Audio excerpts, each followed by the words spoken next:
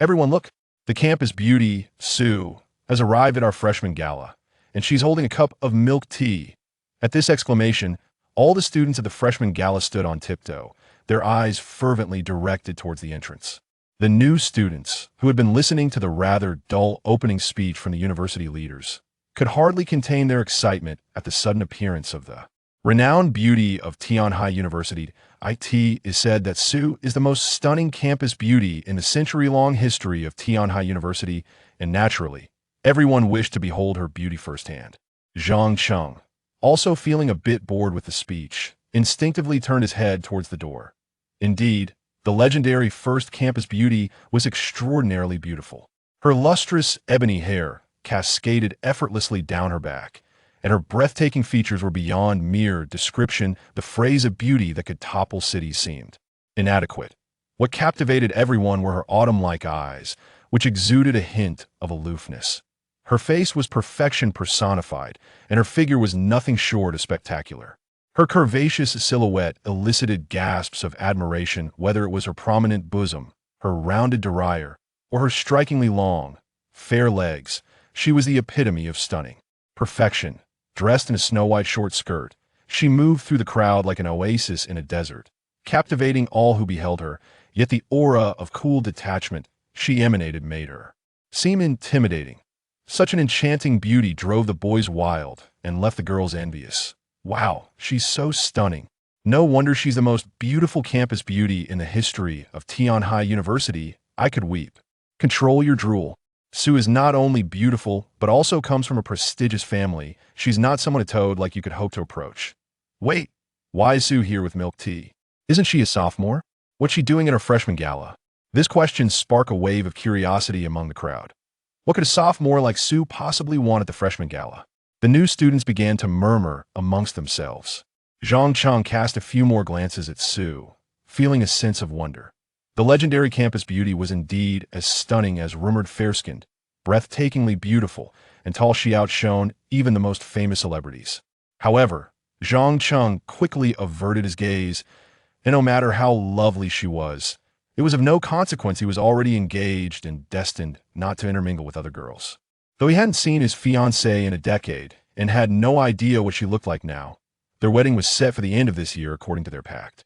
Su Qingluo wandered through the crowd at the freshman gala, clutching her milk tea, seemingly searching for someone. Noticing her predicament, a volunteer stepped forward.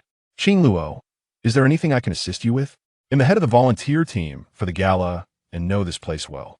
If you're looking for someone, I can help. A tall senior from the student council approached, clearly trying to strike up a conversation with the campus beauty.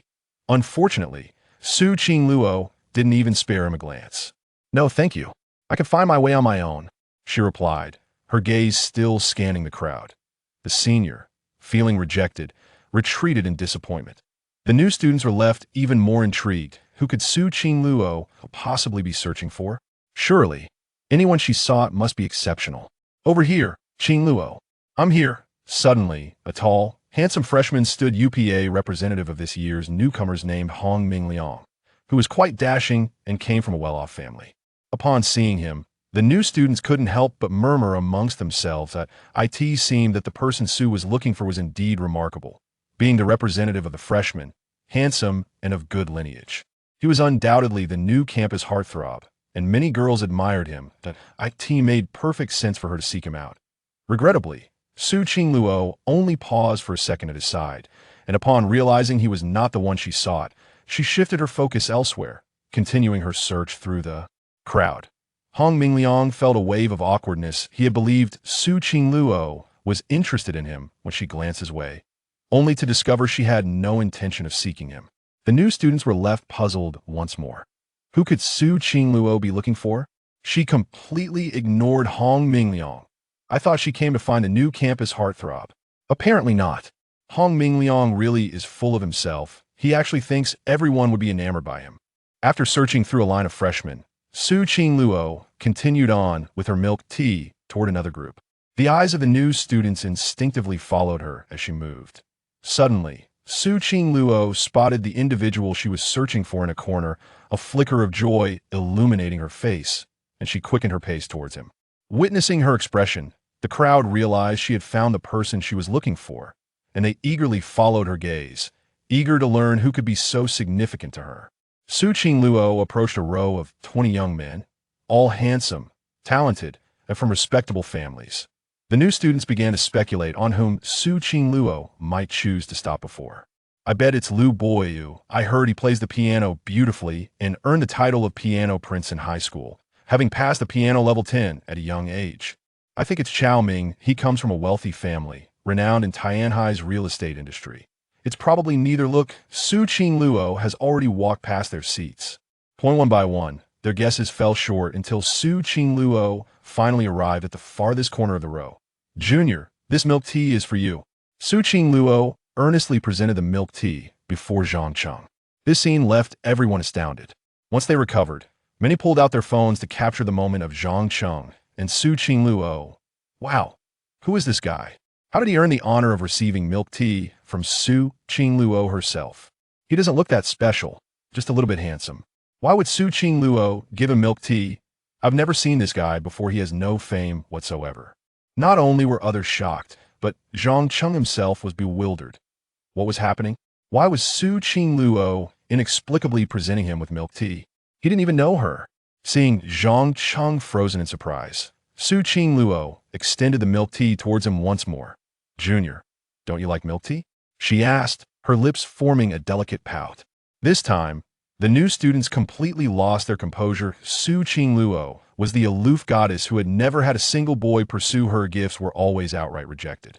Yet today, this cool campus beauty not only personally offered milk tea, but also seemed to regard Zhang Cheng with a different light. Zhang Cheng felt somewhat speechless, caught off guard by Su Qingluo's gesture in front of so many people, leaving him at a loss for what to do. Just as he hesitated on whether to accept, a mystical voice echoed in his mind. Ding, perfect wealthy system, binding successful. Option 1. Accept Su Qingluo's milk tea. Reward, 100-fold cashback on consumption. Option 2. Decline Su Qingluo's milk tea. Reward, 10 centimeters off your little buddy. Zhang Cheng was momentarily taken aback upon hearing the voice of the system. However, he quickly regained his composure, realizing that this might be the legendary system everyone spoke of. Yet, the options presented seemed rather dubious. At this moment, the male classmates surrounding him were glaring at him with intense jealousy, as if their eyes were about to ignite with flames. Accepting the milk tea from the campus beauty, Su Qingluo, would undoubtedly make him a thorn in their side. On the other hand, refusing it would result in a 10-centimeter reduction in his manhood, which posed a significant threat to his future happiness. After a brief moment of hesitation, Zhang Cheng decisively chose the first option, accepting the milk tea from Su Qingluo. In comparison to the prospect of future happiness, the envy of others seemed trivial. Thank you for the milk tea, Senior Su, Zhang Cheng exclaimed as he took the drink from Su Qingluo's hand, though he was perplexed as to why she would give him milk tea out of the blue. Beep, task completed. Reward, 100 times cashback on spending, valid for 24 hours, with a maximum cashback of 1 million. Upon hearing the system's voice in his mind, Zhang Cheng felt a surge of excitement. 100 times cashback on spending could potentially yield substantial profits, although the limited validity of 24 hours and a cap of 1 million on cashback was somewhat disappointing. And no need to thank me, Junior. I'll see you again. Su Qingluo flashed a charming smile and waved goodbye. However, just as she turned to leave, Zhang Cheng called out to her. Senior Su, may I ask why you gave me milk tea? Zhang Cheng was genuinely curious about her motives. After all, they were not closely acquainted, so her sudden gesture was puzzling. This question was not only on Zhang Cheng's mind, the other freshmen present were equally intrigued. Given that Zhang Cheng was only slightly handsome and lacked any notable fame or wealth, it was baffling that the campus beauty would offer him milk tea. Guess. Su Qingluo replied with a mysterious smile, her tone playful. Clearly, she had no intention of revealing her reasons just yet, leaving Zhang Cheng rather speechless. Upon hearing her response, the gazes of the onlookers were filled with deeper envy and curiosity, all speculating why the campus beauty would choose to give milk tea to Zhang Cheng. All right then, thank you for the milk tea, Senior Su. Zhang Cheng sighed internally, resigning himself to the situation. The system compelled him to accept the milk tea, and he had no choice but to comply. Goodbye, Junior. By the way, This milk tea is strictly for you." Su Qingluo turned back to flash him one last smile before gracefully departing, leaving behind a fragrant breeze that stirred the hearts of those present. Her smile left everyone momentarily entranced that Su Qingluo was renowned for her aloof demeanor and had never smiled at any boy before yet today. She smiled so beautifully at this newcomer. Indeed, a beauty's smile could outshine 100 charms, rendering all others pale in comparison. The male students were left in a daze, tears almost spilling from the corners of their mouths. Their eyes followed the enchanting figure of the campus beauty until she vanished into the crowd. Once Su Qingluo had left, the attention of the onlookers shifted back to Zhang Cheng, particularly his 3 roommates. "Zhang Cheng, you're quite something.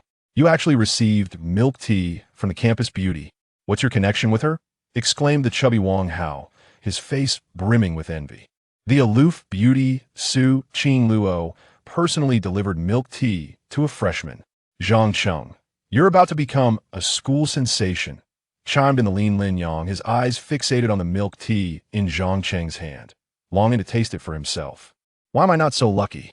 lamented the bespectacled Li Yuanhao. Zhang Cheng felt somewhat exasperated in truth. He wasn't particularly fond of milk tea due to its excessive sweetness. However, with Su Qingluo's insistence that he alone could drink it, he had no choice but to keep it for himself, ignoring the envious glances from the other boys. After the freshman party concluded, Zhang Cheng chose not to return to his dormitory, but instead ventured outside the campus alone. Having just received the reward of 100 times cashback, he was eager to make the most of it, especially given the 24-hour time limit. Upon reaching the outside world, he first stopped at a nearby convenience store and casually purchased a bottle of mineral water, spending 3 yuan. Beep! Host successfully spent 3 yuan, cashback 300. Reward valid time remaining, 23 hours. Maximum cashback capped at 1 million. As soon as the system notification concluded, Zhang Cheng received a text message on his phone. "Your XX bank has credited 300 yuan. Current balance, 1,328.9 yuan. He pulled out his phone to check and was instantly filled with excitement. This cashback of 100 times is indeed real. I spent 3 yuan and received 300 yuan back. What a fantastic deal. With 23 hours left, I should make more purchases." With over 1,300 yuan remaining in his account, Zhang Cheng felt the urgency to maximize his cashback earnings to reach 1 million within the allotted time. "Just in time, I'm feeling hungry. I should grab a bite to eat," he thought, rubbing his stomach. It was already past 7 in the evening, and aside from the milk tea Su Qingluo had given him, he hadn't eaten anything all afternoon. With the benefit of the 100 times cashback, he naturally wanted to indulge in something delicious and upscale. His eyes landed on the preferred restaurant across from the school. This establishment was a mid to high-end restaurant, the most expensive dining option near the campus, frequented by wealthy students and nearby professionals. Since his family had fallen on hard times, Zhang Cheng had been living frugally, typically eating simple meals. Without the enticing allure of the 100 times cashback, he would never have considered dining at such an upscale venue. After arriving back at her dormitory, Su Qingluo's heart was still racing, and her cheeks were slightly flushed. Giving milk tea to Zhang Cheng in front of so many people had made her quite nervous as a girl. However, the joy of personally delivering it to her long-lost fiancé after 10 years was overwhelming. The only disappointment was that Zhang Cheng did not recognize her, leaving Su Qingluo with a twinge of regret. "Stupid little brother, it's only been 10 years, and you don't even recognize your fiancé? Oomph." Su Qingluo huffed playfully, then stood before the mirror to admire herself. "After 10 years, I've truly transformed." The chubby girl from back then has blossomed into a stunning beauty and even changed her name. "And no wonder he didn't recognize me," she mused, filled with a sense of delight. At that moment, a graceful figure rushed into the room, her voice preceding her arrival. "Qingluo, big news. Big news."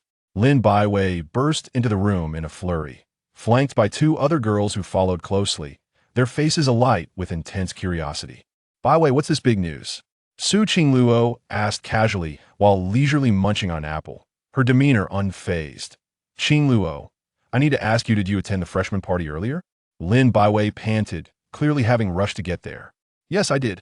Su Qingluo nodded, her calm tone driving Lin Baiwei and her 2 roommates into a frenzy. "Oh my goodness. The posts on the campus forum, are true. You specifically bought milk tea to give to freshmen? Lin Baiwei inquired excitedly, pressing for details at Su Qingluo, the most enchanting flower of Tianhai University in its century-long history, has captivated countless admirers since her arrival. Among her suitors are numerous affluent gentlemen and distinguished talents, enough to encircle the campus several times. Yet, Su Qingluo has rebuffed all advances, earning the reputation as the coldest goddess in the institution's annals. However, this very goddess has unexpectedly decided to attend the freshman welcome party tonight, bringing milk tea for a junior, a move that has sent shockwaves through her circle. Her 3 roommates, filled with curiosity, could hardly contain their astonishment. Qingluo, is it true that you went to the freshman party to deliver milk tea to a first-year student? Inquired her roommate, Lu Yanran, unable to suppress her excitement. Qingluo, please tell us, is what's on the campus forum accurate? Asked Yi Shiming, her other roommate, her face alight with intrigue. The trio of roommates stared at Su Qingluo with wide eyes, determined to uncover the truth behind this juicy gossip. Feeling slightly embarrassed under their scrutiny, Su Qingluo realized she could no longer deny her actions, as the news had spread quickly among the freshmen. After swallowing the apple she had been munching on, she nodded affirmatively. Yes, I did go to give milk tea to a junior. This revelation left her roommates utterly astounded.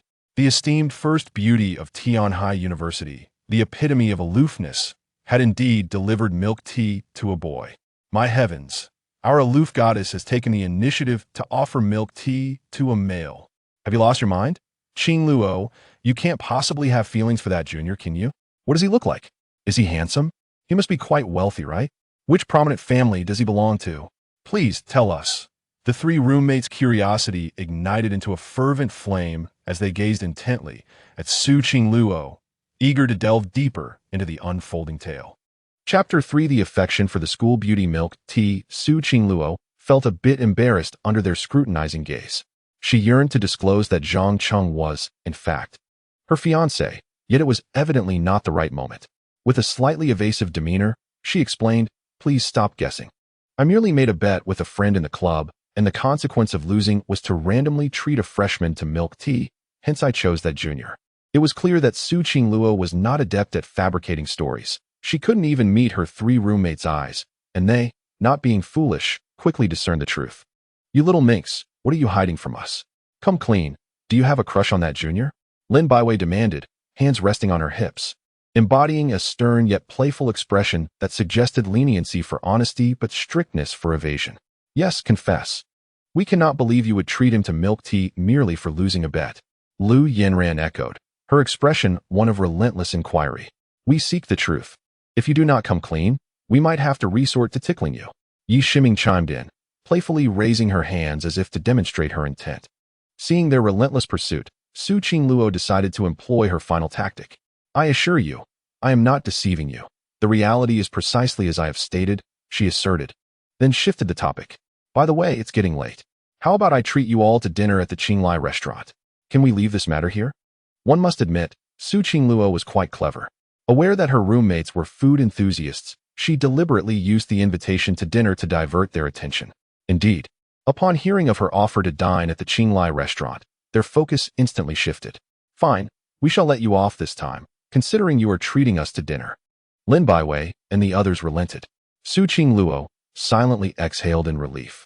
Upon entering the Qinglai restaurant, Zhang Cheng reserved a private room and began ordering dishes solo. Although Zhang Cheng was dressed modestly, he did not evoke disdain or contempt from the staff. Their service was commendably professional. Even if a beggar were to enter, they would receive attentive service. Thus, the restaurant thrived, boasting an excellent reputation, albeit with somewhat elevated prices. However, the expenses were justified by the quality of service and the restaurant's standing. "Sir, we order via mobile phone here. Please scan this QR code to place your order." The waitress enthusiastically pointed to a QR code at the corner of the table. "Thank you." This was Zhang Cheng's first experience with mobile ordering. The previous establishments he frequented were quite ordinary, where one simply stated the dishes or marked them on paper. Here, however, ordering was done through a smartphone. After scanning the QR code, he accessed the ordering page of the Qinglai restaurant. Upon viewing the prices of the dishes, Zhang Cheng swallowed hard. The menu indeed featured prices significantly higher than those at other restaurants. For instance, a dish of minced eggplant might cost double what it would elsewhere, albeit with a more elegant name. In times past, upon encountering such an exorbitantly priced menu, Zhang Cheng would have likely walked away at once. However, with the prospect of a hundredfold return on his investment, he now reveled in the notion that the pricier, the better. Waiter, I shall have the Australian lobster. 8 exquisite deep-sea abalones, a king crab, royal fried rice, a fine bottle of red wine, and to conclude, a bowl of imperial bird's nest for a final rinse. Zhang Cheng's demeanor resembled that of a newly affluent individual. The waitress, taken aback by the array of high-priced dishes he ordered in such abundance, could hardly contain her astonishment. Sir, can you truly finish all of this? Here, we advocate for the clean plate initiative, and wasting food is not permitted, she gently reminded him. I can manage it all, just bring everything out. Zhang Cheng thought he had ordered too little. Had he not been concerned about waste, he might have ordered even more. Very well, sir. You may submit your order via your mobile device, and our kitchen will prepare it immediately, the waitress cheerfully advised. All right, I shall submit it right away. Zhang Cheng nodded and placed his order on his phone, merely submitting it without immediate payment, as he would settle the bill after dining. Once he completed the order, the waitress politely retreated, and shortly thereafter, another dedicated server entered the booth, pushing a small cart. Sir, here is a warm towel for you to clean your hands, she said, presenting him with a pristine, heated towel. Zhang Cheng accepted it, wiping his hands while secretly marveling at the impeccable service of the restaurant, explaining its stellar reputation. Before long, the dishes Zhang Cheng had ordered began to arrive in succession. Sir, your meal is fully served. Please enjoy, the waitress exclaimed with enthusiasm. Zhang Cheng had indulged in such luxurious cuisine during his childhood, but since his family's decline a decade ago, he had not tasted such delicacies, and his life had become rather frugal. With so much delectable food, I shall not hold back, he exclaimed, his cravings overwhelming him as he eagerly grasped his chopsticks and began to eat. The esteemed restaurant not only provided excellent service, but also served dishes that far surpassed those of ordinary eateries. Zhang Cheng nodded in approval as he savored the flavors. Delicious. This is infinitely better than those other places. There is indeed a reason for the price. I haven't enjoyed these dishes in ages. As he dined, Su Qingluo arrived at Qinglai Restaurant with 3 of her roommates. The appearance of the most renowned beauty from Tianhai University instantly captured the attention of many patrons within the establishment. Numerous students were present, not only from Tianhai University, but also from nearby institutions. Many had heard of or recognized the unparalleled beauty of Su Qingluo, making her the undeniable focal point of the room upon her arrival. Particularly, the male patrons were entranced, their gaze unwavering, nearly drooling in admiration. Qingluo, every time we go out with you, we become mere accessories. Those handsome gentlemen hardly spare us a glance, Lin Baiwei remarked, somewhat dejected. She was indeed quite beautiful, but compared to Su Qingluo, she was like heaven and earth apart. Baiwei, don't sigh. Today we must thoroughly enjoy ourselves at Qingluo's expense, Lu Yanran said with a smile. Yes, we should indeed indulge ourselves. With that, Lin Baiwei's gloom dissipated. Initially, they intended to select a private room, but the waitress informed them that there were none available today, so they reluctantly chose a table by the window in the main hall. Qingluo, we shall not hold back this time. After sitting down, Lu Yanran scanned the restaurant's QR code with her phone and began ordering. Today it's my treat. Feel free to order whatever you desire, Su Qingluo replied with a smile. Su Qingluo was the epitome of a rich and beautiful girl. Not only was she stunning, but her family, the Su family, owned the Tianhai Group, with assets spread across the nation worth hundreds of billions. Furthermore, Su Qingluo herself had numerous scholarships, so she was not short of money. With her words, Lin Baiwei and the others began ordering without hesitation. After finishing his meal, Zhang Cheng emerged from the private room, feeling quite satisfied with the meal that cost him 7,500 yuan. Spending such a sum on a meal was unimaginable in the past, yet today, Zhang Cheng felt it was quite reasonable, even inexpensive. Simultaneously, the system rewarded him with a cash back of 750,000 yuan, which thrilled him immensely. With 750,000 already returned and another 250,000 available, he was eager to spend more. As he contemplated this, he casually glanced around and noticed that the patron's attention in the restaurant was focused in one direction. Instinctively, he turned to look and saw 4 girls seated by the window, one of whom was none other than the campus belle, Su Qingluo, who had treated him to milk tea earlier that afternoon. No wonder she attracted so much attention. She truly deserved the title of the most beautiful girl in the history of Tianhai University. Zhang Cheng silently marveled at her beauty, but as he was about to leave, a thought struck him. I still have 250,000 left in cash back. Why not use it on her? She treated me to milk tea this afternoon. I could repay her with a meal. Feeling clever, Zhang Cheng walked back to the cashier. Boss, I'd like to settle the bill for table 14 by the window. Table 14's total is 2,000, the proprietress replied after checking the bill. Zhang Cheng was taken aback. It was only 2,000. That left him 500 short of the required spending to utilize his 250,000 cash back. However, he quickly devised a solution. Could you add a French mousse cake to the order for table 14, intended for classmate Su Qingluo? Just say it's a prize from your restaurant's lottery.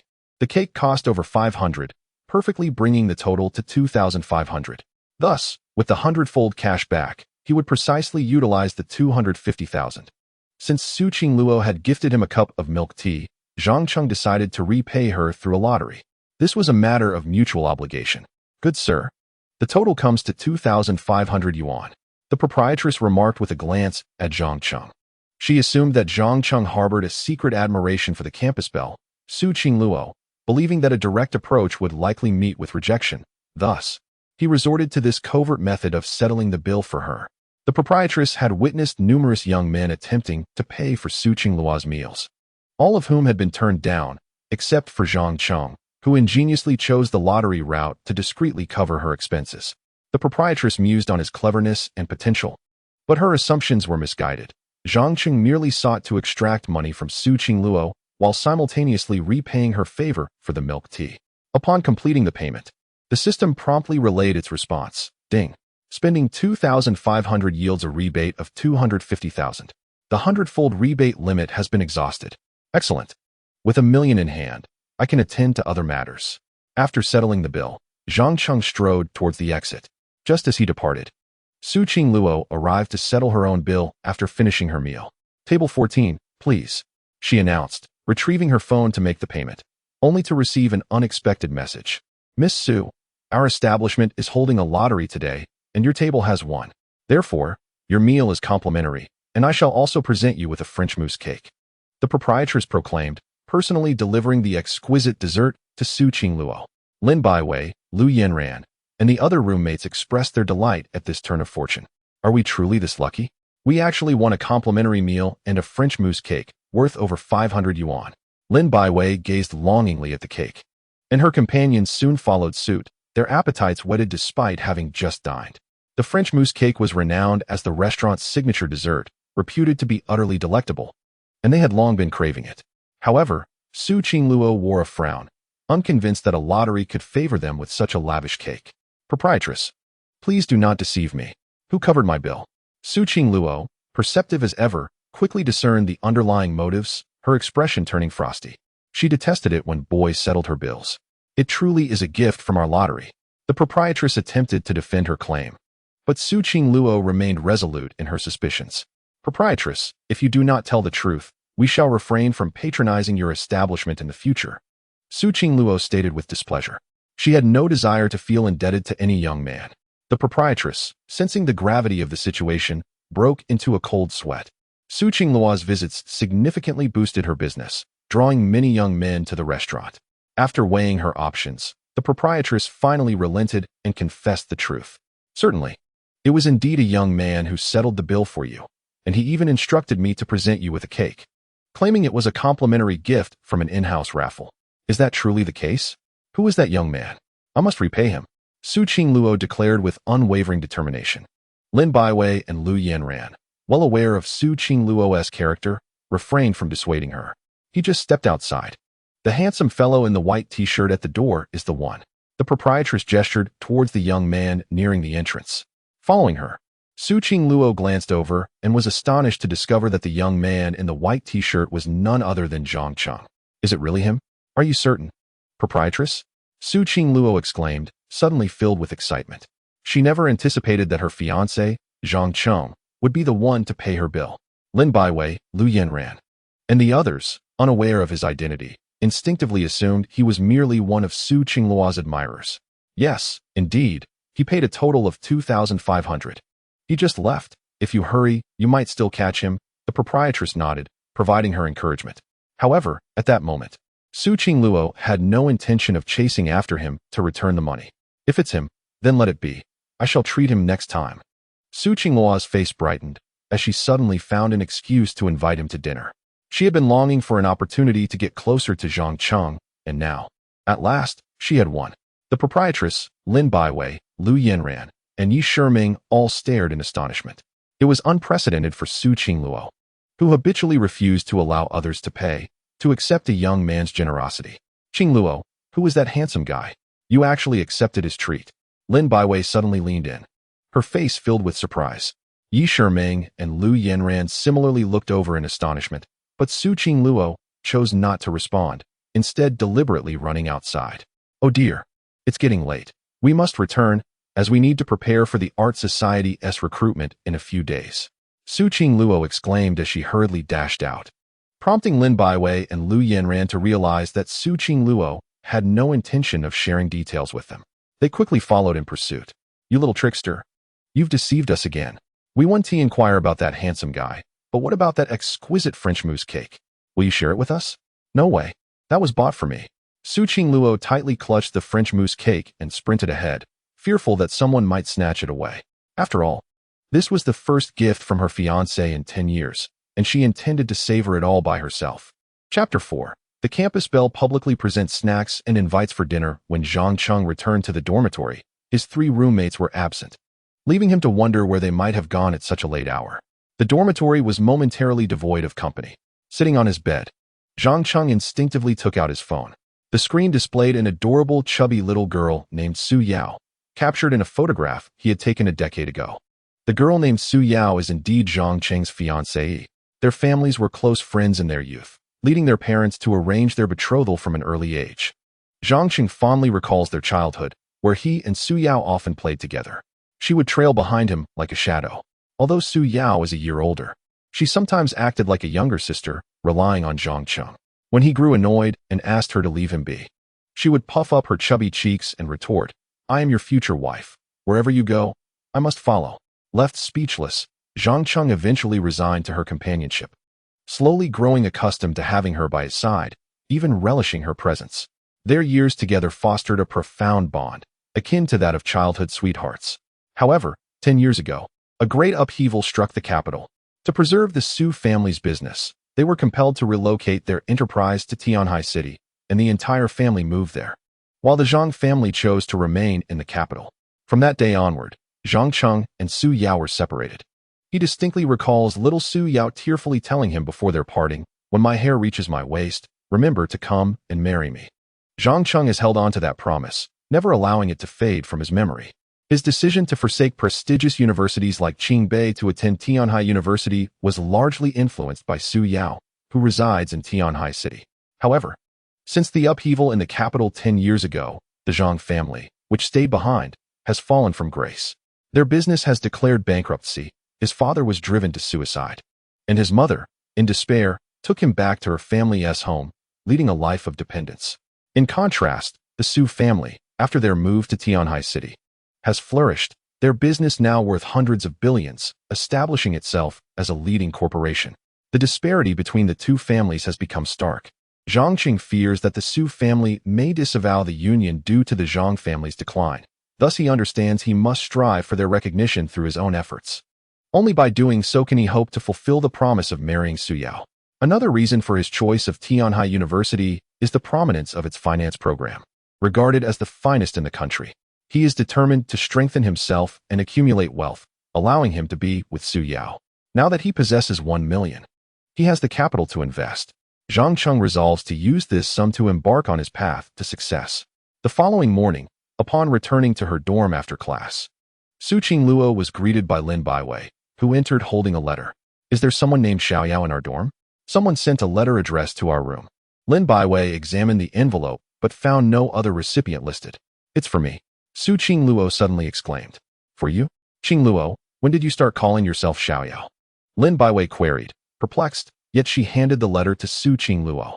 I used to be called Su Yao. Now I go by Su Qingluo. Xiaoyao is my childhood nickname. As Su Qingluo spoke, she received a letter, and upon discovering it was from her grandmother, a fleeting expression of nostalgia crossed her face. Only her grandmother still referred to her as Xiao Yao. The rest of her family had long ceased to call her Su Yao, instead addressing her by her new name. Su Qingluo. 10 years ago, when they moved away from the capital, her father had bestowed upon her a new name, Su Qingluo, which he had specially chosen with the help of a renowned feng shui master. It was said that renaming his daughter would bring fortune to the Su family. Indeed, since the transformation from Su Yao to Su Qingluo, the Su family had quickly established a stronghold in Tianhai City, flourishing into a conglomerate valued in the hundreds of billions. Eagerly, Su Qingluo tore open the letter, and upon reading its contents, a smile graced her delicate features. Her grandmother truly understood her, having prepared a custom wedding gown. In stark contrast to her father's silence regarding her engagement to Zhang Cheng, a wave of joy washed over Su Qingluo as she instinctively envisioned herself in a wedding dress. Marrying Zhang Cheng. The thought of such a blissful scene made her unable to suppress a silly grin. "What are you grinning about, Qingluo?"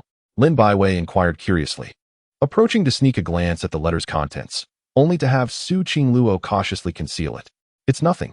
After securely tucking the letter away, Su Qingluo retrieved a large bag of imported gourmet snacks from her cabinet, brimming with premium treats, including 3 squirrels and various nutty delights.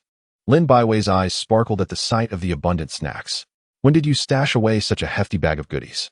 "Just as I was feeling peckish." "You must share some with me." Without a second thought, she reached for the bag, only to be thwarted by Su Qingluo, who protectively shielded her precious stash. "I can't share this bag with you. If you're hungry, I'll buy you some later." With both hands tightly clutching the bag, Su Qingluo adopted a possessive stance, wary of Lin Baiwei's potential snatch. Lin Baiwei, taken aback, observed, "What's up with you lately, little girl? You're acting strangely. Come on. Who are you saving this bag of snacks for?" She quickly noted the oddity. In the past, they would share snacks openly, but recently, Su Qingluo had exhibited several possessive behaviors, even refusing to share a slice of the French mousse cake just yesterday. Clearly, something was amiss with Su Qingluo.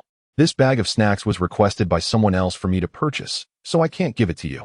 With that, Su Qingluo dashed out with the hefty bag, fearing Lin Baiwei might pursue her if she delayed. Watching her friend sprint away, Lin Baiwei furrowed her brow. That girl must be hiding something. In the market investment class, Zhang Cheng was diligently absorbing the material, for he knew that achieving success required substantial self-improvement. However, just as the class was nearing its conclusion, Su Qingluo unexpectedly appeared at the classroom door. The moment the campus bell made her entrance, the atmosphere erupted among the 50 or so students present. "Oh my! Is that not the enchanting Su Qingluo, the Belle of Tianhai University? What brings her to our classroom? She is truly stunning. Deserving of the title of the most beautiful girl in the history of Tianhai University. If only I could have a single date with her. I would willingly forfeit 10 years of my life." "You must be dreaming. Even 100 years of life wouldn't suffice for her to consider dating you." The crowd erupted in hushed whispers, particularly the boys, who were practically drooling, eager to approach her for her contact information. With such a commotion, Zhang Qing naturally noticed Su Qingluo's arrival. However, he merely cast a fleeting glance her way before calmly resuming his note-taking. This investment class was immensely beneficial. He already had a fiancée, Su Yao, and held no interest in other girls, even if she was the most beautiful girl in Tianhai University's history. Soon, the bell rang to signal the end of class. A throng of boys surged forth, encircling Su Qingluo almost instantly, yet her first words were, "I am here to see Zhang Cheng." At this proclamation, a wave of astonishment swept through the crowd. The illustrious Belle of Su University had come seeking Zhang Cheng. What could this mean? Envious and jealous glances converged upon Zhang Cheng, who felt utterly bewildered. Was Su Qingluo intent on pursuing him endlessly? Nevertheless, he approached her. "Senior Su, what brings you to me this time?" Zhang Cheng inquired politely. "Junior, here are some snacks for you," Su Qingluo said, extending a bag of treats toward him, her eyes sparkling with a hint of anticipation. This announcement left the assembly in shock once more. What was happening? The Belle of Su University was gifting Zhang Cheng food again. What was the meaning of this? Could it be that Zhang Cheng possessed some remarkable charm, prompting Su Qingluo to bestow gifts upon him not once, but twice? This was sensational news. The Belle of Su University returning to present snacks to her junior. Students eagerly whipped out their phones, capturing the moment, for it was undoubtedly the biggest story of the day at Tianhai University. Zhang Cheng, equally bewildered, wondered why Su Qingluo had come to offer him snacks again. Senior Su, why have you returned to give me food? We seem to be strangers, do we not? He remarked, slightly exasperated. He truly did not wish to accept the snacks, desiring no entanglements with the Belle of Su University. He merely sought to study quietly and invest the million he held to earn wealth. Zhang Cheng's thoughts mirrored those of the onlookers. Could it be that the Belle of Su University had genuinely developed feelings for him?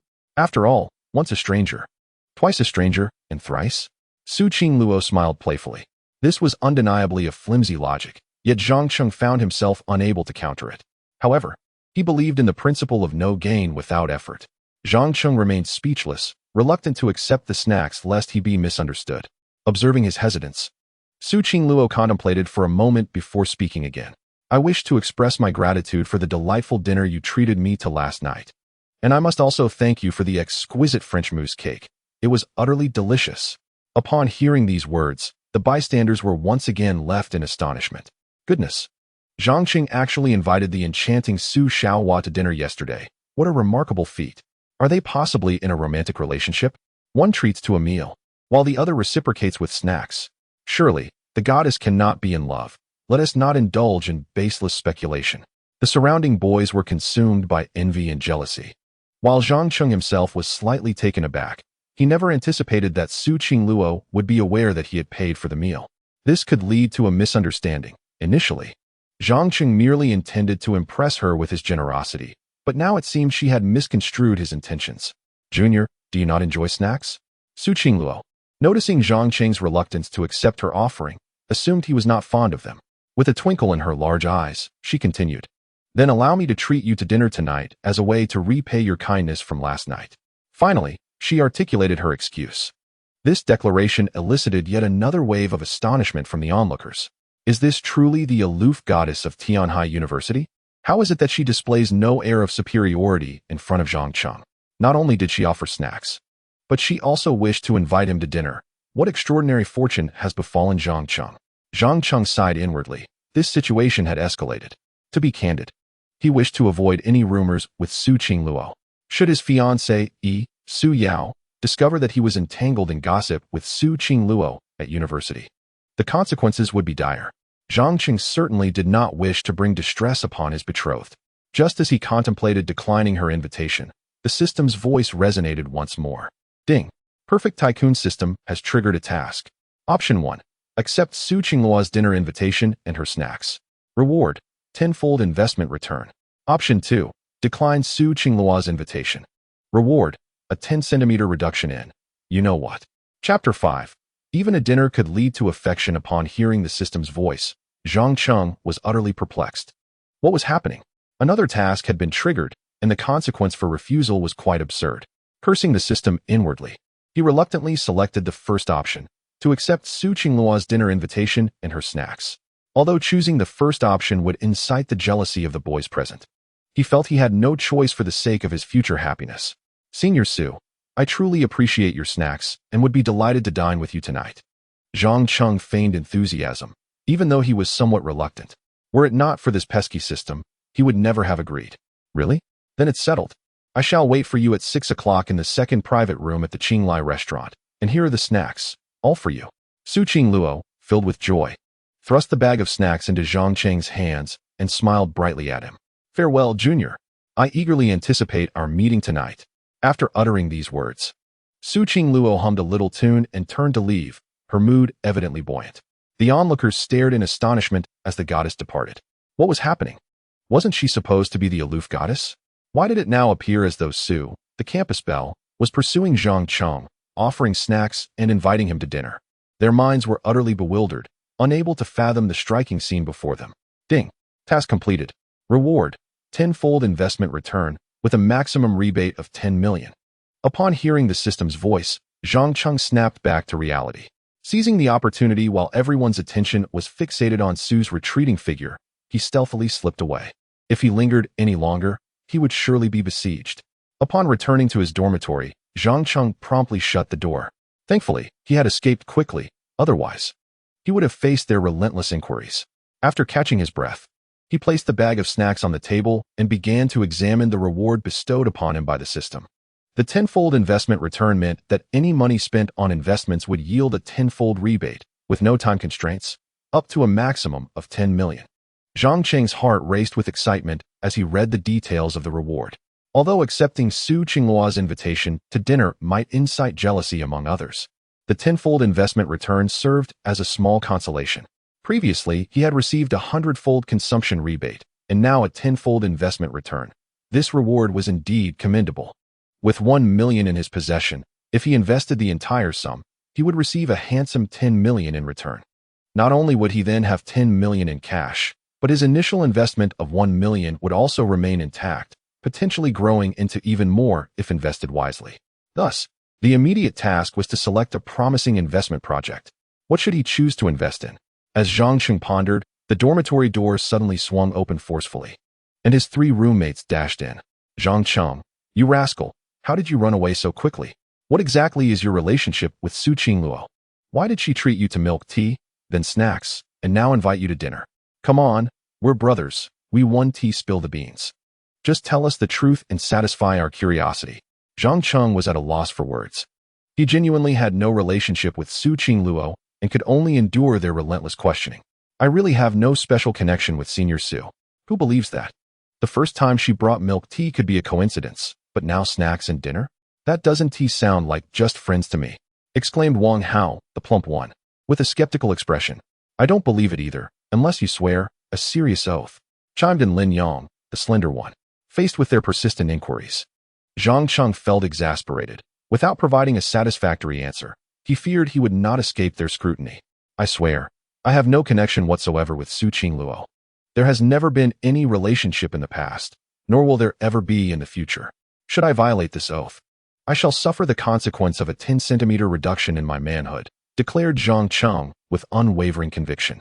In his heart, he already had a fiancée, Su Yao, and he was resolute that he would never engage with another girl in this lifetime. Thus, his vow was sincere. Is that satisfactory for everyone? With Zhang Cheng making such a serious pledge, his 3 roommates were momentarily convinced. You're quite something, we believe you. The chubby Wang Hao nodded in agreement. Zhang Cheng, since you have no ties to the school beauty, shouldn't you share those snacks with your brothers? The bespectacled Li Yuanhao gazed hungrily at the large bag of treats, unable to contain his desire, especially since they were brought by Su Qingluo herself, a rarity for others to enjoy. The other 2 roommates also had their eyes fixed on the bag, their excitement palpable. Go ahead, indulge. Zhang Cheng responded nonchalantly. He could hardly finish such an enormous quantity of snacks, and besides, Su Qingluo had instructed him to keep them all to himself. Upon hearing this, the 3 roommates pounced on the bag like famished wolves, vying for the coveted goodies. Snacks gifted by the school beauty were a privilege few could enjoy. They felt fortunate to bask in Zhang Cheng's glow. After finishing her afternoon classes, Su Qingluo hurried back to her dormitory, moving so swiftly that her 3 roommates struggled to keep up. Once inside, she took a seat and began to meticulously apply her makeup. Typically, Su Qingluo did not wear makeup, yet even in her natural state, she reigned as the most stunning beauty at Tianhai University. The reason for her sudden transformation today was her dinner with Zhang Cheng, marking their first meal together in 10 years, prompting her to take extra care in her appearance.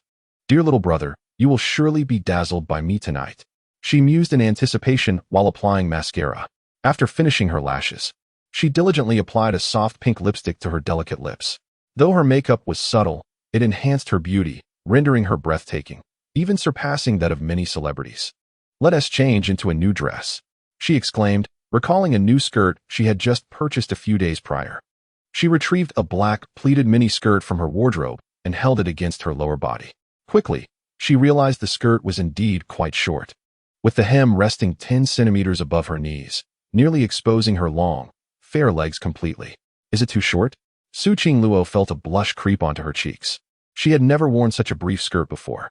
Yet, thinking of wearing it for Zhang Cheng, she made up her mind. After all, it was for her dear little brother, so a shorter length was acceptable. Covering her blushing face with her hands, she felt shy but soon changed into the black, pleated mini-skirt. Upon donning the dress, its hemline indeed proved to be quite brief, barely concealing her shapely posterior, while nearly fully exposing her exquisite, fair legs.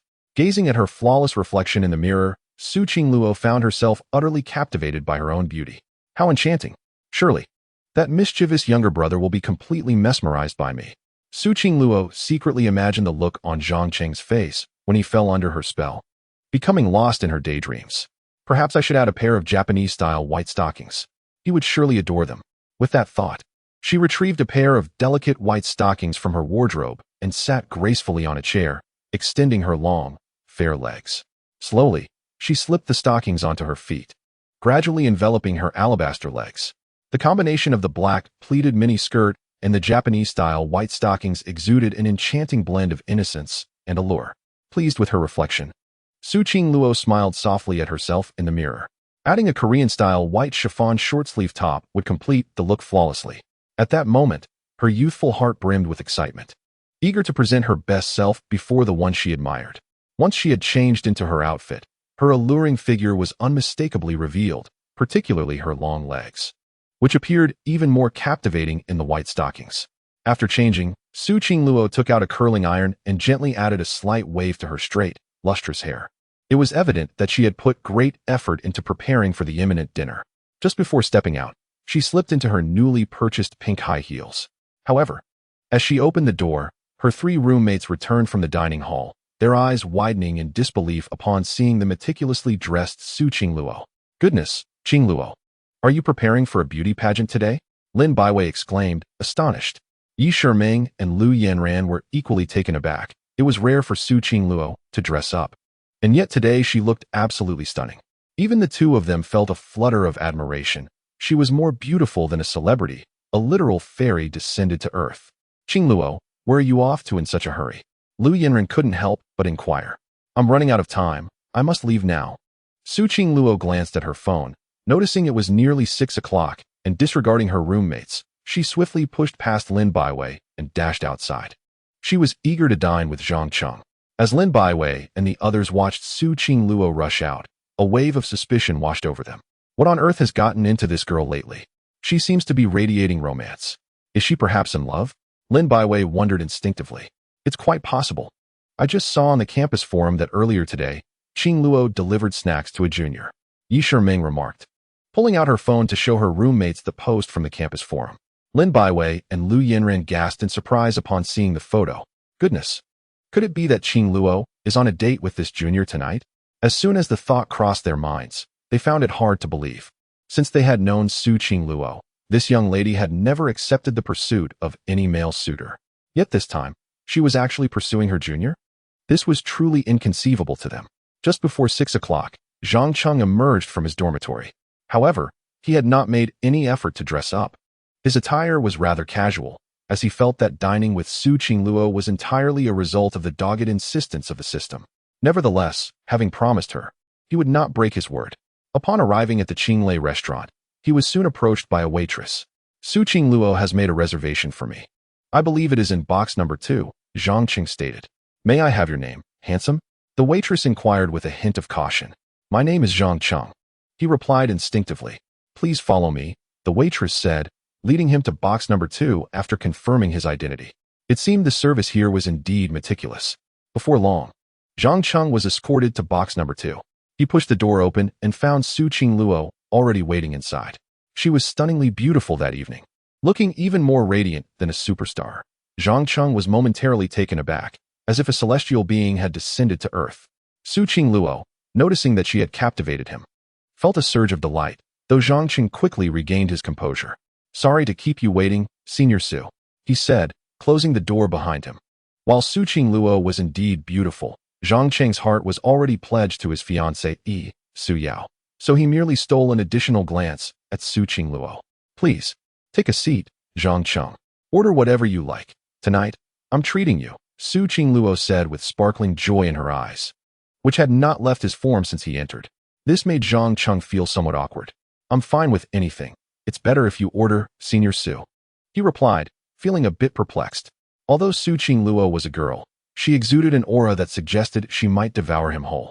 "Then have some orange juice first," Su Qingluo said, picking up a bottle of orange juice.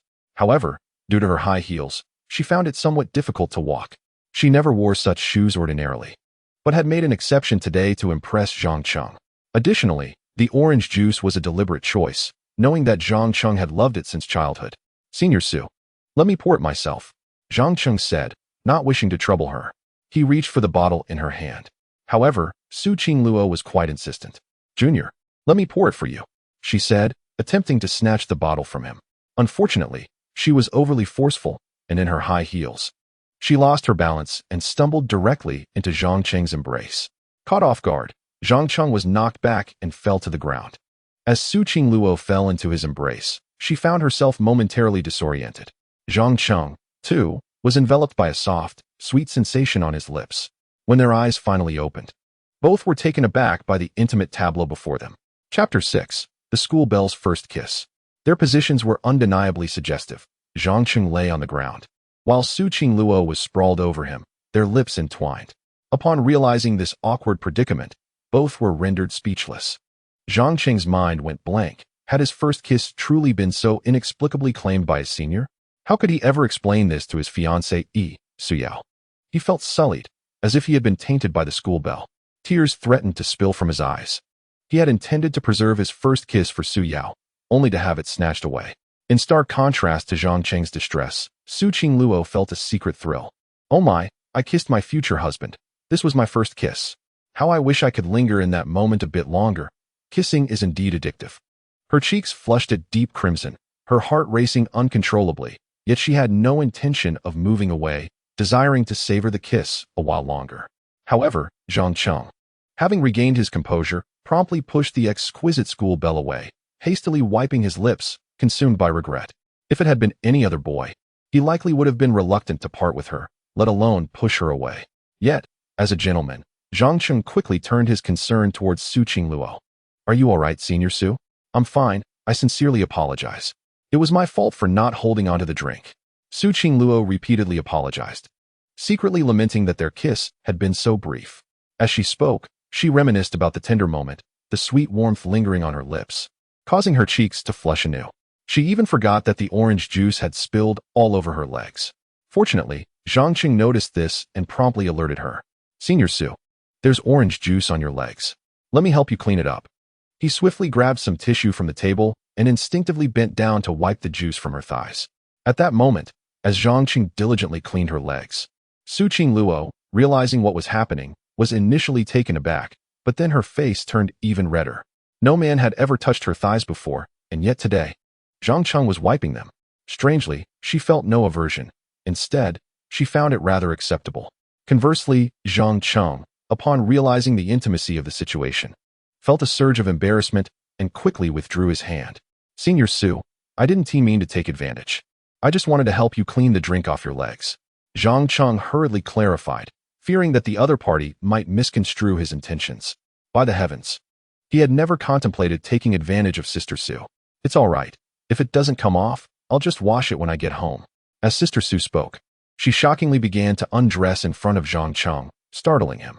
Sister Su, I need to use the restroom. You go ahead and change. After uttering these words, Zhang Cheng hastily fled the private room. Seeing her brother's panicked escape, Su Qingluo couldn't help but chuckle softly. My silly brother is so adorable. She stifled her laughter, her mind drifting back to the earlier tender moment they had shared. Meanwhile, upon reaching the restroom, Zhang Cheng's heart raced uncontrollably. Sister Su truly embodied the archetype of a femme fatale. Her beauty was striking enough to bring nations to ruin, and her attire was a perfect blend of innocence and allure. Any man would be captivated, especially a young man like Zhang Cheng, brimming with vitality. What troubled him most was the loss of his first kiss, which he had preserved for 20 years. That was an accident. It doesn't count. My first kiss is still intact. Zhang Cheng reassured himself, splashing cold water on his face in an attempt to regain composure. After several minutes of calming down, he returned to the second private room. Upon his arrival, he noticed that Su Qingluo had already removed her white stockings stained with orange juice. She sat quietly, her long, delicate legs exposed, accentuated by her ultra-short skirt. Yet, Zhang Cheng refrained from looking. His heart belonged to Su Yao, and he had no interest in other girls. Zhang Cheng, you're back. I ordered a few dishes. Hope you like them. Su Qingluo greeted him with enthusiasm. Instinctively, he glanced at the table, where dishes like braised pork and mashed potatoes awaited, each one a favorite of his. Sister Su, let us eat quickly. After dinner, let us not keep in touch. Zhang Cheng replied, wary of the alluring school beauty. He quickly sat down and began to eat with fervor, eager to conclude the meal.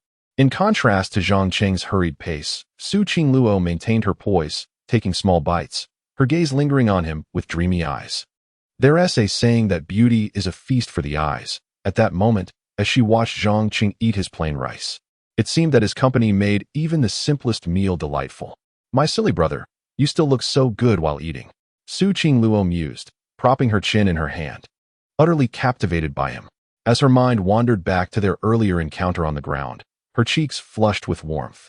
The meal stretched on for nearly an hour, primarily due to Su Qingluo's leisurely pace. After they finished eating, Zhang Cheng let out a contented burp and glanced at Su Qingluo, who had been watching him intently. Sister Su, having finished our meal, shouldn't we return? Upon hearing Zhang Cheng's words, Su Qingluo finally came to her senses. Huh, is it finished? Let us eat a bit more. I'll order again. Su Qingluo had hoped to spend a little more time with Zhang Cheng. She was reluctant to part ways with her future husband so soon. However, Zhang Cheng was eager to leave her side, preoccupied with thoughts of his investment project. Sister Su, I'm full, let us head back. Zhang Cheng urged once more. Very well, but you must see me back to my dormitory, Su Qingluo said with a hint of playful charm. No problem, let us hurry. Without hesitation, Zhang Cheng nodded. This request was reasonable, and he was keen to be rid of Su Qingluo, so he agreed without a second thought. Seeing that Zhang Cheng had acquiesced, Su Qingluo promptly rose from her seat. Then let us depart, she said with a playful tone. Upon exiting the private room, they found the restaurant still bustling with patrons. As Su Qingluo stepped out, numerous diners turned their heads almost instantaneously. Su Qingluo was already strikingly beautiful, but having made a special effort today, she appeared ethereal, captivating even the female customers.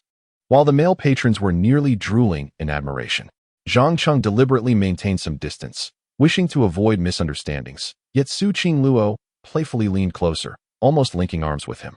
The onlookers were left astounded. Who is this man? How is he walking alongside Su Qingluo? Today's campus beauty is stunning, surpassing even that of a fairy. Are they dining together? My heavens, Su Qingluo has actually agreed to have a meal with a boy. As they conversed, many began to pull out their phones to capture the moment. Zhang Cheng, observing the scene, let out a silent sigh. Tonight, he would surely make headlines on the campus forum, even with potential titles already forming in his mind. Shocking. Su University's campus beauty dines with a boy. Breaking news.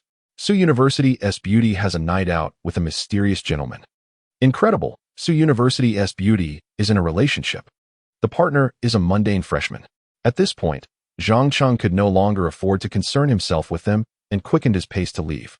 Along the way, they encountered numerous students, all captivated by Su Qingluo's beauty. Turning to look back, some even walked into railings while glancing at her. This is rather exaggerated.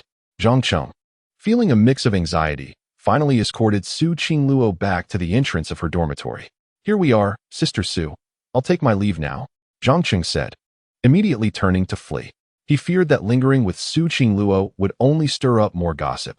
He had no desire to grace the campus forum's headlines again. Watching Zhang Cheng hurriedly retreat, Su Qingluo couldn't help but smile playfully. Dear younger brother, I ordered so many of your beloved dishes, yet you still haven't realized it. It seems I must be more overt with my hints next time. Only after Zhang Cheng's figure had completely vanished from Su Qingluo's sight did she turn back towards her dormitory. Upon entering, her three roommates immediately surrounded her, adopting an expression that suggested they were intent on extracting a confession. Come on, tell us, who are you dining with all dressed up so beautifully tonight? Lin Baiwei was the first to inquire. I'm not dining with anyone.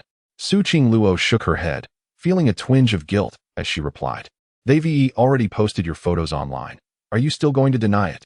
Lin Baiwei exclaimed, producing her phone to show Su Qingluo the picture of her and Zhang Cheng walking together at the Qinglei restaurant, which had already made its rounds on the campus network. The speed at which this gossip spread was astounding.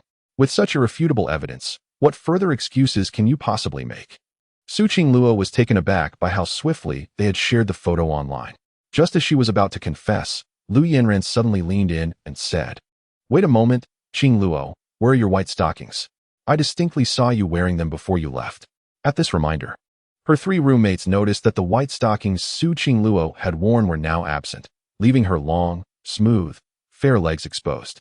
You two didn't do anything while dining together, did you? Lin Baiwei exclaimed, her voice filled with surprise. Such brazen words caused Su Qingluo's cheeks to flush a deep crimson.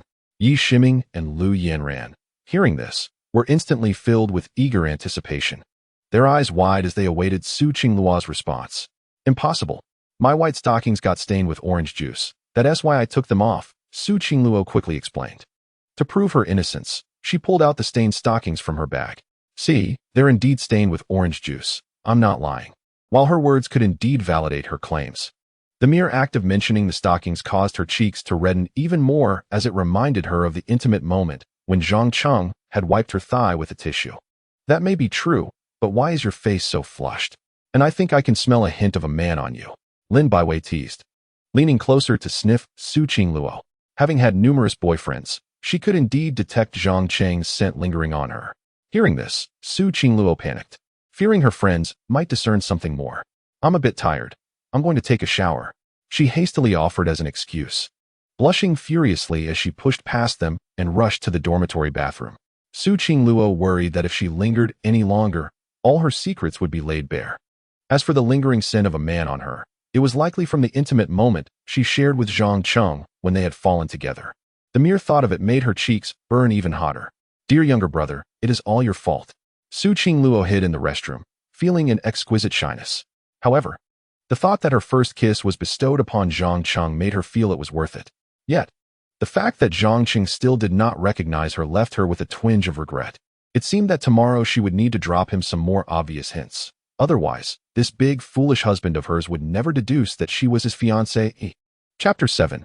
No male members allowed. School bell. Dear brother is acceptable. The following morning, after class, Zhang Cheng ventured outside the school alone, intent on seeking investment opportunities. Remaining cooped up in his dormitory would yield no prospects. He was eager to utilize his investment rebate card, which promised tenfold returns. Outside the school, the streets were lined with numerous food stalls, barbecue, Sha County cuisine, stir-fried noodles, and the like. However, these were all small-scale ventures, hardly worthy of investment. Additionally, there were several convenience stores, supermarkets, and shopping malls nearby. Yet after perusing these establishments, Zhang Cheng found no suitable business opportunity, leaving him somewhat disheartened. However, on his way back, passing by the Qinglai restaurant, he noticed a large recruitment poster prominently displayed, seeking chefs. Why was the restaurant in such urgent need for so many cooks? As he perused the poster listing positions for head chef, sous chef, and kitchen assistants, a frown creased Zhang Cheng's brow. He sensed that something was amiss at the Qinglai restaurant. It was customary for restaurants to hire chefs, but the sudden need for so many indicated that the kitchen staff must have encountered some significant upheaval. What was merely a subtle recruitment advertisement might escape the notice of most, yet upon seeing the poster, Zhang Cheng felt he had finally stumbled upon a potential investment opportunity. With renewed purpose, he stepped into the Qinglai restaurant. Today, the restaurant was sparsely populated, with only a few patrons lingering over their meals, shaking their heads in discontent. What has happened to the dishes today? They taste dreadful, one customer remarked. Did they change the chef? For such a high price, the food is simply inedible. I heard the owner eloped with his sister-in-law and took all the chefs with him after divorcing the proprietress. It seems the Qinglai restaurant is on the brink of collapse. As Zhang Cheng entered the establishment, he overheard the hushed conversations among the customers, further affirming his suspicions. A crisis had indeed befallen the Qinglai restaurant. Nevertheless, despite the turmoil, the service remained impeccable. As soon as Zhang Cheng entered, a delightful waitress approached him with warmth and enthusiasm. Welcome, handsome. How may I assist you? Just one, please. Zhang Cheng replied, opting not to rush to meet the proprietress, instead choosing to sample the current fare of the Qinglai restaurant himself. Right this way, sir. The waitress guided him to a cozy table by the window and graciously poured him a glass of barley tea, her demeanor both friendly and inviting. Once seated, Zhang Cheng took out his mobile device, scanned the QR code on the table, and began to order his meal. Grandmother's braised pork, exquisite steamed fish, and a bowl of jasmine egg drop soup. These 2 dishes and a soup are sufficient to satiate one's hunger, while the 3 additional dishes serve as a testament to the culinary prowess of the chefs at this favored restaurant. Prior to the meal, a charming waitress approached with a warm towel to assist Zhang Cheng in cleansing his hands. Once he finished, the 3 dishes were promptly presented. Upon seeing them, Zhang Cheng couldn't help but furrow his brow slightly. Clearly, in terms of presentation, these dishes fell short of the previous 2. resembling fare one might find at a roadside stall, devoid of any aesthetic appeal. The earlier dishes not only tantalized the palate, but were also artfully arranged, exuding an air of sophistication that was truly delightful. It appears that the chefs at this esteemed restaurant have indeed changed.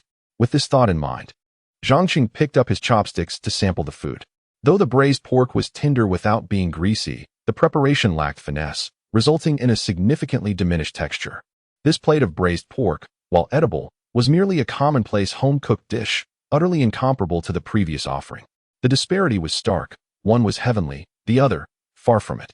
Indeed, with a change in chefs, the flavor of the braised pork had suffered considerably. If the pricing were more reasonable, one might accept it. But the prices at this restaurant were double that of others. If this trend continues, even with impeccable service, the reputation of this favored establishment may very well crumble. Zhang Cheng sighed inwardly. Just days prior, during his first visit to the restaurant, he had been effusive in his praise for both the service and the flavors. However, merely 2 days later, the restaurant was on the brink of a reputational disaster. After tasting the braised pork, Zhang Cheng sampled the other 2 dishes, both of which were disappointingly ordinary, wholly lacking the exquisite flavors he had previously enjoyed. This only confirmed his suspicions further. After finishing his meal, Zhang Cheng approached the checkout counter, but this time, instead of the proprietress, an older young lady was handling the payments. She was the deputy manager of the restaurant, named Fong Man. "Where's the proprietress?" Zhang Cheng inquired pointedly. Fong Man, assuming Zhang Cheng was dissatisfied with his meal, stood up promptly to inquire, "Sir, is there anything you need assistance with?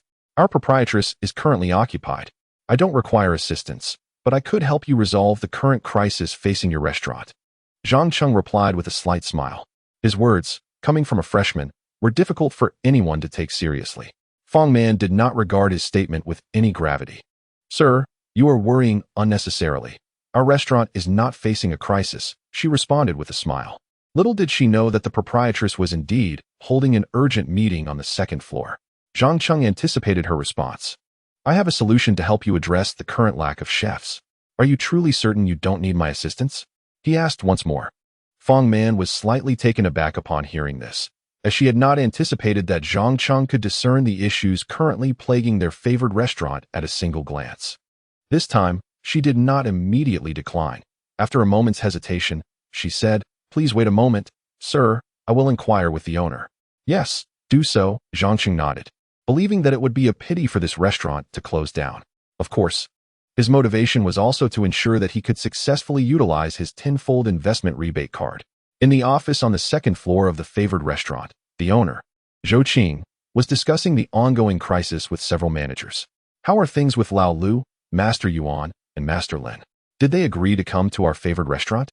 Zhou Qing furrowed her brow and inquired. At just over 30 years of age, Zhou Qing possessed a beautiful visage and a tall, slender figure, embodying the peak allure of a mature woman.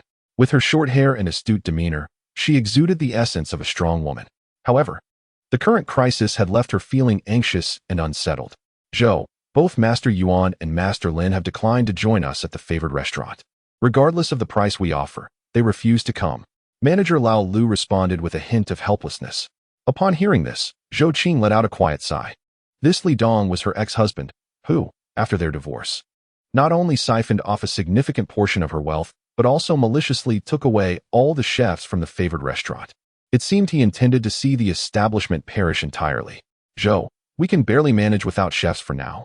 But the critical issue is that our cash flow has been severed.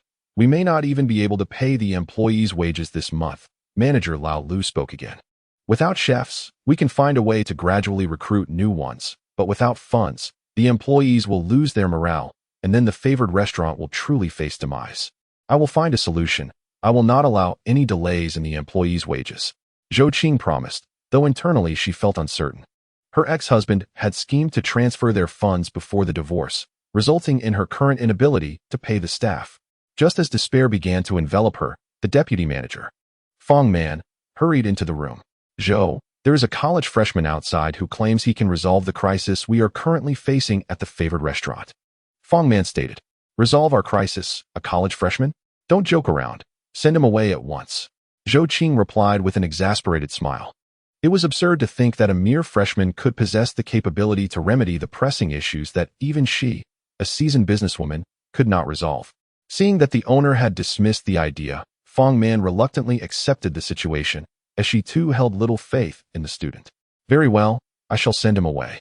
Fong Man conceded before stepping out. Meanwhile, Zhang Cheng, while waiting, settled the bill for the meal. Soon, the assistant manager Fong Man hurried back. Sir, thank you for your kindness. We will handle the matters regarding our restaurant ourselves, so no need to trouble you, Fong Man said politely. Zhang Cheng, upon hearing this, felt no annoyance. After all, who would believe the words of a freshman? It was within his expectations, yet he felt compelled to take further action. Could you please provide me with a piece of paper and a pen? Zhang Cheng said, a slight smile gracing his lips. Of course, sir. Fong Man would not refuse such a modest request, promptly presenting him with a blank sheet and a pen. After receiving the paper and pen, Zhang Cheng began to inscribe his thoughts, and once completed, he folded the paper and returned it to her. This is a simple plan I devised to resolve the crisis facing your restaurant. If your owner is interested in learning more, she may find me at Building 3 of the male dormitory at Tianhai University. My name is Zhang Cheng. After speaking, he placed the paper on the table and elegantly turned to leave. Once Fong Man observed Zhang Cheng departing, she picked up the paper. To be frank, as an assistant manager, she held little faith in the solutions proposed by a freshman. What could a first-year student possibly contribute to resolving the crisis of our restaurant? Although skeptical, Fong Man couldn't help but unfold the paper to read Zhang Cheng's proposal. To her surprise, the plan was quite innovative, offering her a refreshing perspective. It might just help their restaurant through this crisis. However, without the owner's consent, Fong Man dared not make decisions on her own and swiftly returned to the office. When Zhou Qing saw Fong Man return, she couldn't help but inquire, Fong Man, why are you back? Is there something amiss? Zhou, that student left us a note before departing, claiming it could perfectly resolve the crisis we are currently facing at the restaurant, Fong Man replied, handing over the note. Zhou Qing, skeptical, thought, what could a student possibly know? Yet, she took the note nonetheless. Upon reading it, she was so astonished that she stood up from her seat, her eyes sparkling with shock. What an excellent proposal. Who is this student? Zhou Qing's heart raced with excitement. She had never anticipated such a delightful surprise from an unfamiliar student. His name is Zhang Cheng, a freshman. By the way, he is the only male that Su Qingluo invited to dinner, Fong Man recalled. Su Qingluo was quite renowned at Tianhai University, being the first beauty in the university's history. Who hadn't heard of her? Moreover, since she frequently dined at their restaurant, the staff were well acquainted with her.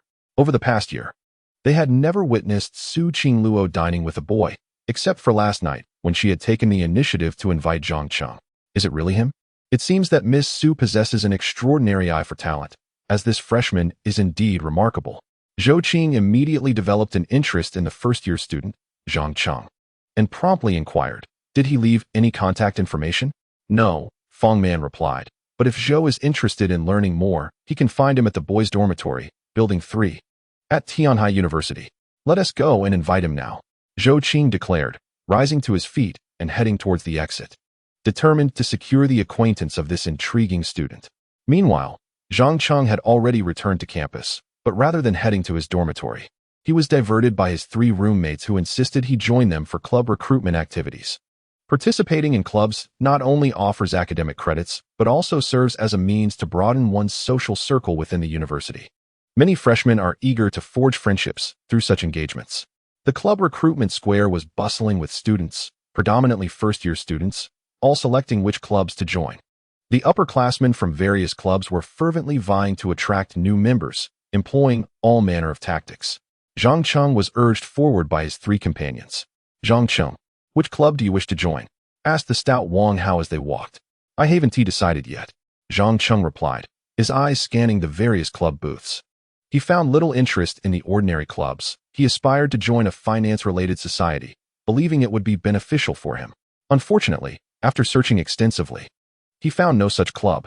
Perhaps these specialized societies were too niche for the general student populace to comprehend. Shall we consider the painting club?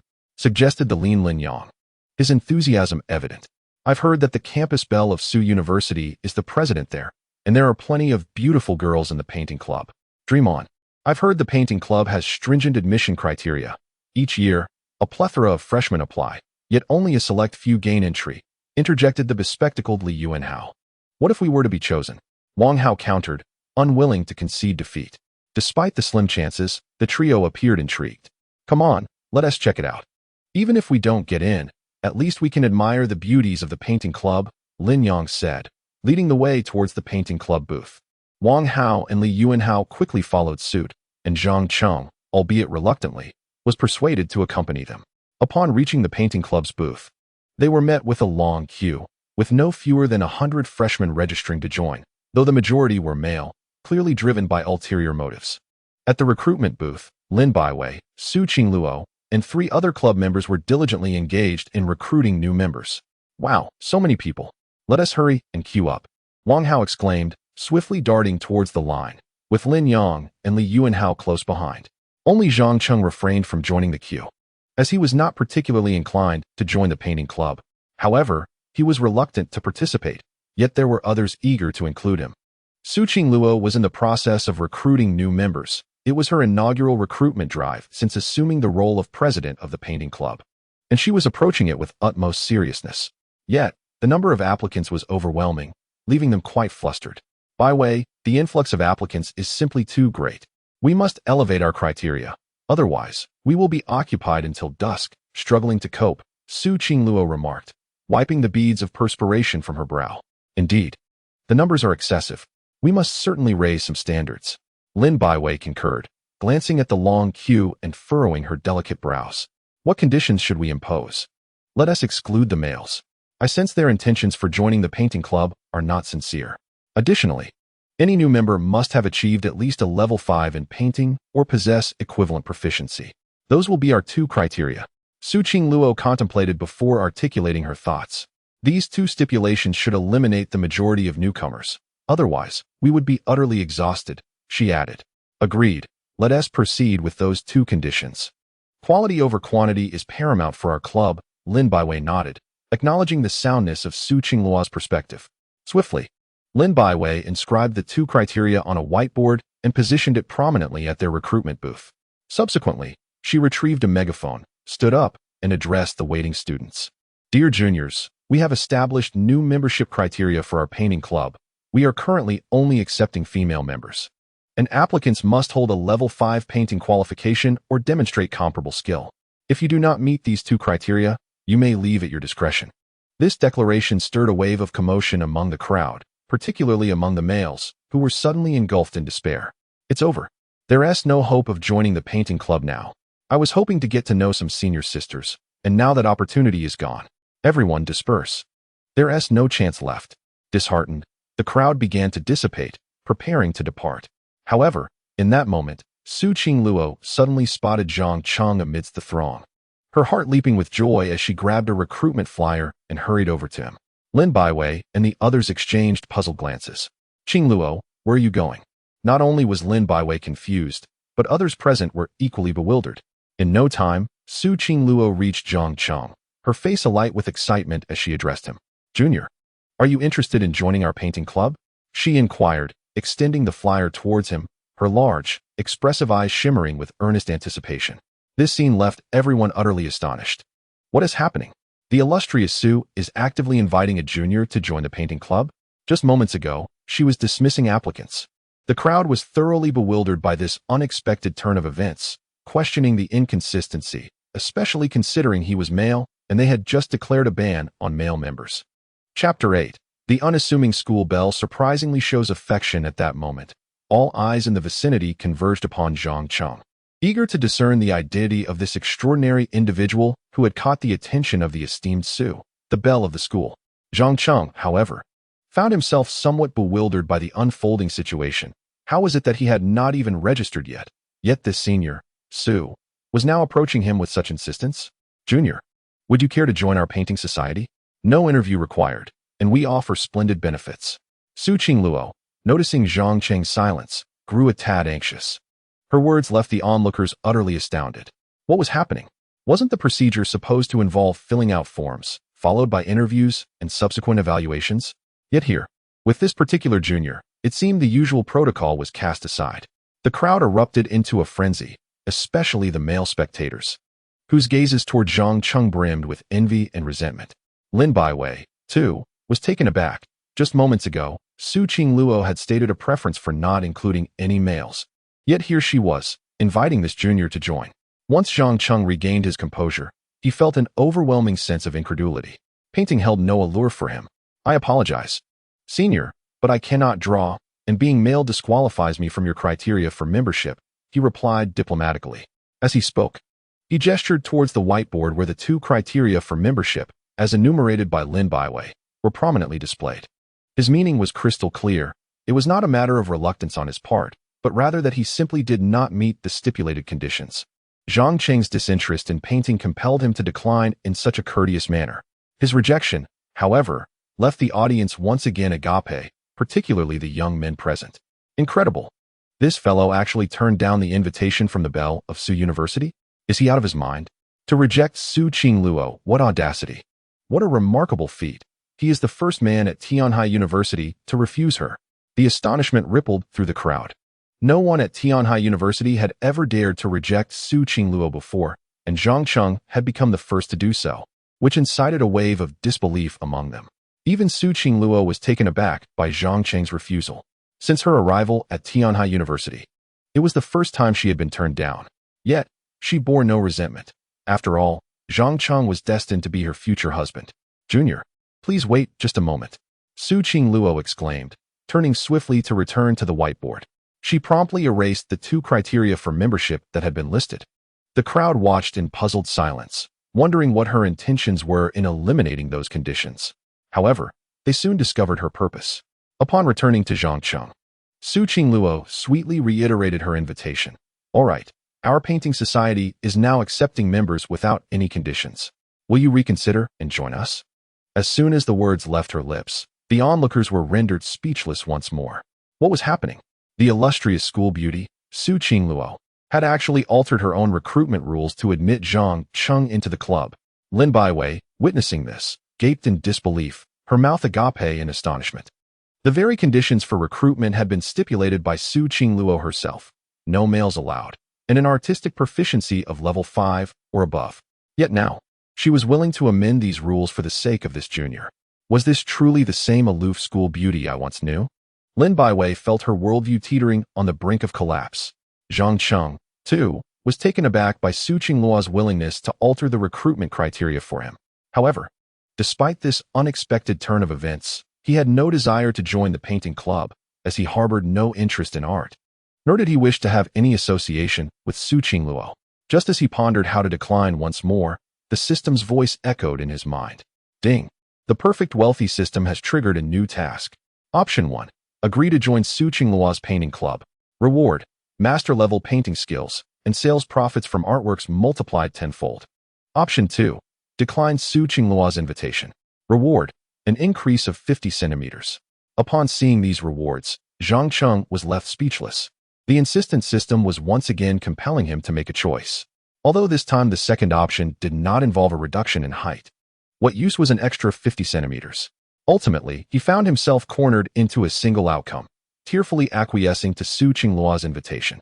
Since you are so earnestly inviting me, I shall reluctantly agree to join your painting club, he thought, his heart heavy with reluctance, yet yielding to the pressures of the system. Upon hearing Zhang Cheng's agreement, Su Qingluo's face lit up with delight. Really? You've agreed to join our painting club? She asked, hardly able to believe her ears. Zhang Cheng nodded, albeit internally sighing in resignation. Despite his dissatisfaction, the system's rewards soon manifested. Congratulations, host, on making a choice. Reward: top-tier master painting skills. Sales profits from artworks multiplied tenfold, limited to 3 days. As the system's announcement faded, Zhang Cheng found his mind flooded with an array of painting techniques and knowledge, transforming him into a world-class artist in an instant. Additionally, the system had granted him a tenfold profit on art sales, though it came with a time constraint of just 3 days. With so many people around, Zhang Cheng decided to delve deeper into the sale profits later. Once he was alone, having confirmed Zhang Cheng's membership in her painting club, Su Qingluo was ecstatic, nearly bursting with joy. If not for the crowd, she might have jumped up in excitement. Since you've agreed to join us, you'll need to fill out this form, Su Qingluo sweetly said, handing a form to Zhang Cheng. All right then. Zhang Cheng reluctantly accepted the form, compelled by the dogged insistence of the system. The very act of filling out the form was far from his desire. Observing his unwilling demeanor, The crowd was filled with envy and frustration. They longed to join the painting club but found themselves unable, while Zhang Cheng, in stark contrast, seemed disinterested in joining. A clear case of the grass is always greener on the other side. Seated at a table in the painting club, Zhang Cheng grasped a pen and began to complete the form under the envious, jealous gazes of onlookers. Opposite him sat Su Qingluo, resting her chin on her hands, her eyes fixated on him. The thought that he would soon be a member of her club filled her heart with joy, for she would be able to see him every day. "Oh, dear brother, you shall never escape my grasp again," she mused gleefully. "Zhang Cheng, are you thirsty? Here is some Nongfu spring water for you," Su Qingluo offered with a warm smile. The crowd gasped in astonishment. When had this aloof school beauty turned into a devoted admirer? Previously, it was other boys who brought her drinks, yet today, it was Su Qingluo herself presenting bottled water to Zhang Cheng, who seemed less than enthusiastic about it. "Please, put it down. I'll drink later. By the way, do I need to fill in my WeChat ID as well?" Zhang Cheng furrowed his brow. "Of course, you must," she replied, secretly planning to add him on WeChat later. How could he possibly avoid it? "All right then," Zhang Cheng said, somewhat exasperated, but he proceeded to fill in the details truthfully. Once completed, he handed the form back to Su Qingluo. "Senior Su, I've finished. If there is nothing else, I'll take my leave," he stated. "Yes, Junior. Remember that tomorrow at noon is the first club activity. Be sure to arrive at the art gallery on time," Su Qingluo reminded him with eager anticipation. "Understood. I'll make an effort to come," Zhang Cheng replied brusquely before departing, leaving the onlookers in a frenzy. What is Zhang Cheng's attitude? How dare he treat the school beauty so coldly? Is he courting disaster? Lin Baiwei thought, astonished. It was the first time she had witnessed a boy respond so indifferently to Su Qingluo. Was he feigning indifference or simply acting aloof? Yet, Su Qingluo remained unfazed, her heart brimming with joy. After Zhang Cheng left, the crowd's attention shifted back to the painting club, for Su Qingluo had just declared there were no conditions for joining. As excitement bubbled among them, one voice rang out. Su Qingluo said there are no conditions for joining the painting club. "I want to sign up. Soon." A rush of eager individuals surged towards the recruiting table, ready to fill out forms. However, to their surprise, Su Qingluo turned to address them. "I apologize, everyone. Our painting club is now recruiting again, but with new conditions. Applicants must be female, and their painting skills must be at least level 5 or equivalent." As soon as these words were uttered, the crowd was once again taken aback.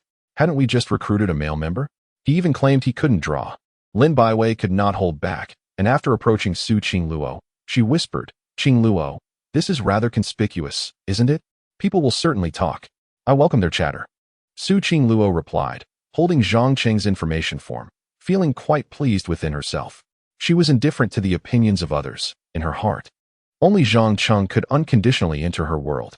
Chapter 9. Investment returns tenfold. After Zhang Cheng left the club square, he headed straight back to the dormitory, where his 3 roommates immediately followed suit. "Zhang Cheng, you're quite something.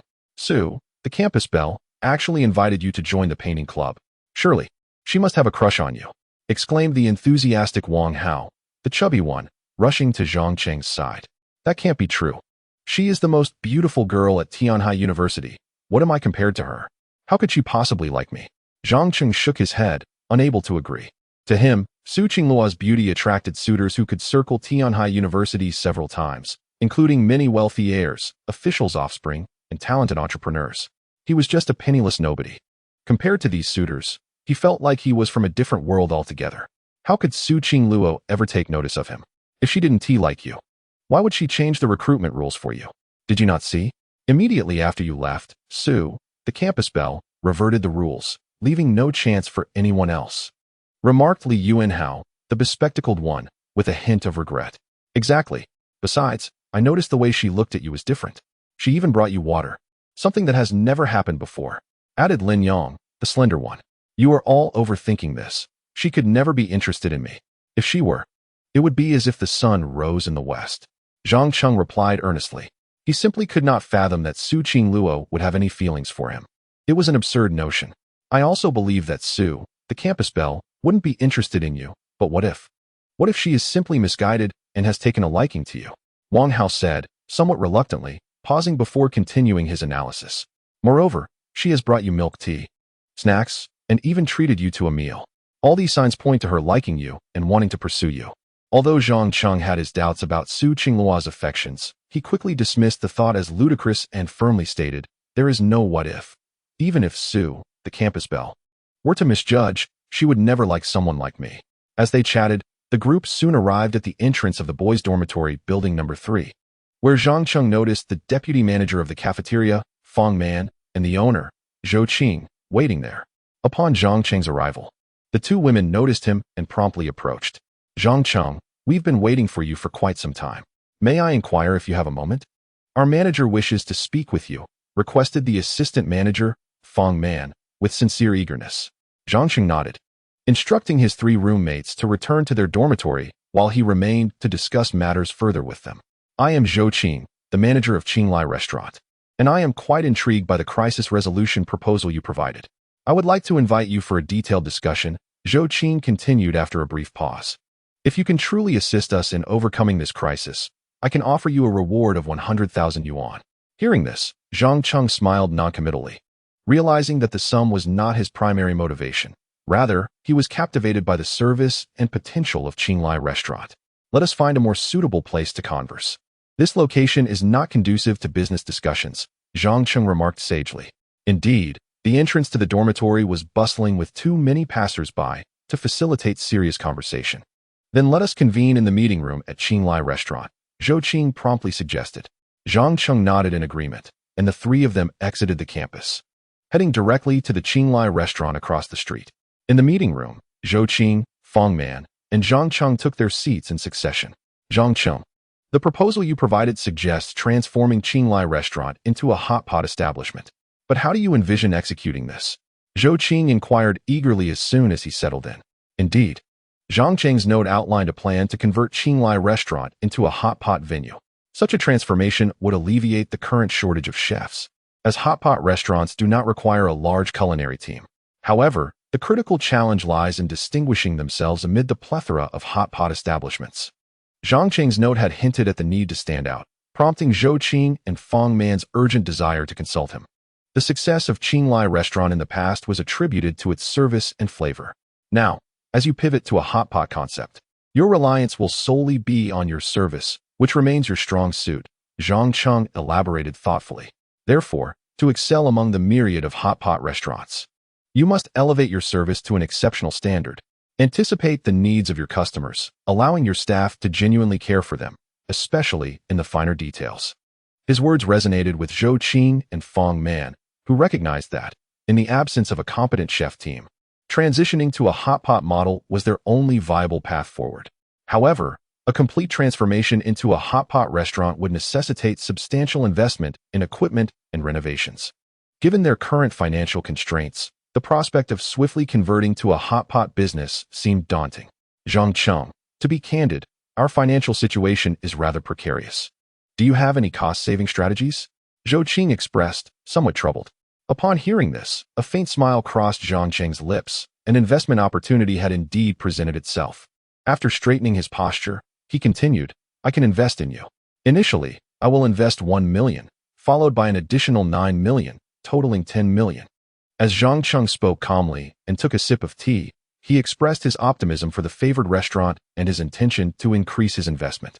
However, Zhou Qing and Fong Man were astounded by this revelation.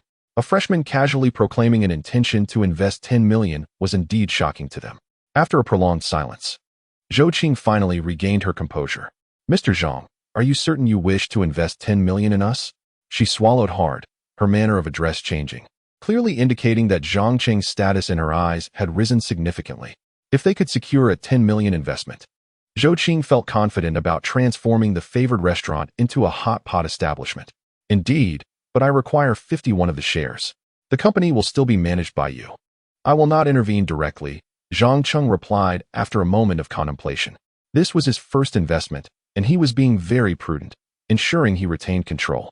He envisioned turning this hot pot venture into a brand to be launched nationally, even globally. Zhou Qing and Fong Man exchanged a glance, suddenly recognizing the acumen of this freshman in matters of investment. They found the offer of 10 million for 51 of their shares acceptable, especially since they had no better alternatives at the moment. After a brief hesitation, Zhou Qing nodded in agreement. "No problem. I will have Sister Fong prepare the contract. If convenient for you, when can we expect the investment funds to be transferred? The investment will be split into 2 payments. The first 1 million will be transferred upon signing the contract, and the second 9 million will be sent a week later, contingent upon your progress with the transformation. Zhang Cheng explained. His intention in dividing the investment was to instill a sense of urgency, prompting them to complete the transformation within the week. With no other options, Zhou Qing accepted. No problem. I am delighted to collaborate with you, Mr. Zhang. At this moment, Zhou Qing had completely shifted her perception of Zhang Cheng from merely a freshman to a legitimate business partner. Soon, the assistant manager Fong Man printed out the investment contract, creating 2 copies. Zhang Cheng, being a top student in finance, naturally comprehended the contract and, upon confirming its accuracy, signed it. He then took out his phone and promptly transferred 1 million to the favored restaurant, utilizing an investment multiplier card for this transaction. Upon receiving Zhang Cheng's investment, Zhou Qing felt a weight lift from her shoulders. Simultaneously, Zhang Cheng received a notification from the system. Host invests 1 million, receiving a 10 million investment rebate. As the notification concluded, Zhang Cheng's phone buzzed with a text confirming the deposit of 10 million into his account. A slight smile curled at the corners of his mouth. This investment was secured. Mr. Zhang, may our partnership flourish. From now on, you are the major shareholder of our favored restaurant. Zhou Qing stood up and eagerly extended her hand to shake Zhang Cheng's, her tone brimming with warmth and courtesy. By the way, Sister Zhou, after we transition to a hot pot restaurant, we can no longer call it Qinglai Restaurant. It would be incongruous, Zhang Cheng suggested with a smile. What should we change it to? Zhou Qing also felt that retaining the name Qinglai Restaurant was inappropriate. In fact, she had grown quite a distaste for the name, as it was a combination of characters from her and her ex-husband's names. Now that they were divorced, continuing to use the name Qinglai Restaurant would be quite bothersome for her, making a name change all the more fitting. Let us rename it to Shui Di Lao. It should evoke a sense of surprise for customers while enjoying hot pot, Zhang Cheng proposed after a moment of contemplation. Shui Di Lao? Zhou Qing and Fong Man exchanged glances, both instantly recognizing the name as fitting and vivid, perfectly aligning with the positioning of a hot pot restaurant. That sounds great. From now on, our establishment will be called Shui Di Lao. Zhou Qing nodded in agreement. I hope you will establish Shui Di Lao as a brand within the culinary industry, expanding it nationwide. When people mention Shui Di Lao, I want them to associate it with exceptional service. We are not just selling hot pot, we are selling service as well, Zhang Cheng remarked thoughtfully. Not only selling hot pot, but also service? Zhou Qing mused a few times, secretly admiring Zhang Cheng's vision and ambition. After concluding their discussion, Zhang Cheng took his leave, as he had classes to attend in the afternoon, while Zhou Qing and Fong Man personally escorted him out. Watching Zhang Cheng's retreating figure, Zhou Qing couldn't help but think that this young man was quite remarkable. No wonder Su Qingluo, the top beauty of Tianhai University, would accept his invitation and even proactively invite him to dinner the next day. It seemed her insight was indeed extraordinary, Zhou Qing mused. However, she was mistaken in her assumptions about Su Qingluo. The reason she accepted Zhang Cheng's invitation and invited him to dinner was entirely because he was her fiancé. Perhaps this was a delightful misunderstanding, adding an air of mystery to Zhang Cheng's identity in Zhou Qing's eyes. Chapter 10. The Ice Queen persona of the campus Belle is on the brink of collapse that night. In the stillness of the evening, Su Qingluo lay in bed, tossing and turning, unable to sleep. The thought that she might have the opportunity to see Zhang Cheng every day filled her with immense joy. She quietly retrieved the membership information form that Zhang Cheng had completed. This form had been with her since he filled it out, and she had already added his phone number to her contacts. Now, all that remained was to add his WeChat account, allowing her to chat with him daily and even video call him. I wonder if my annoying little brother is asleep yet? It's only 8 o'clock. He should still be awake. I'll add him on WeChat and chat a bit. Su Qingluo thought sweetly, then took out her phone and added his WeChat account as listed on the membership form. However, after sending the friend request, Zhang Cheng did not respond for quite some time. Why hasn't he accepted my friend request yet? Su Qingluo pouted slightly, anxiously waiting with her pink phone in hand. As she contemplated how to greet Zhang Cheng upon adding him as a friend, Su Qingluo pondered over the topics they might discuss. Perhaps she could drop subtle hints to suggest that she, Su Qingluo, was indeed his betrothed, Su Yao. However, after waiting for nearly an hour, there was still no response from Zhang Cheng. Why hadn't he added her yet? Could it be that she had mistakenly entered the wrong number? Reluctantly, Su Qingluo decided to send another friend request. Yet, after another prolonged wait, there was still no sign of acknowledgement. Perhaps his phone was not within reach. With a sigh, she resigned herself to this notion. Unbeknownst to her, Zhang Cheng had already seen her friend request, but chose to disregard it. It's her again, that troublesome senior Su. Zhang Cheng thought, as he dismissed her request without a second thought. He was keen to sever any ties with the illustrious Su Dahua. The campus was rife with rumors about him and Su Qingluo, sharing milk tea, snacks, dining together, and even a special invitation to the painting club. Over the past few days, posts regarding Zhang Cheng and Su Qingluo had repeatedly topped the campus network, each garnering ever-increasing views. If his fiancée, Su Yao, were to discover this, she would undoubtedly feel jealous and enraged. The thought of this made Zhang Cheng feel agitated. Yet, if others were to learn that he had ignored the friend request from the campus Belle, they would surely be incredulous. While others clamored to add her on WeChat, he had chosen to overlook her, a fact that was rather infuriating. With a sigh, he tossed his phone aside and lay on his bed, contemplating the system's reward of tenfold returns for selling his artwork. After glancing over the details, he quickly grasped the premise. Any painting sold within 3 days would yield a return of 10 times its sale price. However, Zhang Cheng furrowed his brow, feeling that achieving such returns would be more challenging than in his previous 2 attempts. As an obscure artist, even if his work was exceptional, it might not command a high price. Furthermore, he was oblivious to the current market trends for artworks. To secure a lucrative sale, he needed to first understand the market dynamics, ensuring he could maximize his profits. Fortunately, the painting club's first gathering was the next day, and Su Qingluo and her peers would likely possess insights into the current value of artworks. Perhaps he should inquire with them. Initially, Zhang Cheng had resolved not to attend the club's activities, but reality had dealt him a sharp reminder. The following afternoon, in the painting studio of the school's art gallery, anticipation filled the air as it marked the inaugural gathering of the painting club for the new semester. Before the members arrived, a tall and handsome young man with an air of sophistication stood in the studio. Adorned with refined spectacles, he exuded an artistic aura. He was Lin Wenwei, the vice president of the painting club and an art student in his 3rd year.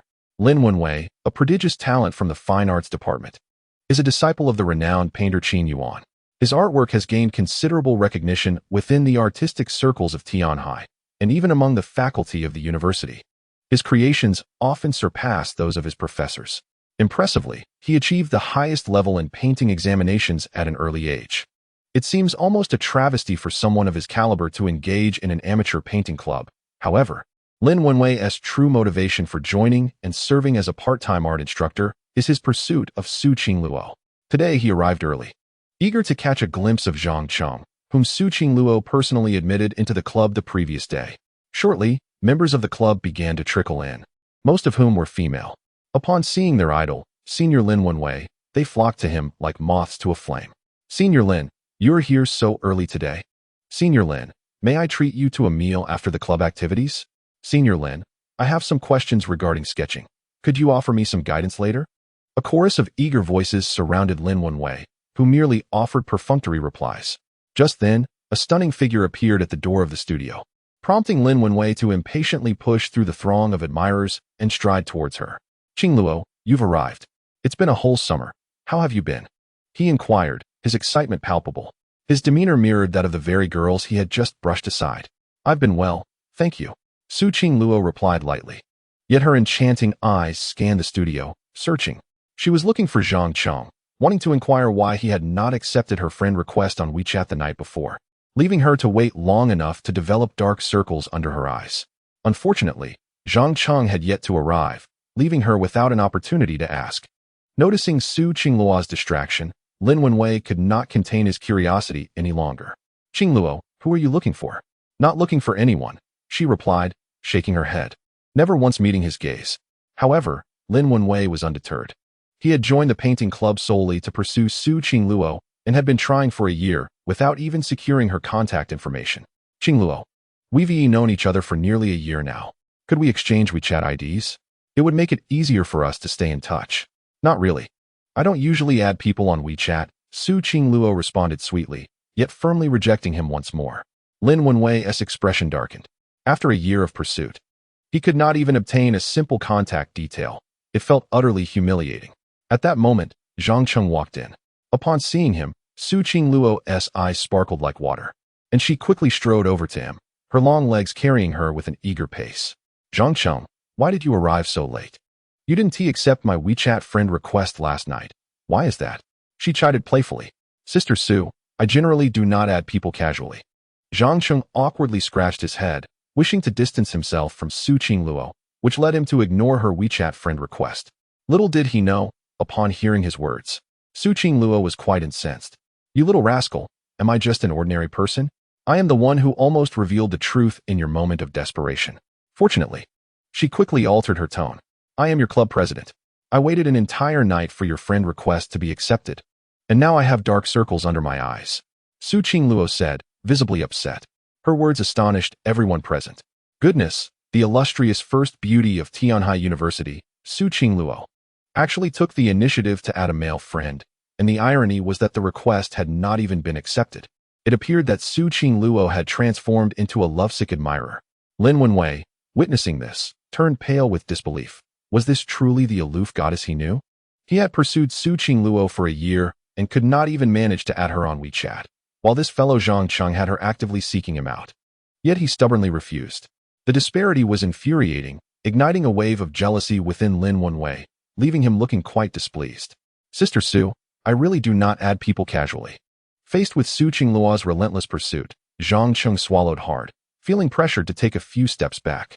However, Su Qingluo had resolved to add Zhang Cheng's WeChat, having waited an entire night for this moment, resulting in the emergence of her dark circles.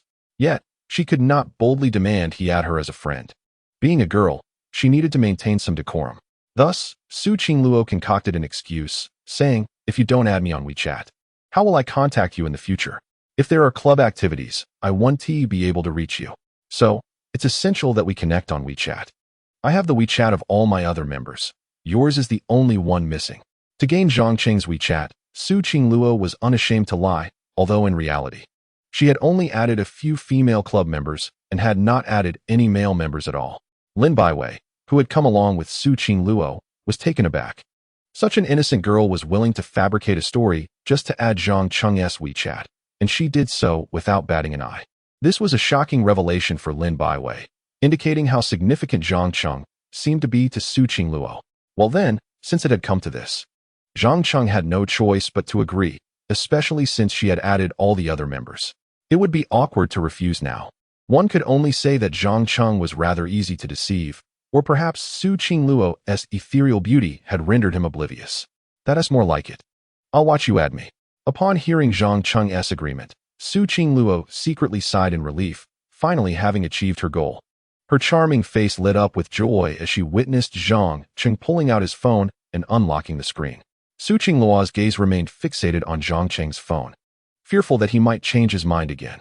However, upon noticing that his screensaver featured a photograph of her as a chubby young girl, she was taken aback, followed swiftly by a wave of emotion. Goodness, my husband's phone screen is a picture of me from my childhood, she thought, realizing how much he cherished her. Every time he unlocked his phone, he was greeted by her image. At that moment, all her previous unhappiness from the night before faded away, replaced by the overwhelming sentiment evoked by this small phone wallpaper, nearly bringing her to tears as she felt compelled to leap into Zhang Cheng's arms. Once Zhang Cheng opened WeChat, he promptly accepted Su Qingluo's friend request. Su, I've accepted your friend request. Can you let me be now? He said with a resigned glance at her, unaware that she was gazing at him with a look of deep appreciation. You little brother. I never imagined you valued me so much. Su Qingluo instinctively expressed her heartfelt thoughts. Zhang Cheng, however, felt no such sentiment and merely sighed inwardly. Was it really necessary to be so moved over just a friend request? Lin Baiwei, observing from the sidelines, gasped in astonishment. Why did Su Qingluo seem increasingly like a lovesick admirer? To be so touched by merely having her friend request accepted was nothing short of a testament to her devotion. It appeared that the image of the aloof goddess was crumbling. Other members of the group were equally astonished, as it was the first time they had witnessed Su Qingluo displaying such enthusiasm towards a male peer. Lin Wenwei felt a surge of irritation. Zhang Cheng had completely captivated Su Qingluo's attention, as if in her eyes, there was no one else but him. This infuriating boy could not remain in their art club. He must be expelled to redirect Su Qingluo's focus away from him. With this thought, Lin Wenwei approached Zhang Cheng. You must be the new member who joined this year. He feigned a polite inquiry. I am Lin Wenwei, the vice president of the art club and an art instructor. Hello, Lin, Zhang Cheng replied courteously. I heard you were specially invited by Su Qingluo. Is that correct? Lin Wenwei asked, fully aware of the answer. Yes, what of it? Zhang Cheng sensed a hint of malice in Lin Wenwei's demeanor. Oh, nothing much. Lin Wenwei adjusted his glasses with a hint of provocation. This is an art club, and we typically only admit those who possess artistic talent. I have heard you might not be skilled in drawing. Is that so? If you cannot draw, it may be challenging for you to integrate into our community. I suggest you seek a club more suited to your abilities. Lin Wenwei's intentions were unmistakably clear. He sought to drive Zhang Cheng away, and he did so quite bluntly. Su Qingluo, upon hearing this, felt a surge of anger. Zhang Cheng was her invitation, and how could she tolerate Lin Wenwei's attempts to expel him? Senior Lin, Zhang Cheng may not know how to draw yet, but he can learn gradually. Who is proficient from the start? Su Qingluo retorted defiantly. Is that so? However, the painting lessons we offer here are indeed quite challenging. It is unreasonable to allow one individual to impede the collective progress of others. Lin Wenwei remarked, casting a glance around at the club members. Many of the members of the painting society, most of whom were young ladies enamored with Lin Wenwei, echoed his sentiments. Indeed, a person who lacks proficiency in painting cannot truly integrate into our society. It is absurd to slow down everyone's progress for the sake of one individual. Perhaps it is best for him to leave. The painting society is ill-suited for him as he possesses no artistic skill whatsoever. Clearly, these female members were advocating for Lin Wenwei. In truth, the artistic capabilities of one member would not adversely affect them. Their support stemmed solely from their infatuation with Lin Wenwei. Su Qingluo, witnessing this, felt a surge of indignation and was about to defend Zhang Cheng when he stepped forward himself. Yesterday, I claimed I couldn't paint, but that does not imply I lack the ability today, Zhang Cheng said, a hint of a smile gracing his lips. Though he was not particularly fond of this painting society, having joined, he was determined not to abandon it midway. He intended to earn the credits for participating in the club. Lin Wenwei, hearing this, could not suppress a scoff. Just yesterday, he claimed to be incapable of painting, yet today he professes to possess that skill? To remain here, he is willing to utter any grandiose declaration. Lin Wenwei disdainfully regarded Zhang Cheng before mockingly suggesting, very well. Since you assert you can paint, then create a piece for us. If it fails to meet our standards, you shall have no choice but to withdraw from this society. Lin Wenwei was resolute in his intent to expel Zhang Cheng. Su Qingluo, sensing the gravity of the situation, interjected anxiously. Zhang Cheng, do not acquiesce to him. I am the president here, and my word is final. No one can force you to leave. Yet, Zhang Cheng disregarded her plea. His gaze fixed firmly on Lin Wenwei as he replied, no problem, I accept the challenge. If my painting does not measure up to yours, I will withdraw on my own accord. Zhang Cheng was eager to test his masterful painting skills, curious to see the outcome. He hoped Su Qingluo and the others could help him evaluate it, thus facilitating his operations. Seeing Zhang Cheng's agreement, Lin Wenwei could not help but smirk. This foolish boy harbored dreams of surpassing him in artistry, a fanciful delusion indeed. Chapter 11. The extraordinary artistic skill astonishes all with Zhang Cheng's acceptance. Lin Wenwei hastily relinquished his position to him. This spot, initially designated for his teaching, was now willingly surrendered to Zhang Cheng. Go ahead. This spot is yours now. The paints, brushes, easel, and paper are all at your disposal. Everything is ready. Lin Wenwei urged, eager to witness Zhang Cheng's impending embarrassment. Prior to this, Lin Wenwei had ensured he was well informed that Zhang Cheng had publicly declared his inability to paint just the day before, which fueled his desire to see him humiliated today. Should Zhang Cheng's work prove subpar, Lin Wenwei would have just cause to expel him from the society. Su Qingluo, observing the unfolding scene, felt a deep concern and could not resist stepping forward once more to offer her counsel.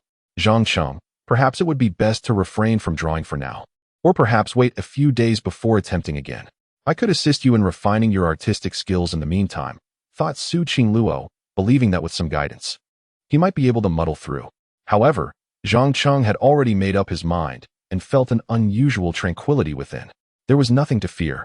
He sat calmly in his seat, casually spinning a pen between his fingers. This brush is surprisingly long, Zhang Cheng remarked with a hint of amusement. as it was his first time wielding such a professional art tool. A glance at the array of paints revealed an astonishing assortment, at least 30 different colors. What are you waiting for? Hurry and start, Lin Wenwei urged. What's the rush? I need to contemplate what to draw. Zhang Qing shot him a glance, pondering his subject. As Zhang Qing hesitated to put pen to paper, onlookers assumed he was deliberately stalling. Lin Wenwei smirked, convinced this was a clear sign of Zhang Qing's lack of artistic ability. Only Su Qingluo felt a pang of anxiety, her palms growing clammy with concern. Soon, however, Zhang Qing settled on a concept, grasped the brush firmly, and mixed the paints, beginning his work. Despite possessing master-level skills, the unfamiliarity with the tools made his initial strokes somewhat awkward, yet it did not hinder his creative expression. Observing his clumsiness, Lin Wenwei and the others became increasingly convinced of Zhang Qing's ineptitude. Su Qingluo's heart sank further. It appeared that Zhang Qing truly struggled with painting. Nevertheless, deep down, she resolved to keep him around, planning to teach him herself, if necessary. She envisioned their daily encounters in the art club, filled with potential. Zhang Qing, deeply engrossed in his work, remained impervious to the distractions surrounding him. With time, his grip on the brush grew more confident, resembling that of a true artist. Yet the results on paper were undeniably disheartening, perplexing even to the casual observer. What on earth is he drawing? Murmured the crowd, utterly baffled. It looks like a chaotic mess. Indeed, many began to whisper among themselves. Clearly, he has no talent. This is utter rubbish. I could do better with my feet. Lin Wenwei reveled in the murmurs of derision, delighted at the prospect of easily ousting Zhang Qing. Once he succeeded in driving Zhang Qing away, he could once again pursue Su Qingluo without hindrances. Even Lin Baiwei found it difficult to watch. Qingluo, what is Zhang Qing attempting to create? It's entirely incomprehensible. Could it be abstract art? She quietly inquired. Perhaps, but he hasn't finished yet. The outcome remains uncertain. Su Qingluo could only console herself. Yet despair increasingly enveloped her heart. As time progressed, Zhang Qing's mastery of brush and paint grew, yet the content of his artwork remained utterly incomprehensible, resembling a chaotic mishmash of strokes. By the end, Su Qingluo found herself in utter hopelessness. It seemed Zhang Qing truly lacked the ability to paint. Others, unable to bear the sight any longer, were convinced that Zhang Qing possessed no artistic talent. Before long, Zhang Qing set down his brush and placed the palette aside, clapping his hands as he declared, "It's finished." No sooner had the words left his lips than Lin Wenwei was the first to scoff. Zhang Qing, is this what you call a painting? What utter nonsense.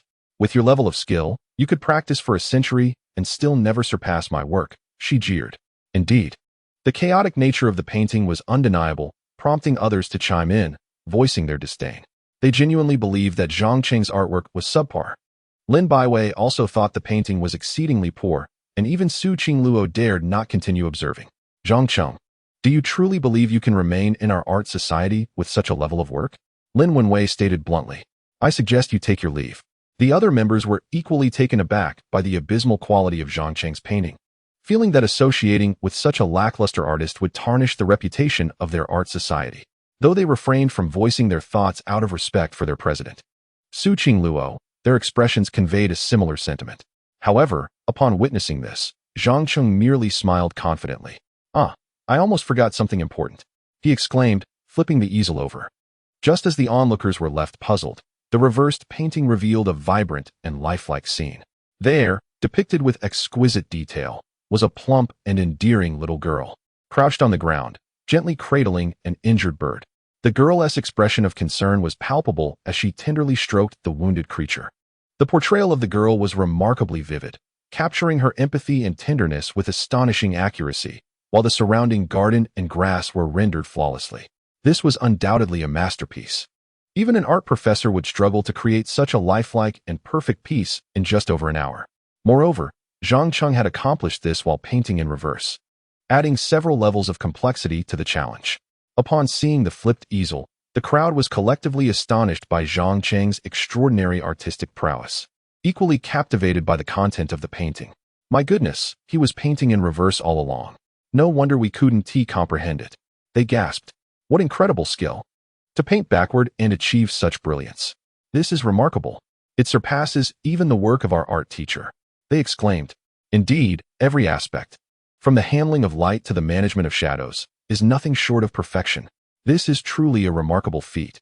Executed in reverse yet with such excellence and meticulous attention to detail, the artistry displayed rivals that of a master. The onlookers were left in awe.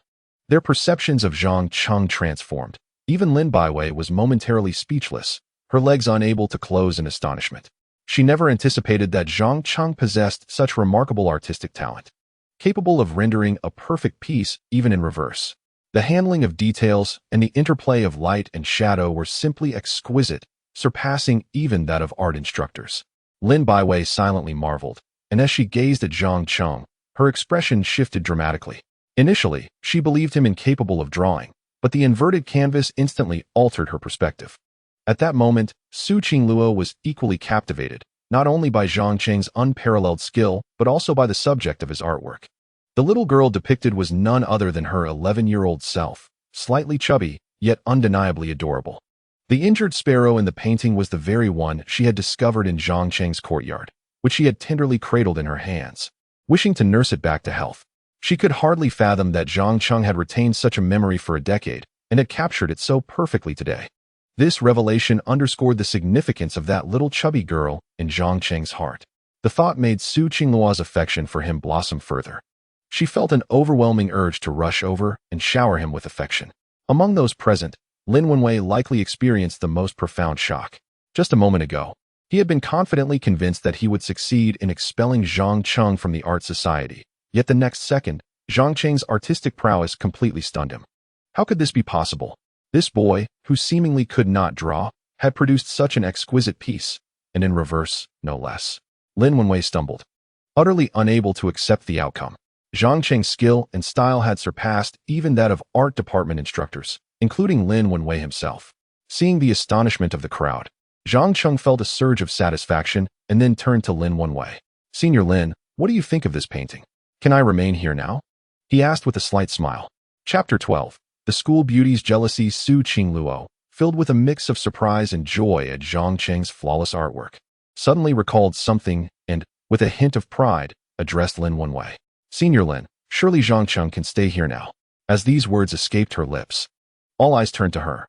Given Zhang Cheng's current artistic prowess, it was undeniable that he not only deserved a place in the art society, but could also easily serve as their art instructor. In an instant, the gaze of the society members towards Zhang Cheng shifted. Several girls cast him adoring looks. To be capable of creating such a perfect painting in reverse was certainly worthy of their admiration. Lin Wenwei, upon witnessing this scene, was overwhelmed with indignation. He never anticipated that Zhang Cheng's artistic prowess would surpass even that of himself, an esteemed student from the fine arts department. At that moment, he found no justification to expel Zhang Cheng, and with a hint of irritation, he declared, "Very well, he may stay. However, I am unwell today and unable to teach. I shall take my leave."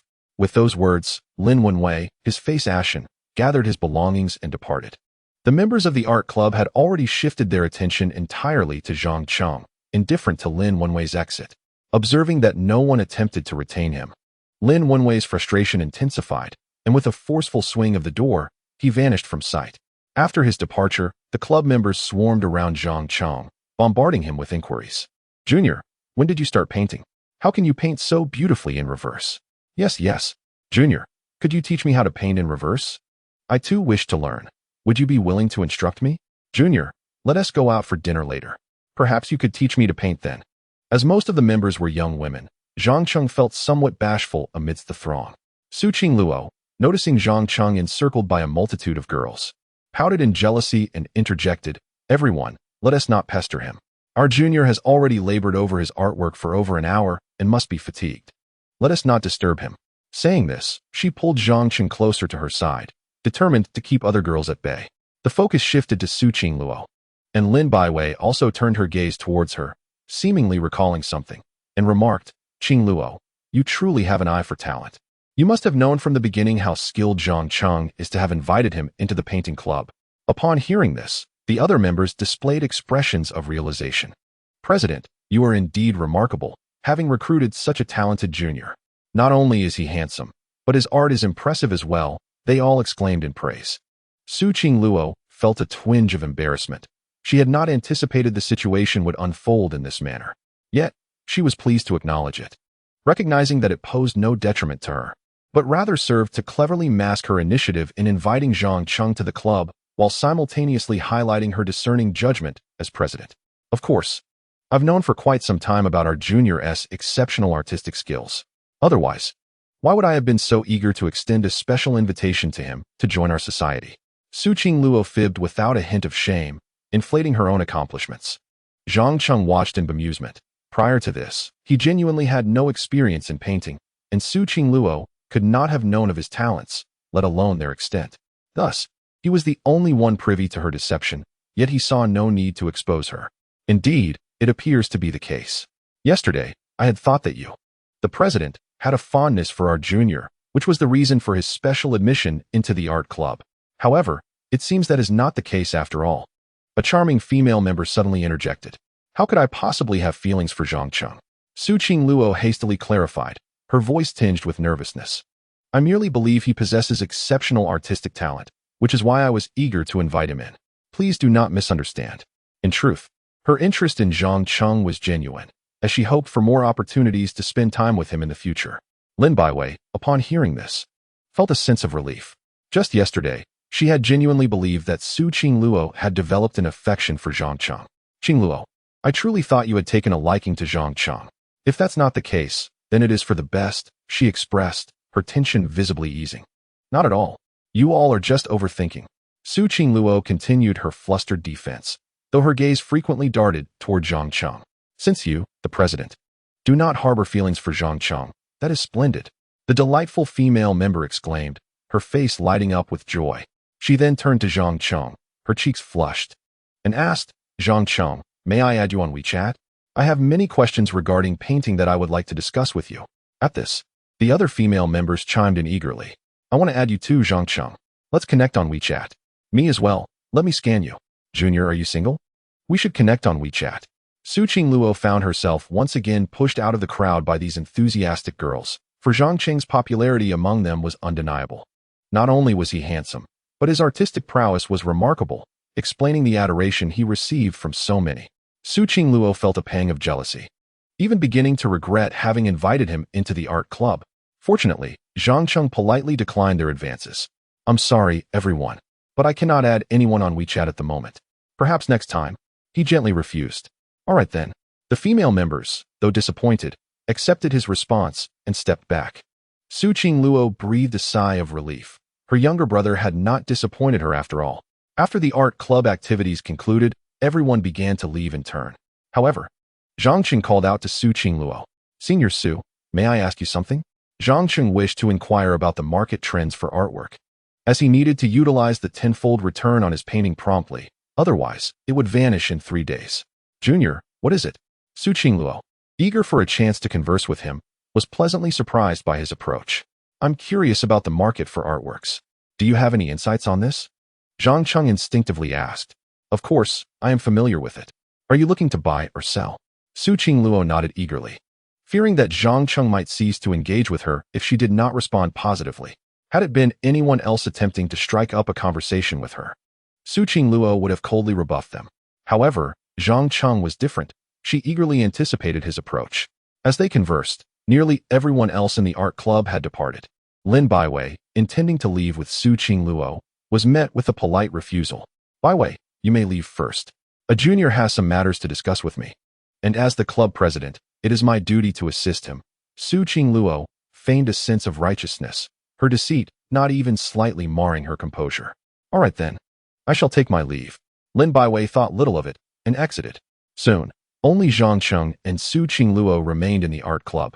Wasn't this the very scenario Su Qingluo had yearned for?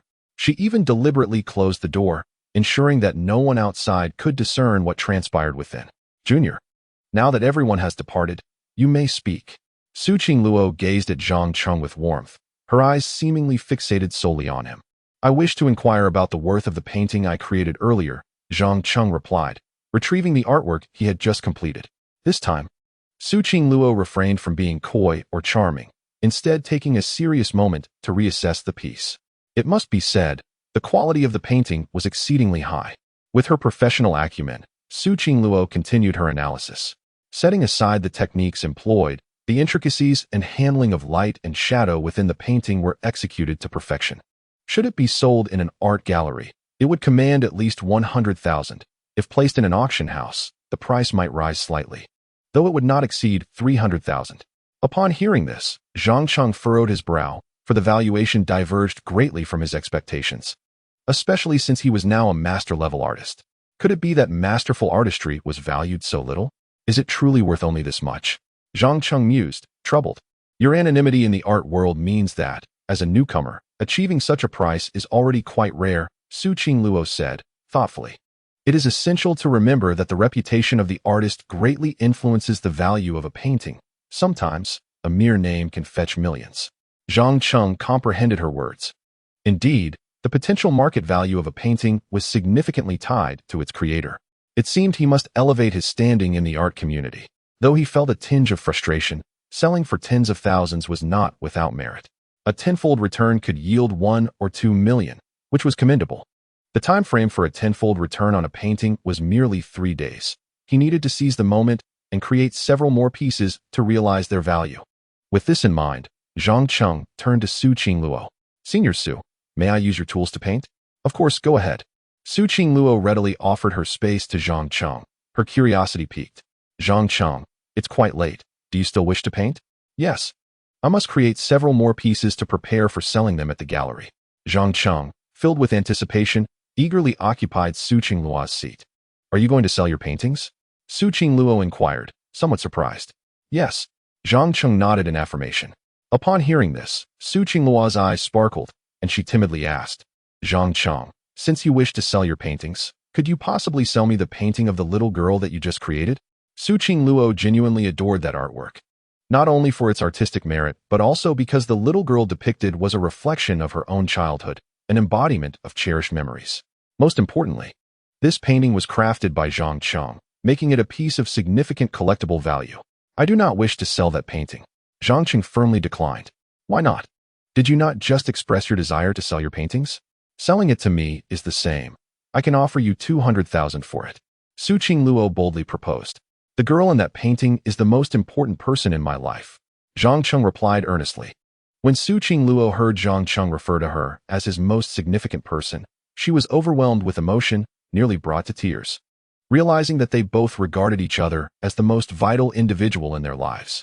However, in the next moment, a statement from Zhang Cheng jolted her back to reality. Therefore, the price must be higher. After some contemplation, he asserted. Although Su Yaoyao held a paramount place in Zhang Cheng's heart, he recognized that it was merely a painting. Moreover, his primary focus was on earning money. Only by elevating his status could he genuinely hope to marry Su Yaoyao. Otherwise, with his current state of misfortune, he risked being rejected by the Su family. As for the painting, he could always create another. Initially taken aback by Zhang Cheng's demand for a higher price, Su Qingluo quickly regained her composure. No problem. I will add another 200,000 for your work, totaling 400,000. Would that be acceptable? She responded promptly. Zhang Cheng glanced at Su Qingluo before nodding in agreement. Very well, you possess discerning taste. Consider this painting a collectible. It is likely to appreciate in value, making it a wise investment for you. I believe so too. I have faith that you will undoubtedly become a great artist, Su Qingluo expressed with admiration. Zhang Cheng carefully rolled up the painting and handed it to Su Qingluo. Take good care of it. This represents the most important person in my life, he said with utmost sincerity. Of course, I will keep it safe. Please provide me with your account number. I will transfer the funds to you now, Su Qingluo replied, diligently securing the painting. After all, it was a creation by her dear younger brother, and it held profound significance. Before long, Zhang Cheng sent his payment details to Su Qingluo, who promptly transferred 400,000 to him via mobile banking. All done. I've sent the money. Please check your account, she said with a sweet smile. Being an outstanding student in the foreign languages department, consistently receiving scholarships, and hailing from a prominent family, this sum was negligible for her. Almost simultaneously, Zhang Cheng received a notification confirming the deposit of 400,000, accompanied by the system's alert. Congratulations, host. You have sold your artwork for 400,000, yielding a refund of 4 million. The system's voice had scarcely faded when Zhang Cheng received a notification on his phone, confirming the deposit of 4 million. His bank account now boasted a total of 4,400,000, a fact that filled him with immense satisfaction. Excellent, excellent. Next, I shall create several more pieces to sell at the art market and reap substantial profits once again. Thank you, Sister Sue. I have received the funds. Zhang Cheng expressed his gratitude before continuing. By the way, sister, are you free tomorrow? I would like you to accompany me to the art market. I am not well versed in the current trends. Of course, I am free. Tomorrow, I will take you to the largest art market in Tianhai City. I know one of the heads of an art gallery there, and I will assist you in displaying your paintings, Su Qingluo replied, her face alight with joy. She would relish any opportunity to spend time with Zhang Cheng and would never decline his request. Thank you so much, Sister Su. I shall treat you to a meal then. Zhang Cheng replied gratefully. After uttering these words, he resolved to devote his time to creating more art.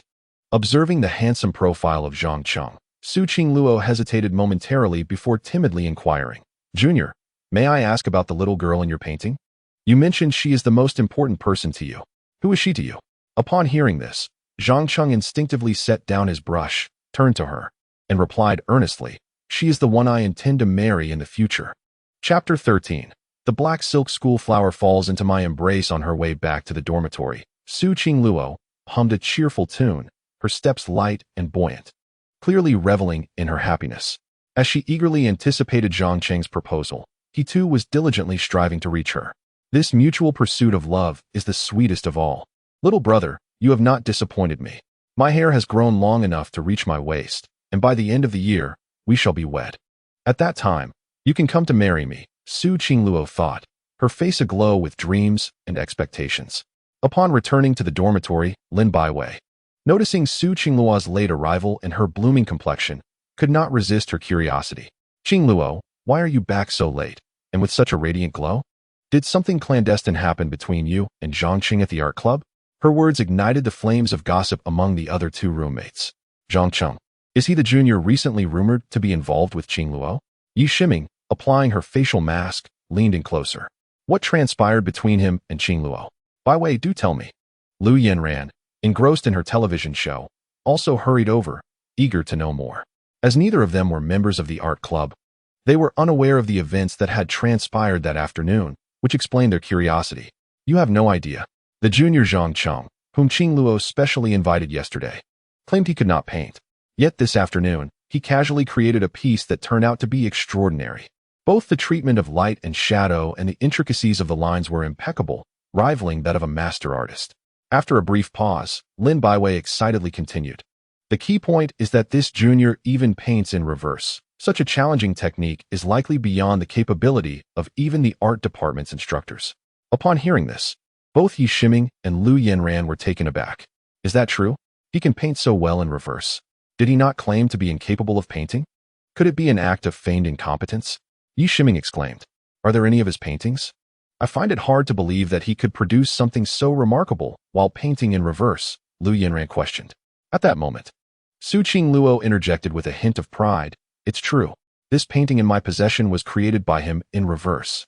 As she spoke, Su Qingluo revealed the artwork to her three roommates. Upon seeing the exquisite painting, both Lu Yanran and Yi Shiming expressed their admiration. It truly is beautiful. The little girl and the bird in her hands are depicted with such lifelike detail. The hair and feathers are meticulously rendered. I never imagined this junior was indeed feigning ignorance. Yi Shiming marveled. Lin Baiwei, having seen the painting already, was not surprised. Rather, she was astonished that it had found its way into Su Qingluo's hands. Qingluo, how did this painting come to you? Did Zhangqing give it to you? Lin Baiwei inquired with curiosity. I purchased it for 400,000. Su Qingluo replied candidly. The three girls were simultaneously struck with disbelief. My goodness, Qingluo, are you out of your mind? You spent 400,000 on just this one painting? Are you foolishly rich? Lin Baiwei exclaimed in astonishment. Although she believed the painting was indeed beautiful and even painted in reverse, she thought Zhang Cheng lacked any recognition and was not worth such a sum, estimating it to be worth no more than 100,000. Yi Shiming and Lu Yanran shared the same sentiment. Qingluo, have you been swindled by him? I need to confront him and demand accountability for deceiving our Qingluo. Lu Yanran declared, preparing to seek out Zhang Cheng, only to be restrained by Su Qingluo. He did not deceive me. I willingly chose to buy it. Su Qingluo asserted with utmost seriousness. You willingly bought it. For such a shabby painting, for 100,000? Sigh. I have nothing more to say. Lin Baiwei exclaimed. exuding an air of helplessness. Lu Yanran and Yi Shiming sighed in agreement, believing that Su Qingluo had indeed been duped by Zhang Cheng, and judging by Su Qingluo's expression, it seemed she was willingly deceived.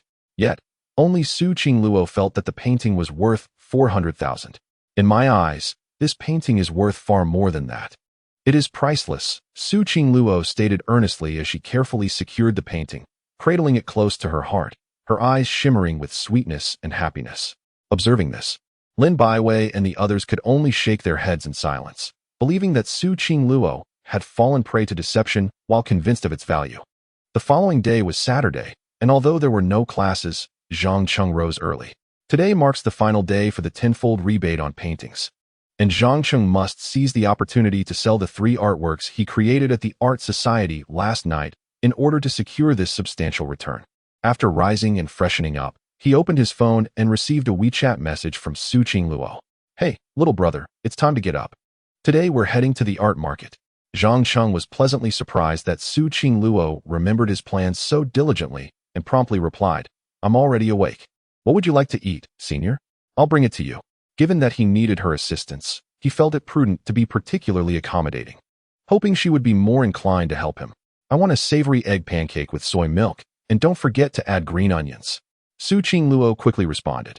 This breakfast was Su Qingluo's childhood favorite, and her detailed request subtly hinted at her expectations, though Zhang Cheng remained oblivious to this implication. "No problem. I'll be downstairs in 15 minutes, he replied with a smile. "Wow, you're so fast. I just washed my hair," Su Qingluo responded, feigning distress. Zhang Cheng chuckled but chose not to respond further. Instead, he left the dormitory and headed straight outside the campus. As he ventured out to purchase breakfast, Su Qingluo was busy blow-drying her hair.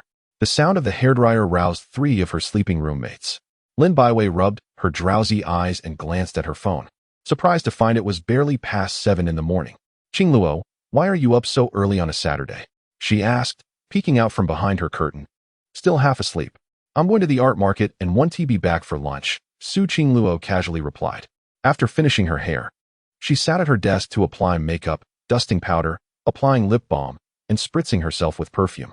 This was no mere trip to the art market. It resembled preparations for a date. Lin Baiwei, now alert, exclaimed, "You're acting a bit strange today. Getting all dolled up so early. This isn't just a trip to the art market. It's clearly a date. Spill it. Which boy are you meeting?" "There's no date. I'm just going to check out an exhibition and get a feel for the market," Su Qingluo said as she finished with her perfume and began meticulously selecting a dress, pulling out her recently delivered Balenciaga stockings. "Are you kidding? You're wearing Balenciaga stockings. Today you're rocking the goddess look," Lin Baiwei remarked. At this point, the other 2 roommates were also stirred awake and poked their heads out from behind their curtains. Upon seeing Su Qingluo in the Balenciaga stockings, their eyes widened in astonishment. "Qingluo, you're impressive. You've mastered the goddess vibe. Where did you learn this?" Lu Yanran asked with keen interest. Indeed, when Su Qingluo donned those Balenciaga stockings, her allure was simply overwhelming. Any sensible man would find it hard to resist.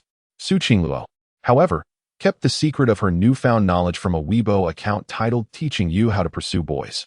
Previously, the art of delivering milk tea and snacks, along with the allure of a pure and innocent aesthetic, were all learned from that male influencer on Douyin. Unfortunately, those tactics seemed ineffective against Zhang Cheng. Thus, today, Su Qingluo decided to adopt a sophisticated, mature style, donning a black miniskirt paired with Balenciaga stockings and cascading, curled locks, exuding an irresistible allure. "My goodness, Qingluo. With such an appearance, I can hardly contain myself," Yi Shiming exclaimed as she emerged from her cocoon of blankets, enveloping Su Qingluo in a warm embrace, before playfully reaching out towards her thigh-clad in black stockings. "Shiming, that tickles." Su Qingluo laughed, gently pushing her friend away. Well, you've mastered the mature style. Do tell, which charming young man are you meeting today?" Yi Shiming pressed curiously after being pushed aside. "I truly am not meeting anyone. I'm merely heading to the art market to observe the trends," Su Qingluo replied, her cheeks slightly flushed. "I don't believe you. Last time it was the pure and innocent style, and now this sophisticated look. My dear, your heart seems to be fluttering lately," Yi Shiming teased. Realizing she could not keep her secret any longer, Su Qingluo swiftly changed into a pair of high heels and exclaimed, "I can't chat any longer. I must catch my ride. As she hurried away, Yi Shiming speculated in silence. This girl is definitely in love.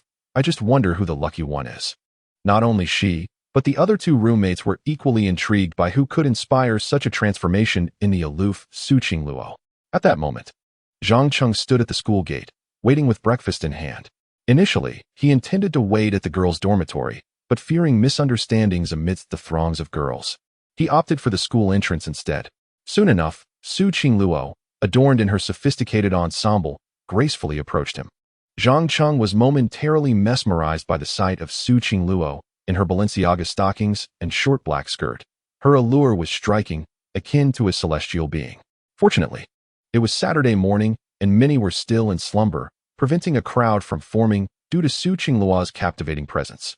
You little rascal, what are you staring at? Su Qingluo noticed Zhang Cheng's dazed expression, feeling a flicker of satisfaction and delight within. I wasn't staring at anything, Su Shuejia. Here's your breakfast. Egg pancake and savory soy milk. Zhang Cheng quickly regained his composure and handed her the meal. In his heart, he already had a fiancée, rendering Su Qingluo's beauty inconsequential to him. Thank you. Su Qingluo accepted the breakfast but cast a surreptitious glance at Zhang Cheng, feeling a twinge of disappointment when she realized he no longer gazed at her. She had made an effort to look exquisite. Yet this stubborn boy only spared her a fleeting glance. How frustrating. Soon, the car Zhang Cheng had ordered arrived, and after they both settled into the back seat, he maintained a slight distance. However, Su Qingluo deliberately leaned closer to him. The faint scent of perfume wafted directly to Zhang Cheng's nose, enchanting and intoxicating. Coupled with Su Qingluo's exquisite beauty and figure, it was enough to stir the heart of any man. Even the driver couldn't help but steal glances at Su Qingluo in the back seat, captivated by her stunning presence. Yet, Zhang Cheng, seated beside her, appeared utterly indifferent. His gaze fixated on the 3 paintings he had created the previous night, preoccupied with thoughts of how to sell them for a high price. Today marked the final day for the tenfold return on the artwork, and he was determined to find a way to achieve a lucrative sale. Noticing Zhang Cheng's complete absorption in the paintings, Su Qingluo felt a flicker of annoyance. How could he be so oblivious? Here was a striking beauty sitting right next to him, and all he could do was admire his artwork, completely neglecting to glance her way. At that moment, a child suddenly darted onto the road ahead, startling the driver, who swerved sharply to avoid the little one. The abrupt maneuver caught Su Qingluo off guard, and due to her delicate frame, she was thrown into Zhang Cheng's arms by the force of inertia. As the vehicle regained stability, Zhang Cheng found Su Qingluo's entire form nestled against him. The sensation of her soft warmth enveloped him, a feeling that would have overwhelmed any other man. Yet Zhang Cheng remained unfazed, instinctively supporting her and asking with concern, "Senior Su, are you all right?" "I'm fine, just twisted my wrist a bit when I fell." Su Qingluo replied, lingering in his embrace, momentarily lost in the comforting warmth. The thought of her little brother's embrace being so warm made her cheeks flush slightly. "Twisted your wrist? Let me help you with that," Zhang Cheng offered without thinking. Had it been any other man, Su Qingluo would have undoubtedly declined. But Zhang Cheng's words made her reluctant to refuse. "Okay," she replied, her cheeks still tinged with pink. "But, could you get off me first?" Zhang Cheng instinctively suggested. It was only then that Su Qingluo realized she was still lying against him. During the fall, she had instinctively braced herself with her wrist, resulting in the minor injury. But fortunately, it was nothing serious. Zhang Cheng gently grasped her delicate wrist, beginning to massage it softly. As he tended to her, a tingling sensation coursed through Su Qingluo's body, enveloping her in an intoxicating experience. A blush crept onto her cheeks as she gazed at Zhang Cheng's handsome profile and his earnest eyes. In that moment, she found herself utterly captivated. Her heart raced as she thought, "My little brother looks so handsome when he is serious." Su Qingluo couldn't help but succumb to the infatuation, completely entranced. If the students of Tianhai University were to witness the aloof goddess Su Qingluo harboring infatuation for Zhang Cheng, it would undoubtedly drive them to madness. The driver, observing the scene through the rearview mirror, could not help but exclaim, "Miss, your boyfriend treats you exceptionally well." Upon hearing this, Su Qingluo's delicate face flushed a deep crimson, her heart fluttering with both embarrassment and delight. Zhang Hong, however, interjected to clarify, "Master, we are not." Yet before he could finish, the vehicle arrived at their destination. "We've arrived," the driver interrupted. Zhang Cheng wished to continue his explanation, but Su Qingluo preemptively cut him off, stating, Zhang Cheng, we should disembark. With no other choice. He resignedly retrieved his phone to make the payment. Observing this, Su Qingluo's lips curled into a subtle smile.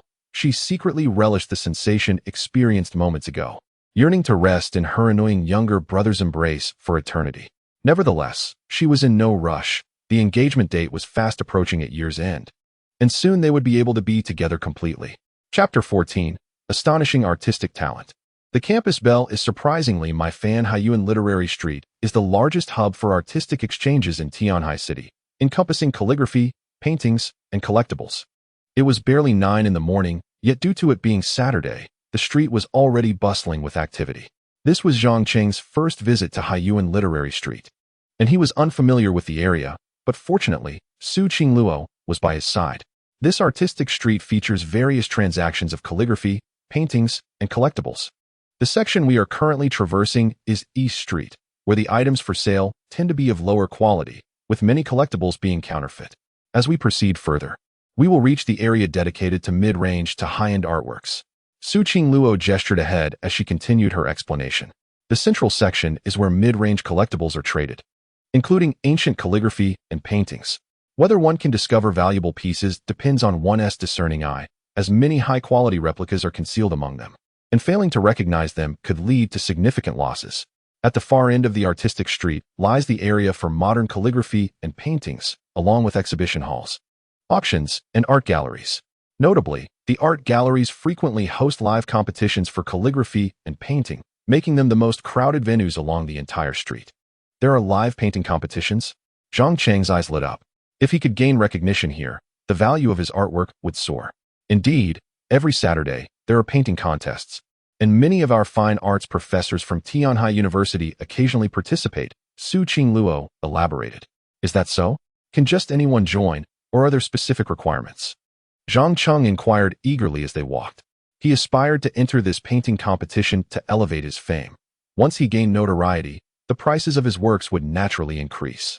There are no specific requirements. As long as you have the confidence to challenge yourself, you are welcome to participate. Su Qingluo clarified once more. Zhang Cheng nodded thoughtfully at this, relieved that there were no barriers to entry. Zhang Cheng, if you wish to sell your paintings, I can take you to an art gallery on West Street.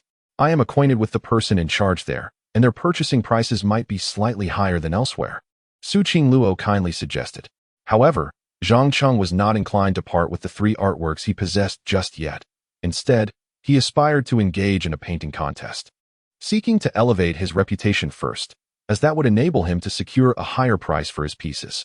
After all, it was still early, and he wanted to visit the art gallery first. Zhang Cheng had his own plans. Very well, since there is still time, let us proceed to the art gallery, he replied.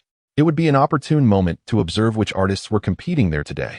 Su Qingluo, without overthinking, readily agreed.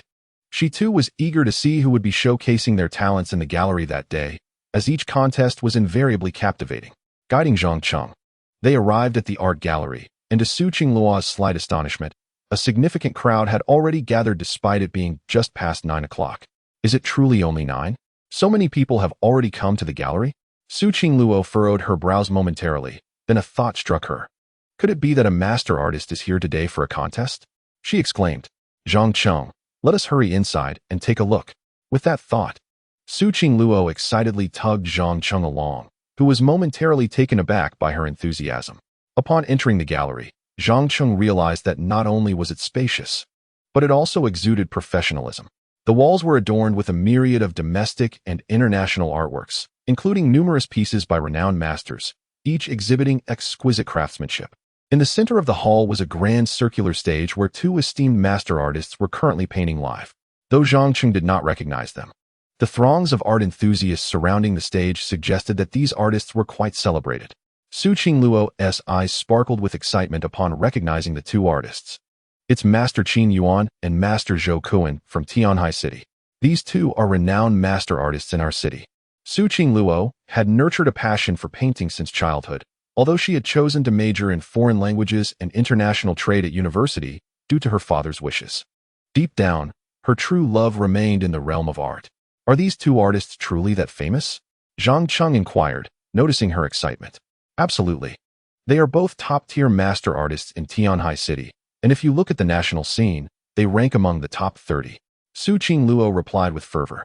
Is that so? Zhang Qing mused as he observed the two artists on stage, contemplating that if he could surpass them in the contest, his fame would surely soar.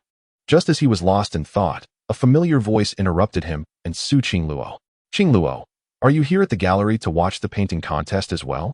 Upon hearing the voice, both Zhang Cheng and Su Qingluo instinctively turned to see that it was Lin Wenwei who had spoken. It was Lin, the senior from the Painting Society, who had been driven away by Zhang Heng just yesterday. Senior Lin, you are here too. Su Qingluo greeted him politely before turning her gaze back to the stage. Lin Wenwei was accustomed to Su Qingluo's aloofness and paid it no mind. However, her attire today stirred a flicker of desire within him. Clad in Balenciaga black stockings paired with a short black skirt, Su Qingluo exuded an alluring elegance.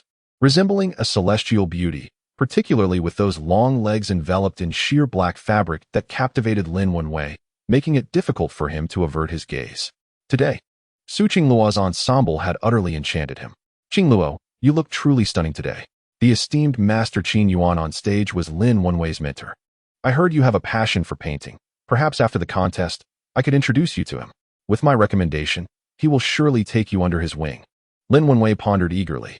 Upon hearing this, Su Qingluo suddenly recalled that Lin Wenwei's mentor was indeed Master Qin Yuan. If she could become his disciple, her painting skills would undoubtedly flourish. Is that true? Su Qingluo appeared intrigued. Of course it is. Lin Wenwei felt a rush of excitement upon sensing her interest. Once Su Qingluo became his mentor's pupil, their relationship would evolve into that of senior and junior, bringing them closer together. Moreover, he had facilitated the introduction, ensuring that she would harbor gratitude towards him, presenting him with ample opportunities to engage with the enchanting Su Qingluo. One must admit, Lin Wenwei's plans were astutely conceived.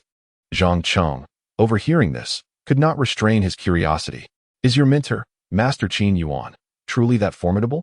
Indeed, my mentor, Qin Yuan, is one of the foremost masters in the Tianhai art community, and he ranks among the top 20 across the nation, Lin Wenwei replied, pride emanating from his expression. As if to validate his claims, the two competing masters on stage soon revealed the victor, who was none other than Lin Wenwei's mentor, Qin Yuan. Upon hearing the judges announce Master Qin's triumph in the contest, Lin Wenwei held his head even higher. See, even Master Zhou Kuan cannot rival my mentor.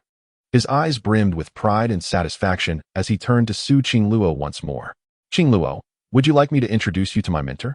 I assure you, he will accept you as his disciple, and in due time, both your skills and reputation in the art world will soar. Su Qingluo felt a twinge of excitement. She had cherished painting since childhood, but her father had dissuaded her from pursuing it. Thus, she had joined the Painting Society in university, indulging her passion as a hobby. If she could receive guidance from Master Qin Yuan, her artistic talents would undoubtedly flourish. Just as she hesitated to respond, Zhang Cheng interjected suddenly. So your mentor is genuinely that impressive? He would make a perfect rival for me. If I defeat him, my fame shall surpass his. Zhang Cheng's words stunned both Lin Wenwei and Su Qingluo. Zhang Cheng, your audacity is remarkable, daring to challenge my master. Do you believe you possess the qualifications to do so? Lin Wenwei, upon regaining his composure, taunted Zhang Cheng. Is that not possible? Zhang Cheng smirked slightly. You seem quite confident, thinking that being able to paint backward is impressive. Let me inform you, this world is vast and filled with extraordinary talents beyond your imagination. My master is one of the most esteemed artists in Tianhai City, and someone of your caliber can only bring shame upon yourself. Lin Wenwei unreservedly mocked him again. In his eyes, a person like Zhang Cheng was unworthy of competing with his master in the realm of painting. That would be nothing short of an insult to his master. I can defeat you, thus I can certainly triumph over your master.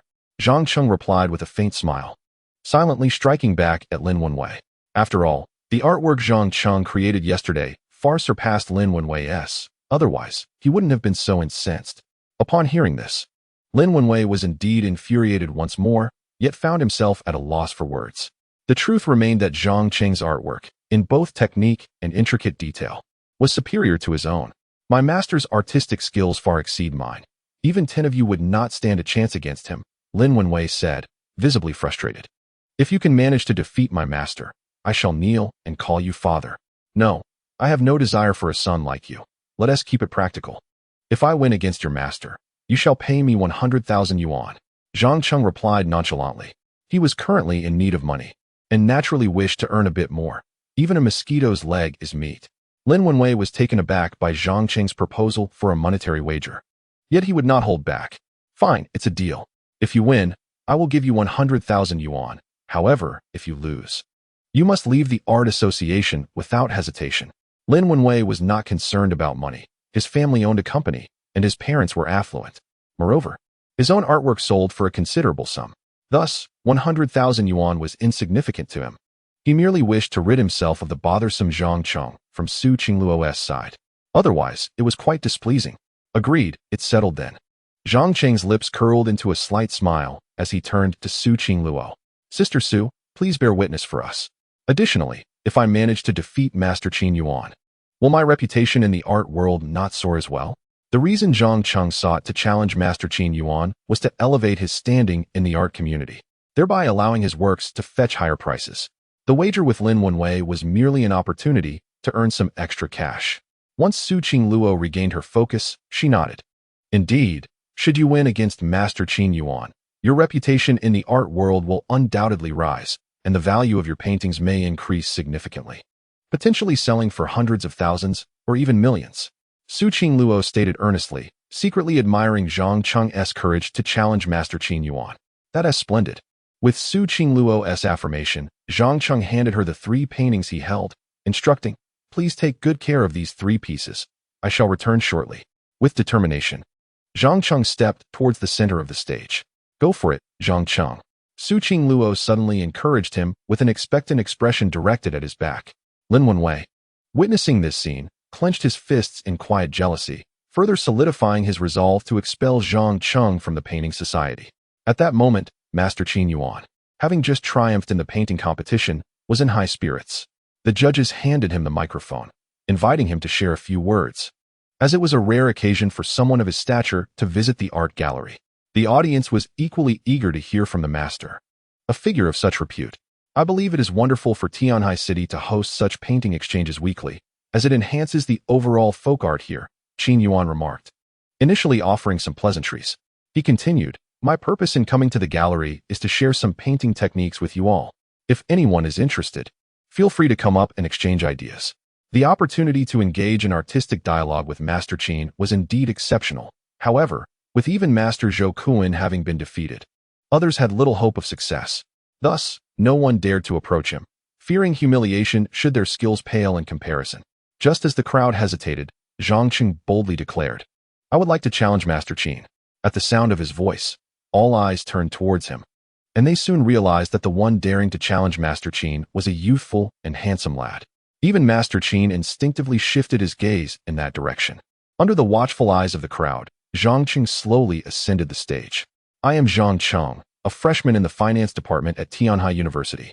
I humbly ask for your guidance, Master Qin. He introduced himself with modesty. The audience was taken aback to discover that Zhang Cheng was merely a first-year student, sparking a flurry of whispered conversations. This kid has remarkable courage to challenge Master Qin, someone remarked. It seems the young are fearless, but I wonder how skilled he truly is. Opinions varied, with some praising his bravery while others noted that his youth might shield him from shame and defeat. Yet the majority were eager to see his artistic capabilities. Lin Wenwei smirked coldly at this display. He seeks humiliation. My master is not someone he can challenge. His confidence in his master was unmistakable. Although Su Qingluo also sensed that Zhang Cheng's chances of winning against Master Qin were slim, she nevertheless encouraged him enthusiastically. Zhang Cheng, give it your all. She waved her hands towards him from the audience. Once on the central stage of the art gallery, Master Qin Yuan appraised Zhang Cheng from head to toe before smiling and inquiring, young man, your courage is commendable. How many years have you been painting? I only began to explore painting yesterday, Zhang Cheng replied candidly. Indeed, this statement rings with undeniable truth. Zhang Cheng had only recently acquired masterful painting skills, having commenced his artistic journey just yesterday. The mere notion that he would challenge Master Qin Yuan after merely a single day of practice left the gathered crowd in utter disbelief. What? This young man only began his foray into painting yesterday? Is this for real? Could he possibly be attempting to create a disturbance? To think he would dare to confront Master Qin Yuan after such a brief introduction to the art form. Surely, he must be mad. The crowd buzzed with animated chatter, collectively concluding that Zhang Cheng's intentions were mischievous. How could one so inexperienced in painting presume to challenge a master like Qin Yuan? Lin Wenwei, observing the unfolding drama, was equally astonished. He could hardly fathom that Zhang Cheng had only dabbled in painting for a mere day. However, recalling the inverted painting from the previous day, he quickly dismissed Zhang Cheng's claims as mere bravado. How audacious to present such pretentiousness before my master. I shall relish the moment he is taught a lesson. Lin Wenwei scoffed. Su Qingluo, too, was taken aback by Zhang Cheng's assertion of being a novice. That painting from yesterday certainly did not appear to be the work of someone with such limited experience. Nevertheless, irrespective of the circumstances, Su Qingluo offered her unwavering support. Go for it, Zhang Cheng, she encouraged loudly. Her enthusiasm marked her as a devoted fan, steadfastly backing him regardless of his actions. Master Qin Yuan was equally unprepared for Zhang Cheng's declaration of having only just begun to paint, leaving him somewhat flummoxed. Initially, he admired Zhang Cheng's courage, yet now found himself at a loss for words, his expression tinged with awkwardness. Are you certain you're not here to cause trouble? Qin Yuan mused, suspecting that Zhang Cheng's brief acquaintance with painting was indeed a ruse. Surely, this could not be anything but disruptive. It was likely that most present shared this sentiment. Realizing the crowd's reaction, Zhang Cheng recognized that his candid admission had inadvertently been misconstrued as folly. He quickly amended his statement. In truth, I have not been painting for long. Today, I merely wish to seek guidance from Master Qin Yuan. Upon hearing this, the audience's perspective began to shift. Although they still regarded Zhang Cheng as a novice, Master Qin Yuan's demeanor softened slightly upon hearing this, and he responded, "Very well, let us commence."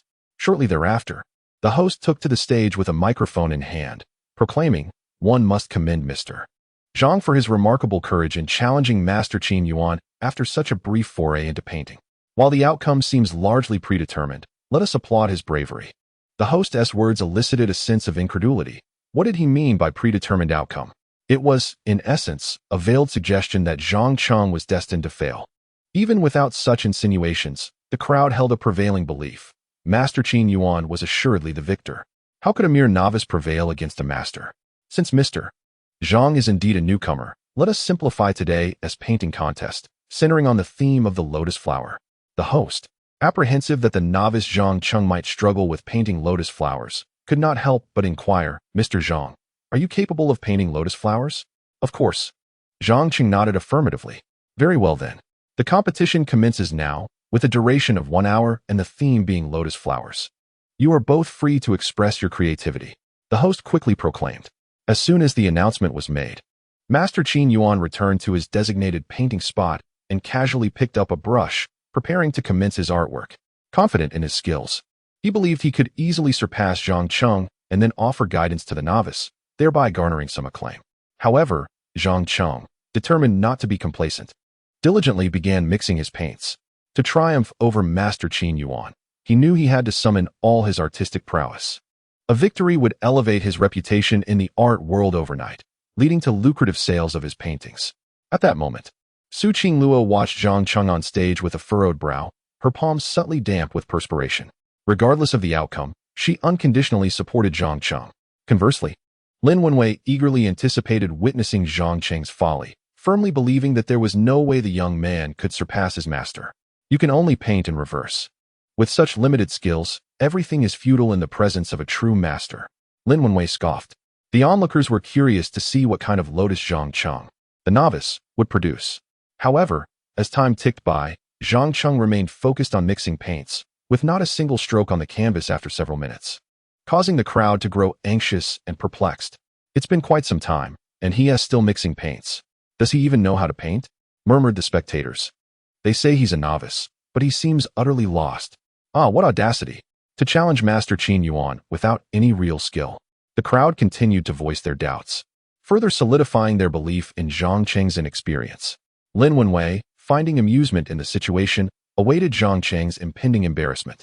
Fortunately, half an hour later, Zhang Cheng finally completed his paint mixing, and there was a reason for his prolonged preparation.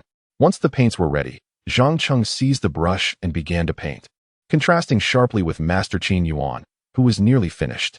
While Master Qin Yuan was close to completing his work, Zhang Cheng had only just started, an evident sign of his novice status. Is he here to entertain us? His pace is excruciatingly slow. The audience began to murmur again, but Zhang Cheng remained undeterred. Immersed in his painting, after mixing the colors, his painting speed accelerated significantly. This time, he painted in the conventional manner rather than in reverse. At the 50-minute mark, Master Qin Yuan completed his lotus flower painting, while Zhang Cheng had yet to finish. The crowd shook their heads in disappointment, believing that Zhang Cheng was beyond redemption. Yet they could understand, considering he was a novice and slow progress was to be expected. In the final 10 minutes, Zhang Cheng successfully completed his lotus painting. Time's up. The host, microphone in hand, returned to the center of the stage. Gentlemen, the time for your artworks has concluded.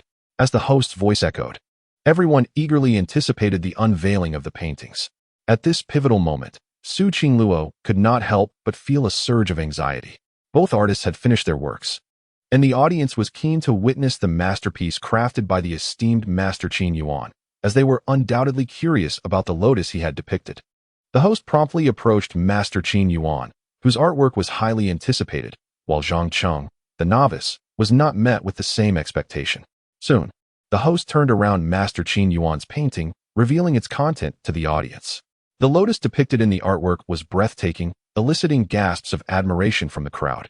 Truly, the master was deserving of his title. The West Lake's lotus blossoms were rendered with remarkable vitality, and every detail was exquisitely captured.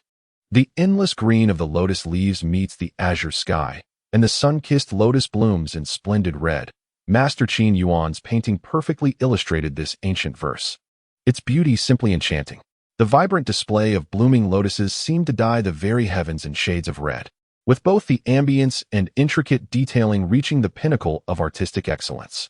The audience collectively nodded in approval, praising Master Qin Yuan's work.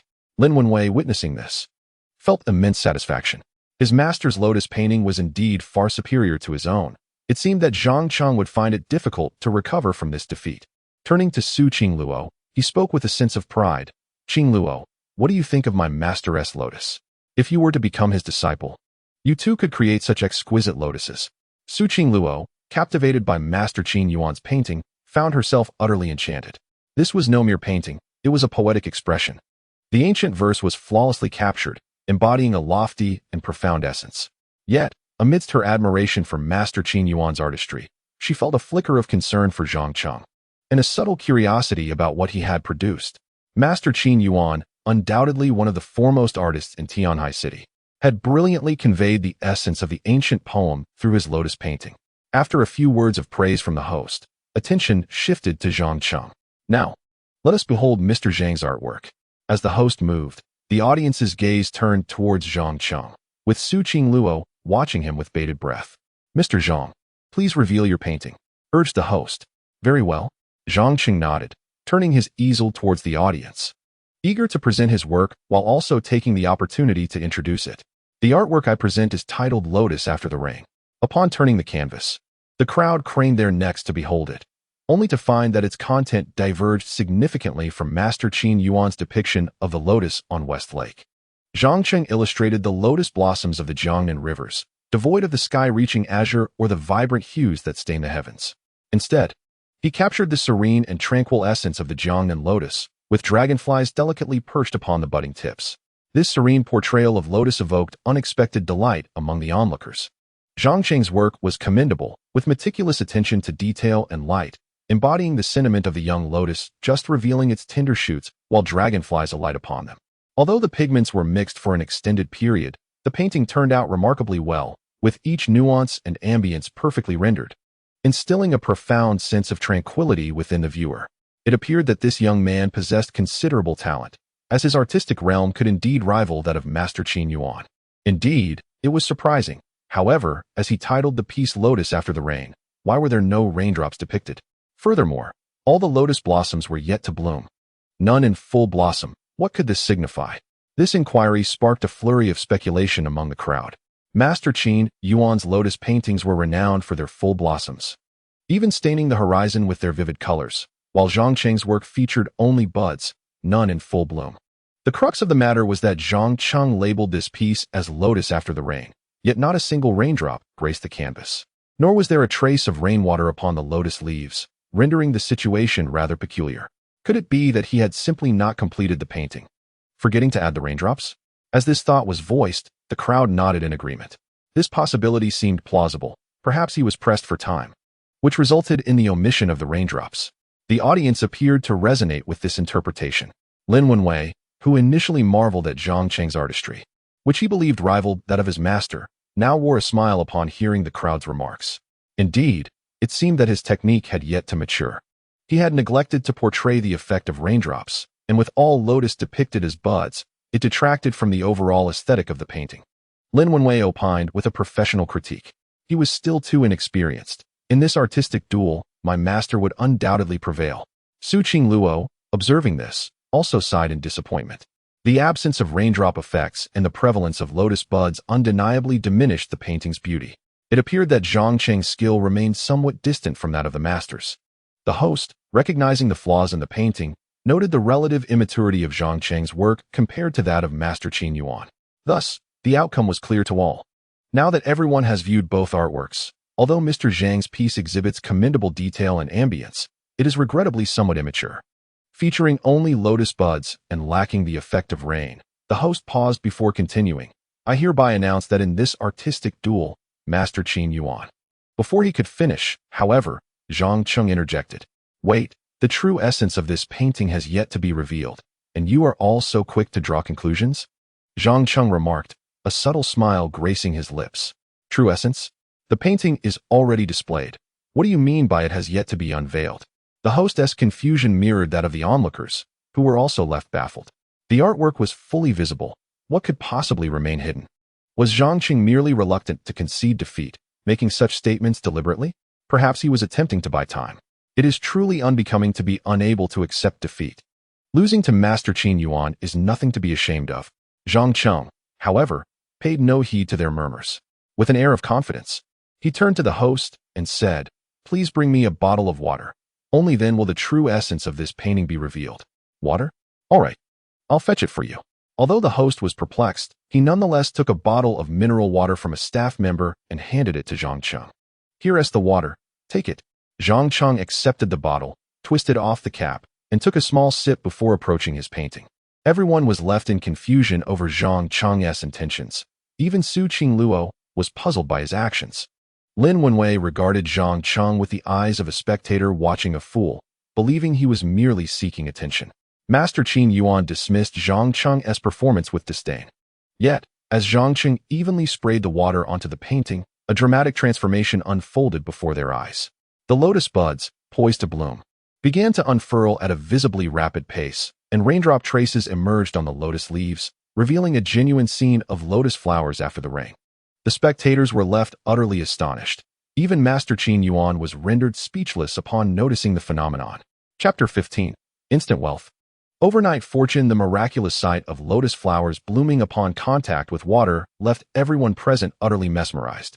In all their years, they had never witnessed such an extraordinary technique. It was simply astounding. How is this possible? How did he achieve this? The lotus flowers in the painting seemed to bloom in response to the water. A concept almost too incredible to fathom. My goodness, this artistry gives me chills. Utilizing the principle of pigment reacting to water, he dynamically simulated the blooming process. This skill is truly remarkable. Now I understand why he spent so long mixing the pigments. He was preparing the water-reactive colors. Truly impressive. Only now do I realize just how extraordinary Zhang Cheng is.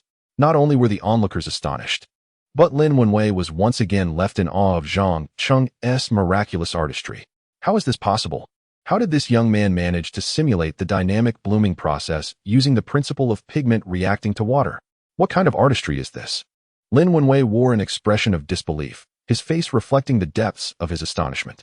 Even Master Qin Yuan was rendered speechless by Zhang Cheng's seemingly miraculous painting skills. The technique of blossoming upon contact with water, which he had only heard of in tales, was now vividly before his eyes, leaving him profoundly shaken. Although Master Qin was a top-tier artist in the painting realm, he could not replicate Zhang Cheng's extraordinary ability to depict the gradual blooming of flowers with water. He had no choice but to concede. This young man was truly remarkable, skillfully employing paint to simulate the blossoming process. A feat that even the most esteemed painters of the nation might struggle to achieve. Master Qin felt an overwhelming sense of admiration. At that moment, Su Qingluo was equally astonished by Zhang Cheng's remarkable artistry. She had never imagined that her troublesome younger brother possessed such incredible talent, capable of painting a lotus that bloomed upon contact with water. Her heart swelled with pride. He was astonishingly skilled, and it left everyone in awe. Su Qingluo's eyes sparkled with admiration as she gazed at Zhang Cheng on stage. The host, completely captivated by Zhang Cheng's divine painting technique, momentarily forgot to speak. Satisfied with the audience's reaction, Zhang Cheng smirked slightly and addressed the host, saying, "You may now announce the winner." Upon hearing Zhang Cheng's words, the host regained his composure. Looking at the painting titled Lotus After Rain, he recognized its vividness and unparalleled quality. It was evident that Zhang Cheng's skills surpassed those of Master Qin Yuan. Without waiting for the host to declare the results, Master Qin stepped to the center of the stage and proclaimed, "I concede. Truly, there are masters among the people." Young brother Zhang Cheng's ability to depict flowers blooming upon contact with water is the most impressive technique I have ever witnessed. I accept my defeat wholeheartedly. The new generation of artists in our nation's painting community brings hope. This declaration caused an uproar among the audience. The top artists of Tianhai City were astounded that a fledgling talent had bested Master Qin Yuan, igniting a flurry of discussion. My goodness, this unknown youth, Zhang Cheng, has actually defeated Master Qin Yuan. It's simply unbelievable. With this victory, Zhang Cheng was poised to make a name for himself. His technique of blossoming upon contact with water, now coupled with his win over Master Qin Yuan, would ensure that he was remembered in Tianhai City's artistic circles. Remarkably skilled and so young, he could be hailed as the youngest master painter in Tianhai City. The crowd buzzed with admiration for Zhang Cheng's extraordinary talent, marveling at his limitless potential. Among them, Lin Wenwei found it most difficult to accept. His idol, Master Qin, had lost to his rival, Zhang Cheng, a fact he struggled to endure. The situation was further exacerbated by Zhang Cheng's rise to fame, standing triumphantly on his master's shoulders, leaving Lin Wenwei visibly distressed. This little brat. His painting skills are surprisingly formidable. Lin Wenwei's eyes were filled with a sense of unwillingness. He had originally hoped to witness Zhang Cheng's embarrassment, yet instead, he found himself witnessing the moment of his rise to fame. Su Qingluo was the happiest among them, and then as if a thought struck her, she turned to Lin Wenwei and spoke. "Senior Lin, were you just asking if I wanted to become your master's disciple? Qingluo, have you decided to accept my master as your teacher?" Lin Wenwei asked, his heart swelling with joy at the thought that perhaps Su Qingluo had come to a realization. If that were the case, it would bring him some comfort, as it might allow him to draw closer to her. However, he never anticipated that Su Qingluo's next words would chill his heart further. "Thank you for your kind offer, Senior Lin, but your master is too weak. I want to learn painting from Zhang Cheng." Su Qingluo replied with a gentle smile. This statement pierced Lin Wenwei deeply. He had hoped to deepen his relationship with Su Qingluo, only to find that it instead brought her closer to Zhang Cheng. His expression darkened, and he felt an urge to vent his frustration. On stage, Zhang Cheng observed the crowd's admiration with a discreet nod. This was the effect he had desired. Only with fame could he sell his artwork at a higher price, which was precisely why he stood on that stage today. "Ladies and gentlemen, I would like to auction this piece titled Rainflower Lotus. If you are interested, feel free to place your bids, starting at 100,000. Zhang Cheng announced loudly. With so many art enthusiasts present, this was undoubtedly the optimal moment for an auction. As anticipated, the crowd was stirred. Zhang Cheng, so young, had created such a magnificent piece that blossomed like flowers in water, and its collectible value was undeniably high, especially after he had just triumphed over Master Qin Yuan, elevating his own reputation. "I bid 150,000. Someone called out immediately. "I bid 160,000. "I bid 170,000. The crowd was buzzing with bids, clearly impressed by Zhang Cheng, both for his skill and his newfound fame. The increments were modest, increasing by 10,000 each time. "I bid 400,000. Su Qingluo suddenly interjected from the crowd. This bid instantly doubled the price of Rainflower Lotus, causing everyone to gasp in surprise. Simultaneously, this price eliminated 90% of the bidders. Zhang Cheng, noticing Su Qingluo winking at him from the stage, quickly understood her intentions. "Impressive, this girl has potential. She knows how to help me raise the price," he thought, feeling a surge of gratitude for bringing Su Qingluo along. Her bid was remarkably effective, immediately doubling the auction price. Although the number of bidders had diminished, there were still those willing to compete. I bid 450,000. A corpulent man raised his hand and exclaimed loudly, I bid 500,000. On the periphery of the crowd, a tall middle-aged man with gold-rimmed glasses also raised his hand high. I bid 501,000. The corpulent man raised his hand once more. I bid 502,000.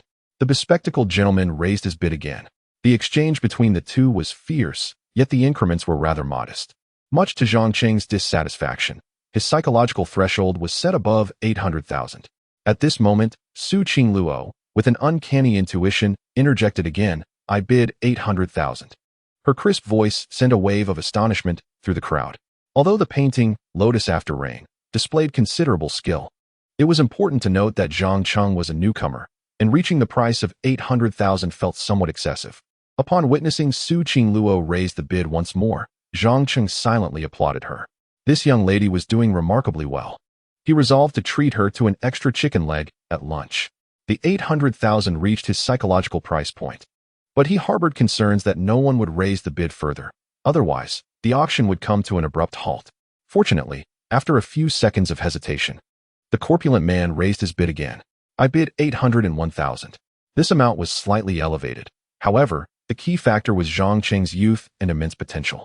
If he were to gain fame in the future, this painting would indeed be worth the price. However, the other middle-aged gentleman with gold-rimmed glasses chose not to bid any further. Instead, he shook his head in resignation. Seeing that no one else was willing to raise the bid, Zhang Cheng declared, Congratulations to that gentleman for acquiring my painting, Lotus After Rain, for 801,000. At that moment, Zhang Cheng felt a surge of joy. The corpulent businessman, having successfully acquired the painting, rushed eagerly to the stage to finalize the transaction. He was a well-known investor in Tianhai City, named Tang Chuan, renowned for his keen insight. His willingness to purchase Zhang Cheng's painting for 801,000 was a testament to his belief in Zhang Cheng's future. Upon reaching the stage, Tang Chuan immediately approached Zhang Cheng, extending his hand with a smile. Mr. Zhang, I have great faith in you. You are destined to become a titan in our nation's art world, he praised without reservation. Thank you for your kind words. I hope to reach that day. Zhang Cheng replied as he picked up a brush and inscribed his name on Lotus After Rain, before handing the painting over to Tang Chuan. This painting is yours now. Thank you, Mr. Zhang.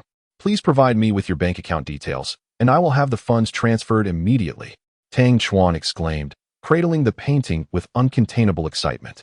Soon, Zhang Cheng sent his bank account information to Tang Chuan, who promptly instructed his finance team to transfer 801,000 to Zhang Cheng. Moments later, Zhang Cheng received a notification on his phone confirming the deposit of 801,000. As the funds were received, a system notification chimed in. Congratulations, host, for successfully selling the artwork for 801,000, earning a rebate of 810,000. As the system notification faded, Zhang Cheng received yet another message on his phone, announcing a bank deposit of 8,100,000, his rebate. Overwhelmed with joy, he realized he had amassed a total of 8,901,000. This time, he had struck it rich. Descending from the stage, Su Qingluo rushed over to him. Zhang Cheng, you are truly remarkable. You managed to create a piece that blooms upon contact with water. I admire you immensely, she exclaimed, her eyes shimmering with admiration and affection. You did splendidly as well, or else it wouldn't have fetched such a high price. Zhang Cheng softly complimented her in return. Had it not been for Su Qingluo's deliberate attempts to raise the price twice, the artwork might not have even sold for 801,000. Since I've assisted you so much today, you ought to treat me to lunch, Su Qingluo said playfully, a hint of coaxing in her tone. Of course. What would you like to eat? Feel free to order anything. Zhang Cheng expressed his gratitude for her earlier support, glancing at Lin Wenwei, who stood nearby with a rather grim expression. Lin, your master isn't all that impressive. A wager is a wager. Swiftly transfer the 100,000 to me, Zhang Cheng said with a smile, his spirits high. Upon hearing this, Su Qingluo chimed in. I can vouch for him. Lin, you mustn't go back on your word. Lin Wenwei felt his temper flare at their camaraderie. Rest assured, I won't default on my obligation.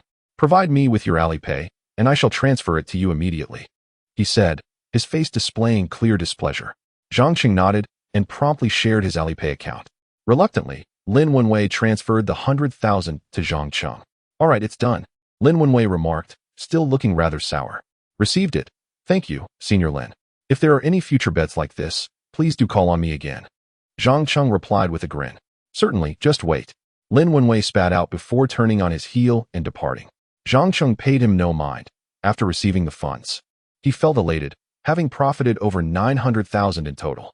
However, it seemed that his good fortune was merely beginning. The middle-aged man, adorned with gold-rimmed glasses, approached Zhang Cheng.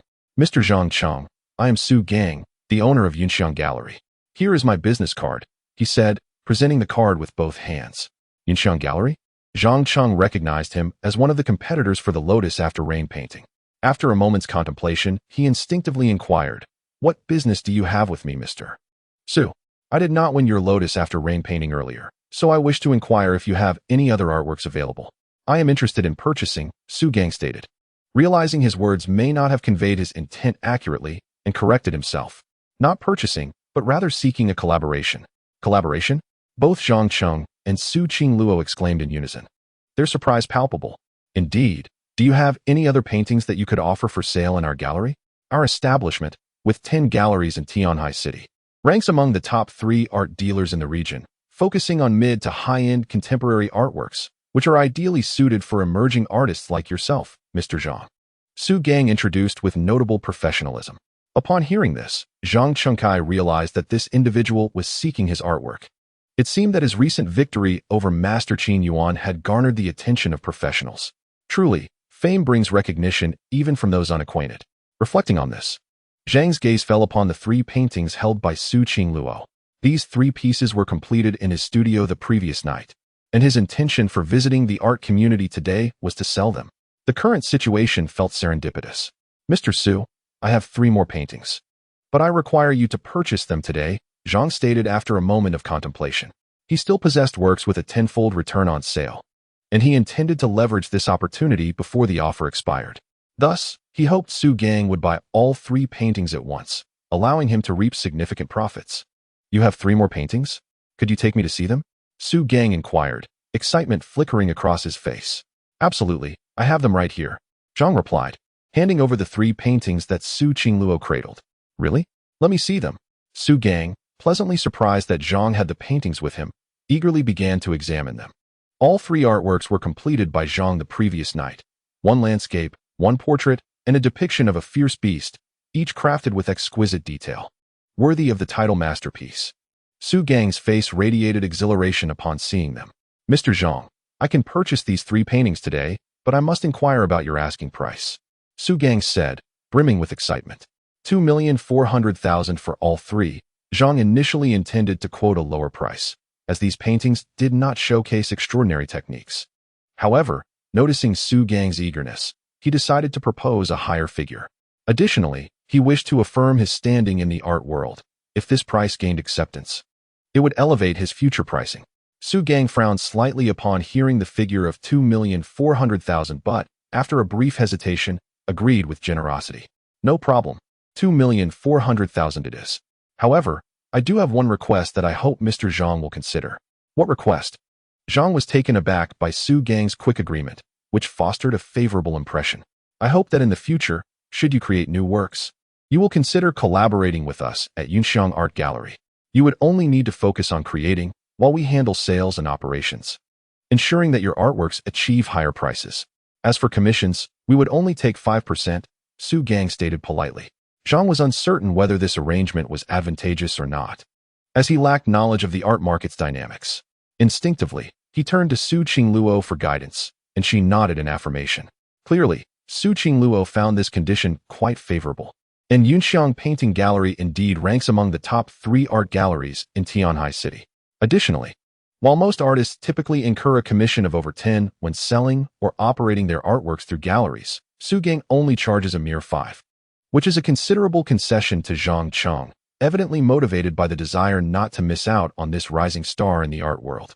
The current value of artworks is often significantly influenced by the marketing prowess of the operational team, particularly at auction houses. When a painting fetches over 100 million, it is largely due to the promotional efforts of the team rather than the intrinsic worth of the artwork itself.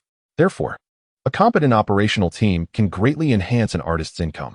All right, I will reach out to you when I have more paintings, Zhang Cheng declared, meticulously placing Su Gang's business card into his pocket. It appeared that he could indeed earn a substantial income through his art. Su Gang could not help but shake hands with Zhang Cheng, expressing his eagerness for future collaboration. After Zhang Cheng shared his bank account details, Su Gang promptly transferred $2.4 million to him. The moment the funds were credited, the system's voice echoed once more. Congratulations, host, for selling 3 paintings for $2.4 million, earning a rebate of $24 million. Upon receiving the bank notification on his phone, Zhang Cheng felt a surge of excitement. He had just earned an additional $26.4 million. This money was indeed easy to acquire, bringing him one step closer to his goal of marrying Su Yao. In this venture into the art market, Zhang Cheng had amassed over $35 million, marking his most profitable endeavor in recent days. With an additional $10 million remaining in his account, his liquid assets now totaled $45 million, categorizing him as a veritable millionaire. However, in Zhang Cheng's eyes, this sum was still woefully inadequate. The family business of Su Yao's lineage is valued at over $400 billion, and such a figure would hardly impress the Su family. To capture their attention, Zhang Cheng needed to elevate his fortune to at least $1 billion, if not more, to stand a chance in their eyes. With the wedding deadline approaching at the end of the year, Zhang Cheng silently resolved to achieve a net worth of $1 billion before then. He recognized the stark realities of society. After a decline in family fortune, he could rely solely on himself, without wealth or influence. Even with the promise of a prior engagement, he feared he would not gain the Su family's approval and might even face harsh humiliation and a broken engagement. Upon exiting the artistic district, Su Qingluo felt genuinely pleased for Zhang Cheng. Now that you have amassed such wealth, what do you plan to do? She inquired eagerly. Saving money to marry a wife, Zhang Cheng replied, half jokingly, half seriously. The truth was that all his efforts to earn this money were indeed for the purpose of marrying Su Yao. Saving money to marry a wife. Su Qingluo blinked, suddenly realizing that the wife Zhang Cheng referred to was none other than herself. Her cheeks suddenly flushed a vibrant crimson as she shyly remarked, "You're only a freshman and already thinking about saving money to marry a wife." Although Su Qingluo spoke with a teasing tone, her heart brimmed with joy. She had not anticipated that Zhang Cheng would begin contemplating saving for their future together so soon. This mischievous younger brother was simply adorable, and she couldn't help but feel an overwhelming affection for him. "Yes, I wish to provide her with the best, so I must start saving now," Zhang Cheng stated earnestly. His determination to work hard stemmed not solely from his desire to marry Su Yao, but from his longing to offer her the finest life possible.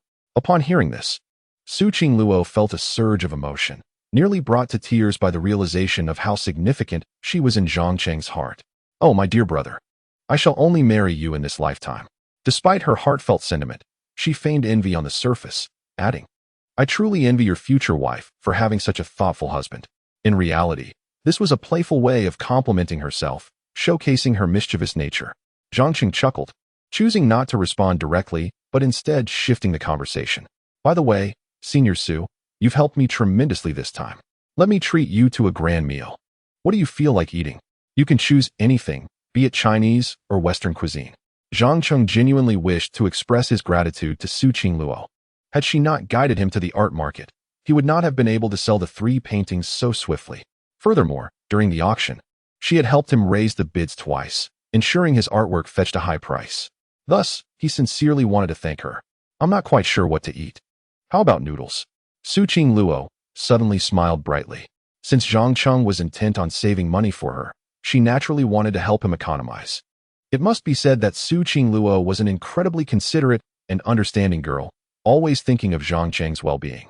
However, Zhang Cheng remained oblivious to her true intentions, solely focused on expressing his gratitude to this beautiful senior. "Noodles? Are you certain?" Zhang Cheng expressed mild surprise. He had not expected the stunning senior, who had assisted him so much, to simply desire a bowl of noodles. "All right, let's have noodles then." Su Qingluo nodded affirmatively. Zhang Cheng regarded her with a hint of curiosity, unable to decipher her thoughts. Nevertheless, Zhang Cheng had no intention of taking Su Qingluo for just noodles. He envisioned a more splendid venue. "Senior Su, let me take you to a hot pot restaurant." He recalled the hot pot establishment across from the school, which had recently undergone renovations and appeared to have reopened today. He was eager to see how Zhou Qing and the others were managing it. as this was the first restaurant he had invested in, and he was keenly interested in its success. Hot pot. That sounds delightful. Su Qingluo agreed upon hearing Zhang Cheng's decision. Soon, the two of them hopped into a taxi, not returning to school, but heading to the hot pot restaurant across the street. Indeed, in just 2 days, Zhou Qing had swiftly transformed the restaurant into a hot pot venue, showcasing remarkable efficiency. The name Shu Dlo stood out prominently, marking its grand opening on this very day. Due to the favorable reputation garnered previously, the business at the hot pot restaurant commenced remarkably well. Even now, while past noon, numerous patrons are awaiting their turn inside. To alleviate the impatience of those waiting, Zhou Qing has thoughtfully established a designated waiting area indoors, furnished with numerous tables and chairs, adorned with an array of complimentary snacks and various games to pass the time, including paper crane folding. Each completed crane provides a discount of 50 cents, showcasing her exceptional consideration and attentiveness. While they await their turn, dedicated staff members graciously serve tea and refreshments, all complimentary. Additionally, there are staff members offering free manicures to the waiting ladies. This comprehensive service package has resulted in patrons, both ladies and gentlemen, showing no inclination to leave, as the waiting experience is exceedingly accommodating, with food and drinks provided. Alongside the opportunity for manicures, all at no cost, it is undeniable that Zhou Qing has elevated service to an extraordinary level. Zhang Cheng observed this and silently nodded in satisfaction. His investment in Zhou Qing's establishment stemmed from the uniqueness of their service. Su Qingluo, upon entering and witnessing the transformation into a hot pot restaurant, was taken aback. After just 2 days away, she was astonished to discover that the favored dining spot had metamorphosed into a hot pot venue. Her face was filled with surprise. Yet upon experiencing the attentive service, she felt delighted. Notably, since the transition to a hot pot restaurant, the service and decor have been revitalized, and the addition of free manicures was a delightful surprise. While seated in the waiting area, Su Qingluo suddenly noticed the complimentary manicure service, her eyes sparkling with excitement. What girl doesn't love beauty? Manicures are indeed a favored pastime for many, and Su Qingluo is no exception. It must be the proprietress's strategic shift. Zhang Cheng remarked casually. Is that so? The transformation seems beneficial. I heard the previous chefs had all left, and now that they are a hot pot restaurant, they require no chefs. The proprietress is quite astute, Su Qingluo praised earnestly. In truth, this idea originated from Zhang Cheng. So Su Qingluo's admiration for the proprietress was inadvertently a compliment to him. The assistant manager, Feng Man, spotted Zhang Cheng from a distance and intended to greet him, only to be subtly deterred by his gaze. He was there merely to experience the ambience of the newly transformed hot pot restaurant, without the desire for any special treatment. However, Su Qingluo's presence attracted considerable attention from the crowd, particularly the gentlemen present. Dressed in Balenciaga black stockings and a short skirt, her sophisticated appearance utterly captivated them. Seated beside Su Qingluo, Zhang Cheng felt the envious and admiring gazes directed at him. He was already accustomed to such jealousy from the other males.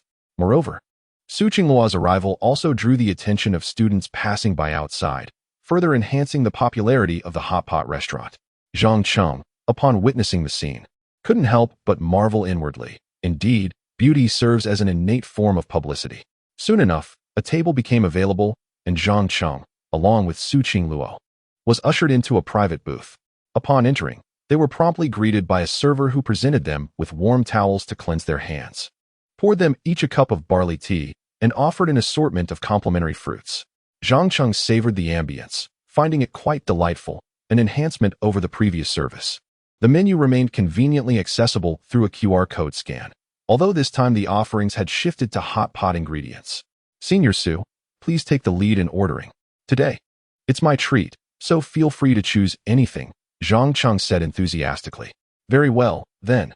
I shall indulge, Su Qingluo replied, scanning the QR code at the edge of the table and beginning to select her hot pot ingredients. The prices for these ingredients were slightly elevated compared to an average hot pot establishment, yet the freshness and quality were evidently superior, each item meticulously chosen. After selecting a few items, Su Qingluo refrained from adding more. Have you finished so quickly? Aren't you going to choose a few more? Zhang Cheng inquired, somewhat taken aback. I'm on a diet lately, so I must watch my intake, Su Qingluo offered as an excuse, though her true intention was to save Zhang Cheng some money. Considering he was diligently saving for their future together, let us enjoy what we have for now, We can always order more if needed. Zhang Cheng, assuming that all young women are concerned with beauty and weight, thought little of it. Before long, the hot pot ingredients arrived, and the two commenced their meal.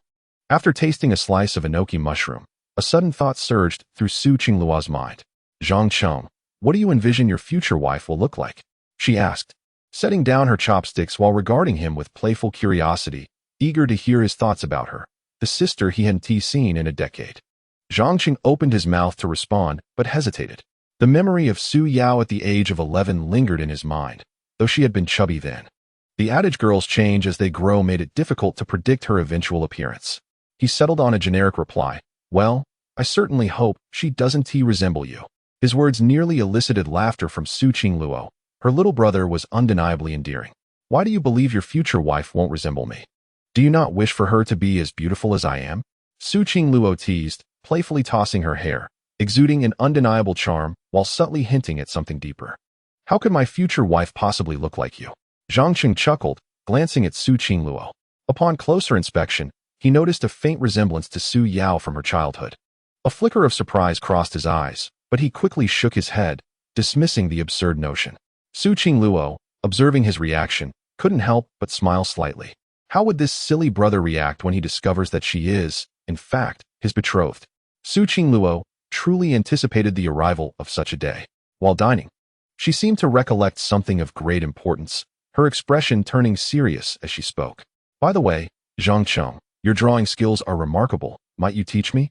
Her earnestness about learning to draw was palpable. Since childhood, she had harbored a passion for art, yet her father insisted that painting was of little utility, urging her instead to pursue foreign languages and business studies to better support the family enterprise. Consequently, Su Qingluo had never received formal training in drawing, relying solely on her enthusiasm to reach her current level. Moreover, her desire for Zhang Cheng to instruct her stemmed from a more personal motive. It would afford her additional opportunities to spend time with him. It was a scenario that promised to yield benefits on two fronts. Before Zhang Cheng could respond, the system's voice resonated once more. Ding! The perfect wealthy system has triggered a task. Option 1. Agree to teach Su Qingluo how to draw. Reward: master-level painting appraisal ability and a rebate of 1 million for appraising artworks. Option 2. Decline Su Qingluo's request. Reward: lose 1 testicle. Zhang Cheng was at a loss for words, exasperated that the system was once again compelling him to make a choice. Losing a testicle would render him half a eunuch. It might even impede his ability to procreate. Was it too much to ask for a more reasonable option? After mentally cursing the system countless times, he finally composed himself and addressed Su Qingluo. Of course, if you wish to learn, I will gladly teach you. Having made his decision, the system's voice chimed in again. Ding! Congratulations to the host for making a choice. Reward: master-level painting appraisal ability and a rebate of 1 million for verifying the authenticity of artworks, limited to 2 times. With the conclusion of the system's announcement, Zhang Cheng felt an influx of knowledge regarding the authentication of renowned paintings. In an instant, he became an expert in art appraisal. This skill was promising. He could earn a handsome profit by verifying the authenticity of paintings in the market, perhaps even turning a greater profit from antique artworks than from his own creations. The rebate of 1 million for authenticity verification, though limited to 2 uses, was still quite advantageous. Zhang Cheng was thoroughly satisfied with this newfound ability, as it provided him with another avenue for income. Upon hearing that Zhang Cheng agreed to teach her, Su Qingluo's heart leapt with joy. That's splendid. It's settled then. You mustn't go back on your word. Tomorrow is Sunday. Let's meet at the Painting Society. Her face radiated happiness. Not only would she have the chance to spend time alone with Zhang Cheng, but she would also learn the art of painting, truly a perfect scenario. If something unexpected were to occur between them, it would be even better. As she pondered this, a faint blush crept across her cheeks. All right, just send me a message on WeChat when the time comes. Zhang Cheng, however, did not overthink it. He would have agreed to Su Qingluo's request even without the system's prompting. After all, she had genuinely assisted him greatly that day. Moreover, his visit to the Art Society would provide him the opportunity to create several more paintings, which he could later sell through Su Gang. Although the prospect of a tenfold return was no longer viable, his current reputation would still enable him to fetch a considerable sum. Su Qingluo felt a profound sense of joy, sensing that her relationship with Zhang Cheng had drawn a little closer. Yet, she felt it was still insufficiently intimate. prompting her to propose. Zhang Cheng, in celebration of your newfound fame and fortune, let us indulge in some wine. Wine? Do you drink? Zhang Cheng inquired with a smile. Of course. I can manage an entire bottle of red wine. Su Qingluo retorted with defiance. In truth, she was not particularly skilled at drinking. She had merely absorbed this notion from a male influencer, believing that consuming alcohol could bridge the gap between her and the male species. Very well. I shall order a bottle of red wine. Zhang Cheng responded, scanning a QR code with his phone to place the order. Before long, the waiter arrived with the wine. Having already uncorked it for them, the wine has arrived. Allow me to pour for you this time. Zhang Cheng, eager to avoid a repeat of the chaotic beverage spill from a few days prior, was quick to pour for Su Qingluo. All right, but do pour a bit more. She remarked, half-heartedly. Red wine can be potent. Perhaps it would be wise to limit your intake. Zhang Cheng cautiously filled her glass only halfway, wary of her inebriation. Having never consumed alcohol before, this was indeed a first for Su Qingluo.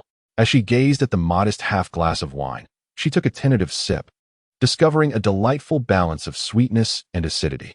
This is rather enjoyable, she declared, and without hesitation, she drained the remaining wine in one swift motion, leaving Zhang Cheng momentarily astounded. Su Xuejia, how could you finish it all in one go? He exclaimed. Not to worry, my tolerance is quite impressive. Su Qingluo replied, though her cheeks soon flushed a rosy hue, and her head began to spin. Before long, she slumped onto the chair in a rather ungraceful position. Zhang Cheng, observing this, could only shake his head in bemusement. With your supposed tolerance, you've already succumbed after just one glass. Unable to restrain himself, he took a sip of wine and approached her to offer support. As he attempted to lay her back in the chair, to his surprise, she wrapped her arms around his neck, her gaze slightly dazed yet captivating. Su Xuejia, let me help you recline for a moment. Zhang Cheng awkwardly clarified. Little did he know, the tipsy Su Qingluo was losing her rationality. As she gazed upon Zhang Cheng's handsome visage, her face grew even warmer, and her breath quickened. You are quite charming, little brother, she exclaimed, and before he could react, she leaned in and kissed him. At that moment of contact, Zhang Cheng found himself utterly bewildered. Chapter 17. Once again defiled by the senior, Zhang Cheng stood there, utterly bewildered, his mind consumed by a singular thought. My heavens! I was unexpectedly kissed passionately by Senior Su. This marked the second occasion he found himself entwined with Su Qingluo, leaving him feeling sullied and on the verge of tears. However, as reality set in, Zhang Cheng swiftly pushed Su Qingluo away. Senior Su, wake up! He hurriedly wiped the lingering traces of lipstick from his mouth, filled with regret. Had he known Su Qingluo would succumb to intoxication after just one drink, he would have abstained from ordering red wine. Otherwise, he would not have been subjected to such an audacious kiss from her, especially as this was not their first encounter of this nature. Zhang Cheng had intended to reserve his first kiss for his fiancée, Su Yao, yet here he was, repeatedly having it taken by Su Qingluo. Observing the inebriated Su Qingluo, Zhang Cheng felt a mix of anger and helplessness. Had she been sober, he might have confronted her, but in her current state, it was evident that she was unaware of her actions, rendering any scolding futile. With a sigh, Zhang Cheng lifted Su Qingluo once more, laying her gently on the seat. As she reclined, her graceful curves were fully revealed, particularly her legs encased in black stockings from Balenciaga, which were quite captivating. In another man's eyes, this moment might have presented an opportunity to take advantage of her vulnerable state. However, Zhang Cheng harbored no such intentions. Truly, it was astonishing that she could not handle her liquor, leading to the loss of his first kiss. Zhang Cheng, somewhat at a loss for words, nonetheless requested a light blanket from the waiter, carefully draping it over Su Qingluo. He also ordered a bowl of hangover soup. After considerable effort, he managed to coax Su Qingluo into consuming the soup. Once he had completed these tasks, Zhang Cheng finally returned to his own seat. At last, he could enjoy the hot pot in peace. Earlier, he had been preoccupied with Su Qingluo and had scarcely tasted any food. But now he could indulge in the feast without concern. After sipping the hangover soup, Su Qingluo gradually regained her senses. After a brief slumber of about 10 minutes, she finally awoke. Why am I lying here? Wasn't I just drinking? Su Qingluo rubbed her head, still feeling slightly dizzy, yet significantly improved. You're awake, Zhang Cheng remarked, nonchalantly grabbing a piece of green vegetable from the hot pot with his chopsticks and popping it into his mouth. Zhang Cheng, did I really pass out just now? Su Qingluo sat up, appearing much more alert. Indeed, Didn't you claim you could handle an entire bottle of red wine? How is it that you succumbed after just half a glass? Zhang Qing teased with a smile. That's because I was not feeling well today, Su Qingluo replied, her cheeks flushing, before recalling something and asking, when I was drunk, did I do anything outrageous? Vaguely, she remembered being captivated by how handsome her younger brother looked, unable to resist kissing him, and felt the moist, smooth sensation of his lips. Yet, it seemed she had been pushed away afterward. What do you think? Zhang Cheng replied with a hint of exasperation. The audacity to kiss him so boldly infuriated Zhang Cheng. Had it not been for the fact that Su Qingluo was inebriated, she would certainly have faced his wrath. Upon witnessing the anger etched on Zhang Cheng's face, Su Qingluo seemed to grasp something profound, and her cheeks flushed a deeper shade of crimson. It dawned on her that she had indeed kissed her troublesome younger brother. A flicker of delight surged within her, and she instinctively licked her delicate lips, savoring the lingering taste of Zhang Cheng. Surprisingly, Su Qingluo felt no remorse. Instead, she reveled in the assertiveness that intoxication had bestowed upon her, allowing her to do what she had longed to do but never dared. After their hot pot meal, Zhang Cheng escorted Su Qingluo back to her dormitory. The moment she returned, she clutched her phone and sent him a message. Stinky brother, I've made it back to the dorm. Thank you for treating me to hot pot today. Her words carried a playful charm. It is I who should be thanking you.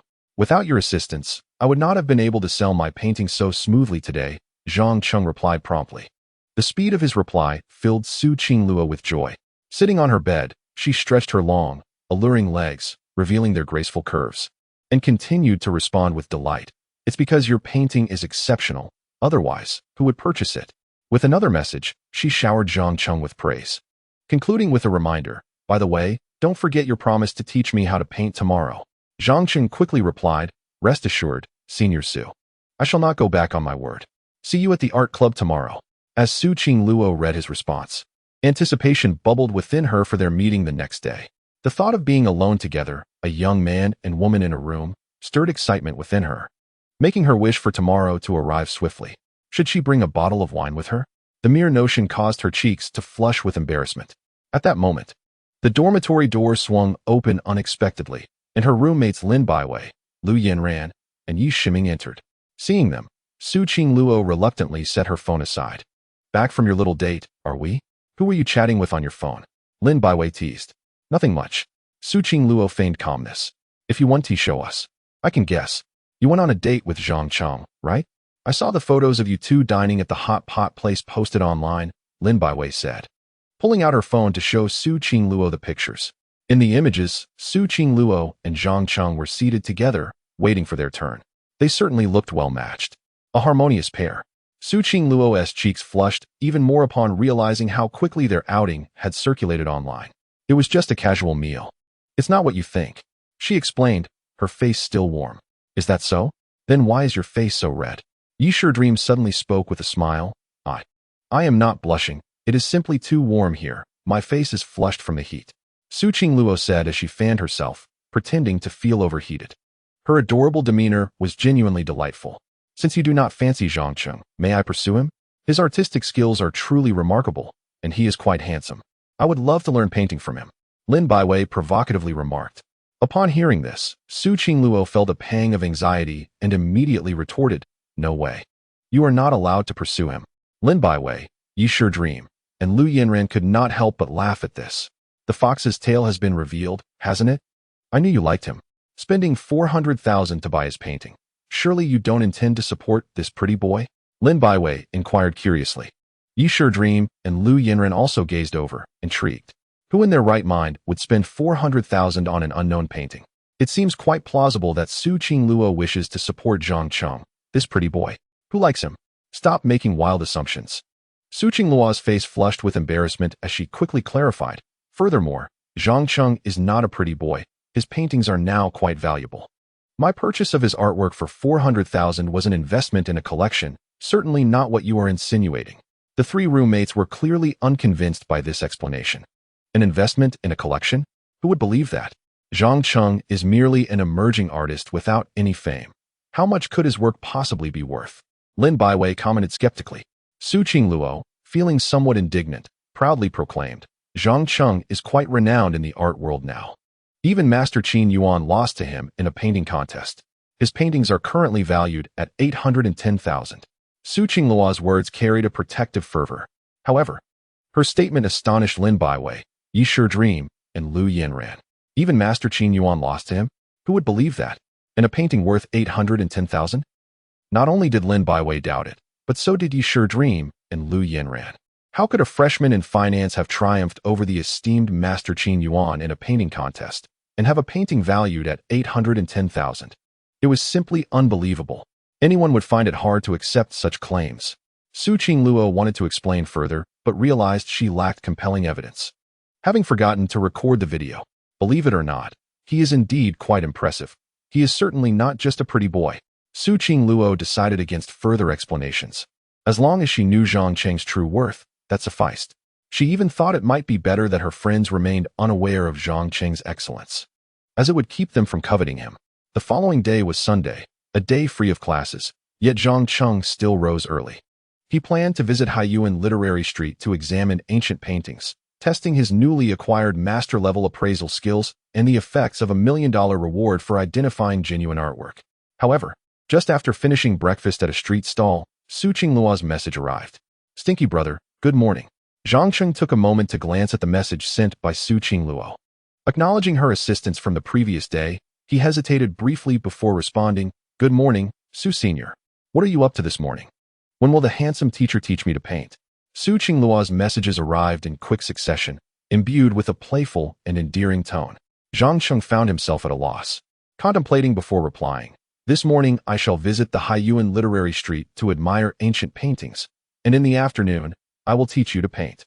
After all, he had promised Su Qingluo, and it would be inconsiderate to let her down. "You're going to Haiyuan Literary Street to see ancient paintings? Wait for me. I need to go there too. Let us go together." Su Qingluo replied promptly. Zhang Cheng was taken aback by her intention to join him, initially contemplating a refusal. Yet, considering her previous assistance, he couldn't bring himself to decline, responding, "I'll be at the school gate, waiting for you for just 5 minutes." "All right, I'll be there shortly," Su Qingluo replied before promptly emerging from her cozy bed. Indeed, it was around 8 in the morning, and she had still been nestled under the covers. However, upon receiving Zhang Cheng's message, she sprang into action. After a hasty wash, she donned a white dress. Even skipping her makeup in her rush, opting for a bare face, and breakfast was entirely off the table. Yet, despite her hurried preparations, she exceeded their 5-minute agreement. "Oh no, it's already 10 minutes past. Zhang Cheng must have left." Su Qingluo hurriedly sprinted toward the school gate. Upon arriving, breathless and flustered, she found no sign of Zhang Cheng, and a wave of disappointment washed over her. He has indeed left. The glimmer of dismay was evident in her eyes when suddenly, a familiar voice called out from behind her. "You rushed out so quickly. You haven't had breakfast, have you? I brought you something." Hearing this voice brought a spark of joy to Su Qingluo's heart. She turned to see Zhang Cheng, who, despite exceeding their agreed time, had not departed but rather waited for her, even bringing her favorite breakfast. This scene moved her deeply, evoking memories of her childhood. Back then, although she was a year older than Zhang Cheng, her clingy nature made her resemble a younger sister trailing behind him. Occasionally, Zhang Cheng would express annoyance, playfully telling her to keep her distance, yet he would always allow her to accompany him. The resemblance of the current moment to those childhood days was striking. "Su Senior, what are you gazing at? Would you like to eat breakfast?" Zhang Cheng noticed Su Qingluo lost in thought and waved his hand in front of her eyes. "Yes, I'd love to. Thank you, my dear little brother." Su Qingluo snapped back to reality, nodding eagerly as she accepted the breakfast from Zhang Cheng's hands. An egg pancake and soy milk, her favorites. Her dear little brother remained unchanged, still the same as ever. However, upon hearing Su Qingluo refer to him as my dear little brother, Zhang Cheng couldn't help but furrow his brow slightly. Zhang Cheng was not fond of being called stinky little brother by others, for that title was exclusively reserved for his fiancée Su Yao. "Su, you may simply call me Zhang Cheng or Junior from now on. Referring to me as stinky little brother may lead to misunderstandings, making it seem as though we are siblings." Zhang Cheng expressed delicately. "No, I insist on calling you stinky little brother," Su Qingluo replied playfully, her hint finally bearing some fruit. Observing her playful insistence, Zhang Cheng felt a mix of exasperation and amusement. He decided to let it go, reasoning that a gentleman should not engage in quarrels with a lady. Whatever name Su Qingluo chose to call him was beyond his control. After all, he couldn't very well silence her. Very well, do as you please, he sighed, conceding defeat. Before long, Zhang Cheng summoned a ride via his mobile phone, and the duo set off once more towards Haiyuan Literary Street. This time, their purpose was not to sell paintings, but to admire ancient artworks. Half an hour later, Zhang Cheng and Su Qingluo arrived again at Haiyuan Literary Street. Having visited before, Zhang Cheng possessed a slightly deeper understanding of the area, though he still lacked Su Qingluo's comprehensive knowledge. The ancient paintings were located in the middle section of the street, where numerous artworks and collectibles from around the globe were traded daily. However, the prevalence of high-quality replicas and forgeries was also considerable. Thus, one needed to be discerning to profit here. Su Qingluo repeatedly reminded him with earnest concern. I understand. I will keep my eyes peeled. Zhang Cheng nodded affirmatively and continued onward. Upon reaching the central section of the street, he was indeed met with a multitude of shops dedicated to the trade of ancient paintings, at least dozens upon dozens of them. Su, which shop is the largest for trading ancient paintings? Zhang Cheng inquired, realizing that if he were to inspect each shop, it would likely take him an entire day. He wished to choose the largest establishment for a thorough examination. Su Qingluo tilted her head in thought before pointing to a shop not far ahead. The largest shop for trading ancient paintings is undoubtedly Fontaine Ancient Paintings. It boasts works from renowned artists of various dynasties, and many affluent individuals frequent this establishment for their transactions. All right, let us proceed to that shop, Zhang Cheng declared, striding toward it. However, Su Qingluo, trailing behind, expressed her concern. But that shop has many replicas and forgeries as well. Are you certain you wish to go there? I would hate for you to be deceived. She knew that Zhang Cheng had made a considerable profit from selling paintings the previous day and was worried he might fall victim to fraud. Do not worry. No one can deceive me, Zhang Cheng replied with a slight smirk, then stepped confidently into Fontaine Ancient Paintings. Upon entering, Zhang Cheng discovered that the establishment was indeed quite professional and spacious, divided into 3 sections, A, B, and C, each corresponding to different values of ancient paintings. As it was his first visit, Zhang Cheng felt somewhat out of place, while Su Qingluo appeared quite familiar with the surroundings, offering timely insights to Zhang Cheng. Zone C represents the lowest tier of paintings, predominantly comprised of forgeries and replicas, with transaction prices generally falling below 5,000. These artworks are primarily acquired for decorative purposes, lacking substantial collectible value.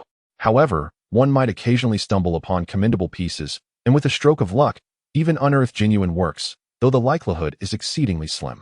Zhang Cheng nodded in acknowledgement as Su Qingluo continued her exposition, gesturing towards the central hall. Zone B, she elucidated, encompasses mid-tier paintings. Most of the ancient artworks in this section are high-quality replicas, yet authentic pieces do exist, with a significantly higher probability than in Zone C, albeit still requiring a discerning eye. The typical transaction prices here range from 10,000 to 100,000. Zhang Cheng was taken aback by Su Qingluo's extensive knowledge of the venue. It appeared that bringing her along was indeed a prudent decision. As for Zone A, it represents the highest echelon of paintings, where authentic works and replicas are evenly matched, with transaction prices usually exceeding 100,000. However, profiting in this arena demands a keen eye, as many seasoned collectors have faltered here, as Su Qingluo reiterated. Zhang Cheng nodded again, his gaze casually sweeping the surroundings. He noticed a considerable number of individuals engaged in transactions of ancient artworks, among whom was someone he recognized. Isn't that Boss Su Gang? He remarked.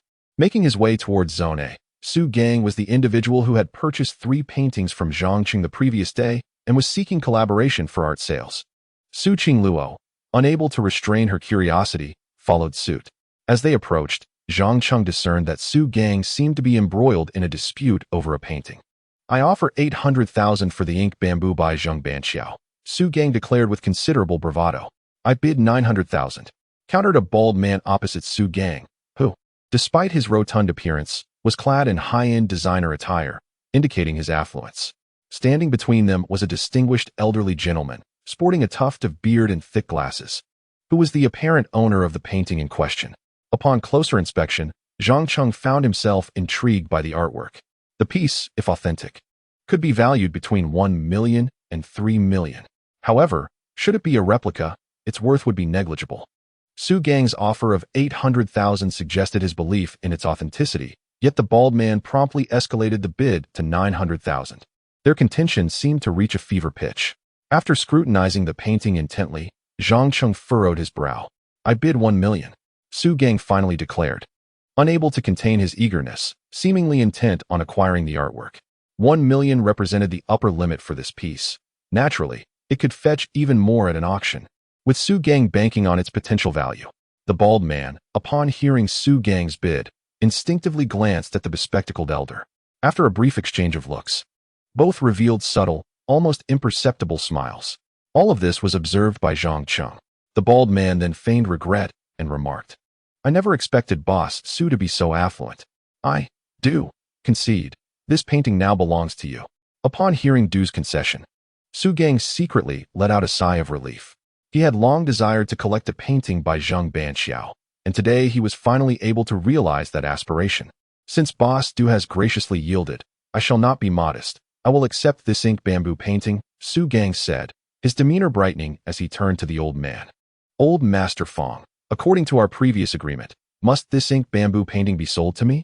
The so-called Old Master Fong was a renowned painting appraisal master in Tianhai City, whose full name was Fong Fu. His accuracy in authenticating ancient paintings exceeded 70%, so upon hearing that the painting was Fong Fu's, Su Gang instinctively believed it to be genuine. Of course, as an ancient painting collector, Su Gang possessed some knowledge of art appraisal himself. After scrutinizing the piece multiple times and confirming it to be an authentic work by Zhang Banxiao, he boldly entered a bid of 1 million. Since you have won the bidding, this ink bamboo by Zhang Banxiao is now yours, Fong Fu said with a cordial expression.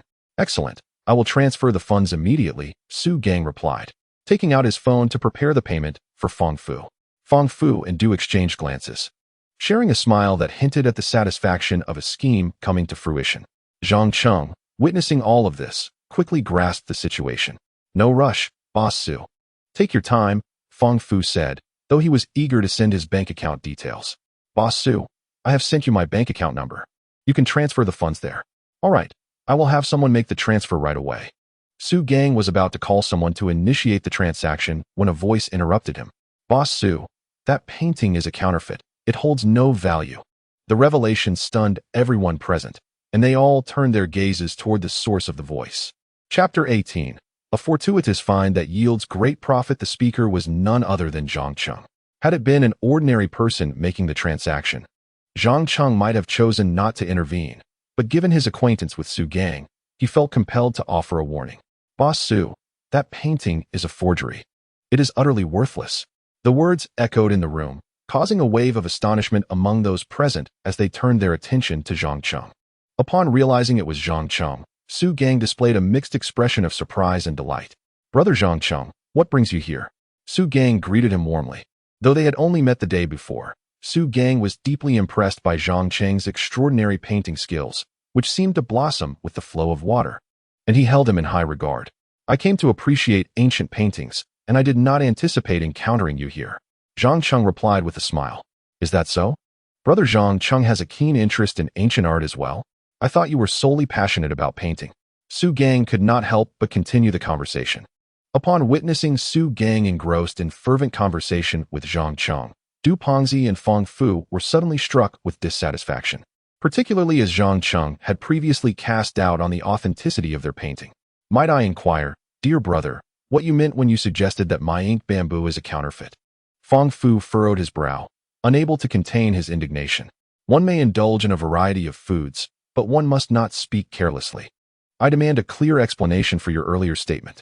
Du Pongzi interjected, equally incensed. It seemed as if the two were in collusion, their skepticism synchronized.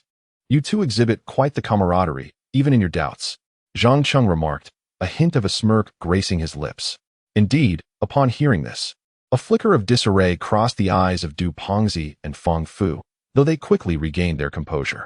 Fong Fu, with a stern tone, retorted, You have already declared my painting a counterfeit. Am I not permitted to question you in return? Su Gang, unable to suppress his curiosity, interjected, Zhang Cheng. This ink bamboo is a piece from Master Fong Fu's collection, a renowned connoisseur of art in our Tianhai city, who has personally authenticated it. It is implausible that it could be a forgery, and I have personally seen it. This work indeed bears the hand of Zhang Banxiao. Are you certain that this painting is a counterfeit? Although Su Gang recognized Zhang Cheng's exceptional artistic talent, he understood that the realms of painting and art appraisal are distinct. Being adept in one does not guarantee proficiency in the other. Zhang Cheng, however, remained unfazed. This ink bamboo by Zheng Banxiao is undoubtedly a forgery, there can be no doubt. He asserted confidently. Oh, pray tell, what makes you assert that this ink bamboo is a counterfeit? Fang Fu's gaze turned piercing. Indeed, do enlighten us, if you cannot substantiate your claims. Begone. Du Ponzi hastily added, his impatience palpable. As the prospect of a favorable outcome loomed, the unexpected emergence of Zhang Cheng incited their ire. Zhang Cheng, with a slight smile, leisurely approached the ink bamboo and instinctively felt the texture of the paper. Upon confirming his suspicions, he calmly articulated.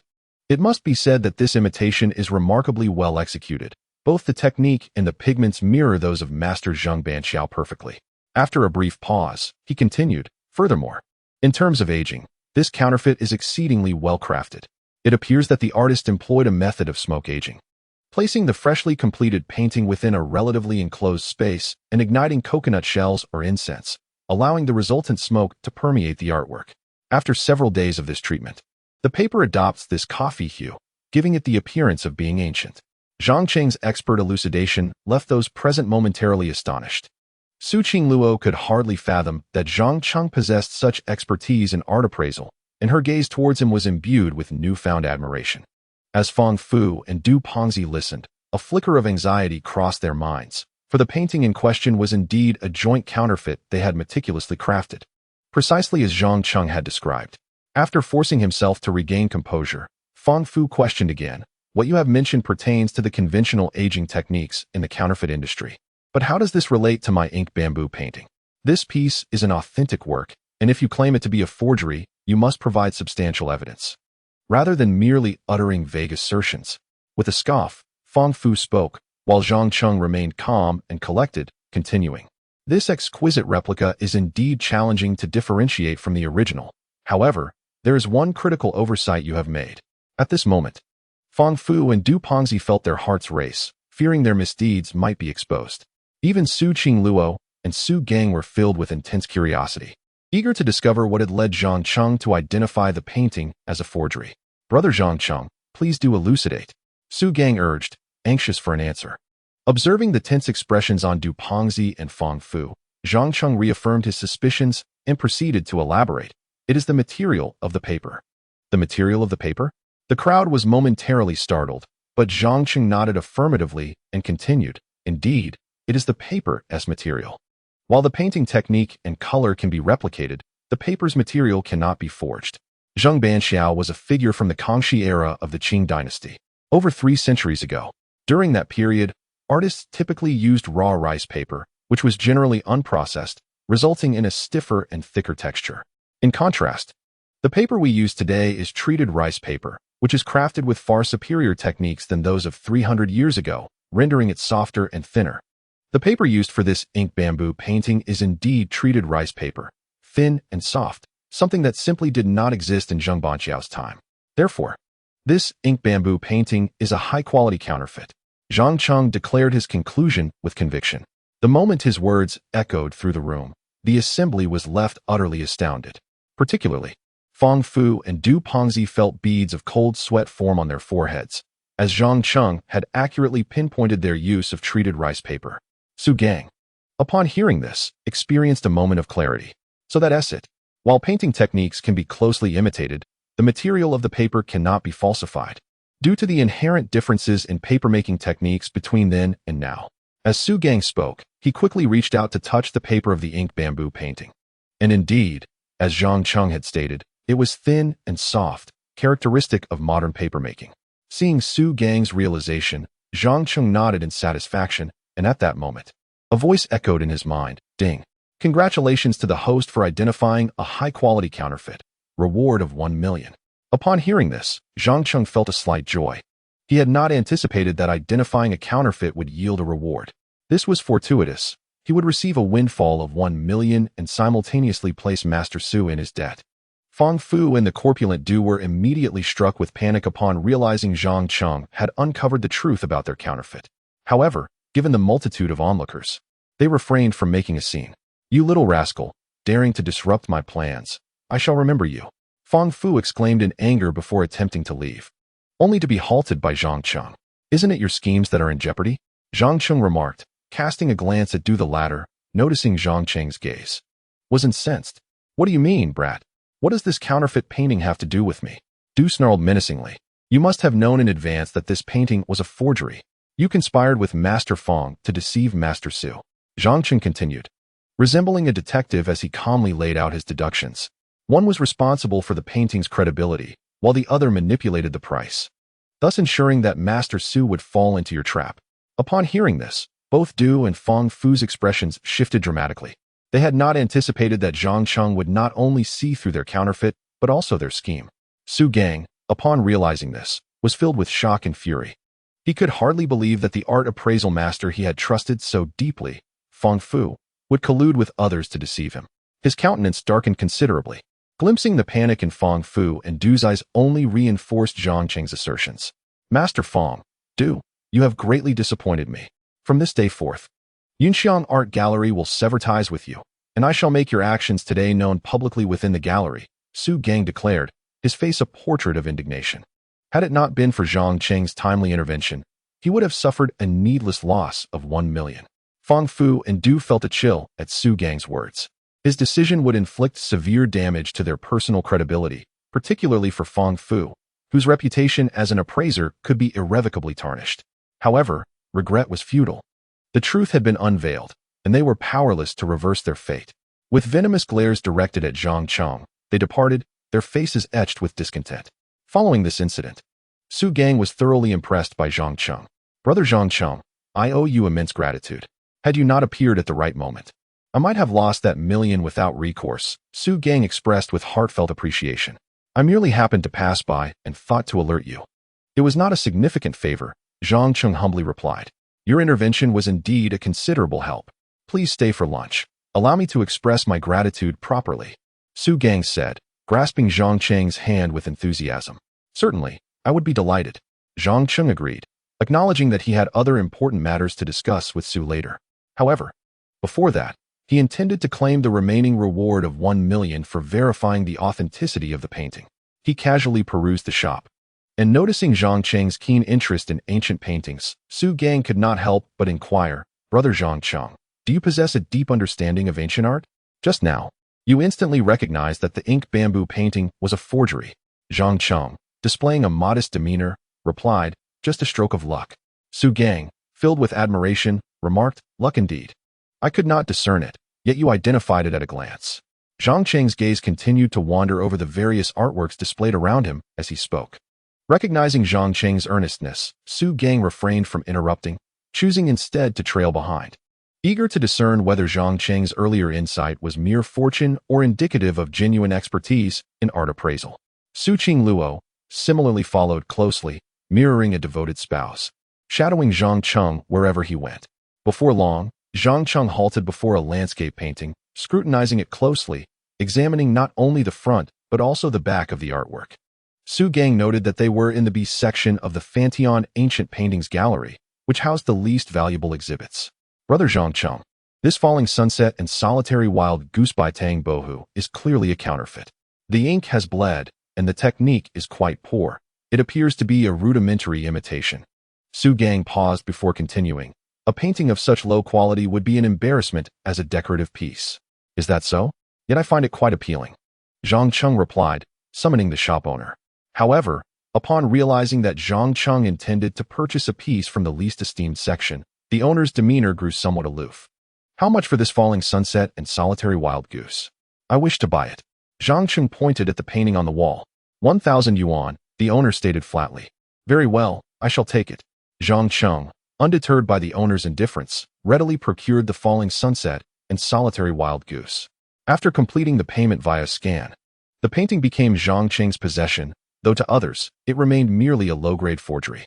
Su Gang remained perplexed. Such a low-quality imitation hardly seemed worth purchasing for decoration, and it might even invite ridicule. Brother Zhang Cheng, this imitation of Falling Sunset and Solitary Wild Goose is exceedingly poor. What purpose does it serve to buy this painting? Unable to contain his curiosity, Su Gang finally voiced his thoughts. This is not a forgery. Zhang Cheng's lips curled into a slight smile as he meticulously rolled up the falling sunset and solitary wild goose and began to exit. Not a forgery, but the ink has bled. And the technique is so crude that it could not possibly be by Tang Bohu. Su Gang followed him outside, his confusion mounting. Even Su Qingluo felt a flicker of curiosity. To her untrained eye, the falling sunset and solitary wild goose appeared to be a fake. How could it possibly be anything else? Zhang Cheng carried the painting outside and sought a secluded corner before finally stopping. Su Qingluo and Su Gang followed closely behind. Zhang Cheng, my brother, can you now enlighten me? What peculiarities does this painting possess? Su Gang, unable to contain his curiosity, inquired once more. This artwork, The Lonely Wild Goose at Dusk, is an authentic piece by Tang Bohu. Zhang Cheng replied with a notable seriousness. What? An original by Tang Bohu? Brother Zhang Cheng, are you jesting with me? The painting is so poorly executed, with the ink already smudged. How could this possibly be the work of Tang Bohu? Not only was Su Gang skeptical, but even Su Qingluo, who lacked knowledge of ancient paintings, found it hard to believe that such a crude piece could be the genuine work of the renowned painter Tang Bohu. Zhang Cheng smiled, and then carefully unfolded The Lonely Wild Goose at Dusk once more. For this is a painting within a painting. Zhang Cheng reiterated earnestly. A painting within a painting? This was a novel concept for Su Gang, and Su Qingluo was even more perplexed. Yes, precisely, a painting within a painting. As Zhang Cheng spoke, he moistened his finger with his tongue and began to delicately peel away the edges of the artwork. As the true painting gradually revealed itself beneath the inferior forgery, the expressions of Su Gang and Su Qingluo transformed into astonishment. Minutes later, with Zhang Cheng's careful tearing, the superficial imitation was completely removed, unveiling the authentic Lonely Wild Goose at Dusk. This is indeed the genuine work of Tang Bohu. Zhang Cheng showcased the true masterpiece to Su Gang, who was left utterly astounded. Chapter 19. The senior sister is drunk again. Time to change her clothes. Upon witnessing the authenticity of Tang Bohu's work, Su Gang was left in profound shock. He could scarcely believe that a painting within a painting truly existed and that Zhang Cheng had identified it. This Lonely Wild Goose at Dusk had lingered in the Vantion ancient painting shop for many years, with countless appraisers passing through.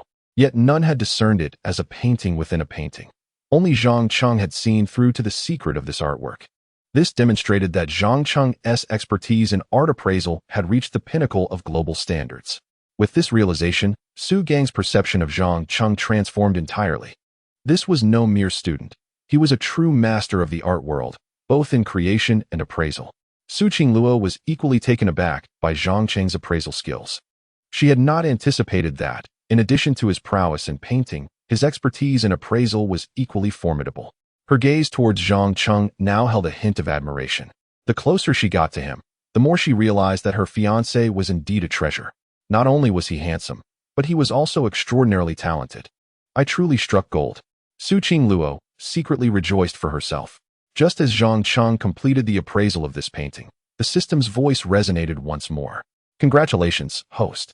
For successfully identifying the authentic Lonely Wild Goose at Dusk, you are rewarded with 1 million in cash. Upon hearing the system's announcement, Zhang Cheng felt a wave of satisfaction wash over him. Another million earned effortlessly, quite commendable. Regrettably, the 2 opportunities for appraisal rebates have already been exhausted. Any future evaluations will not yield cash returns. However, the ability to appraise art is everlasting. As long as Zhang Cheng is willing, he can continuously amass wealth through this skill. With this thought in mind, Zhang Cheng's gaze fell upon the exquisite painting in his hand. Tang Bohu's Sunset with Solitary Wild Goose. This piece, an authentic work by Tang Bohu, holds considerable value, thus he must expedite its sale. Boss Su, I wish to discuss a matter with you. Zhang Cheng turned to Su Gang and stated. What is it? Su Gang replied earnestly, whatever you command, brother Zhang. I shall not hesitate to traverse mountains and seas for you. He spoke sincerely.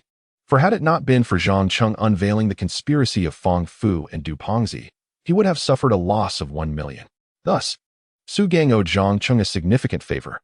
I would like you to assist me in selling this sunset with Solitary Wild Goose, Zhang Cheng candidly expressed. Although this painting is an authentic piece by Tang Bohu, it only holds value if sold.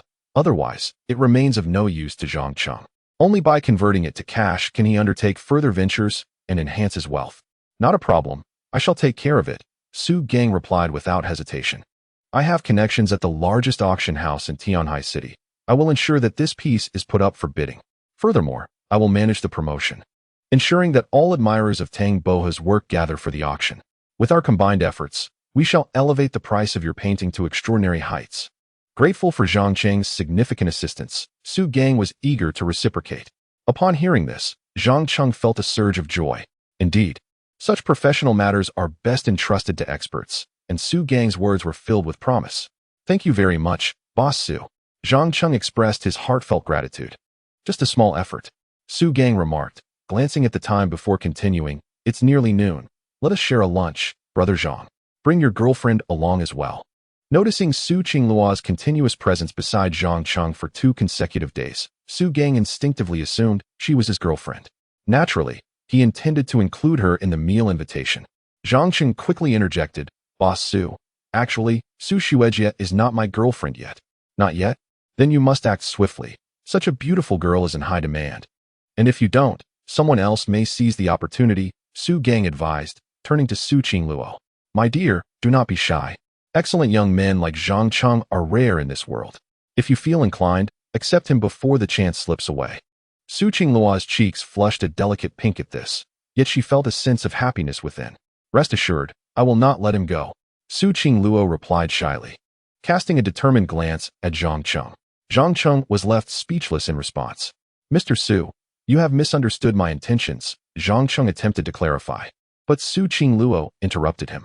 Zhang Cheng, let us hasten to lunch. I find myself rather famished. As she spoke, she pitifully rubbed her stomach to signify her hunger. Very well, Zhang Cheng sighed, recognizing that they must first attend to their meal. The Haiyuan Hotel, situated near the artistic street, is a rather upscale establishment, combining dining, lodging, and leisure activities. Su Gang frequently dined there and possessed a membership card. Upon entering the restaurant, Su Gang reserved a private room and ordered an abundant spread of dishes to treat Zhang Cheng and Su Qingluo. Brother Zhang, Miss Su, please enjoy while it's still warm. Do not stand on ceremony.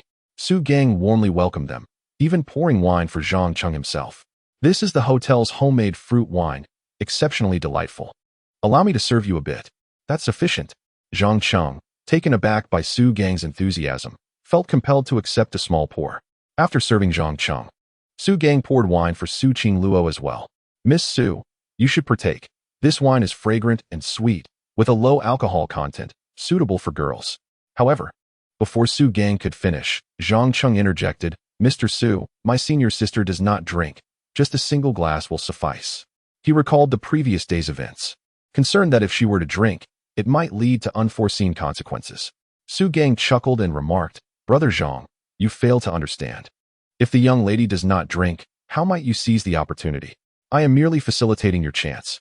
Such candidness left both Zhang Cheng and Su Qingluo blushing furiously. Particularly, Su Qingluo, remembering the incident of her drunken kiss from the previous night, promptly addressed Su Gang, Mr. Su, please pour me a little. Zhang Cheng was left speechless. Did Su Qingluo truly dare to drink? Look, the young lady is far bolder than you, Su Gang noted, pouring half a glass of fruit wine for Su Qingluo. Zhang Cheng quickly cautioned, Senior Sister Su, you ought to drink sparingly, lest you become inebriated again. Not to worry, I can handle my liquor, Su Qingluo declared, taking a deep breath before downing the half glass of fruit wine in one go. Oh no, this is not good. She is likely to become intoxicated, Zhang Cheng thought, alarmed at her swift consumption. As he anticipated, Su Qingluo soon succumbed to intoxication, collapsing onto the table. Could it truly be just one glass? That seems implausible, Su Gang exclaimed in astonishment. The fruit wine was quite light, with only 7 degrees of alcohol. Surely, it could not incapacitate someone after merely half a glass. Confound it. Su Gang asked, Mr. Su, see? I told you she would succumb after 1 glass. Zhang Cheng replied helplessly. Indeed, it seems so. Though Mr. Su felt perplexed, he did not delve further into the matter. He leaned in closer to Zhang Cheng and whispered, This is splendid news, my brother. Your opportunity has arrived. What opportunity? Zhang Cheng inquired, puzzled. Su Qingluo is inebriated. How can there be an opportunity for me? Brother Zhang, are you truly oblivious or merely feigning ignorance? The young lady is incapacitated. Does that not present you with a chance? Su Gang remarked, handing him a card. This is my card for the Haiyuan Hotel. With it, You can ascend to a room upstairs. The expenses will be automatically charged to the card. No need for you to pay. What do you mean by this, Mr. Su? Zhang Cheng was bewildered, struggling to comprehend how the conversation had shifted to the notion of renting a room. Still pretending not to understand? Hurry upstairs. I shall not intrude upon your intimate moment. I have already settled the bill for the meal, Su Gang said, then suddenly recalled an important detail. He turned back to Zhang Cheng. Almost forgot. The auction will take place at noon in 3 days. At the auction house located at the far east end of Haiyuan Literary Street. If you are available, do come and see how much your painting by Tang Bohu, The Lonely Wild Goose Against the Sunset, can fetch. Certainly, Mr. Su. I shall be there. Zhang Cheng nodded, eagerly anticipating the potential value of his artwork. Once Su Gang departed, only Zhang Cheng and the unconscious Su Qingluo remained in the spacious private room. Observing Su Qingluo sprawled across the table, he sighed softly. I told you not to drink if you cannot handle it. Yet you insisted. Zhang Cheng felt a hint of exasperation. He contemplated lifting her to leave, but having eaten little, he decided to remain and eat a bit more. I might as well have something to eat. The bill is already paid, so it would be wasteful not to. With that thought, Zhang Cheng seized his chopsticks and began to eat heartily. By around 1 o'clock in the afternoon, he was fully satisfied and let out a satisfied burp. The food here is quite good, he remarked, his gaze drifting back to the inebriated Su Qingluo. Given your assistance over the past few days, I suppose I can reluctantly aid you once more, he sighed and approached her side.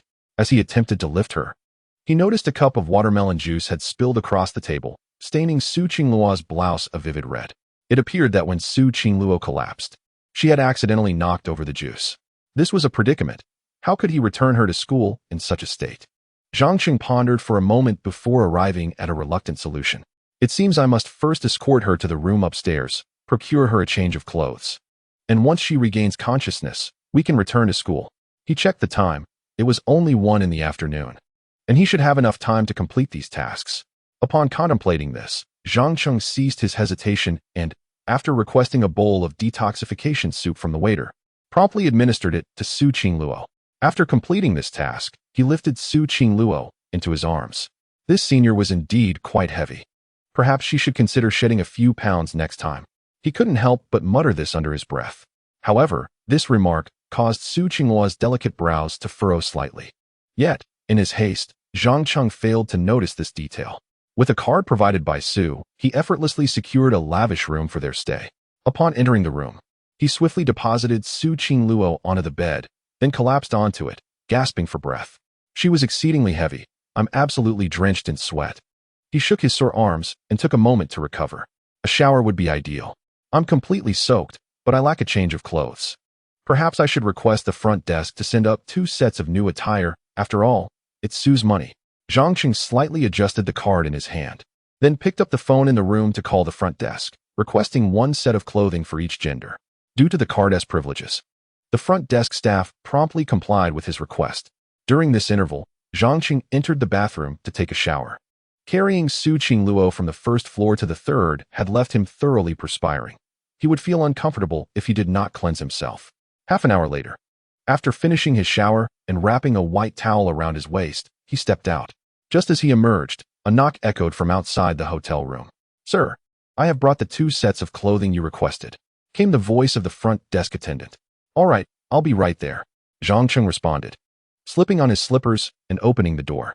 The front desk attendant's eyes lit up upon seeing him, freshly emerged from the shower. What a handsome gentleman. Such a physique. Such muscles. In her awe, she momentarily forgot to hand over the clothing. Zhang Cheng felt a wave of embarrassment wash over him. Thank you, he said politely, taking the garments from her hands before promptly closing the door. He exhaled deeply, feeling relieved. The way the front desk attendant had looked at him was somewhat unsettling, almost as if she wished to devour him. This made Zhang Cheng, still inexperienced, feel a bit anxious. After retrieving the clothing, he approached the bed, observing Su Qingluo, who was still unconscious. Should I change her clothes? However, considering the propriety of gender norms, it would be better to let her change when she wakes up.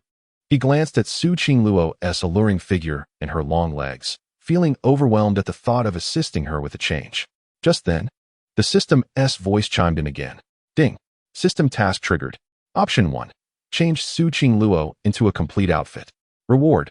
A discount voucher for auction bidding. Option 2. Allow Su Qingluo to sleep in her dirty clothes. Reward: losing 2 testicles. Chapter 20. School Belle, no more pretense. I am indeed the girl you are destined to marry. Upon hearing the voice of the system, Zhang Cheng found himself at a loss for words, as this pesky system was once again coercing him into making a decision. Losing 2 testicles would truly render him a eunuch.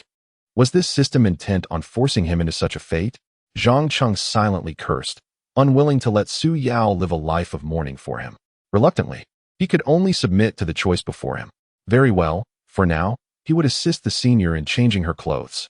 Congratulations to the host for making a choice.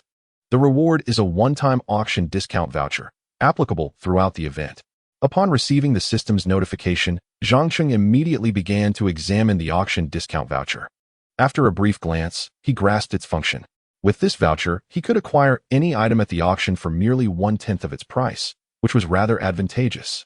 In 3 days, my painting, The Lonely Duck Beneath the Setting Sun, will be auctioned. It would be a good opportunity to see if there's anything I desire. After closing the system's introduction page, Zhang Cheng's gaze returned to Su Qingluo, who lay unconscious on the bed.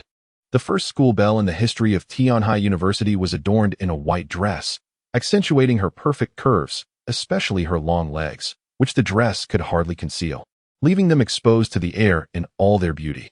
If it were any other boy, he would likely have inappropriate thoughts at this moment. However, Zhang Cheng harbored none of those intentions.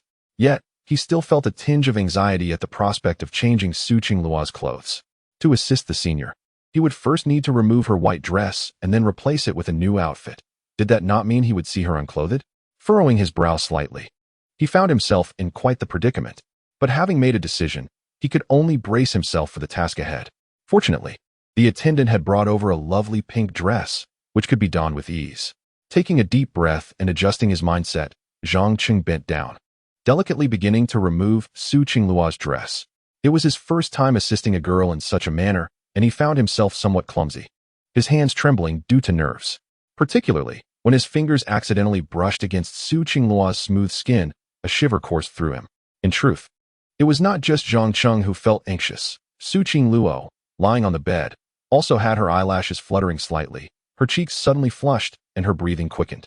It seemed she was aware of Zhang Cheng's intentions, yet showed no signs of awakening. If only he could envision her as a block of tofu. Perhaps he would feel less tense. Zhang Cheng continually reminded himself, and surprisingly, this self-suggestion did indeed ease his nerves somewhat. As the dress gradually slipped away, Su Qingluo's smooth, fair form emerged before Zhang Cheng's eyes. Before me lies a pair of towering rabbits, accompanied by 2 lengthy, unadorned, snow-white legs, and skin that is smooth and tender in various places. At this very moment, everything is laid bare. To be candid, such an alluring scene would be difficult for any man to resist. However, Zhang Cheng remains wholly focused, assisting Su Qingluo in changing her attire with remarkable composure. One must commend Zhang Cheng's fortitude. Faced with unparalleled beauty, he remains unwavering in his convictions. It is evident that his affection for Su Yao is genuine. As for his gaze upon other ladies, they are but mere blocks of white tofu. Finally, the dress is changed. Zhang Cheng exhales in relief and begins to change his own clothes. Once he completes this task, he wearily settles into a soft chair and takes out his phone to engage in a game of Honor of Kings. The tension from changing Su Qingluo's clothes had been overwhelming, and he now seeks solace in the game. Meanwhile, Su Qingluo, who has been feigning intoxication while reclining on the bed, is well aware that she is no longer inebriated. Yet, her emotions mirror Zhang Cheng's. She is both eager for his next move and apprehensive about what it might entail, creating a tumultuous inner conflict. Ultimately, Zhang Cheng expresses no interest in her physical form, which leaves Su Qingluo with a tinge of disappointment, even causing her to question her allure. How could her younger brother prefer gaming over casting a glance in her direction? With a huff of annoyance, she pretends to awaken. Upon noticing her revival, Zhang Cheng continues his game, glancing up to remark, "You finally woke up. I told you not to drink if you can't handle it. I'll drink if I wish to." Humph. Su Qingluo playfully retorts, suddenly aware of her pink dress and recalling the earlier events, her cheeks flushing crimson. "How did my dress change?" she inquires, feigning ignorance. In response, Zhang Cheng, slightly embarrassed, concocts a tale. "When you passed out, your dress was stained with watermelon juice. So I asked a female attendant at the hotel to assist in changing it." He speaks with an air of nonchalance, though his eyes avoid hers. Fearful of revealing too much, Su Qingluo is taken aback by Zhang Qing's unexpected fib. After all, it was he who had changed her dress and seen her in her entirety. Clever little brother, I didn't expect you to be so adept at deception. This time, we are even. However, she refrains from exposing his lie, as doing so would unveil her own pretense of intoxication. Thus, they both tacitly agree to act as though nothing amiss has occurred. I see. But what time is it now? Shouldn't we return to school? You promised to teach me to draw this afternoon. Su Qingluo suddenly recalls. With a quick glance at his phone, Zhang Cheng notes the time. It's already 4 in the afternoon. Upon their return, the art gallery at school may soon be closing. Typically, on weekends, the school's art gallery closes at 5 in the afternoon. Is it already 4? We still have time. Let us hurry back. Su Qingluo quickly descended from her bed, donned her shoes, and pulled Zhang Cheng outside. Su Qingluo approached, painting with utmost seriousness. The prospect of painting alongside Zhang Cheng was her greatest anticipation. Senior Su, slow down. If we miss today, I can teach you another day. Zhang Cheng, being tugged along by Su Qingluo, could only run forward passively. No, we promised to paint today. Su Qingluo was anxious. She had been looking forward to Zhang Cheng teaching her to paint since last night, and now it seemed she might miss her chance. After over half an hour, Zhang Cheng and Su Qingluo finally returned to the school, but despite their hurried efforts, the art gallery remained closed. Gazing at the shut doors, Su Qingluo felt a wave of disappointment wash over her. It's still closed, Senior Su. Perhaps I can teach you another day? Zhang Cheng, noticing the impending tears in her eyes, rushed to comfort her. But I anticipated painting with you this afternoon all night. Su Qingluo's disappointment was palpable, and her eyes were slightly reddened. Seeing how much painting meant to her, Zhang Cheng pondered for a moment before saying, Senior Su, wait here. I will return shortly to teach you. With that, he turned and sprinted away. Su Qingluo stood, momentarily dazed, contemplating where they could possibly paint now that the gallery was closed. Nevertheless, she obediently waited in place. After several minutes, Zhang Cheng reappeared, breathless, carrying a complete set of painting supplies, canvas, paints, brushes, and more. Senior Su, today I will teach you to paint still life, he exclaimed, slightly out of breath. Where did you get all these painting supplies? Su Qingluo asked, astonished and deeply touched. I bought them from an art student for 5 times the price. Zhang Cheng replied candidly. When he had run out moments ago, he had gone to the art department and insisted on purchasing supplies from the students. Initially, they had all refused, but after Zhang Cheng offered 5 times the usual price, some were willing to part with their tools. Su Qingluo was taken aback. She had not expected her mere suggestion would prompt Zhang Cheng to spend so extravagantly just to teach her painting and alleviate her disappointment. Overwhelmed with gratitude, tears streamed down her face. That silly brother of mine remains the same. He is still so warm-hearted. Senior Su, why are you crying? I have brought all the painting tools. Let's begin. Zhang Cheng, feeling somewhat flustered, eventually produced a packet of napkins from his pocket and handed it to Su Qingluo. Silly brother, why are you so good to me? Su Qingluo accepted the napkin and gently wiped her tears away. Let us cease our idle chatter and hasten to paint.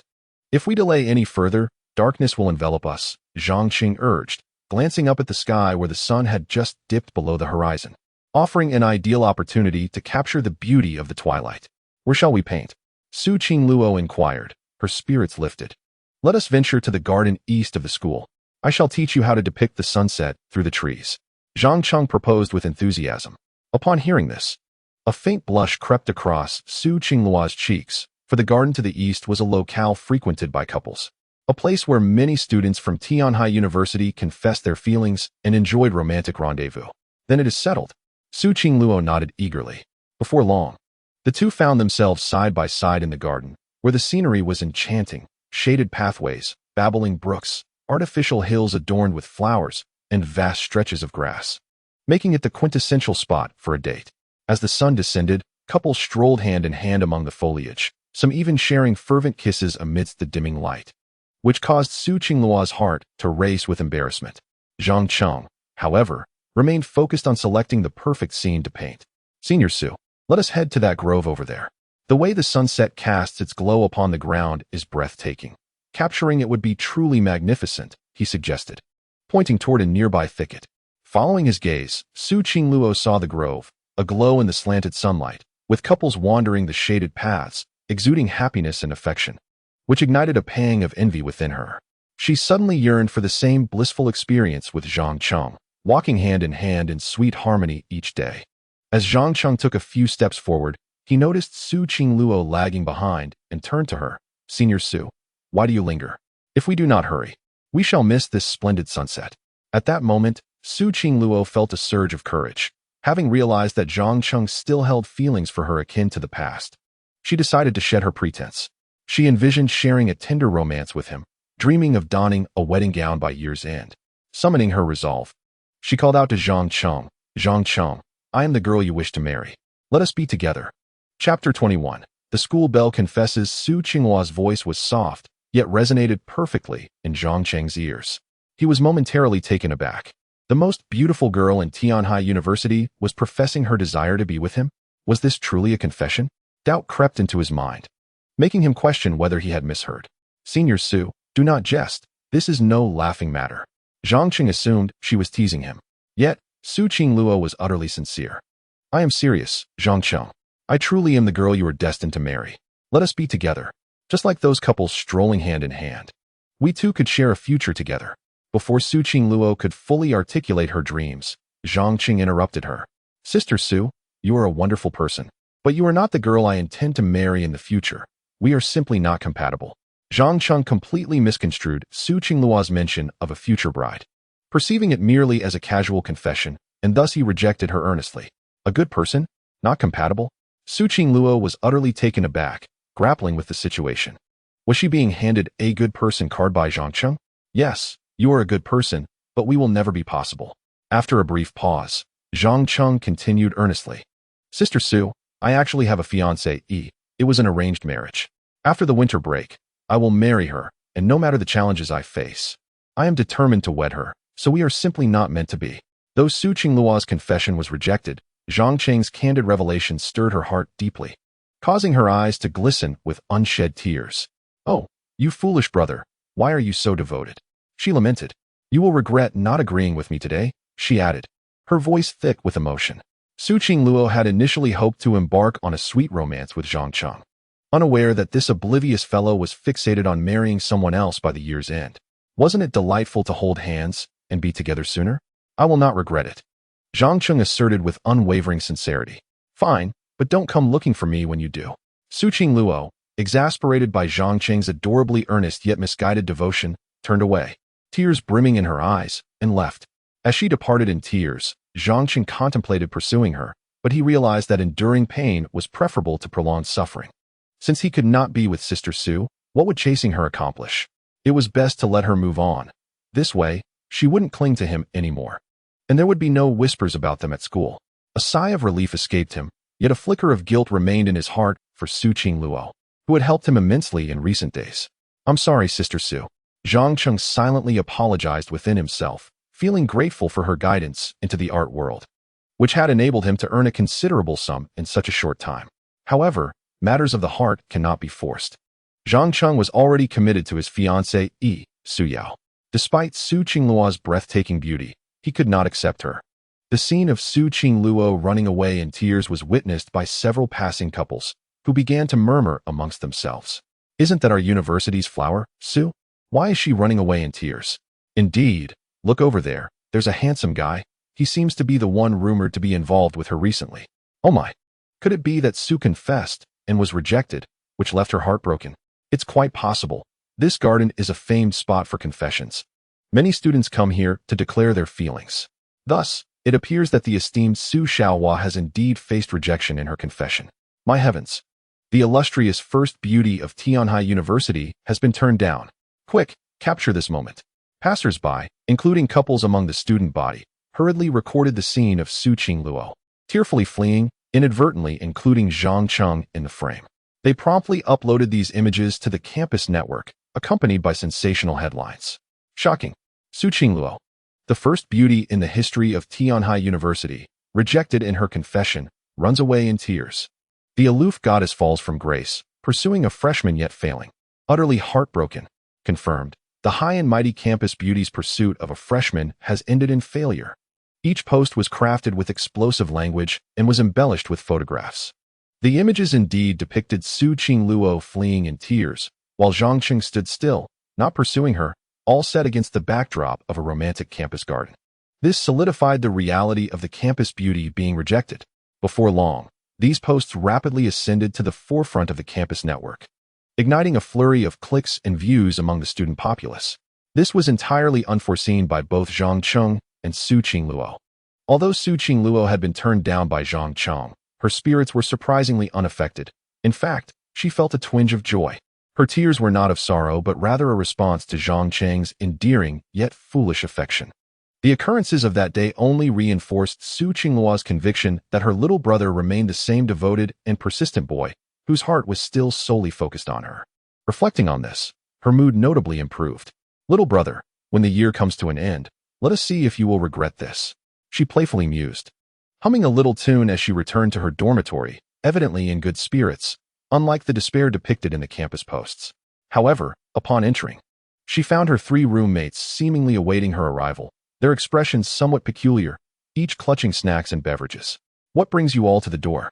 Su Qingluo inquired with curiosity. "Qingluo, this is a treasured stash of snacks I've saved just for you."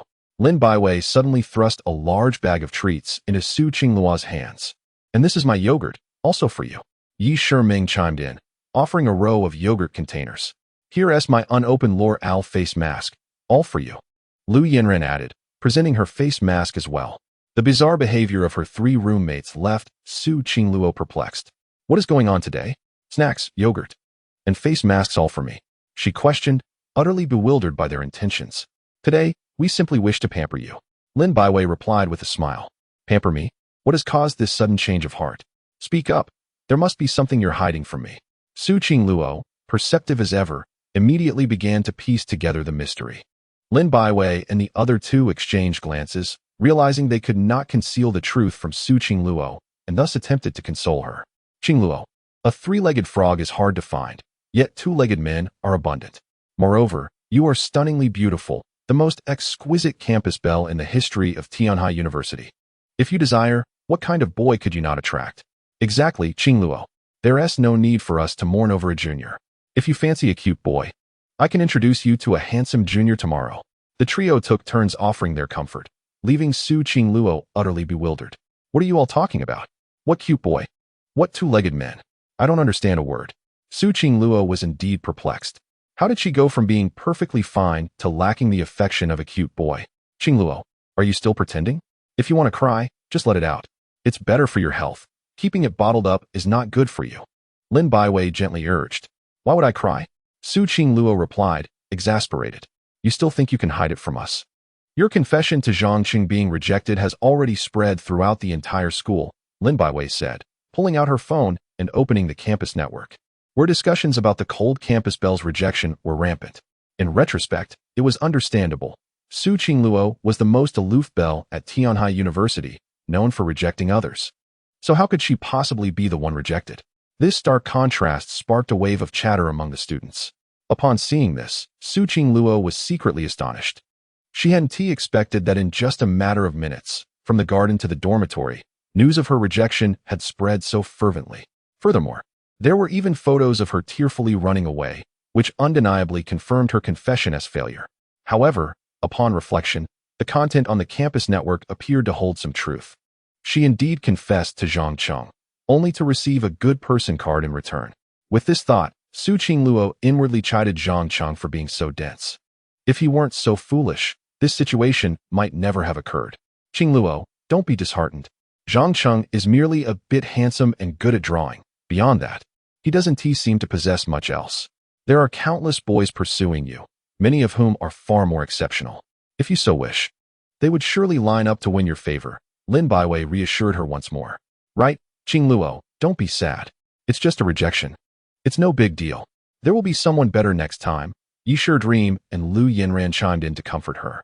Seeing her 3 roommates, who usually competed with her for snacks and drinks, come forward to console her upon learning of her rejection, worried she might be heartbroken, and offering their snacks, drinks, and even their beloved face masks was genuinely touching. To be honest, Su Qingluo felt a slight warmth in her heart.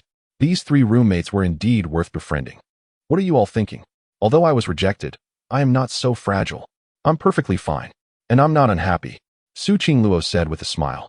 In truth, she was not saddened at all. Rather, she felt quite elated, considering Zhang Cheng's deep and unwavering affection for her. As long as you're fine, let us turn in early tonight, Lin Baiwei reassured her gently. Indeed, an early night will erase all troubles. Tomorrow will be a splendid day, Yi Shidong chimed in. All right, I shall retire early tonight. Su Qingluo, touched by their sincerity, consented to their suggestion, wishing to alleviate their worries. Meanwhile, Zhang Cheng returned to his dormitory, where the reactions of his three roommates starkly contrasted with the comfort offered to Su Qingluo. Wow, Zhang Cheng, you're incredible. You actually rejected the confession of the campus beauty from Su University. The lean Lin Yang exclaimed, his face brimming with admiration. Bro, you're phenomenal. I can't even comprehend it. Others yearn for her, yet you turned her down when she approached you. The portly Wang Hao added, equally astounded. Zhang Cheng, are you out of your mind? That's the most beautiful girl in a century at Tianhai University. How could you possibly reject her? Oh heavens, why would the campus beauty fancy someone like you, a fool? The bespectacled Li Yuanhao exclaimed in exasperation. Zhang Cheng was taken aback by how swiftly the news spread. It had circulated throughout the campus network during the brief time he spent dining in the cafeteria. But I don't like her. Why should I agree? He responded, perplexed. Dude, you're amazing. You don't even fancy the campus beauty, who is the dream of every male student. Li Yuanhao remarked, giving Zhang Cheng a thumbs up. Suddenly, Lin Yang had a thought and blurted out, Zhang Cheng, you can't possibly prefer men, can you? How else could you not be interested in such a stunning beauty? Upon hearing this, the three roommates exchanged glances and instinctively distanced themselves from Zhang Cheng, with Wang Hao crossing his arms protectively over his chest, fearful of any unwanted advances. Zhang Cheng was at a loss for words. First and foremost, I am a normal man who likes women. Moreover, the reason I rejected Su Qingluo is simply that I have someone else I adore, he explained succinctly. Once he clarified this, his roommates edged closer again. So, you have a crush on someone else? No wonder you turned down the campus beauty. I didn't realize you were so devoted. When will you bring her to meet us? Is she even more beautiful than Su Qingluo? They inquired eagerly, speculating about the girl who had captured Zhang Cheng's heart. Our relationship is still in its early stages. If everything goes well, I will bring her to meet you next semester, Zhang Cheng stated matter-of-factly. Their wedding was set for the end of the year. If all proceeded smoothly, he would officially be with Su Yao. Not yet established? Then you'd better step up your game. Fat Wang Hao expressed his slight disappointment upon hearing this. With Su Qingluo's incessant disturbances now absent, Zhang Cheng found his phone much quieter. His life appeared to have returned to a semblance of normalcy, with Su Qingluo not gracing his world for 2 consecutive days. It seemed that after her confession was rejected, Su Qingluo was truly heartbroken, severing all ties with Zhang Cheng. He found some satisfaction in this state of affairs. Yet one regret lingered, his unfulfilled promise to teach Su Qingluo how to paint.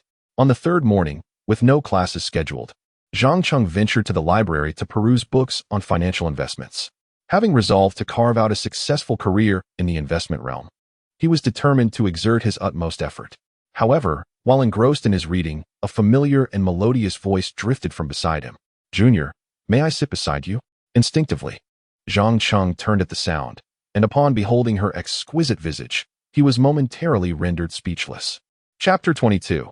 The aloof campus beauty pursues me. Zhang Cheng could hardly fathom that Su Qingluo, who had vanished for 2 days, had reappeared, still as stunning and enchanting as ever. Observing Zhang Cheng's dazed expression, Su Qingluo inquired once more, Junior, may I sit beside you? Just as Zhang Cheng was about to respond, the system's voice echoed in his mind. Ding. System task triggered. Option 1. Accept Su Qingluo's request to sit beside you. Reward, 10-fold investment rebate. Option 2. Decline Su Qingluo's request and tell her to leave. Reward, 2 additional testicles. The system's options were ever so provocative, leaving him with little choice. The prospect of gaining 2 additional testicles was hardly appealing. It would make him less of a man. Zhang Cheng could scarcely imagine what it would be like with 4 testicles, leading him to reluctantly choose. Go ahead. There's no one here. As soon as the words left his mouth, the system chimed in again. Congratulations, host, on making a choice. Reward, 10-fold investment rebate, valid for 3 days. Zhang Cheng felt a surge of anticipation regarding the 10-fold investment rebate. He had previously experienced a similar rebate that netted him 10 million, and this was a gold-tier version, presumably even more lucrative. Yet, he would need to examine the specific conditions later. Seeing Zhang Cheng acquiesce, Su Qingluo joyfully settled beside him, offering a cup of milk tea from her hand. "Junior, this is for you." Su Qingluo remained as gentle as ever, rendering all her previous aloofness non-existent in his presence. Zhang Cheng was momentarily taken aback.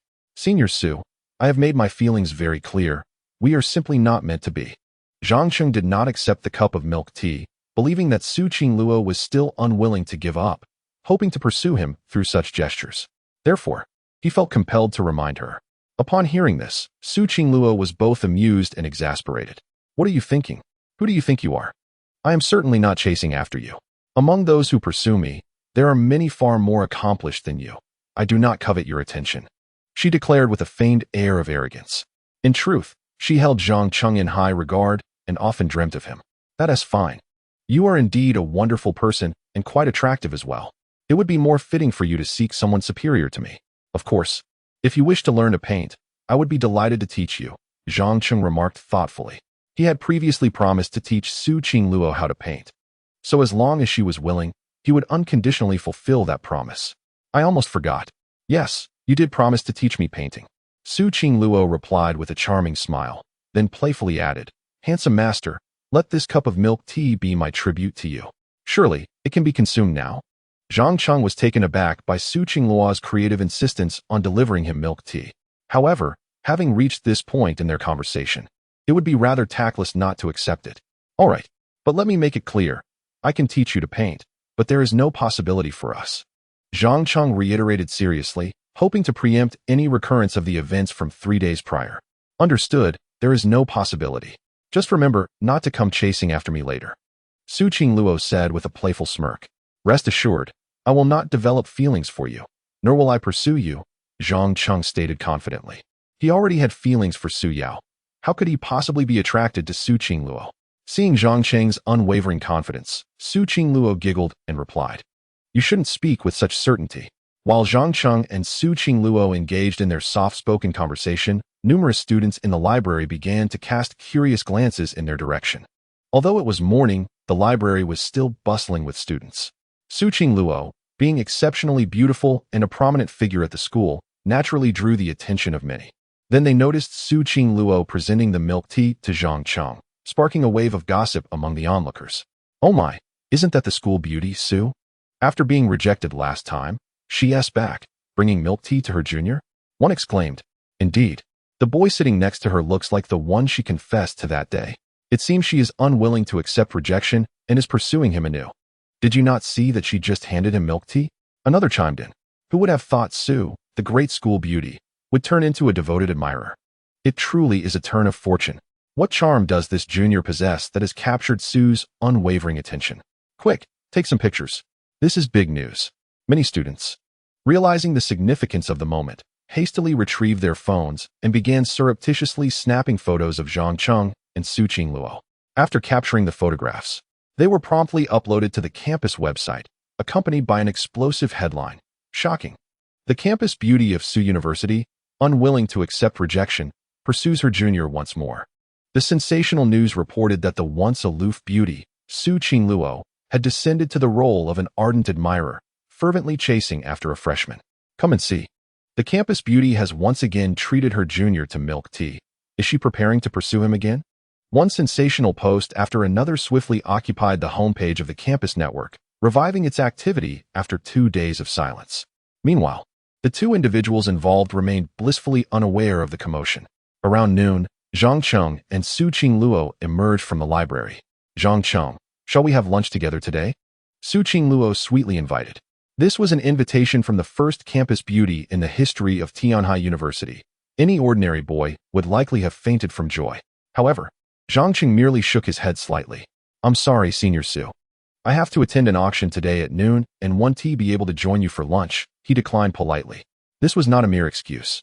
He genuinely had an obligation to attend the auction, as his painting, The Lonely Wild Goose at Dusk, was set to be auctioned at 12 o'clock. Furthermore, he possessed a discount voucher for the auction, allowing him to purchase anything at a mere fraction of the price. Such an opportunity was too valuable to squander. All right, but there's an art club event today. Remember to come to the painting studio at the art gallery after school. I'll be waiting for you. And don't forget to teach me how to paint. Su Qingluo said after a moment of thought. I promise to come by after school to teach you how to paint. Zhang Qing nodded, as he had already made this commitment to Su Qingluo and certainly would not renege on it. Then it's settled. Su Qingluo smiled brightly before turning to leave. Zhang Qing watched her retreating figure and sighed quietly, having thought that he and Su Qingluo would no longer cross paths, only to find himself encountering her again unexpectedly. After reflecting on this, he headed straight outside the campus, needing to hurry to the auction at Haiyuan Cultural Street, as noon was fast approaching. After hailing a cab, he swiftly made his way to the auction. During the ride, Zhang Qing diligently reviewed the details of his newly acquired Golden Investment Rebate offer, which promised a tenfold return. Golden Investment Rebate, valid for 3 days. Invest in a company with an annual profit of over 10 million and receive 10 times the cash rebate, up to a maximum of 50 million. Upon reading this condition, Zhang Qing was taken aback. Does a company with an annual profit of 10 million really need investors? Acquiring that tenfold rebate seems exceedingly challenging. However, the prospect of receiving up to 50 million was a significant temptation for Zhang Qing, who had learned a considerable amount about investment and was eager to find an opportunity to practice his knowledge. Half an hour later, Zhang Qing finally arrived at the auction at Haiyuan Cultural Street. This auction house is one of the 3 major auction venues in Tianhai City, characterized by its international flair. Numerous state-owned items are auctioned here, making it a significant and reputable establishment. Upon arrival, Zhang Qing spotted Mr. Su waiting at the entrance. Brother Zhang Qing, you finally made it, Mr. Su exclaimed, warmly grasping his hand. Mr. Su, were you waiting for me? Zhang Qing inquired. Indeed, I've been awaiting your arrival. Let us head inside. I have splendid news to share. Mr. Su replied, his face beaming with delight. What good news? Zhang Qing's curiosity was piqued. With an air of mystery, Mr. Su led Zhang Qing into the auction hall and said, I have already announced that your painting, The Lone Duck Amidst the Setting Sun by Tang Bohu, is up for auction. Now, all the influential figures in Tianhai City interested in this piece have gathered here today.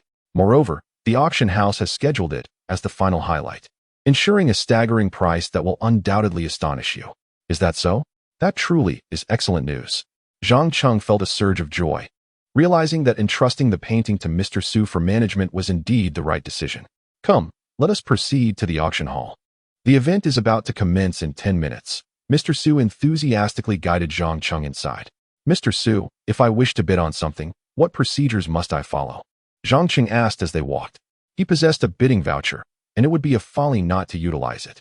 With a starting bid of 100 million, he could secure it for merely 10 million. Such an opportunity should not be squandered.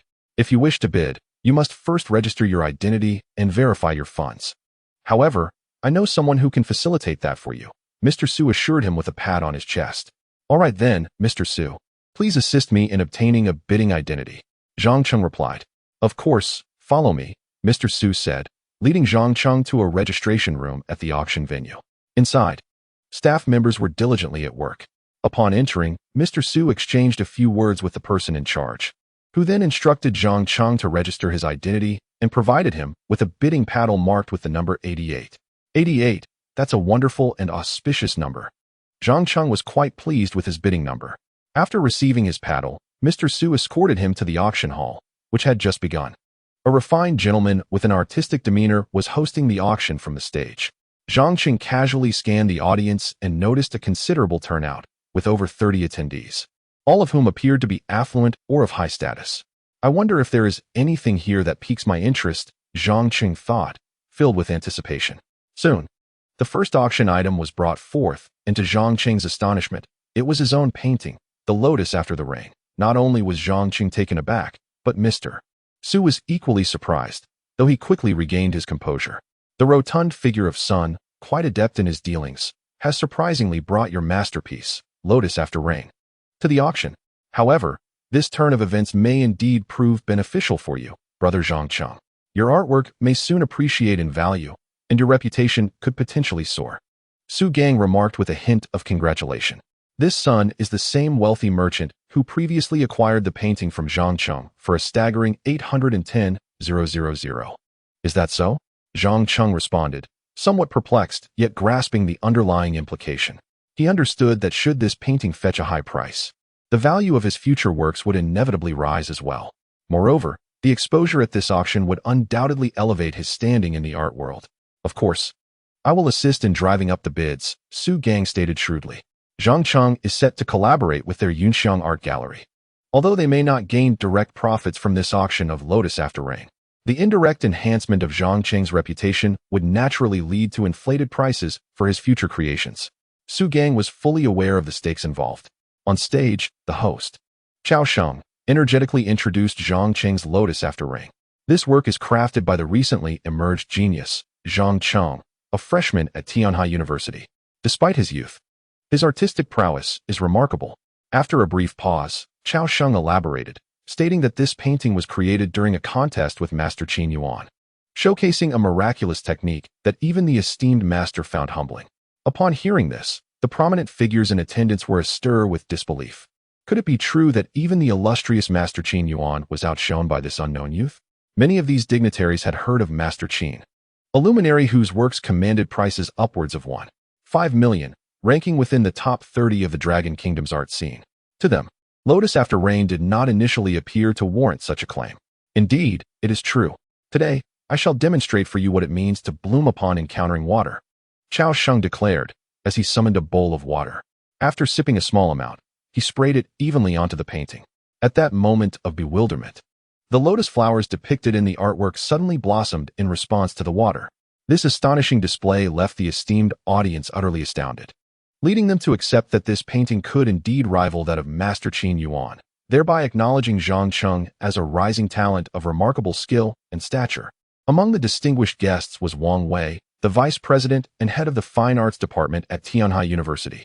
He too was taken aback by the artistry of Lotus After Rain, but even more so by the fact that its creator was a freshman at their university. When did Tianhai University acquire such an extraordinary newcomer? I must seek him out and nurture his talent, Wang Wei mused, filled with admiration and excitement for this promising student named Zhang Cheng. Such talent, how could it not be celebrated? It is akin to discovering a nugget of gold in the desert. It must be cherished. Soon, the painting Lotus After Rain was auctioned, and after several rounds of bidding, it fetched a staggering price of 2,800,000. While this may seem modest, for an emerging master artist, it is indeed a princely sum. Master Qin Yuan's works only reach a price of 1,800,000, which illustrates that Zhang Cheng's reputation has, at least within the Tianhai art community, significantly surpassed that of Master Qin Yuan. This achievement owes much to Su Gang, as most of the prominent figures present were drawn here by Tang Bohu's Setting Sun and Lonely Goose, all of whom shared a keen interest in art, including the vice president of Tianhai University, Wang Wei, who was similarly attracted by Tang Bohu's masterpiece. With so many art enthusiasts participating in the auction, the bidding for Zhang Cheng's Lotus After Rain naturally soared, requiring no prompting from Su Gang, as others eagerly raised their bids. However, the painting's ascendance to such heights was primarily due to Zhang Cheng's exceptional skill. Otherwise, no amount of bidding would suffice. Brother Zhang Cheng, congratulations. Your painting's value has multiplied several times, and you shall never want for money again. Su Gang expressed his excitement while congratulating Zhang Cheng, as he himself possessed 3 of Zhang Cheng's paintings, which could now be sold for several times their original worth. Zhang Cheng nodded in acknowledgement, taken aback by the outcome, yet pleased with it. After all, this would allow him to continuously amass wealth solely through his art, bringing him one step closer to marrying Su Yao. The second auction item was a luminous pearl from the Ming dynasty, which Zhang Cheng found uninteresting and chose not to bid on. The third item, a commercial building in Tianhai City, was also passed over after much contemplation due to its unfavorable location. It was not until the fourth item appeared that Zhang Cheng felt a spark of excitement. The 70-year usage rights for 100 acres of land in the Hedong district. This area of Tianhai City is poised for significant future development, and the land will undoubtedly appreciate in value. It would also be useful should he decide to venture into real estate. With this thought in mind, Zhang Cheng resolved to participate in the bidding for the fourth item. After the host, Chao Sheng, detailed the specifics of the fourth auction item, he announced with fervor, "The starting price is 50 million, with each bid increment not less than 10 million. Let the auction commence." No sooner had he finished speaking than a voice called out, "I bid 100 million. A prominent figure seated in the front row immediately doubled the bidding price. Yet, others were quick to follow. I bid 110 million. I bid 120 million. I bid 150 million. The bidding for the land escalated rapidly, soon reaching 200 million, though the number of participants dwindled. Zhang Cheng observed the competitive bids, remaining calm and patient. He possessed a bidding voucher, and the higher the price, the greater his potential profit. 300 million. Seated in the foremost row, a prominent figure seemed resolute, directly elevating the price to 300 million. At this juncture, the figure represented the absolute limit. With no one willing to bid further, as any additional increase risked incurring losses. Observing the silence, the host commenced the countdown. 300 million. First call. 300 million. Second call. Just as all believed the land would be secured at 300 million, someone in the rear unexpectedly raised a fortunate bidding paddle and declared, 400 million. This proclamation sent a ripple of astonishment throughout the audience, who turned to discover the source of the bid. In a critical moment, Zhang Cheng announced an astronomical figure. He held great expectations for the development in the Hudong New District of Tianhai City. Although 400 million appeared somewhat inflated relative to market value, Zhang Cheng possessed a bidding discount voucher, meaning he would only need to expend 40 million. Thus, he acted without hesitation. Following his declaration, a wave of astonishment swept through the assembled elite. 400 million was indeed a staggering amount. In all of Tianhai City, those who could readily produce 400 million in liquid assets were undoubtedly a rarity. Almost instantaneously, numerous dignitaries turned their gazes towards him. And when they discovered that the bidder was a strikingly handsome youth, their shock intensified. Who was this young man? Daring enough to propose a price that exceeded the market rate by nearly 20%? Many began to speculate in hushed tones. Even Su Gang, seated nearby, gazed at Zhang Cheng in disbelief, as if he were a stranger. Brother Zhang Cheng, such a price cannot be trifled with. Do you realize how much 400 million truly is? Su Gang wiped the sweat from his brow. Utterly astounded by Zhang Cheng's audacity to quote a price so inflated above the market value. I know, but I am determined to secure this land, Zhang Cheng replied confidently. While the 400 million price tag seemed excessive at present, he believed that in a few months or half a year, this parcel could command 500 million or even more. This conviction stemmed from his comprehensive assessment of the overall development in Tianhai City, even without the bidding voucher. Had he possessed 400 million in capital, he would have pursued this land. Su Gang, witnessing the resolute expression on Zhang Cheng's face, felt a profound sense of awe. This young man, it seemed, possessed remarkable fortitude beyond his artistic talents. Meanwhile, Huang Guizhua, sitting in the front row of the auction, took a substantial puff from his cigar upon seeing Zhang Cheng's audacious 400 million bid. This magnate was the same individual who had previously offered 300 million and served as the chairman of the Huang Group in Tianhai. He had initially believed that 300 million would suffice to secure the land, but was now taken aback by this unexpected competition. He promptly turned to his financial minister and assistant, inquiring, Assistant Lin, how much liquidity does our Huang Group still possess? Clearly, Huang Guizhua was unwilling to relinquish the prospect of acquiring this land. Mr. Huang, our liquid assets amount to 5 billion. If we were to insist on acquiring this parcel of land, it could potentially jeopardize our financial stability. I urge you to exercise caution. Assistant Lin cautioned with a furrowed brow. Upon hearing this, Huang Guizhu let out a silent sigh. Damn it, I initially believed that by deliberately diverting the Su family's attention, no one would contest this land, yet unexpectedly, a competitor has emerged. Huang Guizhu frowned, then promptly abandoned the idea of further bidding. If even the Huang Group has opted out, it is unlikely that anyone else would contest this parcel. As the auctioneer noticed the absence of further bids, he began the countdown, and soon, the land was sold for 400 million.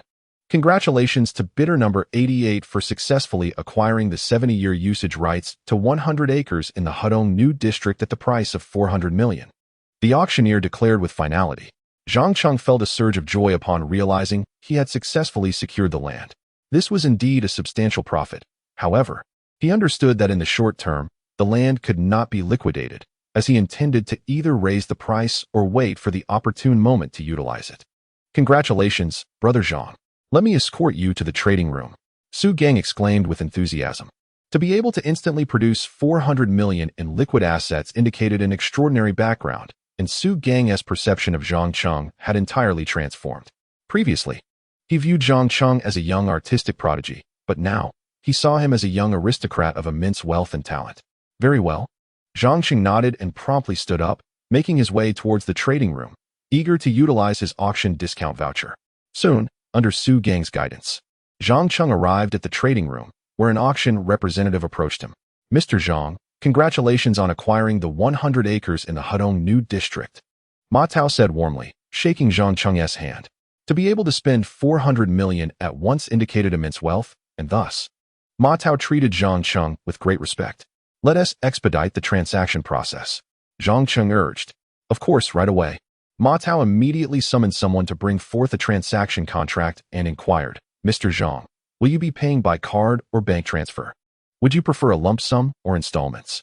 I'll pay by card, in one lump sum, Zhang Cheng replied, producing a bank card containing over 40 million in cash.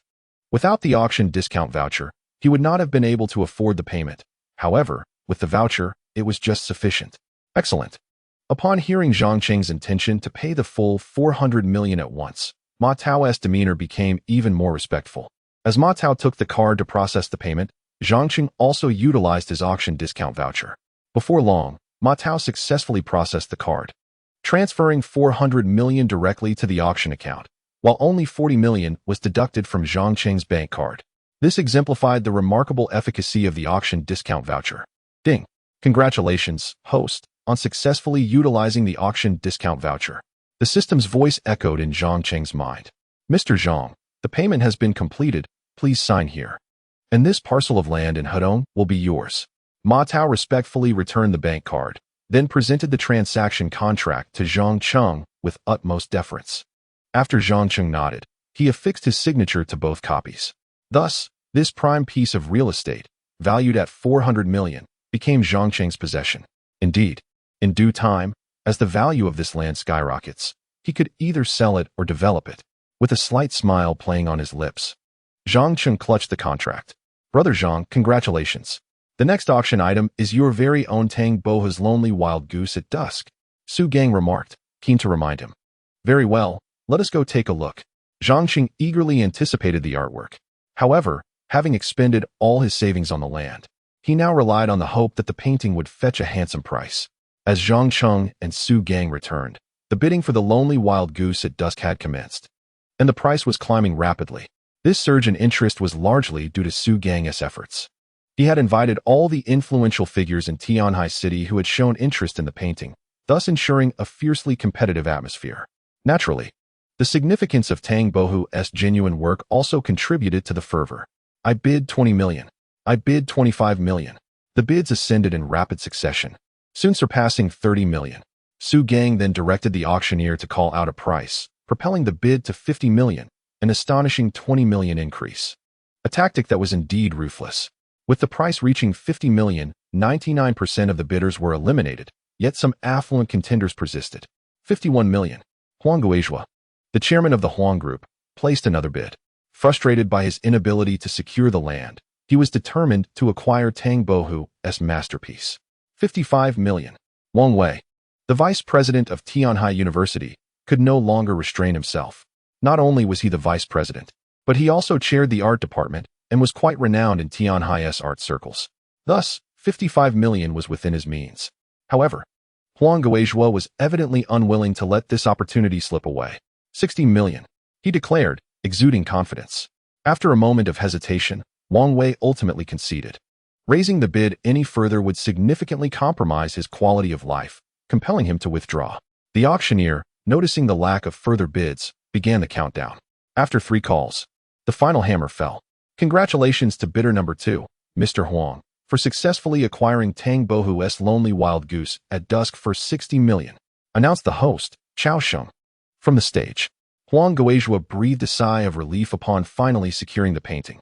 Zhang Cheng, satisfied with the 60 million, felt a sense of triumph. Brother Zhang, congratulations once more. You've just added 60 million to your account. Su Gang congratulated him again, recognizing Zhang Cheng as the undisputed champion of this auction. Having garnered both fame and substantial wealth, Zhang Cheng has successfully acquired a piece of land, reaping all the benefits. Boss Su, with the 3 paintings I have given you, you stand to profit handsomely this time as well, Zhang Cheng remarked with a smile. Indeed, with the remarkable success of Lotus After Rain, Zhang Qing's reputation has soared, consequently elevating the value of his other artworks. Congratulations, indeed. Su Gang clasped his hands in a gesture of goodwill and added, by the way, Brother Zhang, have you given any thought to our previous discussion regarding collaboration with Yunxiang Gallery? Given Zhang Qing's rising prominence in the art world, it was imperative to forge a strong alliance with him to prevent other galleries from seizing the opportunity. At this juncture, Zhang Qing recalled his lucrative investment opportunity with a tenfold return. He promptly addressed Su Gang, Boss Su, I am keen on collaborating. However, I wish to acquire shares in Yunxiang Gallery. Acquiring shares in our gallery? Su Gang hesitated momentarily, considering Yunxiang's commendable growth, with annual profits exceeding 20. They currently have no need for external financing. Yet, contemplating Zhang Qing's enigmatic background, exceptional artistry, and masterful appraisal skills, he realized that granting Zhang Qing a stake in the gallery would ensure his unwavering commitment and leverage his resources to elevate Yunxiang to new heights. With this thought, Su Gang dispelled his doubts and nodded affirmatively. No problem, I will take charge. Brother Zhang, in exchange for your expertise, I will grant you a 5 equity stake in Yunxiang Gallery. Zhang Qing did not immediately acquiesce, but inquired further, Boss Su, what are your annual profits? You may be candid with me. It could benefit your gallery. Typically, such financial details are regarded as trade secrets, yet Su Gang, eager to solidify a partnership with Zhang Qing, responded without hesitation. To be transparent, our gallery's annual profits exceed 25, and our market valuation has surpassed 800 million. Our growth trajectory is quite promising. Collaborating with us will undoubtedly be advantageous for you. Su Gang intentionally inflated the figure by 5 points to assure Zhang Qing of Yunxiang's prosperous development. Upon hearing this, Zhang Qing nodded in satisfaction and declared, excellent. I shall invest 40 million for a 30 stake in Yunxiang Gallery. Furthermore, I would like all my paintings to be sold through your gallery. And I can provide free appraisal services for ancient artworks once a month. Acquiring a 30 stake for 40 million is indeed somewhat excessive. However, Su Gang hesitated only briefly before consenting. Absolutely, as the chairman of Yunxiang Gallery, I will convene a board meeting shortly. Had Zhang Qing merely been a youthful painter and appraiser seeking such a stake, Su Gang might have hesitated. Yet, considering Zhang Qing's recent acquisition of land valued at 400 million, it was evident that his background was formidable, and Yunxiang Gallery could potentially soar to new heights with his support. It is precisely in light of this consideration that Su readily acquiesced to Zhang Qing's proposal. Splendid. I shall await your news. Zhang Qing proclaimed, rising to his feet, thoroughly satisfied with the outcome. Once he invested in Yunxiang Art Gallery, his prestigious investment would yield a tenfold return. Although capped at 50 million, it still represented a substantial profit. Very well. I shall provide you with an answer in 3 days. Su warmly clasped Zhang Qing's hand, feeling that forging a deep connection with him was the wisest decision of his life. Before departing from the auction house, Zhang Qing received a cash sum of 57 million from the auction, the proceeds from Tang Boa's Luo Xiagu Wu 2, after deducting a 5% commission. Upon receiving this sum, Zhang Qing's heart soared with joy, as he was in dire need of funds. This money would secure the 40 million needed for his investment in Yunxiang Art Gallery. After leaving the auction house, Zhang Qing returned to school for his classes. As evening fell, instead of returning to his dormitory, Zhang Qing made his way to the art gallery. He had promised Su Qingluo in the morning that he would teach her to paint after school, and he was determined to keep his word. Navigating with familiarity, he arrived at the art society within the gallery, only to discover it was completely empty. Wasn't there supposed to be an event today? Why is no one here? He pondered, perplexed. Just then, a familiar, playful voice echoed from behind him. You're late, little brother, Su Qingluo exclaimed, springing out from behind the door and promptly closing it behind her. Zhang Qing was momentarily startled. He had not anticipated her hiding there, such a mischievous spirit. Senior Su, didn't you say today was our society's event? Why has no one else come? He inquired, bewildered. Indeed, it is an event for our society. It's just the two of us participating. Su Qingluo nodded earnestly. All right then, Zhang Qing conceded, realizing he could not win against her whimsy. Let us begin painting. I will teach you. What would you like to paint? He was eager to fulfill his promise. Wait, you haven't had dinner yet, have you? I brought some delicious food, Su Qingluo declared, pulling out 2 bento boxes from her bag. These were lovingly prepared by her, albeit utilizing the school's cafeteria and ingredients at a cost. I happen to be quite hungry, so let us eat first before we dive into painting. Zhang Cheng said, rubbing his stomach, having rushed directly from class. This one is for you, and this one is for me. Su Qingluo handed him a blue food container, keeping the pink one for herself. Upon opening the box, Zhang Cheng was delighted to find the dishes exquisitely prepared and filled with his favorite foods, fried egg, sautéed prawns, and stir-fried pork with vegetables. Where did you acquire these? Did you order takeout? He asked. His appetite piqued as he eagerly picked up his chopsticks to dig in. I made them myself. Are they delicious? Su Qingluo inquired, her eyes sparkling with expectation. Absolutely delicious. They are exquisite. Zhang Cheng praised. I must say, these dishes are truly delightful. Aren't they delicious? If you were to marry me, you could savor these delectable meals every day. Su Qingluo replied, her heart brimming with anticipation. She had meticulously devised this strategy for an entire afternoon, hoping to capture Zhang Cheng's heart through his stomach. Upon hearing this, Zhang Cheng instinctively coughed a few times. Senior Su, please refrain from making such remarks. We have no future together, he reminded her once more. I'm merely joking. Is it really necessary to take it so seriously? Su Qingluo retorted playfully. It would be best if you avoided such jokes in the future. Zhang Cheng reiterated. Understood, you silly little brother. Su Qingluo teased back. After finishing their meal, the sky had darkened. The two of them, a young man and woman alone together, found themselves in the brightly lit art studio, creating a somewhat surreal atmosphere. Su Qingluo held a paintbrush, attempting to depict a small deer, yet she struggled to capture it, even with Zhang Cheng by her side guiding her through the nuances. Zhang Cheng, why don't you hold my hand while we paint? Merely directing me isn't giving me the feel for it, Su Qingluo said, her cheeks slightly flushed. Hold your hand while painting? Zhang Cheng furrowed his brow, then sighed. Very well, your painting skills are rather unsteady. I shall teach you hand in hand. Thus, he reached out to grasp Su Qingluo's delicate, fair hand. At the moment their hands made contact, Su Qingluo's body trembled slightly, and her cheeks instantly flushed a deep crimson. The enchanting, ambiguous atmosphere enveloped them, and she reveled in it, her right hand being casually held by Zhang Cheng as he guided the brush across the canvas. At that moment, Su Qingluo was entirely lost in the intoxicating aura of Zhang Cheng's presence, forgetting the act of painting altogether. How I wish time could freeze at this moment. Your warmth is so comforting, silly brother, she thought, her face growing even warmer. Noticing Su Qingluo's thoughts drifting away from the painting, Zhang Cheng could not help but inquire, Senior Su, what are you thinking about? Are you focusing on the painting? Did you remember the details I just taught you? Huh, what details?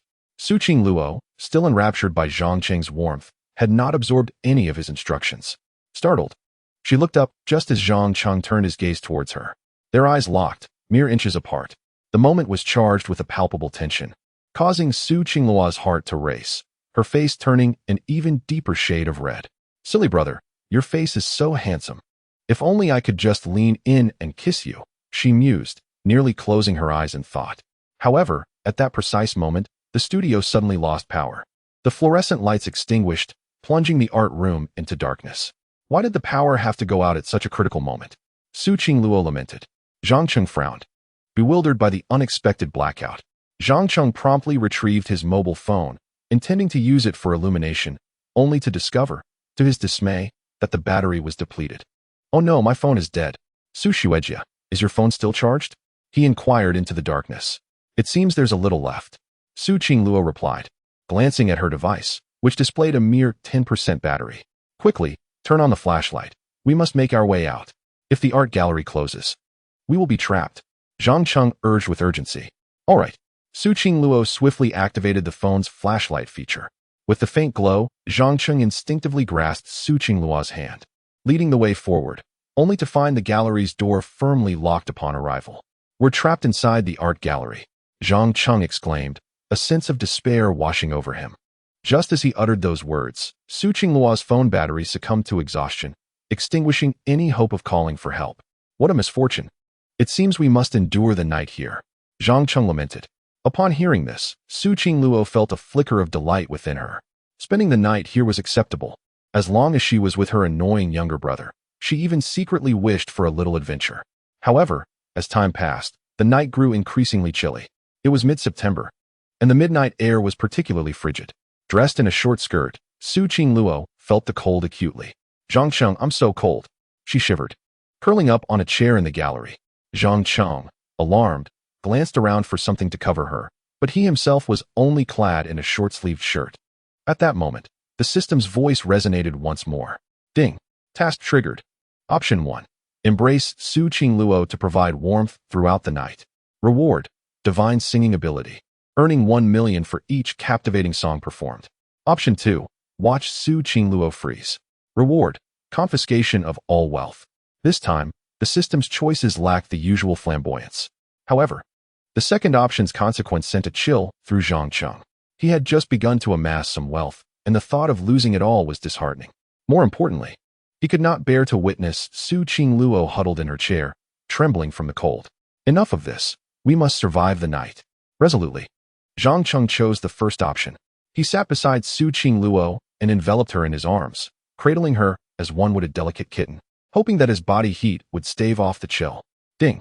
Congratulations to the host for making a choice. Reward. Divine singing ability. Earning 1 million for each captivating song performed. As the system's notification echoed in his mind, a wealth of singing techniques and numerous original songs, previously unknown in this world, flooded into Zhang Cheng's consciousness. Such sentiments are not unwarranted. The desolate sandbank is indeed cold. Songs such as Barefaced, The Wind Has Risen, and others, presented as original compositions by the system, were entirely unfamiliar to Zhang Cheng, existing nowhere else in this realm. However, he presumed that, since these were system-generated songs, they must possess a certain melodic charm. He then perused the introduction to the singing rebate of 1 million. The premise was simple. For every song that moved over 100 listeners, a reward of 1 million would be granted, valid for 10 days. The prospect of earning money through singing struck Zhang Cheng as quite appealing. He felt a sense of satisfaction with this newfound skill, contemplating the opportunity to test the effectiveness of this singing endeavor the following day. Meanwhile, Su Qingluo stirred slightly as Zhang Cheng embraced her. "Zhang Cheng, what are you doing?" she murmured, feeling both drowsy and cold, her arms wrapped tightly around herself, shivering from the chill. Zhang Cheng, fearing she might misconstrue his intentions, quickly clarified, "Senior Su, are you not cold? If I hold you, you shall not feel the cold." Upon hearing this, Su Qingluo's cheeks flushed slightly. Indeed, she was quite chilly. Yet she had not anticipated Zhang Cheng's thoughtfulness. She nodded gently. "Thank you, you annoying little brother," she whispered gratefully. She nestled deeper into his embrace, finally experiencing a semblance of warmth, not merely physical, but a profound emotional comfort as well. Such an annoying little brother, yet a warm-hearted one. Su Qingluo mused inwardly, her face aglow with warmth. Suddenly, she found the cold no longer a concern and drifted off into a peaceful slumber. In her dreams, she was transported back to her 10th year. On that fateful day, her playful spirit had led her to drag Zhang Cheng outside, only to be caught in a torrential downpour. The two children sought refuge in an abandoned thatched cottage. Outside, thunder roared and winds howled, rain pouring down in torrents. Su Qingluo, frightened, cried out for her mother, and it was Zhang Cheng who instinctively held her close, assuring her that he would keep her safe. Her tears subsided. Yet the night was bitterly cold, leaving her trembling. It was Zhang Cheng who held her throughout the night, using his own body to provide warmth. Despite the leaky roof, he stayed awake, shielding her from the rain with a piece of broken wood, ensuring she could sleep soundly. Perhaps it was from that moment that the impression of Zhang Cheng was indelibly etched in Su Qingluo's heart, solidifying her resolve to one day marry him. Cradling Su Qingluo's delicate form, Zhang Cheng felt a warmth envelop him as fatigue washed over him, and he gradually leaned back against the chair, surrendering to slumber. Meanwhile, in the girls' dormitory, Lin Baiwei, Lu Yanran, and Yi Shiming were growing increasingly anxious. Why has Qingluo not returned yet? Lin Baiwei glanced at her phone, noting it was already past 11 at night. Outside, darkness had fully descended and the school gates were locked, with their calls going unanswered. A wave of anxiety washed over Yi Shiming. What if something has happened to her? Su Qingluo typically adheres to a regular routine, often retreating to her bed at this hour. Yet today, she has vanished without a trace, and her phone remains unreachable. Anyone in this situation would feel a surge of anxiety. Have you all given it some thought?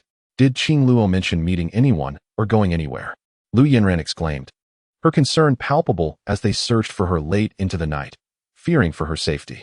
I just remembered, earlier this afternoon, she spent some money at the cafeteria to prepare a bento, claiming it was for someone special. Lin Baiwei suddenly interjected. For someone special? Lu Yanran and Yi Sherdong exchanged puzzled glances, both bewildered. Who might that be? As soon as the question left her lips, a collective realization dawned upon them. Could it be Zhang Cheng? Lin Baiwei exclaimed, her voice rising in alarm. The campus network mentioned this morning that Qing Luo went to the library with a milk tea to find Zhang Cheng. It's quite possible. She might have prepared a heartfelt bento for him, Lu Yinran added, her tone shifting to one of hope. Yes, Qing Luo might indeed be with Zhang Cheng. Yi Sherdong suddenly remarked after a brief pause. Does anyone have Zhang Cheng's contact information? They quickly considered reaching out to him to ascertain Su Qingluo's whereabouts, but unfortunately, none of them possessed his details, which dampened their spirits. However, Lin Baiwei soon had a thought. We could ask Zhang Cheng's roommate for his contact information. But we don't know any of his roommates. Both Lu Yanran and Yi Sherdong replied in unison, shaking their heads. Nevertheless, Lin Baiwei was undeterred. Just watch, she declared, and promptly posted a message in her friend's circle, stating, I need Zhang Cheng's roommate's contact information within half an hour. The first to provide it will share a meal with me tomorrow. This was undoubtedly a clever tactic. It must be noted that Lin Baiwei was exceptionally beautiful, tall, and alluring, possessing naturally captivating eyes that could easily entice anyone. Were it not for Su Qingluo's presence, she would undoubtedly reign as the Belle of Tianhai University. Of course, many suitors pursued her at school. Unlike Su Qingluo's aloof demeanor, Lin Baiwei's WeChat was filled with admirers and backup options. Once she posted in her friend circle, her eager suitors immediately sprang into action, fervently seeking the information. Meanwhile, in the boys' dormitory, Zhang Cheng's 3 roommates were equally anxious. Having tried calling him several times to no avail. What on earth is Zhang Cheng doing? Why is he not coming back at night? The chubby Wang Hao grumbled. Could something have happened to him? The slender Lin Yang voiced his concerns, clearly worried. After all, Zhang Cheng was their roommate, and his sudden absence at such a late hour was alarming. Surely not. Li Yuanhao, the bespectacled one, replied nervously. Just then, a handsome senior rushed into their dormitory, panting as he spoke. Freshman, do me a favor and give me your contact information. We need to register for the physical exam. This is the teaching assistant of Zhang Cheng's class, who has been pursuing Lin Baiwei. Thus, he was the first to notice the goddess's moments on social media and immediately rushed to Zhang Cheng's dormitory. Is there a physical education exam coming up? Inquired the bespectacled Li Yuanhao, visibly puzzled. Time was of the essence, and there was no opportunity for explanations. Quickly give me your contact information. I need to report this, or it will be too late by tomorrow.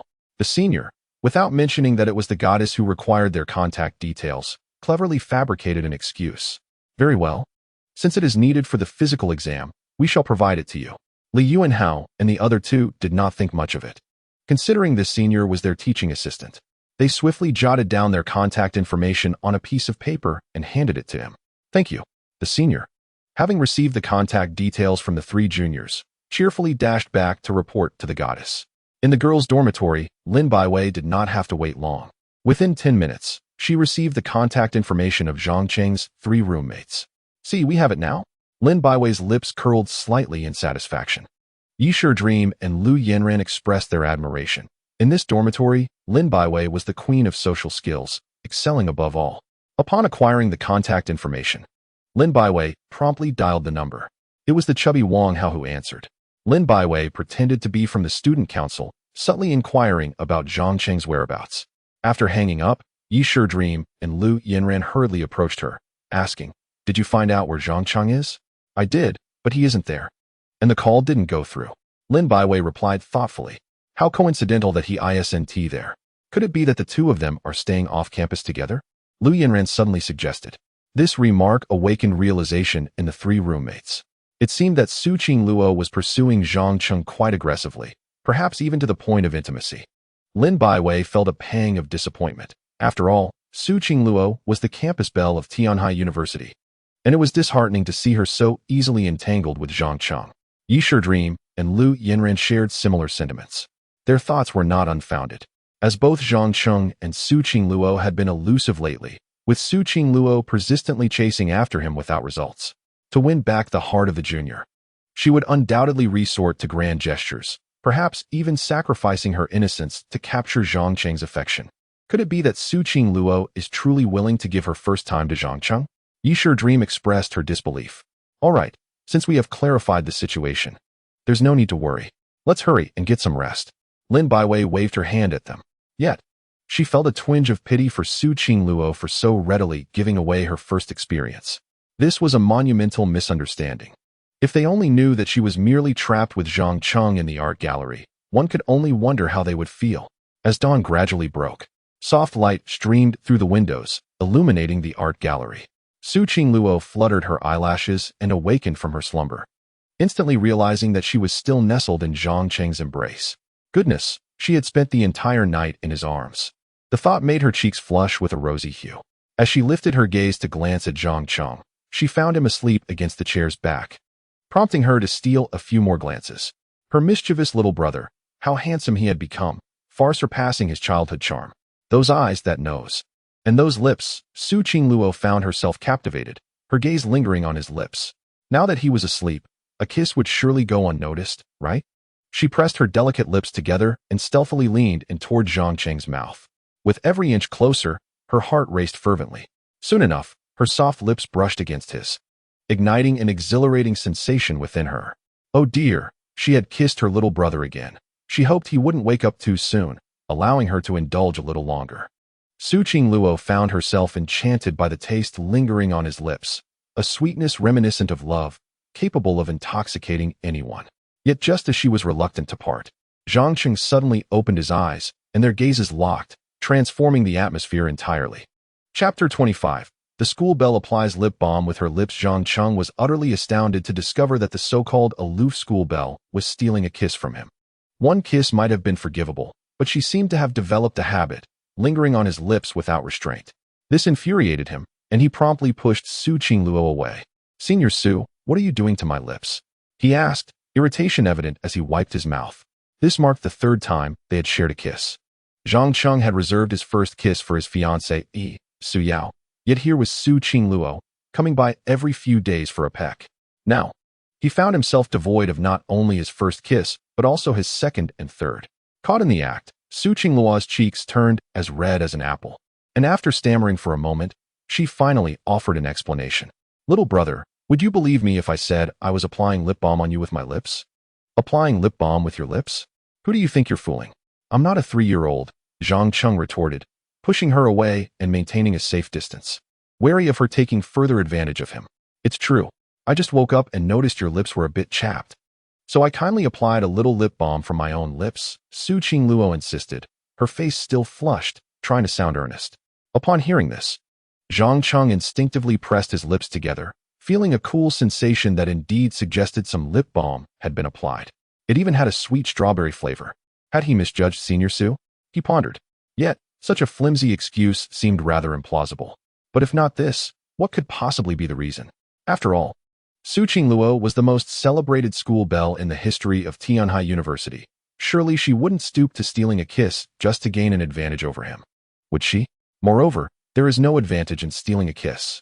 Zhang Cheng pondered this matter and concluded that the only reasonable explanation could be the application of lip balm. Su Qingluo, observing Zhang Cheng lost in thought, feigned calmness and continued, "Who do you think you are, a superstar or a famous singer? If I were to steal a kiss from you, it would only be because you kept me warm in your embrace last night. Now that I've applied the lip balm, we are even." After delivering this line, Su Qingluo discreetly glanced at Zhang Cheng's reaction and, seeing that he appeared to believe her words, felt a surge of delight. "Well, regardless, there shall be no next time. Besides, I dislike lip balm." Zhang Cheng, slightly displeased, rose hastily and made his way toward the restroom. He needed to wash his face quickly and remove the lip balm from his lips. He would not permit the scent of any other girl to linger there. If there were to be any trace left, it could only belong to his fiancée, Su Yao. Seeing that Zhang Cheng seemed to accept her explanation, Su Qingluo breathed a sigh of relief. This foolish younger brother is so easy to deceive. Yet that is precisely what makes him endearing. As she watched his retreating figure, her mind wandered back to the thrill of the stolen kiss. It was sweet yet exhilarating, leaving Su Qingluo somewhat enchanted. How wonderful it would be if such moments could occur daily. Just as she was lost in her reverie, the entrance of the art gallery was suddenly flung open, and an older security guard strode in. He quickly spotted Su Qingluo inside. "Ah, young lady, what brings you to the art gallery?" the guard inquired, puzzled. "Sir, we were painting in the studio last night when the power went out. and we found ourselves locked inside. Su Qingluo explained earnestly. I see. Then it is my fault for not checking thoroughly and inadvertently locking you in. The guard apologized promptly. It's quite all right. I actually owe you my gratitude. Su Qingluo replied with a sweet smile. Had she not been locked in, she would not have had the chance to sleep in Zhang Cheng's arms or steal a kiss in the morning. Thus, it was a beautiful accident, and Su Qingluo wouldn't mind experiencing such surprises more often. Soon, Zhang Cheng returned from the restroom, relieved to find the art gallery door finally open. At last, we can leave. Su Xuejie, let us go? Yes, Su Qingluo nodded, her spirits high as she hummed a little tune back to the dormitory. Along the way, she reminisced about the previous night. It was so warm to sleep in Zhang Cheng's embrace, and the kiss from her silly younger brother was exceptionally sweet. Lost in her thoughts, a blush crept onto her cheeks. How delightful it would be if such surprises could occur more frequently in the entire world. Perhaps only Su Qingluo would entertain such thoughts. However, as soon as she returned to the dormitory, she was surrounded by her 3 roommates. Qingluo, where were you last night? You didn't come home, and we couldn't reach you by phone. This is a serious issue, you must confess. Lin Baiwei inquired with a feigned seriousness. Her expression mirrored by Yi Shiming and Lu Yinran. I was locked in the art gallery last night, and my phone happened to run out of battery. So I was trapped there for an entire night. Su Qingluo recounted. However, the 3 girls were not inclined to believe her words. Who would believe that? We contacted Zhang Cheng's roommate last night, and he wasn't in the dorm either. The phone was unreachable. You 2 must have been together, right? Lu Yinran probed inquisitively. Upon hearing this, Su Qingluo's cheeks flushed. She never expected her 3 close friends would manage to find out about Zhang Cheng's roommate. At this point, she could no longer conceal the truth. Yes, we were together. We were originally in the studio painting when the power went out, and then we ended up locked in the art gallery. Su Qingluo clarified once more. Really? You didn't go to a hotel with Zhang Cheng? Lin Baiwei suddenly asked with a meaningful tone. Lu Yanran and Yi Shiming also gazed at Su Qingluo curiously, eager for an answer. Su Qingluo's face grew even warmer under their scrutiny. No, really, you can check my phone. It's completely dead. Besides, I didn't bring my ID, so I couldn't check in even if I wanted to. In a bid to clear her name, she offered her phone for their inspection, her dress providing no way to conceal her identification. She did wish to share a hotel room with Zhang Cheng, but the key issue was that he was unlikely to agree. Lin Baiwei, Lu Yanran, and Yi Shiming skeptically examined the phone and confirmed it was indeed out of battery. So you really were locked in the art gallery with Zhang Cheng last night? Lin Baiwei remarked. Yes, we truly spent the night there. Su Qingluo nodded in affirmation. As a man and a woman alone together for an entire night, did anything exciting happen? Lin Baiwei suddenly asked with a mischievous grin. No, nothing happened at all. Su Qingluo's face turned crimson as she recalled sleeping in Zhang Cheng's embrace and the kisses they shared in the morning. Really? I don't believe you. Why are you blushing then? Lin Baiwei continued to tease, her smile widening. Really, nothing happened. Su Qingluo insisted, attempting to maintain her composure. If you don't tell the truth, I might have to resort to tickling you, Lin Baiwei declared, playfully flexing her fingers and preparing for a light-hearted attack. Cleverly, Su Qingluo seized the moment to divert the topic. By the way, Shiming, isn't the song and dance club holding a charity performance at school today? How is the preparation going? Don't change the subject.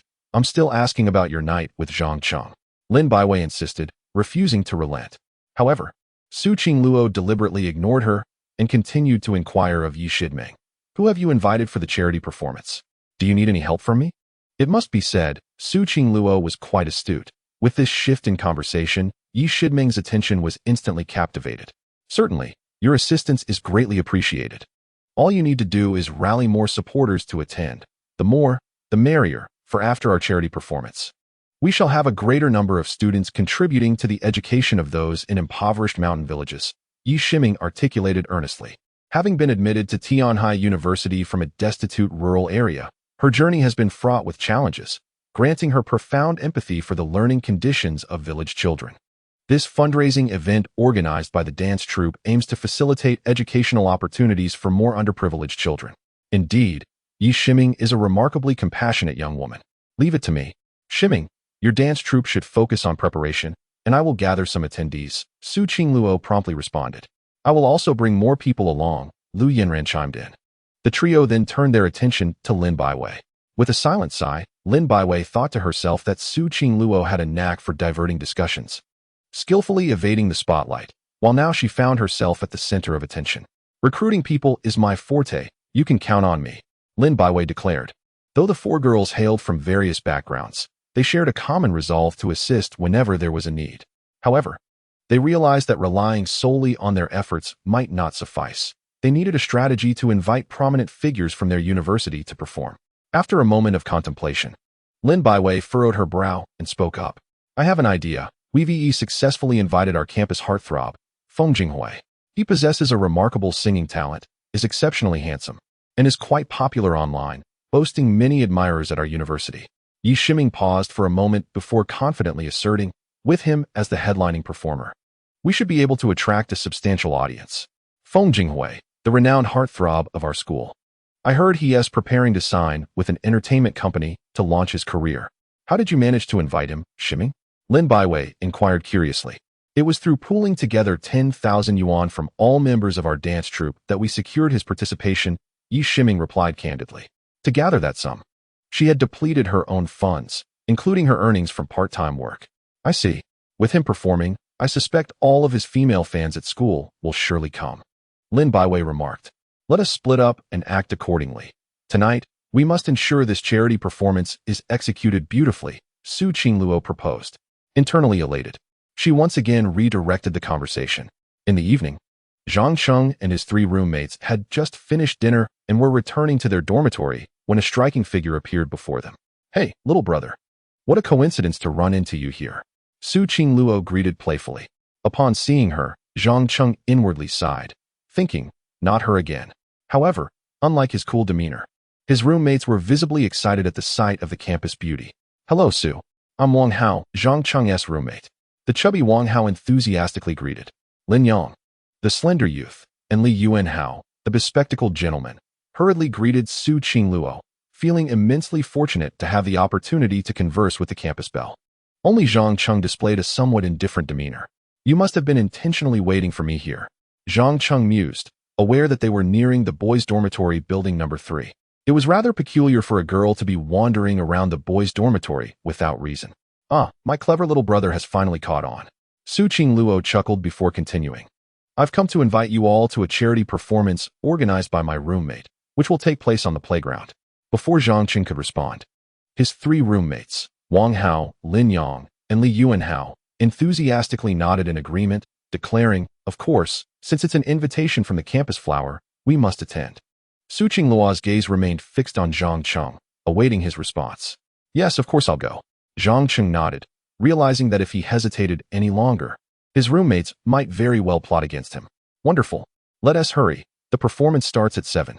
Su Qingluo exclaimed, visibly delighted by Zhang Cheng's agreement. Let us go?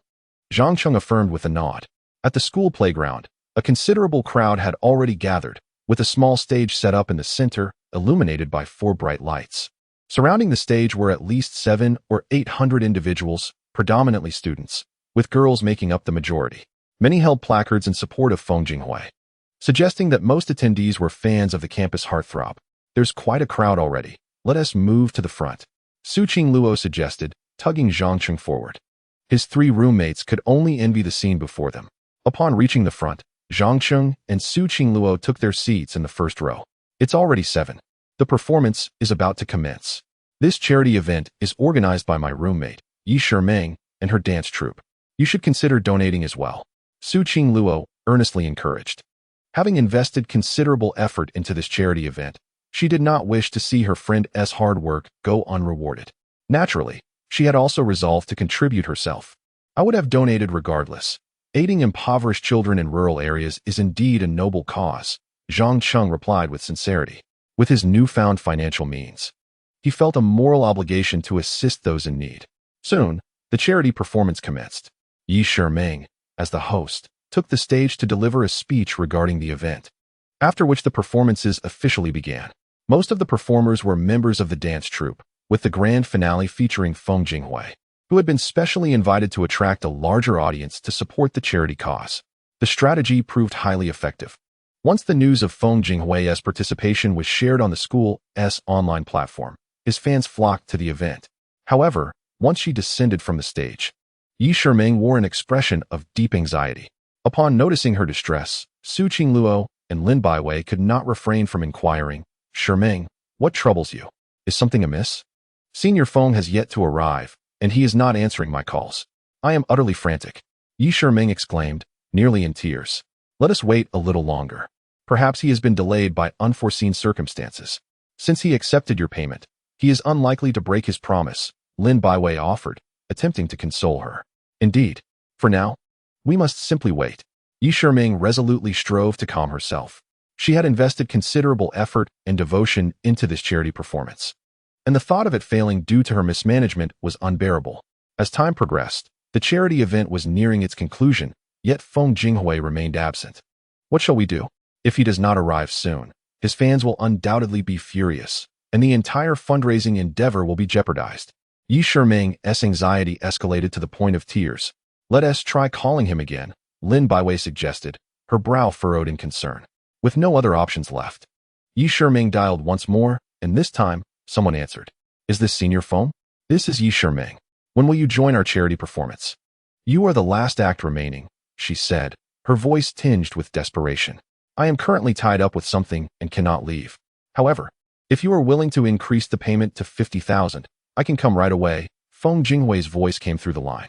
"Senior Feng, we had agreed on 10,000. Why the sudden increase?" Yi Shiming replied, incredulous. She could hardly fathom that the esteemed Feng Jinghui would demand such a steep sum at the last minute, leaving her at a loss for funds, particularly since the total amount raised might not even reach 50,000. "Regardless, I am not budging. My worth is 50,000 now. If you cannot accommodate this, then I regret to inform you that I cannot perform."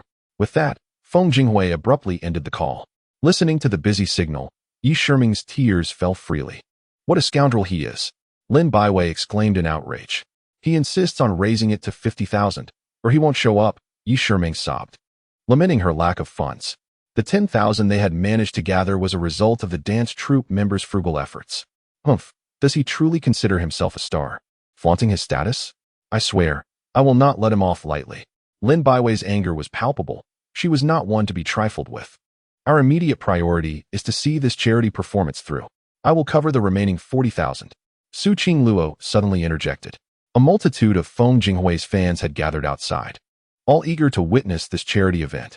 If Feng Jinghui failed to make an appearance, it would be a betrayal of their expectations, and the consequences were unpredictable. However, Lin Baiwei intervened. "No, I cannot accept this indignity. That scoundrel knows we are in a bind, which is why he raised the price. We cannot give in to his demands." Lin Baiwei's face was a mask of fury. "However, if we do not increase the payment now, Feng Jinghui will not appear. How shall we conclude this charity performance?" Su Qingluo found herself in a dilemma, her heart filled with anxiety. Yi Shiming was on the verge of tears, overwhelmed with worry. Just as everyone was at a loss, a voice suddenly rang out. "Why not let me replace Feng Jinghui and sing the final song?" Upon hearing this voice, Su Qingluo, Lin Baiwei, Yi Shiming, and the others turned in unison towards its source. Their astonishment grew when they realized it was Zhang Cheng. "Did you just say you want to replace Feng Jinghui and sing the last song?" Su Qingluo exclaimed in surprise. "Yes, since Feng Jinghui is unwilling to come, there is no need for him. I shall sing the final song in his stead," Zhang Cheng declared earnestly. He had acquired a divine singing skill the previous night, along with a 100,000 rebate for singing, and he was eager to find an opportunity to showcase his talent, especially with such a large audience present. However, this suggestion left Yi Shiming and the others deeply concerned. "Do you think the female fans will accept you replacing Senior Feng? They came specifically to see him, and we are unaware of your singing abilities." Lu Yanran voiced her apprehensions. Allowing Zhang Cheng to take the stage in place of Feng Jinghui carried significant risk. If Feng's devoted fans were to cause a commotion, their charity event could easily fall apart. As the organizer, Yi Shiming could not casually agree to Zhang Cheng's proposal, but there seemed to be no better alternative. "Are we truly considering raising the fee to bring Feng Jinghui here?" Zhang Cheng furrowed his brow and remarked. He held a strong aversion to individuals lacking credibility, especially those who wielded their fans as leverage against Yi Shiming and her companions. Such people were not worthy of collaboration. The girls were indecisive, and Yi Shiming was nearing tears from the pressure. Meanwhile, Feng Jinghui's fans, witnessing the approaching conclusion, began to wave their support placards and shout his name fervently. Feng Jinghui, I love you." Why hasn't Senior Phone come out yet? The charity event is almost over. Hurry and let my idol appear. We came to see Senior Phone. The fervent fans relentlessly urged for his appearance, placing immense pressure on Yi Shiming and her team. Lu Yanran, observing the escalating situation, whispered in fear, perhaps we should increase the payment. Look at Senior Feng's fans. If we fail to deliver, this charity event could be ruined, and the dance troupe might suffer as well. Yet Lin Baiwei frowned resolutely and stated, no. We cannot let that scoundrel Feng Jinghui succeed. He knows we are cornered, which is why he is so brazen. We shall not indulge him. What should we do? If Senior Feng does not take the stage, his fans will surely object. Lu Yanran was also anxious. Perhaps I should perform in his stead. I actually sing quite well. Possibly even better than Feng Jinghui. Zhang Qing spoke up again. Upon hearing Zhang Qing claim that his singing surpassed Feng Jinghui's, Yi Shiming, Lu Yanran, and Lin Baiwei could hardly agree. Although Feng Jinghui's character was lacking, his vocal prowess was undeniably impressive. He had won numerous singing awards and participated in a talent show organized by a variety channel, ultimately reaching the top 100. That was no small feat, considering the competition among the nation's finest. At Tianhai University, he was even revered as the singing god, boasting a considerable fan base. However, out of respect for Su Qingluo, Lin Baiwei and Lu Yanran refrained from voicing their dissent, fearing it might hurt Zhang Qing's pride. Perhaps we should let the younger brother take the stage and give it a try, Su Qingluo suggested. Among the group, she was the only one who would unconditionally support Zhang Qing. Yi Shiming, Lu Yanran, and Lin Baiwei exchanged glances, feeling there was no other option. They might as well give it a shot. Let Zhang Qing have a go. He looks quite presentable, and hopefully, the female fans will calm down a bit in light of his good looks. Lin Baiwei sighed, her tone reflecting a sense of desperation, as this was indeed their last resort.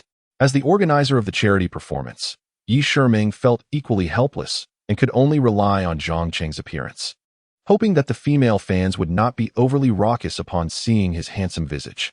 Fine then, Zhang Qing, you may go up and give it a try. Just as Yi Shiming began to speak, she suddenly remembered something and turned to Zhang Qing. By the way, what song will you be singing? I'll have the members prepare the accompaniment. No need for accompaniment. I'll sing an original song a cappella. Zhang Qing replied earnestly after a moment's thought. The system had gifted him over 100 original songs that did not exist in this world, and he was eager to see how they would sound when sung aloud. Moreover, Zhang Qing subconsciously believed that since these were original songs bestowed by the system, they must be extraordinary and would undoubtedly captivate the audience. However, when Zhang Qing made this proclamation, Yi Shiming, Lin Baiwei, and Su Qingluo were once again taken aback. What? You intend to sing a cappella? An original song? Yi Shiming exclaimed in despair, feeling that allowing Zhang Qing to sing could very well spell the end of their charity performance. Lu Yanran was also in a state of distress. Singing a cappella could never compare to a performance with accompaniment. Additionally, with Zhang Qing performing original songs that no one had heard before, onlookers might think he was merely rambling. How could Feng Jinghui's fans possibly accept this? Perhaps we should simply increase the offer to bring Feng Jinghui back, to have Zhang Qing sing original songs a cappella. Attempting to placate Feng Jinghui's fans in such a manner might incite their dissatisfaction and wrath. Lu Yanran could not help but probe again. Even Lin Baiwei found herself somewhat unable to support this endeavor. The risk of performing an original song a cappella was simply too great. Zhang Qing, are you certain you wish to sing an original song without accompaniment? Lin Baiwei was particularly unwilling to see that scoundrel Feng Jinghui succeed, so after considerable contemplation, she resolved to take the risk and support Zhang Qing's performance. However, the prospect of singing a cappella with an original piece left her feeling rather uncertain. Could mere good looks truly salvage this charitable event? Yes, I am certain, Zhang Qing affirmed with unwavering resolve. Why not let Zhang Qing give it a try? Su Qingluo chimed in. Among them, it seemed that only Su Qingluo wholeheartedly believed in Zhang Qing's potential to perform on stage. Trust me, my singing is quite decent. If we don't decide now, it will be too late, Zhang Qing reiterated earnestly. Yi Shiming felt a sense of urgency as she noticed that the penultimate performance was nearing its conclusion. Gritting her teeth, she declared, all right, let's take a leap of faith. It's better than doing nothing at all. Zhang Qing, here's the microphone. The stage is yours. Sing boldly. Whether you succeed or falter is entirely your affair. Yi Shiming finally made up her mind. Lu Yanran and Lin Baiwei exchanged glances, feeling a twinge of anxiety, but under the circumstances, they could only hope for the best. Rest assured, I will not let you down, Zhang Cheng said, gripping the microphone tightly as he strode towards the stage. Meanwhile, in a music room, the tall and handsome Feng Jinghui lounged on the sofa with an air of self-satisfaction. Shortly, his sycophant hurried in, breathless. Young Master Feng, there's only one performance left in the charity event, and your absence has thrown the dance club into a frenzy. The sycophant exclaimed, excitement evident on his face. In 10 seconds, they will undoubtedly call me again. With my fans present, they will have no choice but to invite me. Feng Jinghui replied confidently. He had garnered a certain level of fame at school, and in his estimation, a song was worth 50,000, an amount befitting his stature. Truly impressive, young Master Feng. The dance club is entirely at your mercy. If they refuse to increase the payment, your fans will not agree, the sycophant chuckled. Of course. My worth is far beyond 50,000. I only offered them that amount out of consideration for our shared alumni status, Feng Jinghui said with a self-assured smile. However, as 10 seconds passed, Yi Shiming had yet to call him, causing his brow to furrow. Why hasn't that country girl Yi Shiming called me yet? Feng Jinghui pondered, perplexed. He had assumed that without him, Yi Shiming would be eager to seek him out, yet at this hour, she had not reached out. He glanced at his phone.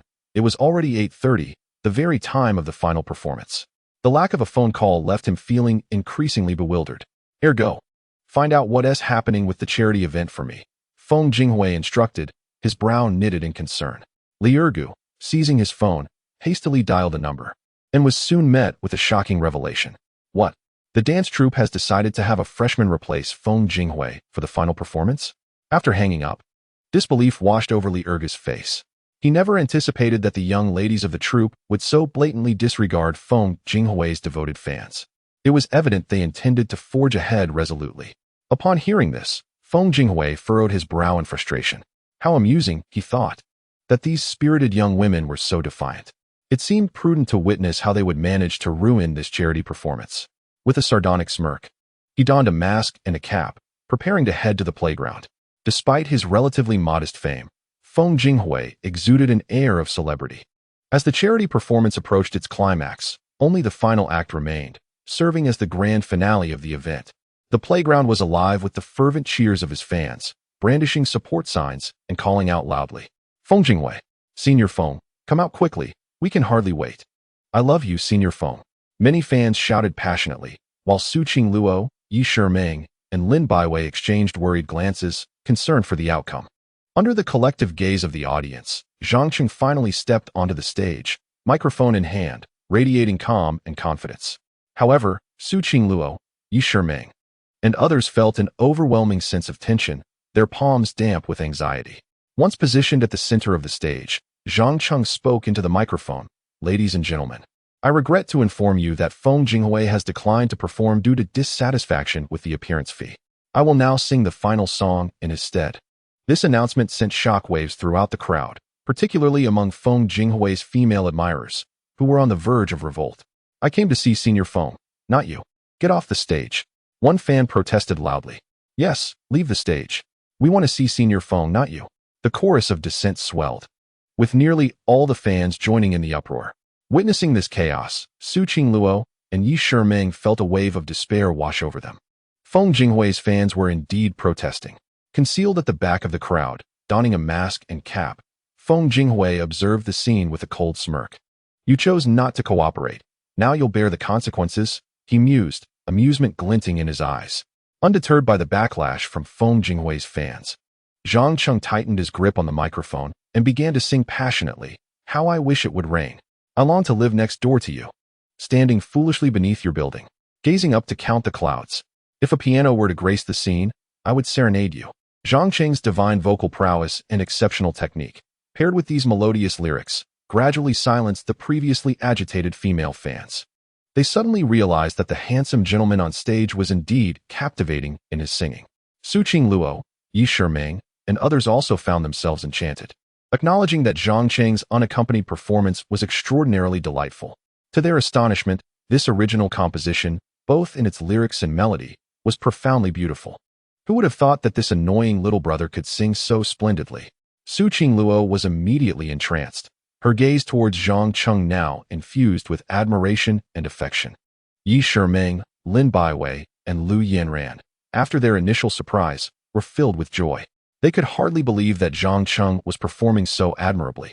And it seemed that Feng Jinghui's female admirers were gradually quieting down. Lin Baiwei turned her head to observe that those who had once shouted for Zhang Cheng to leave the stage were now listening intently to his song. At that moment, Zhang Cheng was earnestly singing, paying little heed to the external commotion. If ever I find myself feeling down, I would gladly lend you my gloom.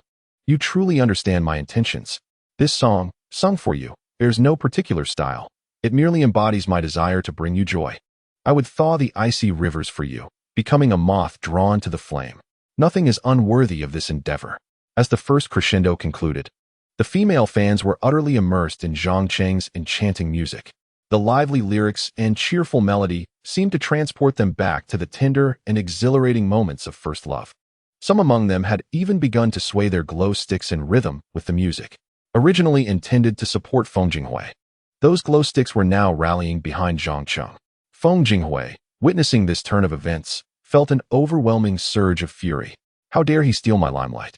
Who is this brat, ergo? Turning to look, he discovered that even Li Ergu had succumbed to the allure of Zhang Cheng's song. Standing on his tiptoes to catch a glimpse of the performance, in a fit of rage, Feng Jinghui kicked Li Ergu forcefully, sending him sprawling 2 meters away. What's wrong, Feng Xiao? Why did you kick me? Li Ergu hurriedly approached after regaining his footing. Find out who this kid is, Feng Jinghui exclaimed, his countenance darkened. As he stormed away, he began to regret his impulsive decision to raise the stakes. Otherwise, that brat would never have had the chance to perform on stage. Now, it seemed that all his female admirers were entranced by the lad up there. All right, Feng Xiao, I will investigate immediately. Though Li Ergu verbally complied, his ears remained attuned to Zhang Cheng's exquisite performance. It was simply mesmerizing. The song was lively and enchanting, and the vocal skills were remarkable, truly. A new generation of musical talent was emerging. The performance on stage continued. This song, sung for you, bears no particular style. It merely signifies my fervent desire for your happiness. What is amiss in forsaking the world for your sake? As summer wanes and autumn unfurls, a hint of warmth suffuses the changing colors. As the melody concludes, the audience remains entranced, unable to shake off the enchanting strains of the song. For it is simply exquisite. They have never encountered such delightful music before. Su Qingluo and her companions were utterly captivated, completely surrendered to the charm of Zhang Cheng's performance. As soon as Zhang Cheng finished singing, he received a notification from the system. Ding! Congratulations, host, you have moved 783 people. Reward, 1 million in cash. Upon hearing the system's voice, a subtle smile graced Zhang Cheng's lips. He knew his gamble had paid off. Thank you all for quietly allowing me to finish this song. If you enjoyed it, please consider donating some kindness to the children of impoverished mountain villages. Zhang Cheng expressed, bowing to the audience below the stage. Only then did the crowd react, erupting into thunderous applause. It was magnificent. That song was simply divine. Another one. Handsome, please. Yes, another. I wish to hear more. Sing a few more songs, and I shall contribute. The audience began to shout, all imploring Zhang Cheng to continue. His singing was so captivating that they had never encountered anything quite like it. Even senior Feng Jinghui's performances paled in comparison. Moreover, Zhang Cheng was extraordinarily handsome. Beauty is justice, and given Zhang Cheng's remarkable singing, the female fans swiftly altered their perceptions of him. Zhang Cheng had not anticipated such a response, but he understood that to garner more donations, he must gratify their auditory senses. No problem, I shall sing a few more songs for you, he declared, eager to perform further, thus securing greater rewards. Below the stage, Yi Shihong and others gazed at Zhang Cheng with gratitude upon witnessing his willingness to sing more. This next piece is also an original composition of mine, titled Little One, written for the person I hold dearest in my heart. This song, a gift from the system, was not found in this world. Hence, Zhang Cheng claimed it as his own. The lyrics were particularly fitting for his relationship with Su Yao. As soon as he spoke, the audience leaned in with anticipation. Su Qingluo, in particular, was filled with hope. Could the person Zhang Cheng cherished most be her? Was this song written for her? Soon, Zhang Cheng tightened his grip on the microphone and began to sing once more. Memories unfold like a storyteller, in a voice rich with local dialect. Skirting puddles, winding through small villages, awaiting the fateful encounter. I mold a city from clay, vowing to bring you home in the future. How many turns, how many doors, squandered youth. The audience present was once again enraptured by Zhang Qing's melodious voice, while Su Qingluo felt her eyes welling up at the poignant lyrics. Were these not verses that echoed the memories of her childhood with Zhang Cheng? In their youth, while playing house, Zhang Cheng had fashioned a castle out of clay and declared that he would marry her and reside in that castle when they grew up. It turned out that Zhang Cheng had always cherished this memory. The earnestness of the singer stirred the emotions of the listeners. Unbeknownst to her, tears began to cascade down Su Qingluo's cheeks. My heart has forever housed a singular soul. Once we were so small. That year, you moved a tiny stool. Enraptured by the play, I followed your lead. I sought the character from that story. You are the indispensable part. You napped beneath the tree while I, in my innocence, waited foolishly. As Zhang Cheng continued to sing, Su Qingluo's tears flowed more freely, moved by his heartfelt performance. This was the most profound confession. As another song concluded, the system's notification chimed once more. Congratulations, host. You have touched 721 individuals, earning a rebate of 1 million. The audience was once again captivated, even urging Zhang Cheng to continue singing, utterly enthralled by his enchanting voice. Not wishing to decline their enthusiasm, and eager to seize the opportunity to earn a little extra, Zhang Cheng proceeded to perform several more songs. Those who were originally fans of Feng Jinghui found themselves transformed into Zhang Cheng's admirers after listening to his original compositions. This was a transformation Feng Jinghui could never have anticipated. At 9:30 in the evening, the concert finally came to a close. Spanning a full hour, from initially being unaccepted and urged to leave the stage, to the audience changing their demeanor and applauding for him. In the end, they all became fans of Zhang Cheng. Such a remarkable shift occurred within the span of just 1 hour. Through his captivating songs, Zhang Cheng had thoroughly won them over. Yi Shiming, Lu Yanran, and others were equally impressed by Zhang Cheng's talent. They had not expected him to possess such remarkable singing skills, performing an hour of original songs, all sung a cappella, and each piece resonating beautifully. Lu Yanran could not help but praise him. Indeed, this was all thanks to Zhang Cheng, who also attracted a considerable number of classmates who came upon hearing the news. Yi Shiming finally breathed a sigh of relief. The fundraising concert had concluded successfully, raising a substantial amount of money. After singing for an hour, Zhang Cheng felt fatigued and stepped down from the stage. However, as soon as he descended, a strikingly beautiful female classmate approached him. Hello, fellow student. My name is Wang Monli. Your singing is delightful. May I have the pleasure of befriending you? Wang Monli stated confidently.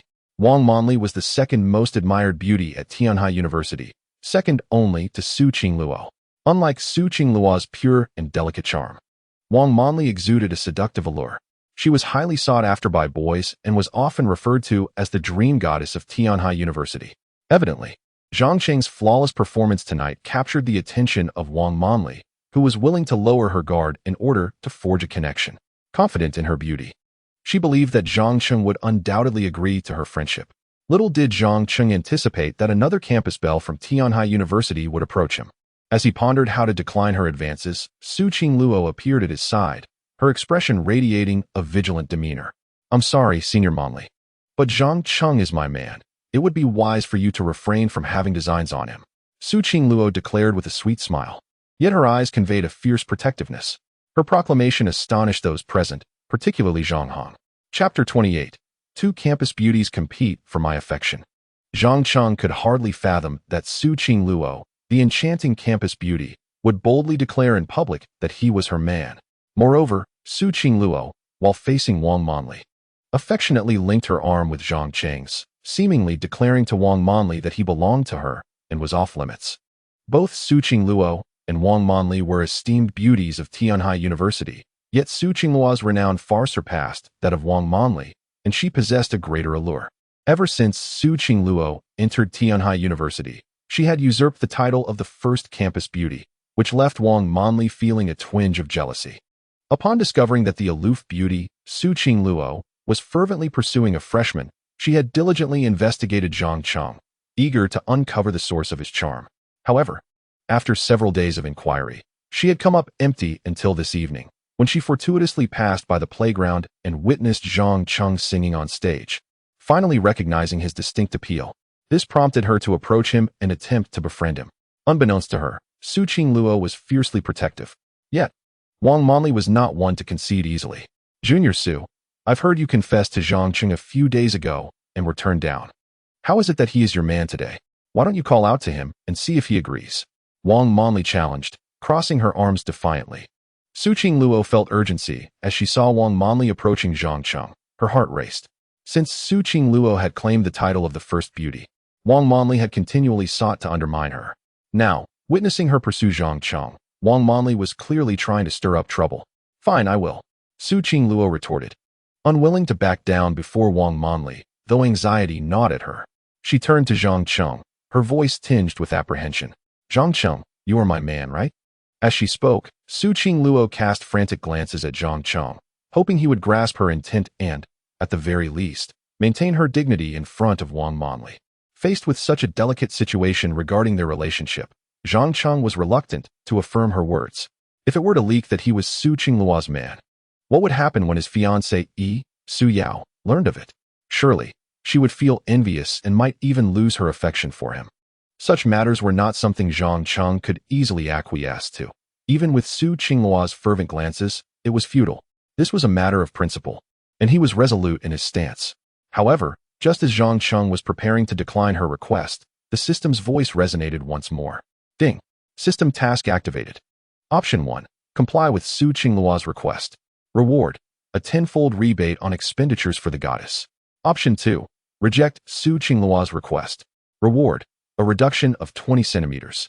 Upon hearing the system's prompt, Zhang Cheng felt an overwhelming urge to weep. This insidious system was once again coercing him into making a choice at a critical juncture. Such a principled issue was one he could not compromise on. With a countenance wrought with anguish, he found himself momentarily paralyzed by indecision. Yet, the relentless system began its countdown, demanding a decision. Host, please make your choice swiftly. Should you fail to decide within 5 seconds, all wealth and skills will be confiscated. At this, Zhang Cheng was incensed, cursing inwardly at the audacity of the system. Yet, it persisted with its countdown. 5, 4, 3, 2. As the final count approached, Zhang Cheng finally capitulated to the reality before him. Yes, I am Su Qingluo's man, he affirmed through tears. Ding. Congratulations, host, on making your choice. Reward. A tenfold rebate on expenditures for the goddess. Though reluctantly acquiescing, Zhang Cheng realized that the benefit came in the form of yet another tenfold rebate opportunity, albeit with the stipulation that the expenditure must be directed towards the goddess to reap the rewards. The particulars would have to wait until he returned to investigate further.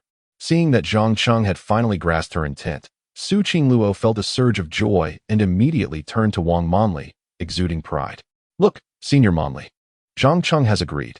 I told you he is my man, but you didn't believe me. With her chin raised and an air of triumph, Su Qingluo seemed to bask in the glow of victory. Meanwhile, Wang Manli's expression darkened. She had not anticipated Zhang Cheng would actually acquiesce to Su Qingluo. However, being observant, she quickly discerned that Zhang Cheng did not appear pleased. Rather, he wore a face of reluctance, clearly unwilling in his agreement. Inwardly, Wang Manli pondered. He must have been coerced by Su Qingluo. This seemingly innocent girl has no qualms about pressuring Zhang Cheng. With a soft sigh, she declared, Su Qingluo, even if Zhang Cheng has agreed to you, I will not concede. Let us wait and see. After uttering this, Wang Manli cast a flirtatious glance towards Zhang Cheng. Naturally alluring, her gaze was imbued with a captivating charm, capable of ensnaring the hearts of all men. Yet, Zhang Cheng remained unmoved. His heart was already taken by Su Yao, rendering him impervious to the allure of any other woman. Su Qingluo felt a surge of anger as she witnessed Wang Manli casting flirtatious glances at her man. In her heart, she berated Wang Manli, deeming her a shameless woman for daring to entice her boyfriend. Although her emotions were tempestuous, Su Qingluo maintained an outward facade of composure. Senior Manli, I advise you not to waste your efforts. Zhang Cheng and I share a true love, she declared, her voice tinged with defiance. Is that so? I am quite eager to test that assertion. I thrive on challenges, Wang Manli retorted, casting another seductive glance at Zhang Cheng before swaying away like a siren into the night. Her enchanting silhouette was undeniably alluring. Su Qingluo was beside herself with frustration.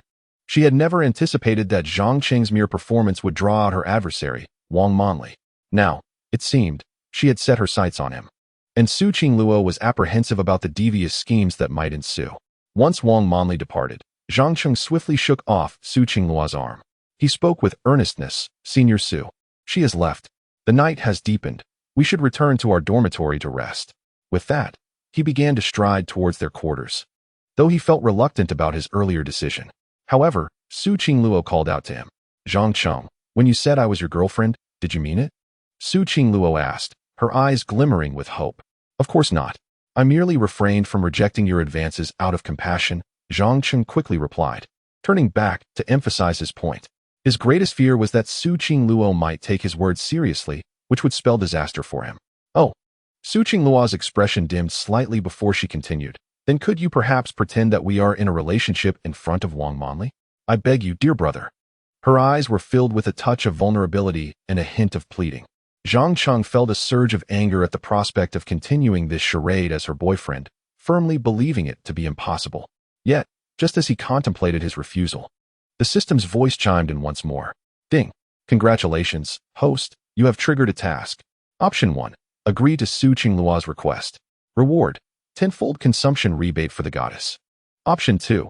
Decline Su Qingluo's request. Reward. Shortened by 20 centimeters, doubled. Zhang Cheng was at a loss for words. The system seemed to perpetually assist Su Qingluo while placing him in a predicament. He began to suspect that this system was a covert operative sent by Su Qingluo to entrap him.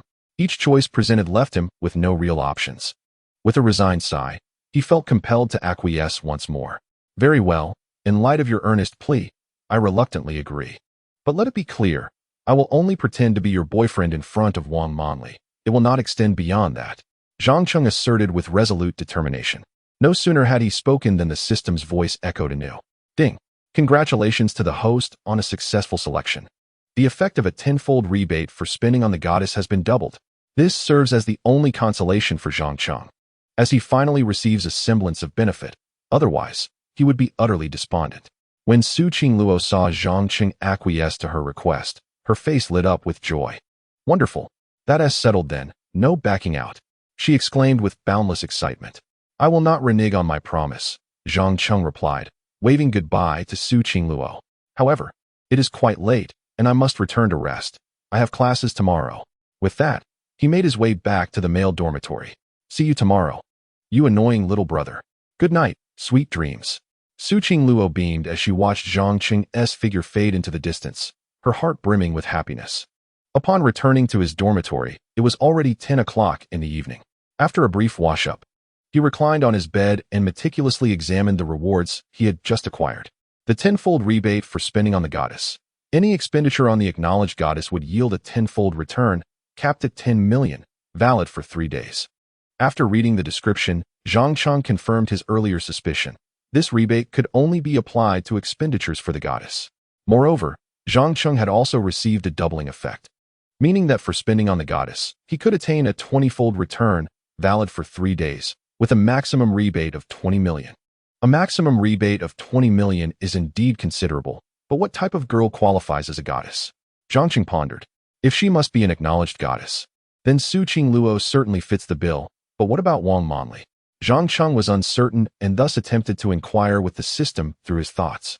Hey system, what sort of goddess is deemed an acknowledged goddess? Initially, Zhang Cheng merely intended to pose a casual question, yet to his surprise, the system responded. Upon assessment, only one female at Tianhai University meets the criteria for an acknowledged goddess, Su Qingluo. Hearing this, Zhang Cheng's lips twitched slightly in annoyance.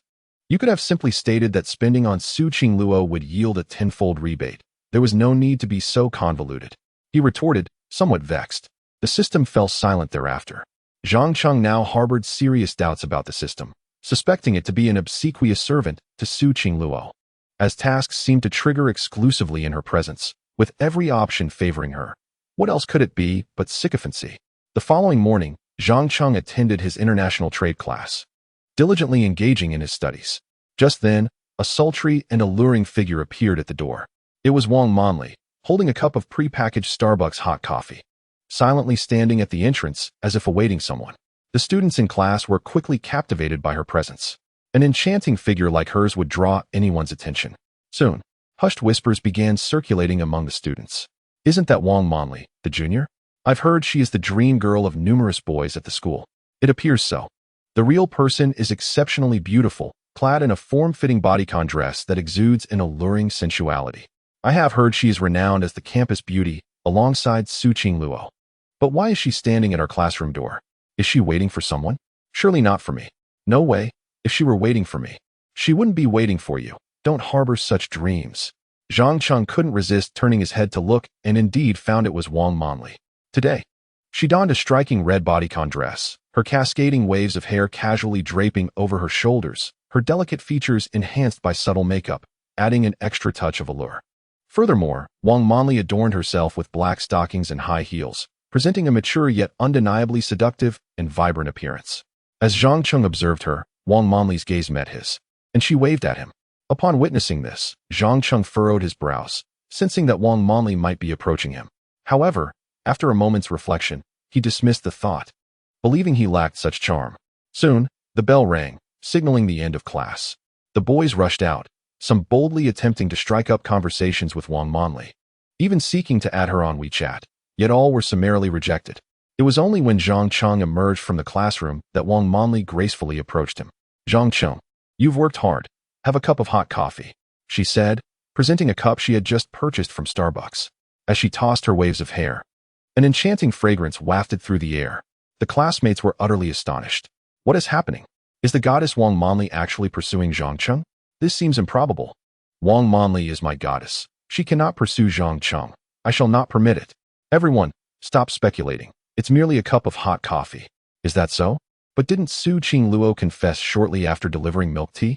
Isn't this a similar tactic? In an instant, the students erupted into discussion. Their envious gazes once again fixated on Zhang Cheng. Zhang Heng was equally bewildered. Wang Manli truly seemed to be approaching him.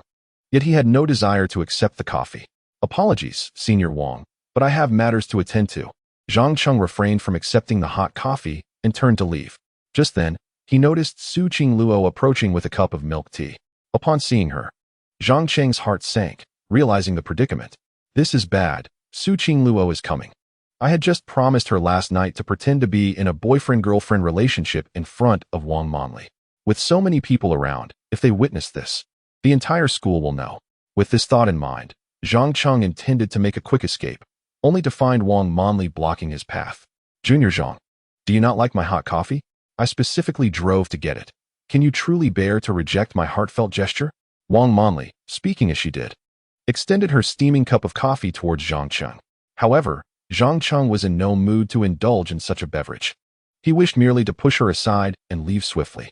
Little did he anticipate that Su Qingluo, upon witnessing Wang Manli's persistent attachment to him, quickened her pace and soon stood before him. Zhang Cheng was not particularly fond of coffee. He preferred milk tea. Su Qingluo's melodious voice soon resonated in the air, laced with a hint of competition. Daring to entice her troublesome younger brother. How infuriating.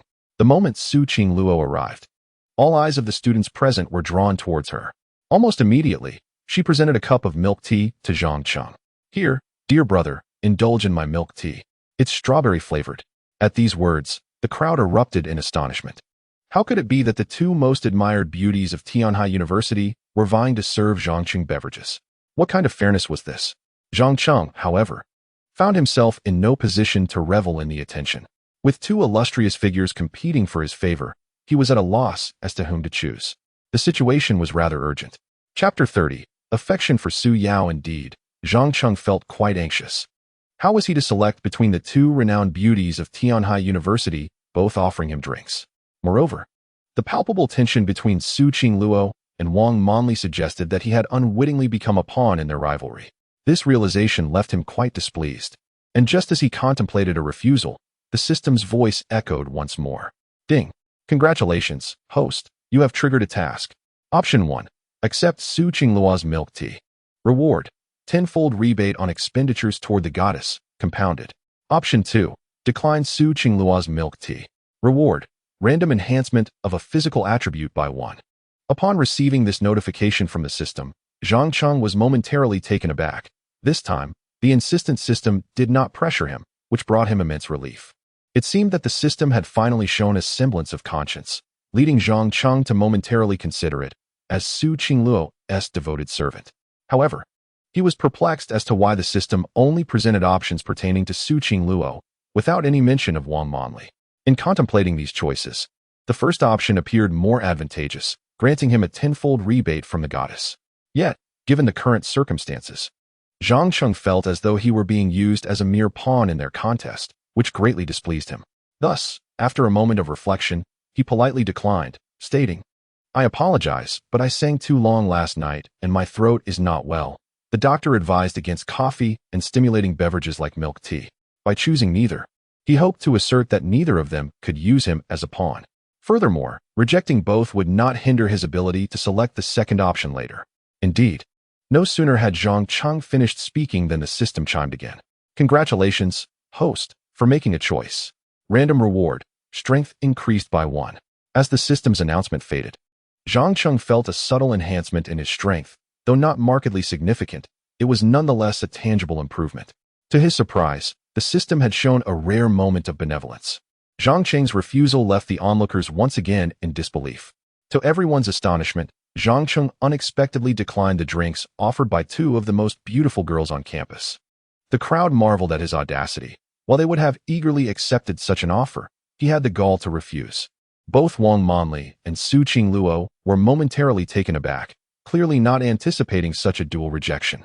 However, Su Qingluo quickly regained her composure. "Zhang Cheng, shall we go out for a meal?" she suggested, affectionately linking her arm with his, exuding a charming demeanor as she rested her head against his arm.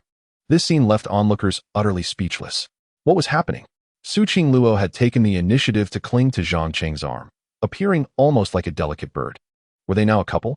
Wang Manli felt a twinge of irritation, but soon noticed that Zhang Cheng seemed somewhat reluctant. She then spoke up, "Su, last night you claimed Zhang Cheng was your man. Do you dare to kiss him in front of everyone?" Her words dripped with provocation, as she surmised that Zhang Cheng was being pressured by Su Qingluo, and she sought to unveil their true relationship through this challenge. Upon hearing this, the crowd erupted with enthusiasm, eager to discover whether Zhang Cheng and the campus beauty were truly an item. Zhang Cheng's heart sank at that moment. His greatest fear was coming to fruition. Meanwhile, Su Qingluo felt a mix of embarrassment and anxiety. Her face flushed crimson. It was impossible for a girl to not feel shy or nervous about kissing him in front of so many people.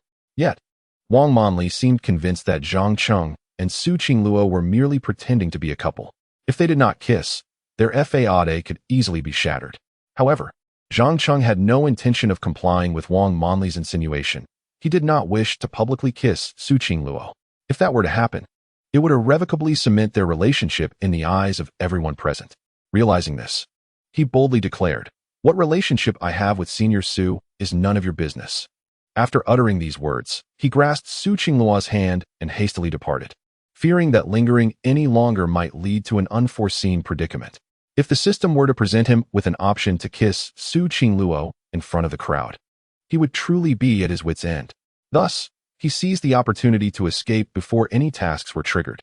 Wang Manli watched as Zhang Cheng and Su Qingluo hurriedly left, a sly smile creeping onto her lips. Just as I suspected, there truly is nothing between them. Once outside the lecture hall, Zhang Cheng finally breathed a sigh of relief.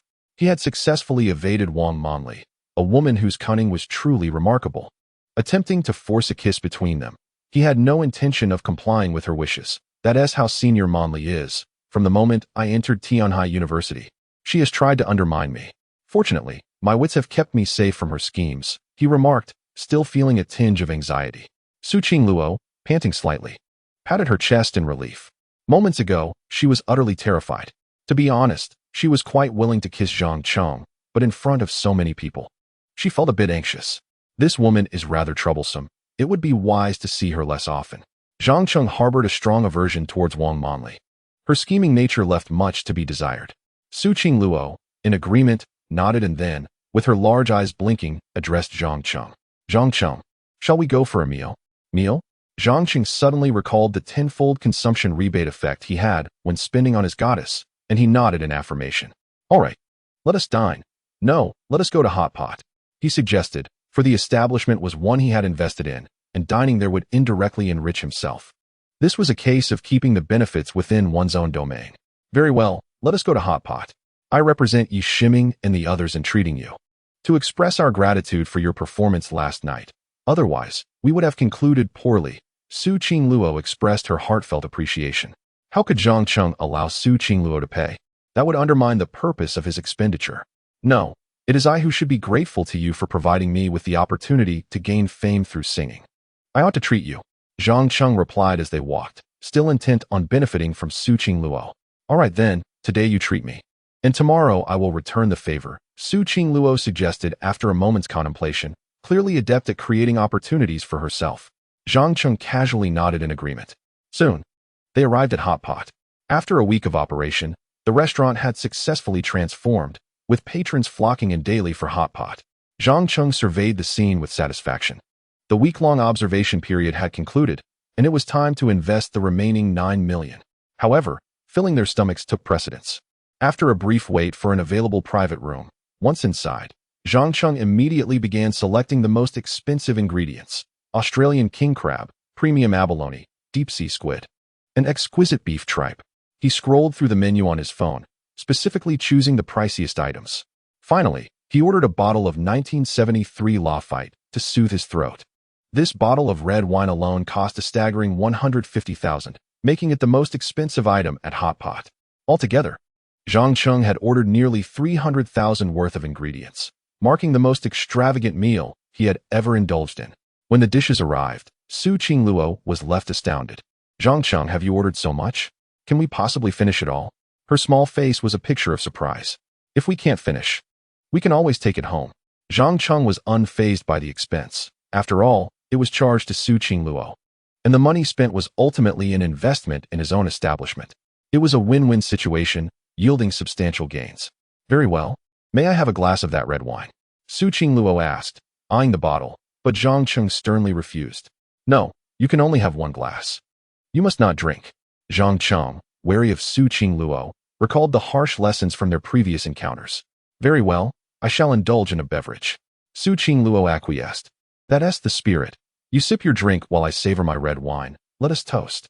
At that moment, Zhang Cheng felt a wave of relief wash over him. After pouring himself a generous glass of red wine, he clinked glasses with Su Qingluo and began to drink heartily. 15,000 for this wine. It would be a shame to let it go to waste.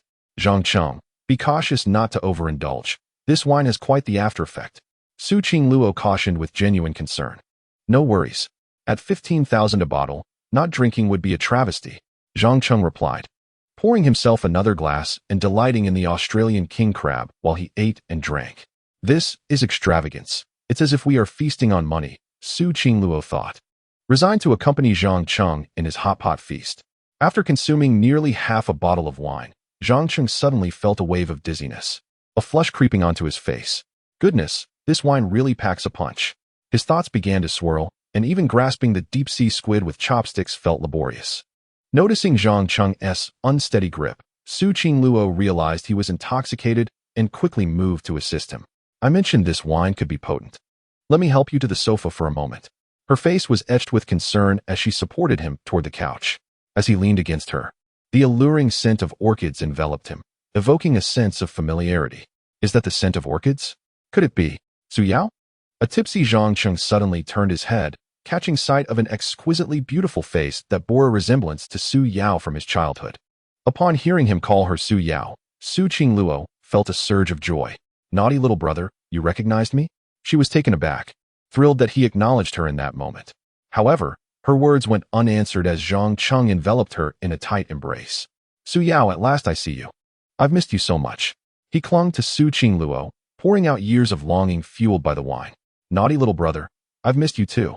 Su Qingluo embraced him tightly, feeling an overwhelming sense of happiness in that moment. Zhang Cheng sensed a response to his heartfelt words and, unable to resist, leaned down to kiss Su Yao's lips.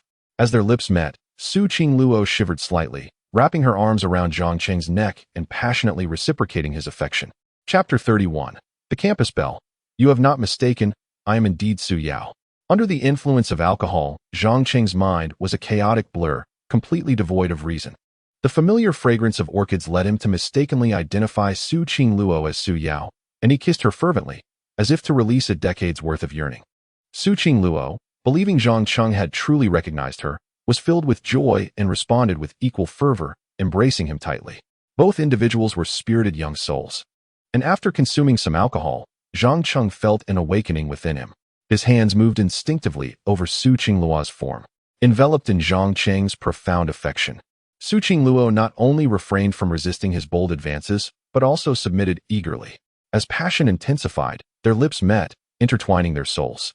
Yet, just as Zhang Cheng prepared to escalate their encounter, an unexpected wave of nausea surged through him. Having indulged excessively in food and drink, his stomach protested violently. Overwhelmed by the urge to vomit, he instinctively halted his actions, pushing Su Qingluo away and hastily seeking a trash bin to expel the contents of his stomach. Seeing Zhang Cheng in distress, Su Qingluo felt a pang of sympathy and rushed to gently pat his back. "Zhang Cheng, are you all right? Let me fetch you a bowl of hangover soup," she said with genuine concern. Zhang Cheng, lost in a haze of confusion and discomfort, did not respond. Observing his plight, Su Qingluo instructed a waiter to bring a bowl of hangover soup. "Hurry, drink this, it will make you feel better," she urged, presenting the steaming bowl to him. After a moment's hesitation, Zhang Cheng complied and consumed the soup. Once revitalized, Su Qingluo assisted him to a sofa in the private room. After some time, Zhang Cheng began to feel a semblance of relief, his mind clearing. He recalled the fervent kiss they had shared while he was intoxicated. Was it Su Yao? He mused, shaking his still dizzy head and casually glancing at Su Qingluo. The realization struck him like a thunderbolt. I was kissing Senior Su, but I distinctly sensed Yao's fragrance. The scent of orchids is unmistakable. Zhang Cheng grappled with the uncomfortable truth of his passionate kiss with Su Qingluo, particularly since it was he who had initiated it. How could this be? How could it have been Senior Su? Regret washed over him. Had he known, he would have refrained from drinking so much wine. Noticing the pained expression on Zhang Cheng's face, Su Qingluo assumed he was still unwell and inquired with concern, "Are you still feeling ill?" "Much better, thank you, Senior Su," Zhang Cheng replied, feeling somewhat embarrassed as he followed up with a hesitant question. "By the way, did I offend you while I was drunk? Are you referring to our kiss?" Su Qingluo blurted out instinctively. Upon hearing this, Zhang Cheng's mind erupted in turmoil. Indeed, he had forcefully kissed Senior Su, and guilt overwhelmed him. "Senior Su, I am truly sorry. I was intoxicated and did not mean to kiss you." Zhang Cheng, filled with remorse, offered an apology. "It's all right. I don't mind." Su Qingluo shook her head, still relishing the sweetness of the earlier moment, even secretly hoping it could continue. Zhang Cheng, hearing her nonchalance, felt an even greater sense of guilt. "Senior Su, please eat first. I need to visit the restroom," he declared, exiting the private room and hastening to the lavatory. Upon turning on the tap, he splashed cold water on his face, striving to regain composure. "I kissed Xiao Yao, so why did I call her Senior Su?" He pondered. It was evident he had truly overindulged in drink. He silently vowed not to consume such quantities again. After refreshing his face several times, he resolved to return. Just as he left the restroom, he encountered Fong Man, the deputy manager of the restaurant. "Director Zhang, what troubles you?" she inquired with concern. "Fong, you arrived just in time. Regarding the investment we discussed, I will transfer the remaining 9 million today," Zhang Cheng replied after wiping his face dry. "Thank you, Director Zhang. I will fetch General Manager Zhou," Fong Man said, her excitement palpable. With this 9 million investment secured, their plans to open a branch would progress smoothly. "No need. I just wanted to inform you. I will transfer the 9 million shortly, and you can relay the information," Zhang Cheng casually stated. "Very well. I shall share this delightful news with General Manager Zhou. With this 9 million, we can certainly open our branch," Fong Man exclaimed with enthusiasm. "Are you indeed preparing to open a branch?" Zhang Cheng inquired, turning towards her. "Yes, we finalized the branch proposal yesterday. I sent it to your email immediately. Did you not see it?" Fong Man responded. "I haven't checked yet, but I wholeheartedly support your plans for expansion." Zhang Cheng, as the largest shareholder, remained committed to their advancement. His aspiration was to establish the restaurant as a national brand. "Thanks to your support, Director Zhang, we would not have reached this point otherwise," Fong Man expressed with deep gratitude. After a brief exchange, Zhang Cheng returned to the private room. At that moment, Su Qingluo was dining alone, though her appetite had dwindled. Just moments ago, Zhang Cheng had clearly recognized her. Why then, upon regaining sobriety, did he refer to her as Senior Su? Did he not truly recognize her? Yet, he had called her Xiao Yao, a name known to only a select few. Su Qingluo felt somewhat bewildered. Coincidentally, Zhang Cheng returned. "Senior Su, I was intoxicated earlier and mistook you for someone else. I truly did not intend to kiss you," he reiterated upon entering. It's fine. I do not mind your kiss. I have kissed you before, so we are even now, Su Qingluo replied with a smile. Then suddenly curious, she asked, but I am quite intrigued. Whom did you mistake me for? Who do you think I am? Su Qingluo's question was clearly one of feigned ignorance. Yet it also bore an element of testing. She wished to ascertain what had led Zhang Cheng to recognize her even in his inebriated state. The fragrance of orchids that envelopes you led me to mistakenly identify you as my fiancée. Since childhood, she has adored the scent of orchids, which is why she often carries that fragrance. In my drunken stupor, upon catching a whiff of the orchid scent on you, I couldn't help but confuse you for her. Zhang Cheng explained candidly. So that is the reason. Su Qingluo realized with a sudden clarity, and after a brief pause, she summoned her courage to declare, Zhang Cheng, you have not mistaken me. I am indeed Xiao Yao. Chapter 32. The Campus Belle. I can prove that I am Su Yao. Su Qingluo spoke these words only after considerable contemplation. She yearned to be with Zhang Cheng sooner and to embark on a sweet romance, culminating in marriage by the year's end. Her dreams were splendidly woven. Yet Zhang Cheng remained utterly unconvinced by her assertions. You are Xiao Yao? Do not jest with me. If you truly are Xiao Yao, I shall consume this table, Zhang Cheng exclaimed, striking the marble tabletop, which was solid enough to shatter teeth if one were to bite it. Zhang Cheng, I truly am Xiao Yao. What must I do for you to believe me? Su Qingluo implored, feeling exasperated by her foolish brother's incredulity. Unless you recount a childhood incident that only the two of us would know, Zhang Cheng pondered aloud. Very well. Su Qingluo nodded, reflecting briefly before continuing. Do you remember when we played house as children? You fashioned a castle from mud and proclaimed that when we grew up, you would marry me and live in that castle? Upon hearing this, Zhang Cheng furrowed his brow. Indeed, he had done just that in his youth, and the memory lingered vividly in his mind. However, rather than feeling joy, he was overcome with irritation. Is this merely a lyric from the song I sang last night? Are you attempting to deceive me? He retorted angrily. The lyrics from the song he composed, titled Little One, mirrored what Su Qingluo had just recounted, leaving him astounded that she would use them to mislead him, inciting his ire. Su Qingluo was taken aback, suddenly recalling that the lyrics Zhang Cheng had sung the previous night bore striking resemblance to her statement. Zhang Cheng, I am not deceiving you. It is the truth. I am indeed Su Yao, albeit under a different name. If you'd like, I can recount more childhood memories, she pleaded, eager to clarify, but was cut off by Zhang Cheng. Enough. I do not wish to hear any more. I acknowledge that I inadvertently kissed you earlier, and I apologize for mistaking you for Xiao Yao, but you cannot impersonate Su Yao to deceive me, Zhang Cheng asserted, his anger palpable. The one thing he could not tolerate was someone masquerading as his beloved to mislead him. Su Qingluo, hearing this, felt a wave of despair wash over her. Now, no matter how she explained herself, it seemed futile. Must they truly wait until their wedding date at the year's end to finally recognize one another?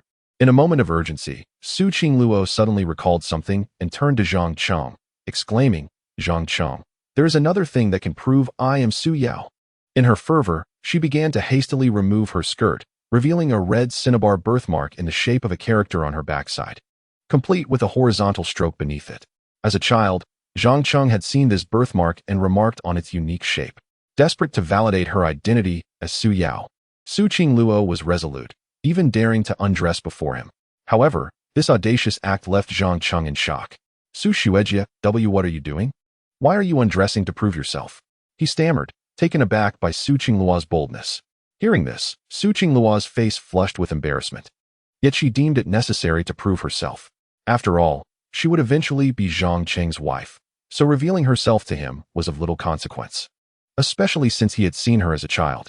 Zhang Cheng, I have a birthmark on my backside that is sufficient proof that I am Su Yao. Su Qingluo boldly peeled off her skirt and prepared to remove her underwear. Zhang Cheng, witnessing her long, fair legs suddenly appear before him, felt his face pale in shock. This Su Xuejia was indeed reckless. They were in a private dining room. What if someone discovered her undressing? Su Xuejia, this is a restaurant's private room. Can we please wait until we are somewhere more secluded? Zhang Cheng, fearing misunderstanding, rushed over to pull her skirt back up. No, I must show you today, otherwise I cannot prove I am Su Yao. Su Qingluo seemed adamant about affirming her identity, tugging insistently at her skirt. Let's find a deserted place to prove it next time. This is a restaurant. Someone could walk in. Zhang Cheng firmly grasped the skirt, refusing to let her remove it. In the midst of their struggle, the door to the private room suddenly swung open, revealing the proprietress, Zhou Qing. In an instant, the room fell into a heavy silence, and Zhou Qing stood there, stunned and speechless. Fortunately, she quickly regained her composure. Zhang Dong, please continue. I did not see anything. After you finish, I have something important to report to you. With that, she promptly closed the door again. Zhang Cheng's expression shifted dramatically, and he quickly reacted. Sister Zhou, it's not what you think. We didn't do anything. He dropped the skirt and hurried after her, eager to clarify the situation. However, by the time he reached the hallway, Zhou Qing had already disappeared. At this moment, Zhang Cheng's heart sank. Oh no, this was disastrous. There was no way to clear his name now. Su Qingluo, her face flushed and heart racing, realized that in her haste to prove her identity, she had completely neglected the fact that they were in a space where others could enter at any moment. Now, it seems that her audacious behavior has led the proprietress to believe that she and Zhang Cheng were engaged in inappropriate activities in the private room. This misunderstanding could lead to dire consequences. Su Qingluo's cheeks flushed a deep crimson, and she hurriedly donned the dress she had just removed. As soon as she finished putting it on, Zhang Cheng stormed back in, visibly irate. Su, I've already warned you that the private rooms in this restaurant are perilous. Now look, the proprietress saw everything. We might as well have jumped into the Yellow River to cleanse our names. He exclaimed angrily. Should we explain the situation to her? Su Qingluo suggested timidly. The more we explain, the worse it will become, Zhang Cheng sighed, feeling as though his entire reputation had been tarnished in an instant. What shall we do? Su Qingluo, feeling somewhat helpless, had not anticipated that events would unfold in such a manner. Never mind, I will explain it to her myself later. Zhang Cheng contemplated addressing the proprietress when she sought him out to discuss the matter, fearing that without clarification, they would indeed be misunderstood. Very well, Su Qingluo replied, her voice tinged with a sense of vulnerability. Have you had enough to eat?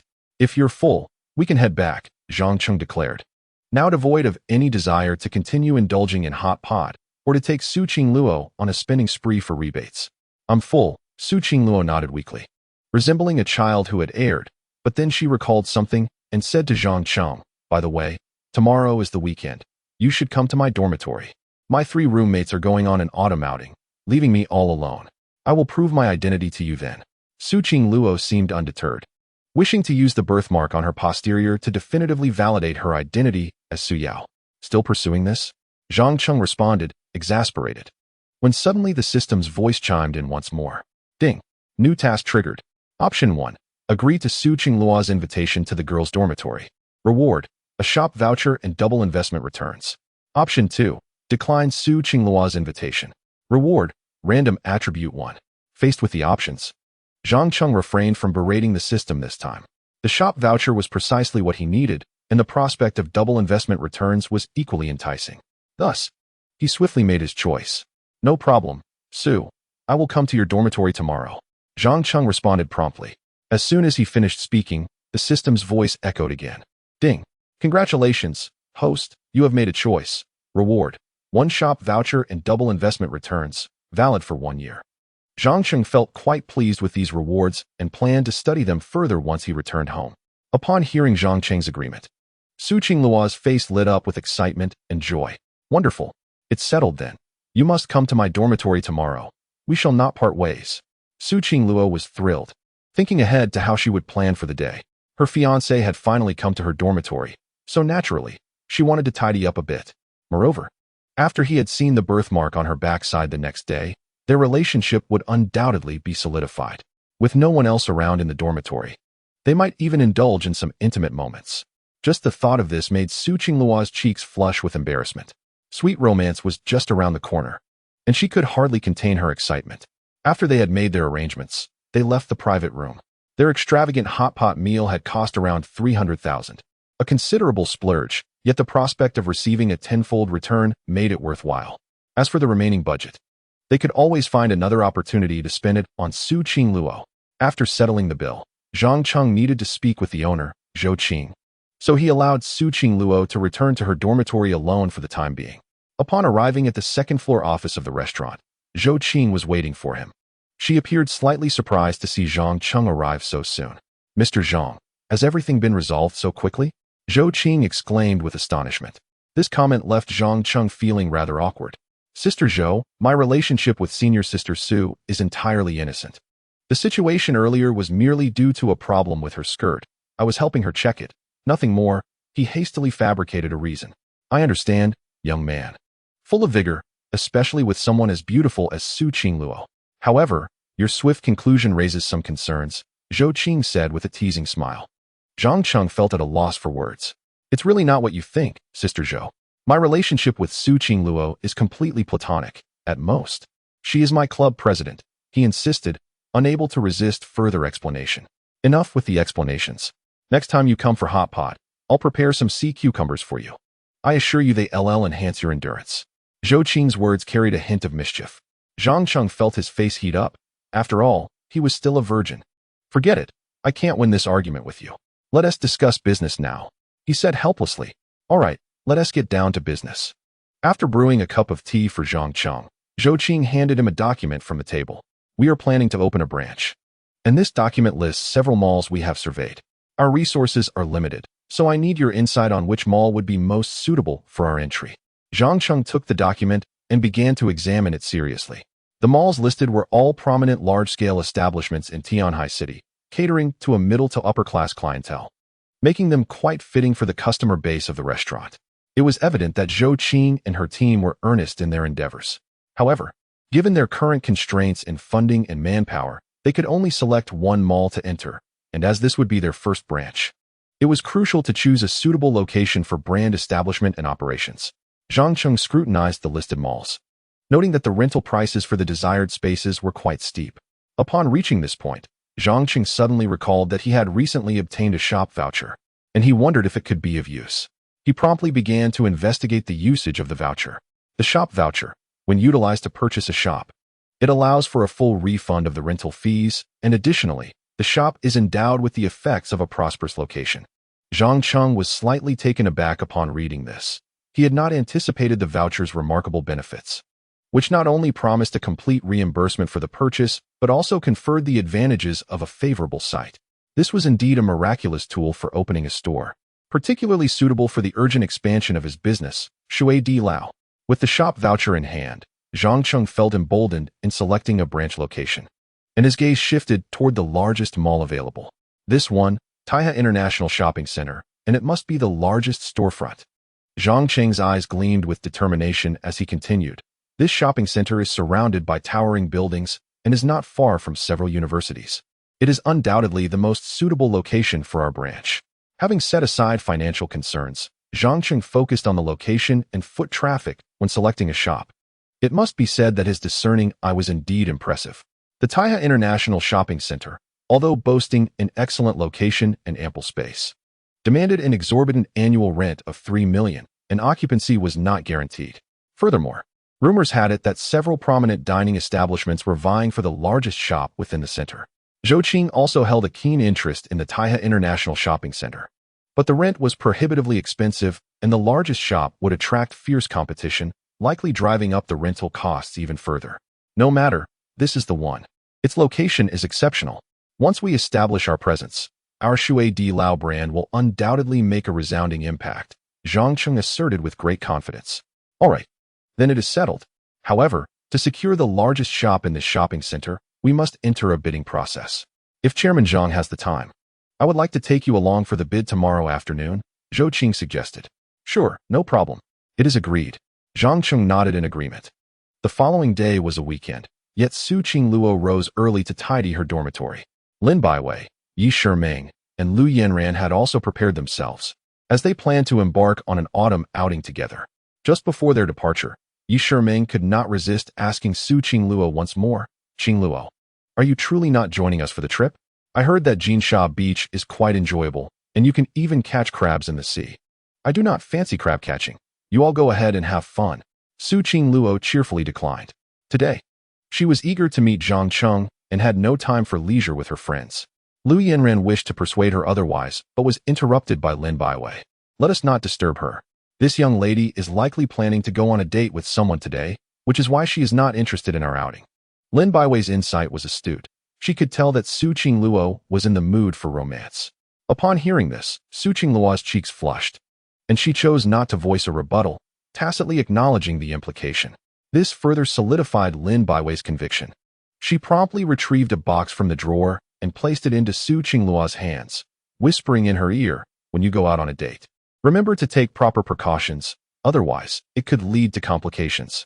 We shall take our leave now. May you find joy in your romantic endeavors." After uttering these words, Lin Baiwei pulled Yi Shidong and Lu Yanran out of the room. Su Qingluo, bewildered by Lin Baiwei's remarks, only comprehended their meaning upon opening her palm to reveal a box of Durex, instantly flushing with embarrassment. Chapter 34. The campus belle invites me into the girls' dormitory in anticipation of her meeting with Zhang Cheng. Su Qingluo not only tidied her dormitory early in the morning, but also meticulously prepared herself. Sitting before the mirror, she applied her makeup with great care. Today marked the day of her reunion with her troublesome younger brother, and she was determined to present herself beautifully. As she joyfully adorned her visage, she envisioned the sweet romance that would blossom after reuniting with Zhang Cheng. What outfit should she wear? Since she was staying in the dormitory, perhaps she could don the newly purchased lace sleepwear? But would that be too revealing? The thought made her cheeks flush with warmth. Perhaps it was best to refrain. Her younger brother might find it difficult to restrain himself. This notion made her shy, yet her heart brimmed with anticipation. Instead, she decided on an outfit that balanced innocence and allure. A chiffon short-sleeve top paired with a skirt and white stockings. Surely her troublesome brother would appreciate this. Recalling a male idol blogger who mentioned that during university, young men were fond of a look that combined purity and seduction, she resolved to embrace that style today. Hoping her younger brother could maintain his composure after their reunion. With a bashful demeanor, her gaze fell upon the box of Durex on the table, causing her cheeks to redden once more. In truth, losing control might not be so bad after all. Su Qingluo's mind began to concoct sweet scenarios of her reunion with Zhang Cheng. Would they share a bed? Surely the dormitory's bed could accommodate them. She found herself indulging in whimsical thoughts. Soon, Su Qingluo began to change her attire. After shedding her sleepwear, her flawless figure was revealed. Standing before the mirror, she couldn't help but admire her own beauty. With such an enticing physique, her younger brother would undoubtedly be captivated. Blushing, she proceeded to dress. She adorned herself with a white chiffon short-sleeve top and an exceedingly short skirt that barely reached her thighs, revealing just enough to be daring. However, since it was intended for her younger brother's eyes, a little extra length wouldn't hurt. She then slipped into a pair of pristine white stockings, extending her long, fair legs with grace. As she gradually pulled the stockings up her legs, the sight of her delicate, fair limbs clad in the alluring fabric, combined with Su Qingluo's stunning visage, created a breathtaking tableau. Any man witnessing this scene would undoubtedly find it impossible to contain himself, perhaps even succumbing to a nosebleed. Su Qingluo now exudes an irresistible allure.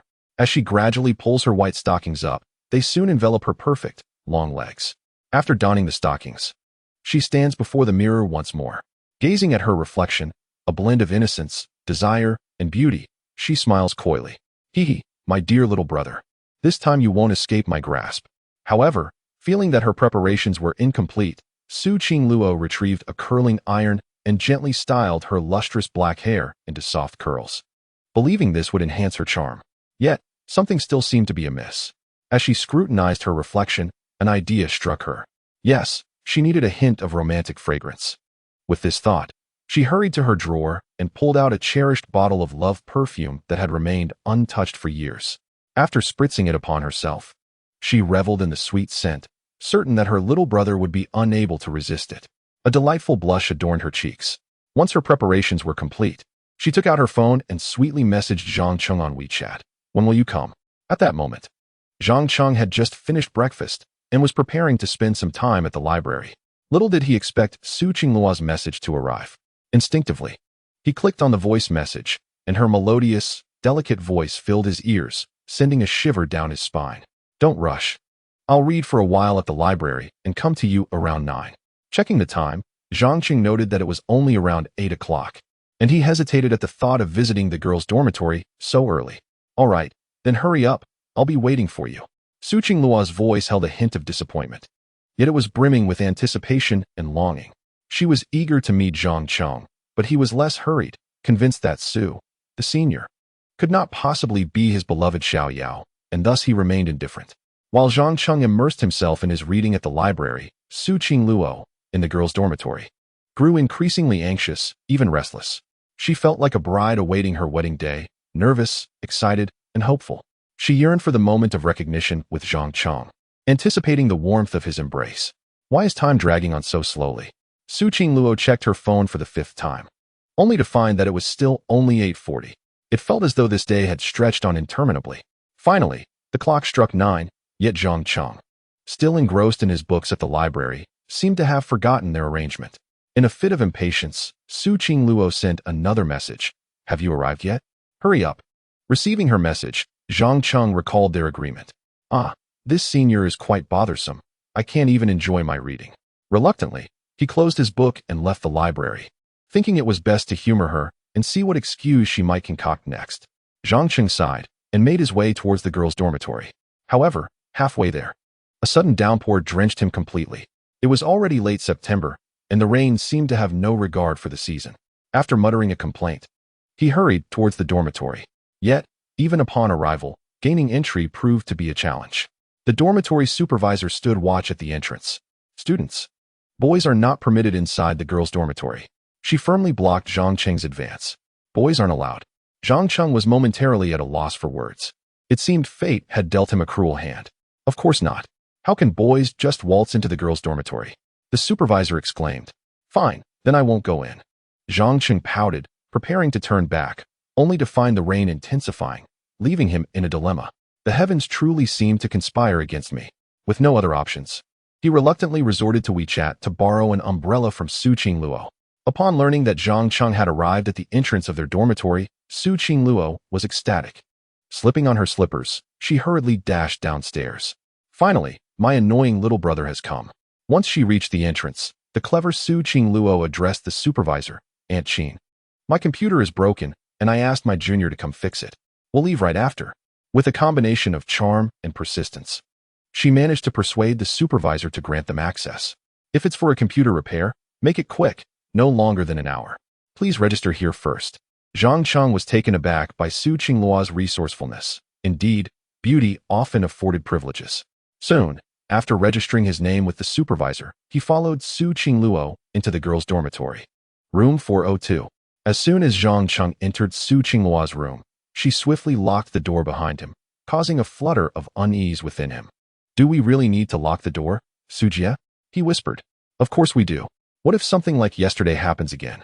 I really don't want to be interrupted, Su Qingluo replied, pulling the curtains shut, plunging the room into a dimmer ambience. Zhang Cheng felt a sense of foreboding, akin to a lamb unwittingly stepping into a wolf's den. Is it really necessary to close the curtains? It's too dark. He couldn't help but voice his concern. Too dark, indeed. I can just turn on the light, and then you can see properly, Su Qingluo responded, illuminating the room before handing him a pink towel. Here, little brother, dry yourself off. You're soaked to the bone. How about a shower? No, just drying off will suffice. No need for a shower. Zhang Cheng quickly shook his head. All right then, dry off a bit. I'll wait for you. Su Qingluo's watery gaze remained fixed on Zhang Cheng, causing the latter to feel a slight unease. Sister Su, I'm here now. Please, just speak your mind, Zhang Cheng said, drying his damp hair with a pink towel. He contemplated the need to return swiftly. Being alone in a room with Su Qingluo, a lone male amidst a female presence, stirred an undeniable discomfort within him, as if he were prey awaiting capture. After all, he was still a virgin. The thought of being sullied by Su Qingluo was utterly alarming. Then I shall speak plainly, Su Qingluo declared, beginning to remove her skirt. Zhang Cheng was taken aback, questioning why she seemed so inclined to disrobe. Sister Su, let us converse properly without the need for removing clothing. He dared not meet her gaze, redirecting his eyes elsewhere. I'll show you the birthmark on my backside. Once you see it, everything will make sense, Su Qingluo shyly mentioned, lowering her skirt and underwear just enough to reveal the vermilion birthmark. Look, little brother. This birthmark on my rear is sufficient proof that I am Su Yao. Despite her shyness, Su Qingluo bared her flawless skin to Zhang Cheng, determined to convince him of her identity. Initially hesitant, Zhang Cheng's curiosity compelled him to look at her exposed skin. It must be noted, Su Qingluo's form was indeed alabaster and supple, yet his focus remained solely on the vermilion birthmark. Upon noticing it, Zhang Cheng froze, disbelief washing over him. How is this possible? You truly possess this birthmark. He leaned in, scrutinizing the mark intently, even running his fingers over it, questioning if it was merely a sticker or painted on. However, no amount of rubbing could erase it, confirming its authenticity. The sensation of Zhang Cheng's hands on her skin caused Su Qingluo's cheeks to flush with a mix of embarrassment and nervousness. Yet an inexplicable joy and anticipation blossomed within her. Is this really your birthmark? Zhang Cheng straightened, his tone and expression shifting dramatically. Yes, it has accompanied me since childhood. You once remarked that this birthmark is unique to me, with no other possessing such a mark, Su Qingluo replied, adjusting her skirt and underwear. Now, you must believe me. I am indeed Su Yao. 10 years ago, when our family moved to Tianhai City, my father sought the help of a master to change my name, believing that only after my name was changed could the Su family rise again. As she detailed her story, Zhang Cheng stood in shock, unable to fathom that Su Yao had altered her name. He took a step back, appraising Su Qingluo from head to toe. This strikingly beautiful girl, with a figure so enviable and not an ounce of excess weight, was in stark contrast to his preconceived notions of Su Yao. In his imagination, Zhang Cheng believed that since Su Yao was a chubby girl in her childhood, she would inevitably grow into a figure that was at least slightly plump. He never conceived of Su Qingluo possessing such a slender and flawless physique. It was precisely this notion that led Zhang Cheng to overlook the possibility that Su Qingluo was indeed Su Yao. However, upon noticing the birthmark, he was already convinced to a considerable extent, though certain details still required confirmation. Since you claim to be Su Yao, I shall pose a few more questions. Zhang Cheng stated with a serious expression. Go ahead, I am confident. Su Qingluo replied, brimming with assurance. Tell me, when is my birthday? Zhang Cheng casually inquired. On the 27th day of the 9th lunar month, as your family celebrates birthdays according to the lunar calendar, Su Qingluo promptly answered. Now let me ask you, what was my childhood dream? Zhang Cheng pressed on, his excitement mounting. The resemblance between Su Qingluo and the childhood image of Su Yao was striking, explaining why he sometimes saw echoes of Su Yao's face in Su Qingluo. Your dream was to become a scientist, and you mentioned wanting to build a spaceship to Mars. Su Qingluo replied without hesitation, as she vividly recalled every moment shared with Zhang Cheng during their childhood. Over the past decade, those memories had been her solace. Upon hearing Su Qingluo articulate his childhood aspiration of becoming a scientist, Zhang Cheng could no longer contain his trembling. That was indeed his dream, yet reality had compelled him to pursue finance instead. This had always been a source of regret for him, and hearing it from Su Qingluo stirred feelings of bittersweet nostalgia and an urge to cry. Let me ask you one more question. When is our wedding date? Zhang Cheng inquired again. This question held a certain intimacy, prompting Zhang Cheng to ask. Our wedding date is the 8th day of the 12th lunar month, which is at the end of this year, Su Qingluo swiftly responded. As Zhang Cheng absorbed this answer, his excitement escalated. For he was now 99% certain that the Su Qingluo before him was indeed the Su Yao he had been waiting for all along. There is but one final question, Zhang Cheng said, adjusting his breath. Speak. I remember everything about our relationship. I often reminisce about it even during the 10 years we've been apart, and sometimes it replays in my dreams. Su Qingluo gazed at Zhang Cheng with eyes filled with boundless affection. What was the last thing you said to me when we parted? Zhang Cheng posed the final question, one known only to the two of them. Zhang Cheng, when my hair reaches my waist, remember to come and marry me. Su Qingluo's words shattered Zhang Cheng's defenses completely, causing his eyes to well up with tears. At long last, he confirmed what he had longed to know. The Su Qingluo before him was indeed his beloved Su Yao. Chapter 36. The sweet reunion. Zhang Cheng was utterly astonished to discover that the enchanting campus belle, Su Qingluo, was indeed his fiancée, Su Yao. This revelation filled him with exhilaration. Countless nights, Zhang Cheng had envisioned the moment of reuniting with Su Yao, yet he had never imagined it would unfold in such a manner. Su Yao had long awaited this day and had exerted great effort toward its realization. Today, it had finally come to fruition. Dear brother, can you now believe my words?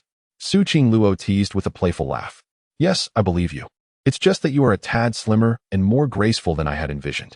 Zhang Cheng replied candidly. In his memories, Su Yao had been somewhat plump in her childhood, and by logical assumption, he expected her to have grown into at least a slightly plump figure. To his surprise, women truly transform as they mature. Su Qingluo had blossomed into an exquisite beauty with a remarkable figure. Did you think I would become overweight? Their essay saying, women change dramatically as they grow. Do you still find me appealing? Su Qingluo twirled gracefully before Zhang Cheng. Clad in a white chiffon blouse, a skirt, and white stockings, her face adorned with light makeup and her hair meticulously styled, she epitomized purity and allure. Any man who caught a glimpse would surely be entranced. Moreover, as she spun, a captivating fragrance of love wafted through the air. Previously, Zhang Cheng would have steadfastly maintained his composure, avoiding even a glance at Su Qingluo. However, upon confirming her identity as Su Yao, seeing her in such a splendid light stirred emotions within him. He had completely lowered his defenses around her. I adore you. Regardless of your appearance, my affection remains unwavering, Zhang Cheng declared, his gaze softened with tenderness. Is that so? What if I transformed into a gigantic dinosaur? Would you still love me? Su Qingluo playfully inquired. I would love you, no matter what you become, Zhang Cheng responded earnestly. Hearing this, Su Qingluo felt a surge of joy. Her dear brother's words were as delightful as ever. If you truly love me, why not express it? She playfully chided. She had longed for a sweet romance with Zhang Cheng, but he had always been skeptical of her feelings. Now, her wishes had finally been fulfilled. At this moment, Zhang Cheng found himself momentarily at a loss for words. Before he could respond, Su Qingluo leaped into his embrace, enveloping him in her fragrant presence. Silly brother, don't you know how to hold me? Su Qingluo clung tightly to Zhang Cheng, resting her head against his chest. Her heart raced, and she felt a delightful thrill at having her wishes granted. Finally coming to his senses, Zhang Cheng reciprocated the embrace, savoring the warmth radiating from her. The entire scene felt surreal yet profoundly real. By the way, dear brother, there is something I must clarify, Su Qingluo said, lifting her head to gaze at Zhang Cheng. What do you need to clarify? He asked, puzzled. Recently, rumors have circulated within the school suggesting that I harbor feelings for you and am pursuing you. I wish to clarify that these rumors are not unfounded. I truly have feelings for you, Su Qingluo declared, her delicate face flushed with color. The sweet confession caused Zhang Qingxin's heart to flutter slightly. Captivated by Su Qingluo's stunning visage, he was instantly enchanted. Indeed, she was deserving of the title of the most beautiful girl in the history of Tianhai University, and even a staunchly masculine man like Zhang Cheng was smitten. As their gazes locked, an enchanting atmosphere enveloped them. Su Qingluo bit her soft lip, tilted her head, and slowly closed her eyes, seemingly anticipating something. Before Zhang Cheng could fully comprehend the situation, the system's voice chimed in once more. Ding. New task triggered. Option 1. Kiss Su Qingluo passionately. Reward. Cash prize of 1 million, with the enhancement of the Dragon Tiger effect. Option 2. Ignore Su Qingluo's advances. Reward. Random attribute 1. Zhang Cheng had anticipated that this moment would trigger a task, yet given the circumstances, he would gladly kiss Su Qingluo even without a reward. The school beauty before him was no longer just Su Xuejia. She was his beloved Su Yao, and naturally, he was eager to embrace her. However, he was puzzled by the nature of this Dragon Tiger effect. Without uttering a word, Zhang Cheng leaned down to kiss her. The instant their lips met, both were instantly enraptured, igniting a passionate kiss within the confines of the dormitory. Shortly thereafter, the system's voice resonated again. Ding. Congratulations, host, for making a choice. Reward. Cash prize of 1 million, with the Dragon Tiger effect enhancement lasting 1 hour. Upon hearing the system's announcement, Zhang Cheng felt a surge of joy, astonished at how effortlessly he had acquired 1 million. Yet, he remained curious about the nature of the Dragon Tiger effect. At that moment, Su Qingluo appeared slightly intoxicated by the moment, wrapping her arms around Zhang Cheng's neck as she kissed him fervently. The fervor of the kiss left Zhang Cheng equally enthralled, his hands instinctively exploring Su Qingluo's form. Seemingly yielding to his advances, Su Qingluo allowed him to roam freely. Zhang Cheng, sensing the need for restraint, hastily broke away, fearing that lingering any longer could lead to unforeseen consequences. Qingluo, we cannot continue like this, otherwise we may find ourselves in trouble, Zhang Cheng said, slightly breathless. The Dragon Tiger effect was making him feel quite uncomfortable. Having only reunited with Su Yao for half a day, he felt that their progression was moving too swiftly. Yet Su Qingluo held him back. Zhang Cheng, even if trouble arises, it wouldn't matter, Su Qingluo replied. Her cheeks flushed as she turned to retrieve a box from her drawer, presenting it to Zhang Cheng. Use this. Why, you're always prepared with this? Zhang Cheng exclaimed, utterly astonished. He never expected such a composed beauty as Su Qingluo to possess such items. This isn't mine, it belongs to Bai Wei. She insisted I take it this morning. This is my first time too. Su Qingluo quickly clarified, her face burning with embarrassment, fearing Zhang Cheng might misunderstand. I see, Zhang Cheng replied, contemplating the box for a long moment before speaking again. Qingluo, we've only just reunited. Is this progress too hasty? Who says we have only just recognized each other? We have known each other for several years, and besides, I am your fiancé. It is only a matter of time before we engage in that act. Su Qingluo declared, her cheeks flushed with embarrassment. Then, perhaps I should take a shower first. I was caught in the rain earlier, and I am still somewhat damp. Zhang Cheng responded, feeling a mix of anxiety and excitement. Shall we give it a try? All right, you go ahead and wash up. I will be waiting for you. Su Qingluo's heart raced at the thought of what was to come, her face deepening in hue. Chapter 37. Hand in hand with the school bell in the girls' dormitory. Zhang Cheng hurried into the bathroom, seeking solace in a cold shower to regain his composure. Although Su Qingluo had not dismissed his advances, he was determined not to cause her any harm. Rationality urged him to proceed with caution, as the rapid development of their relationship could lead to unforeseen consequences. Yet, the overwhelming effects of the system enhancing him made it increasingly difficult to maintain his restraint. I must cool down. This is the dormitory, and if anyone discovers us, it would be disastrous. Furthermore, the dorm supervisor has only given me an hour. Zhang Cheng reminded himself, maintaining a semblance of rationality amidst the brewing chaos. As he showered with cold water, Su Qingluo waited outside, feeling a mix of shyness and anticipation. The sound of running water from the bathroom heightened her nervousness and excitement. This was her first time. Could she not feel anxious? Clutching a box of protection, her palms began to sweat. Is it going to hurt? How can I ensure he is satisfied? What if I cannot meet his expectations? Su Qingluo's mind spiraled into a whirlwind of thoughts. Perhaps I should look up some resources online. With that notion, she retrieved her phone and began searching for relevant websites. In the past, she would never have considered seeking such information, but circumstances had changed, and she found herself in dire need of knowledge. However, despite her numerous attempts to find the right sites, her efforts proved futile. Why can't I find anything? How do those boys manage to find what they need? Su Qingluo furrowed her brow, feeling a sense of frustration, yet she persisted in her search. After an extended period of fruitless searching, she sighed, contemplating the idea of posting a request for help online. I need a website, urgently. Just as she posted her plea, a knock echoed from outside the dorm room. Room 402. Please open the door. The hour has passed, and the young man may come out now. The dorm supervisor's voice rang out.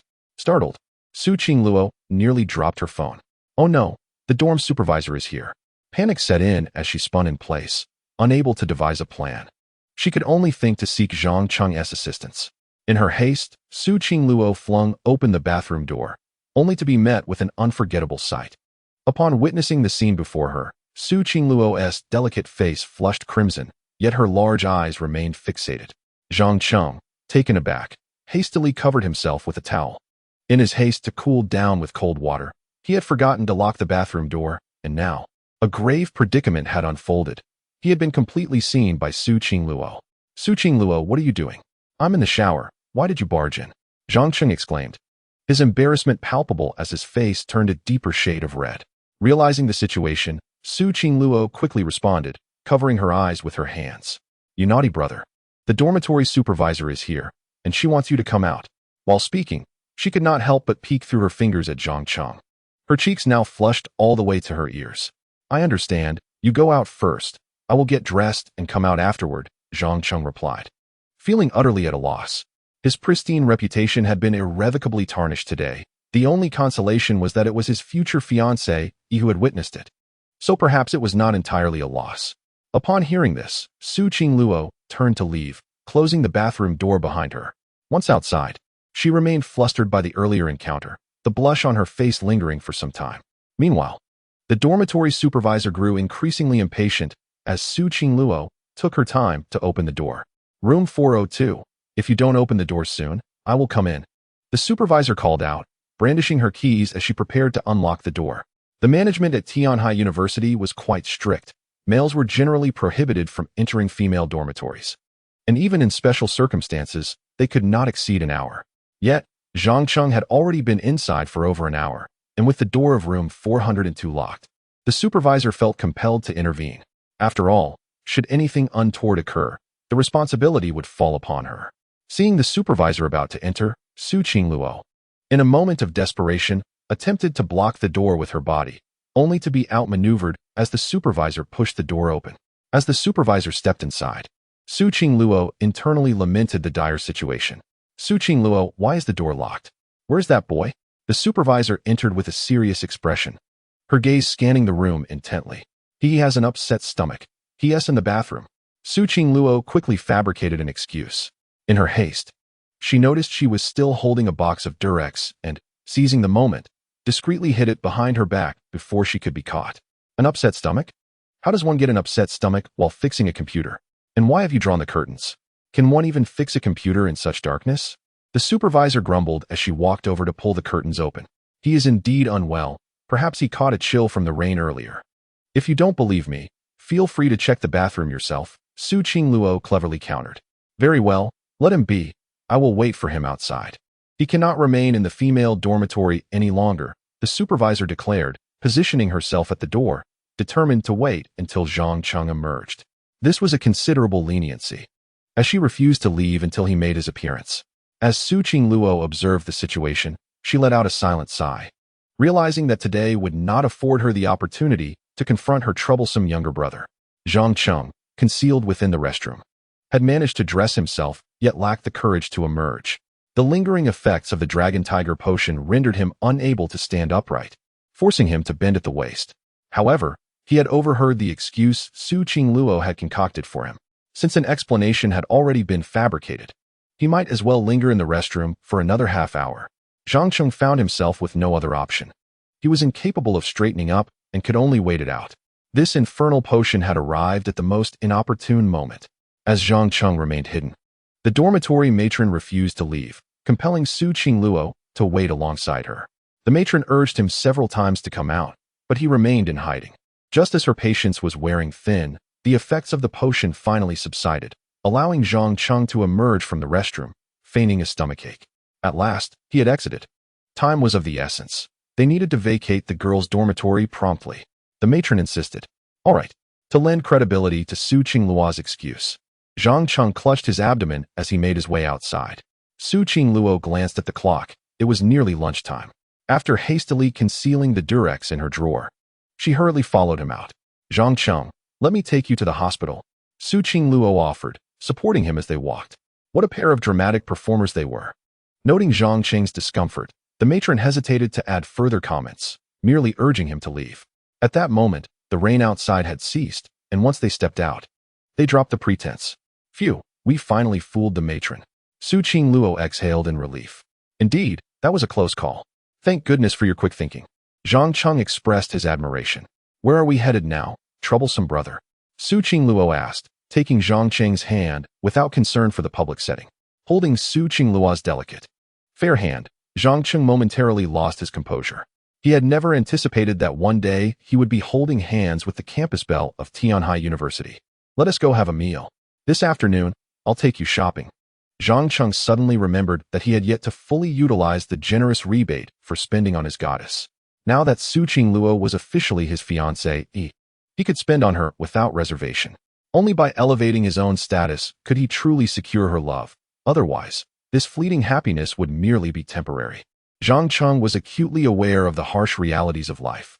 As warmth radiated from their joined hands, Su Qingluo felt a tinge of shyness. For this was indeed their first genuine hand-holding. Chapter 38. The first date with the campus belle after leaving the school. Zhang Cheng and Su Qingluo headed to a hot pot restaurant for lunch. Although dining out wasn't particularly costly, Zhang Cheng was determined to support his family's establishment. However, as soon as they entered the private room, the proprietress, Zhou Qing, personally brought them a bowl of sea cucumber, a bowl of pork kidneys, and a bowl of lamb.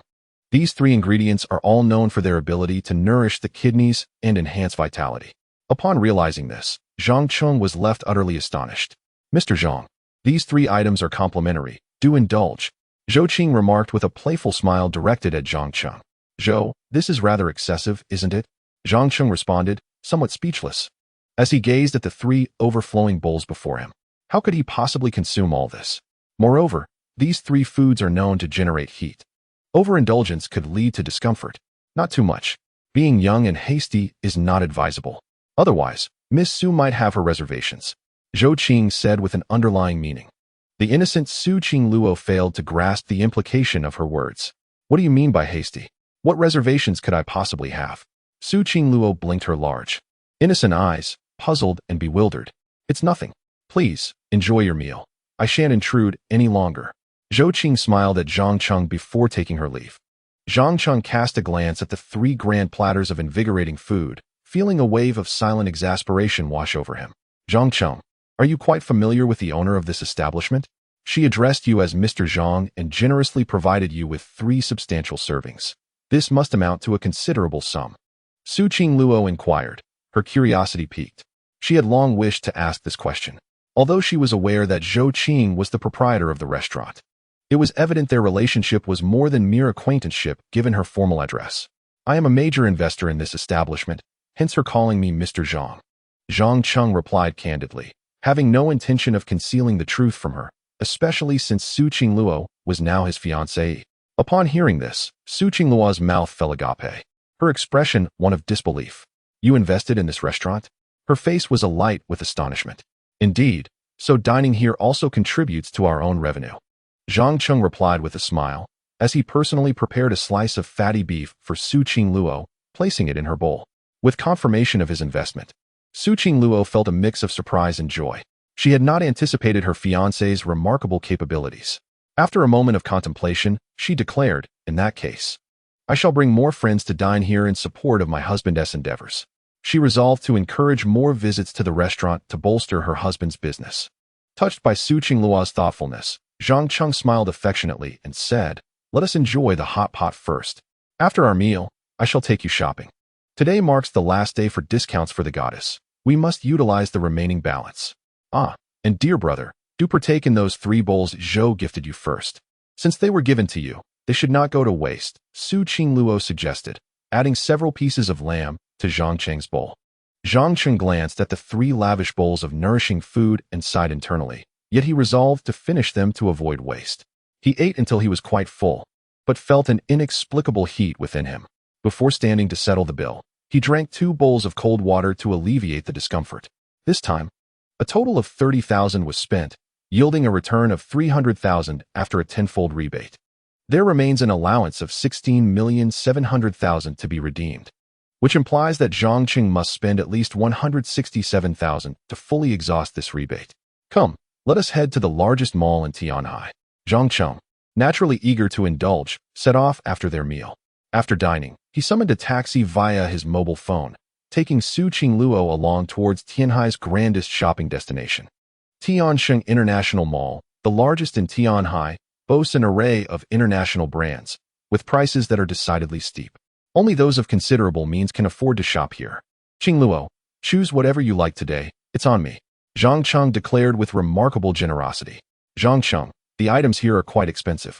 Perhaps we should consider shopping at another mall? Su Qingluo suggested, wishing to spare him some expense, especially since she was not in need of anything at the moment. Not to worry, just pick whatever you fancy. I'll step into the restroom for a moment, Zhang Cheng replied, turning to head to the facilities. Left to her own devices, Su Qingluo could only browse casually, but soon enough, she heard someone calling out to her from behind. Well, if at ISNT are high school beauty, Su Qingluo, what brings you here alone? The voice belonged to Lin Xiaoyan, a classmate adorned with exquisite makeup. Her figure and features commendable, albeit bearing the marks of cosmetic surgery. She held a luxury item in one hand while linking arms with a reasonably handsome man, her eyes gleaming with a sense of superiority upon spotting Su Qingluo. Turning to face her, Su Qingluo's brow furrowed slightly. I'm here shopping with my boyfriend. She replied coolly, clearly unimpressed by her former classmate. Boyfriend? I never would have guessed our aloof beauty was in a relationship. I would love to see what he looks like. Where is he? Let us call him over to meet, Lin Xiaoyan stated, her tone tinged with competition. In high school, she felt overshadowed by Su Qingluo. Now, having undergone cosmetic enhancements, she believed she could rival her. Furthermore, she had secured a wealthy and handsome boyfriend. And encountering Su Qingluo was an opportunity to flaunt. My boyfriend is in the restroom, Su Qingluo replied dismissively. Oh, is that so? Then let us wait for him. I'm in no hurry, Lin Xiaoyan said, her vanity evident. As they waited, the man beside Lin Xiaoyan, Ma Tao, began to appraise Su Qingluo with his eyes. Today, she wore white stockings, exuding an air of pure allure. Captivated by her beauty, he found Su Qingluo to be simply stunning, rendering Lin Xiaoyan a mere plain sparrow in comparison. Su Qingluo, since you are Lin Xiaoyan's classmate, how about we watch a movie together later? Ma Tao casually suggested as a means of striking up a conversation. Just as Su Qingluo was about to decline, a timely voice interjected, I'm sorry, but we don't have time for a movie. Upon Zhang Cheng's return, he affectionately took Su Qingluo's hand. Upon seeing him, Su Qingluo beamed with a sweet smile and proudly introduced him to Lin Xiaoyan. Xiaoyan, this is my boyfriend, Zhang Cheng. Lin Xiaoyan's eyes sparkled at the sight of Su Qingluo's handsome boyfriend. Compared to Ma Tao, Zhang Cheng was akin to a phoenix from the heavens, while Ma Tao resembled a mere country chicken. However, she quickly observed that Zhang Cheng was dressed rather ordinarily. As a woman with a taste for luxury, she could easily discern the value of others' attire. So he's just a kept man. Lin Xiaoyan couldn't help but scoff. Initially, Ma Tao felt a pang of jealousy at the sight of Su Qingluo's striking boyfriend, but upon noticing Zhang Cheng's humble clothing, he too shook his head. Realizing he was just an idle pretty boy, Su Qingluo, however, felt a surge of anger. How dare they label her husband a kept man? Anyone who insulted him would surely face her wrath. Just as she was about to confront them, 3 or 4 sales associates rushed over, pushing a large cart laden with luxury goods. As they drew near, the sales associates, breathless, exclaimed, Sir, we have packaged everything you purchased. The unexpected scene left everyone momentarily stunned. Zhang Cheng, is this all yours? Su Qingluo asked, her voice laced with astonishment. Yes, these are for you. I was afraid you would hesitate to spend, so I made a pretense of visiting the restroom and picked up a few items. Do you like them? Zhang Cheng replied with a nonchalant smile. He had not gone to the restroom at all. Instead, he had taken the opportunity to visit several luxury boutiques, casually selecting a dozen items, which he had them wrap up. Due to the sheer quantity, he requested them to bring a cart, leading to the current spectacle. Lin Xiaoyan and Ma Tao were left dumbfounded upon witnessing the vast array of luxury items. This must be worth at least $1 million, right? Lin Xiaoyan thought, filled with envy and resentment. Although Ma Tao was her boyfriend, he had never been this generous with her. Just a casual purchase, probably over $1 million. As long as Qingluo is happy, spending 10 million or even 100 million is no issue. Zhang Cheng remarked casually. After saying this, he took Su Qingluo's hand with one hand, while pushing the cart forward with the other, leaving Lin Xiaoyan and Ma Tao in a state of shock. This was hardly a kept man. He was, in fact, a low-key affluent gentleman pampering a beautiful woman. After walking a distance, Su Qingluo playfully chided Zhang Cheng. You're quite something, hiding purchases from me and buying so much. I just didn't want you to feel reluctant to spend my money, so I picked up a few things. You'll take all this home with you. Zhang Cheng replied with a smile. He hadn't anticipated that his casual shopping spree would also serve as a display of affluence. Since you bought it, it must come home with us. But you must not waste money like this again. Su Qingluo spoke with a tinge of concern. All right, I will certainly heed your advice next time. Zhang Cheng chuckled heartily. Such a substantial expenditure cost Zhang Cheng over $2 million, yet the system promptly rewarded him with a staggering $20 million in return, a remarkable profit indeed. With so many items, it was impractical to carry them all, so they arranged for the mall staff to send them to the school. Hand in hand, Su Qingluo and Zhang Cheng continued to stroll through the streets, watching movies, playing claw machines, and enjoying games. They even indulged in ice cream, sharing sweet bites with delight. This was the sweet romance Su Qingluo had long anticipated, and today, it had finally come to fruition.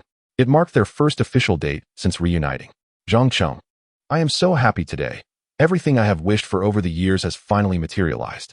Su Qingluo affectionately linked her arm with his, her smile radiant. Is that so? If you enjoy it, I will accompany you every weekend from now on, Zhang Cheng replied with a grin. He too had discovered immense joy in being with Su Qingluo. Was this what love felt like? That sounds wonderful, but it's getting quite late. Shouldn't we find a place to rest? Su Qingluo said, her cheeks suddenly tinged with a blush. All right. Let us head to the Golden Splendor Hotel across from Tiansheng Mall. The presidential suite there is exceptional. Zhang Cheng thought about the remaining 300,000 in his budget and decided to spend it here. Then let us go. You have gifted us so many presents today, and I shall also offer you a gift later. Su Qingluo said shyly. What gift are you planning to give me? Zhang Qing asked, curiosity piqued. You shall find out soon. Su Qingluo replied with a mysterious smile, her face still adorned with a shy blush. Chapter 39. Captivated by the campus Belle, the Golden Splendor Hotel is the pinnacle of luxury in Tianhai City.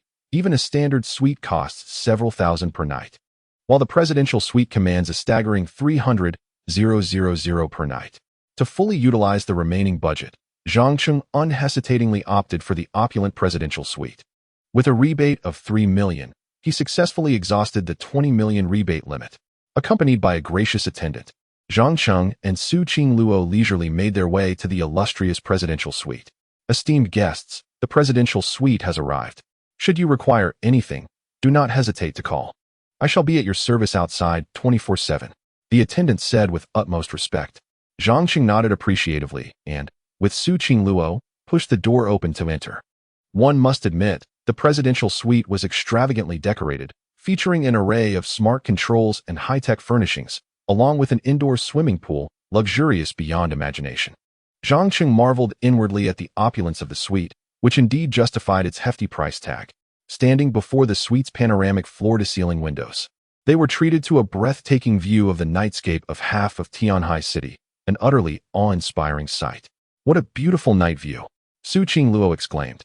Captivated by the stunning scenery outside, her first encounter with such a magnificent nightscape, Zhang Qing was captivated by the enchanting night view, but soon his attention shifted elsewhere.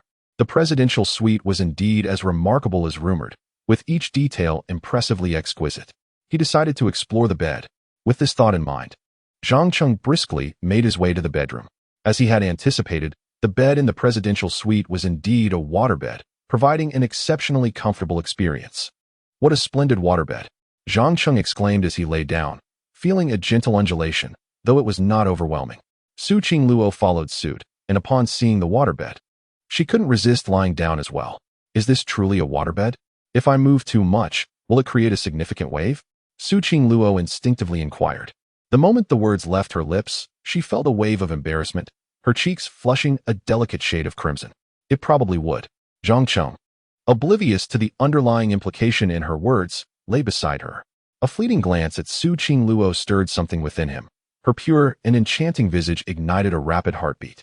Oh no, I must have overindulged in lamb and sea cucumbers, he thought, feeling a mix of nervousness yet unable to tear his gaze away from her. This young lady, with her stunning figure and exquisite features, was undeniably captivating, especially dressed in white silk and a skirt, embodying both innocence and allure. At such a fervent age, it would be disingenuous for him to claim he felt no desire in the presence of such beauty. Su Qingluo seemed to notice the peculiar glint in Zhang Qing's gaze. Rather than feeling anger, she secretly reveled in it, though her cheeks reddened further. Zhang Qing, do you think I look beautiful? She asked, tilting her head to meet his gaze while reclining on the waterbed. Absolutely, you are far more beautiful than in your childhood. Zhang Qing replied somewhat dazedly. Are you implying that I was not beautiful as a child? Su Qingluo feigned indignation. No, you were lovely even then. It's just that you have blossomed into something ethereal. He hastily clarified. Although Zhang Qing's compliments were somewhat clumsy, they nonetheless delighted Su Qingluo's heart. With such an ethereal being lying on the bed, do you not have any thoughts? She asked, her cheeks flushed. Zhang Qing was not naive. With a girl hinting so boldly, he understood all too well. Gathering his courage, he gradually leaned closer to Su Qingluo, who did not resist and seemed to subtly welcome his advance. Before long, their bodies were pressed closely together in an unmistakably intimate manner. Zhang Qing's heart raced uncontrollably, and Su Qingluo's face grew ever redder. They exchanged another glance, and it was Su Qingluo who, unable to contain herself, leaned in for a kiss, which Zhang Qing eagerly reciprocated. The moment their lips met, they both succumbed to the overwhelming allure of the moment. Having already recognized their feelings for one another, the charged atmosphere rendered them incapable of restraint. In the opulent presidential suite, they were free from any interruptions, which emboldened their indulgence. The two shared an extended kiss before reluctantly parting. Zhang Qing, I shall take a shower first. After wandering about all afternoon, I feel a bit sweaty, Su Qingluo said, her cheeks flushed. She was determined not to let her body odor deter Zhang Qing, for this was her first experience, and she wished to present herself perfectly to him. What if we shower together? Zhang Qing suggested impulsively after a moment's contemplation. No, I shall go first, Su Qingluo replied, her voice barely above a whisper.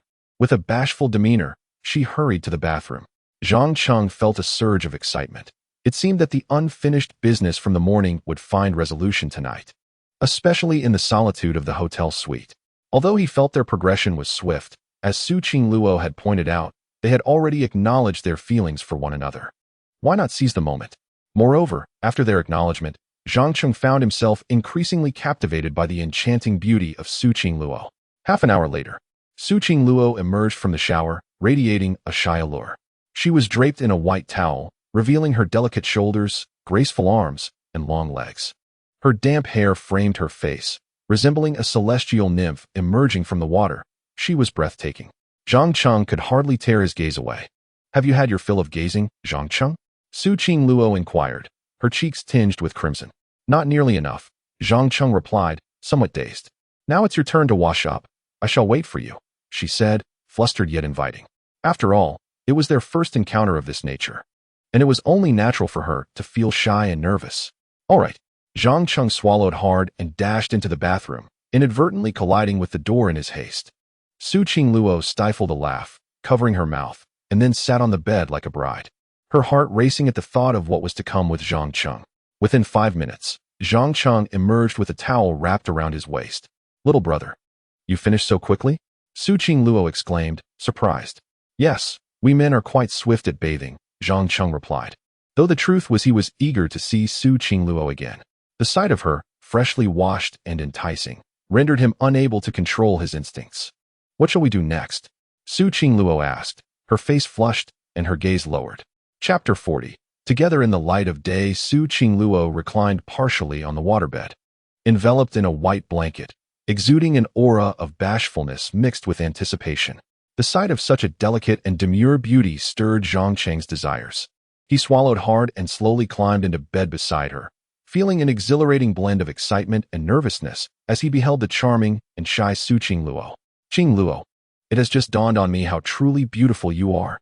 Zhang Cheng surveyed Su Qingluo from head to toe, utterly captivated by her alluring figure, especially her ample bosom and her long, delicate legs. The ancient Su Daji could scarcely compare. In a bygone era, she would undoubtedly have been the emperor's most cherished concubine in the harem. Su Qingluo felt her cheeks flush crimson from Zhang Cheng's clumsy flirtation, shyly casting a glance his way. At that moment, he was clad only in a towel wrapped around his waist, his solid muscles and well-defined abs rendering her unable to meet his gaze, her heart racing in response. She had not anticipated that her troublesome younger brother would not only be handsome, but also possess such an enviable physique. Evidently, he had matured well over the past decade. This thought triggered memories of a scene she had witnessed earlier in the dormitory bathroom, further deepening her blush. However, she soon realized that Zhang Cheng's eyes were fixed upon her. Have you had your fill of staring, you rascal?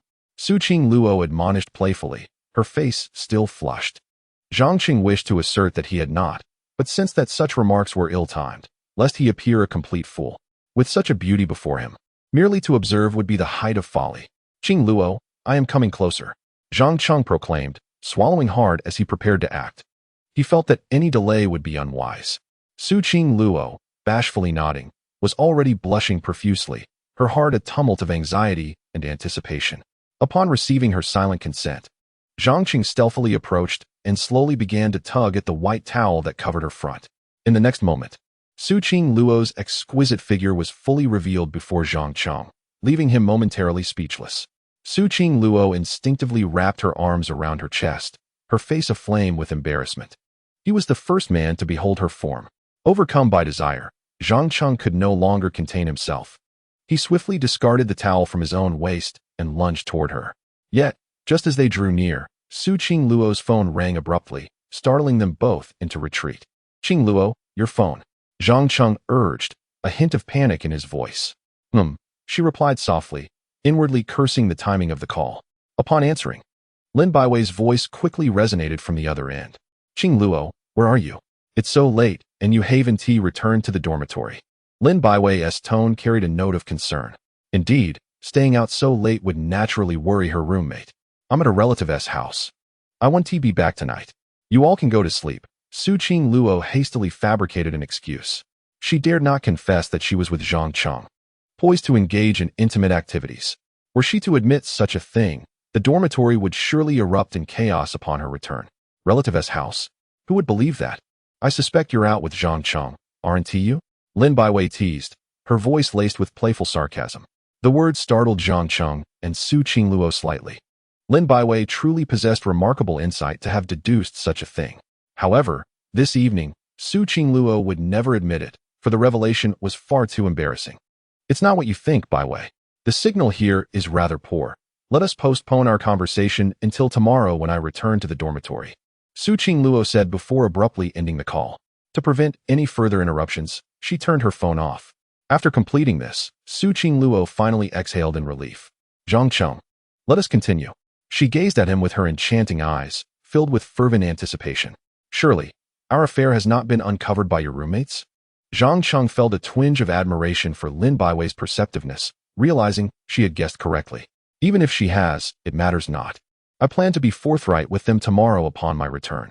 From then on, we can be openly together, and no one shall hinder us, Su Qingluo declared resolutely. Since they had acknowledged their feelings, they ought to be candid about their relationship. Su Qingluo had no desire to engage in a romance that required secrecy. Very well. Zhang Cheng concurred, believing that if they had come to terms, they should be unabashedly together. As he spoke, he embraced Su Qingluo once more, preparing to lean down for a kiss when, unexpectedly, his phone rang. Startled, Zhang Cheng and Su Qingluo quickly separated. Frustration simmered within him. Yet he managed to suppress it and answered the call calmly. Brother, why aren't you back in the dormitory at this hour? It was his friend Wang Hao on the line. I'm working part-time outside and won't be returning tonight, Zhang Cheng replied, crafting a casual excuse. His roommates were aware of his family's financial struggles, so they readily accepted his explanation. Where are you working? It wouldn't be at the White Horse Club, would it? Take care of your health. Wang Hao teased. Get lost. I would never work there, I assure you. All right, I must go. I have things to attend to. Zhang Cheng retorted before hastily ending the call and, following Su Qingluo's lead, switched off his phone. Thus, they were free from any further disturbances. Finally, peace, Zhang Cheng remarked, his gaze returning to Su Qingluo, who was looking at him with an alluringly bashful expression. Unable to resist any longer, Zhang Cheng once again pulled Su Qingluo into his embrace, tenderly kissing her.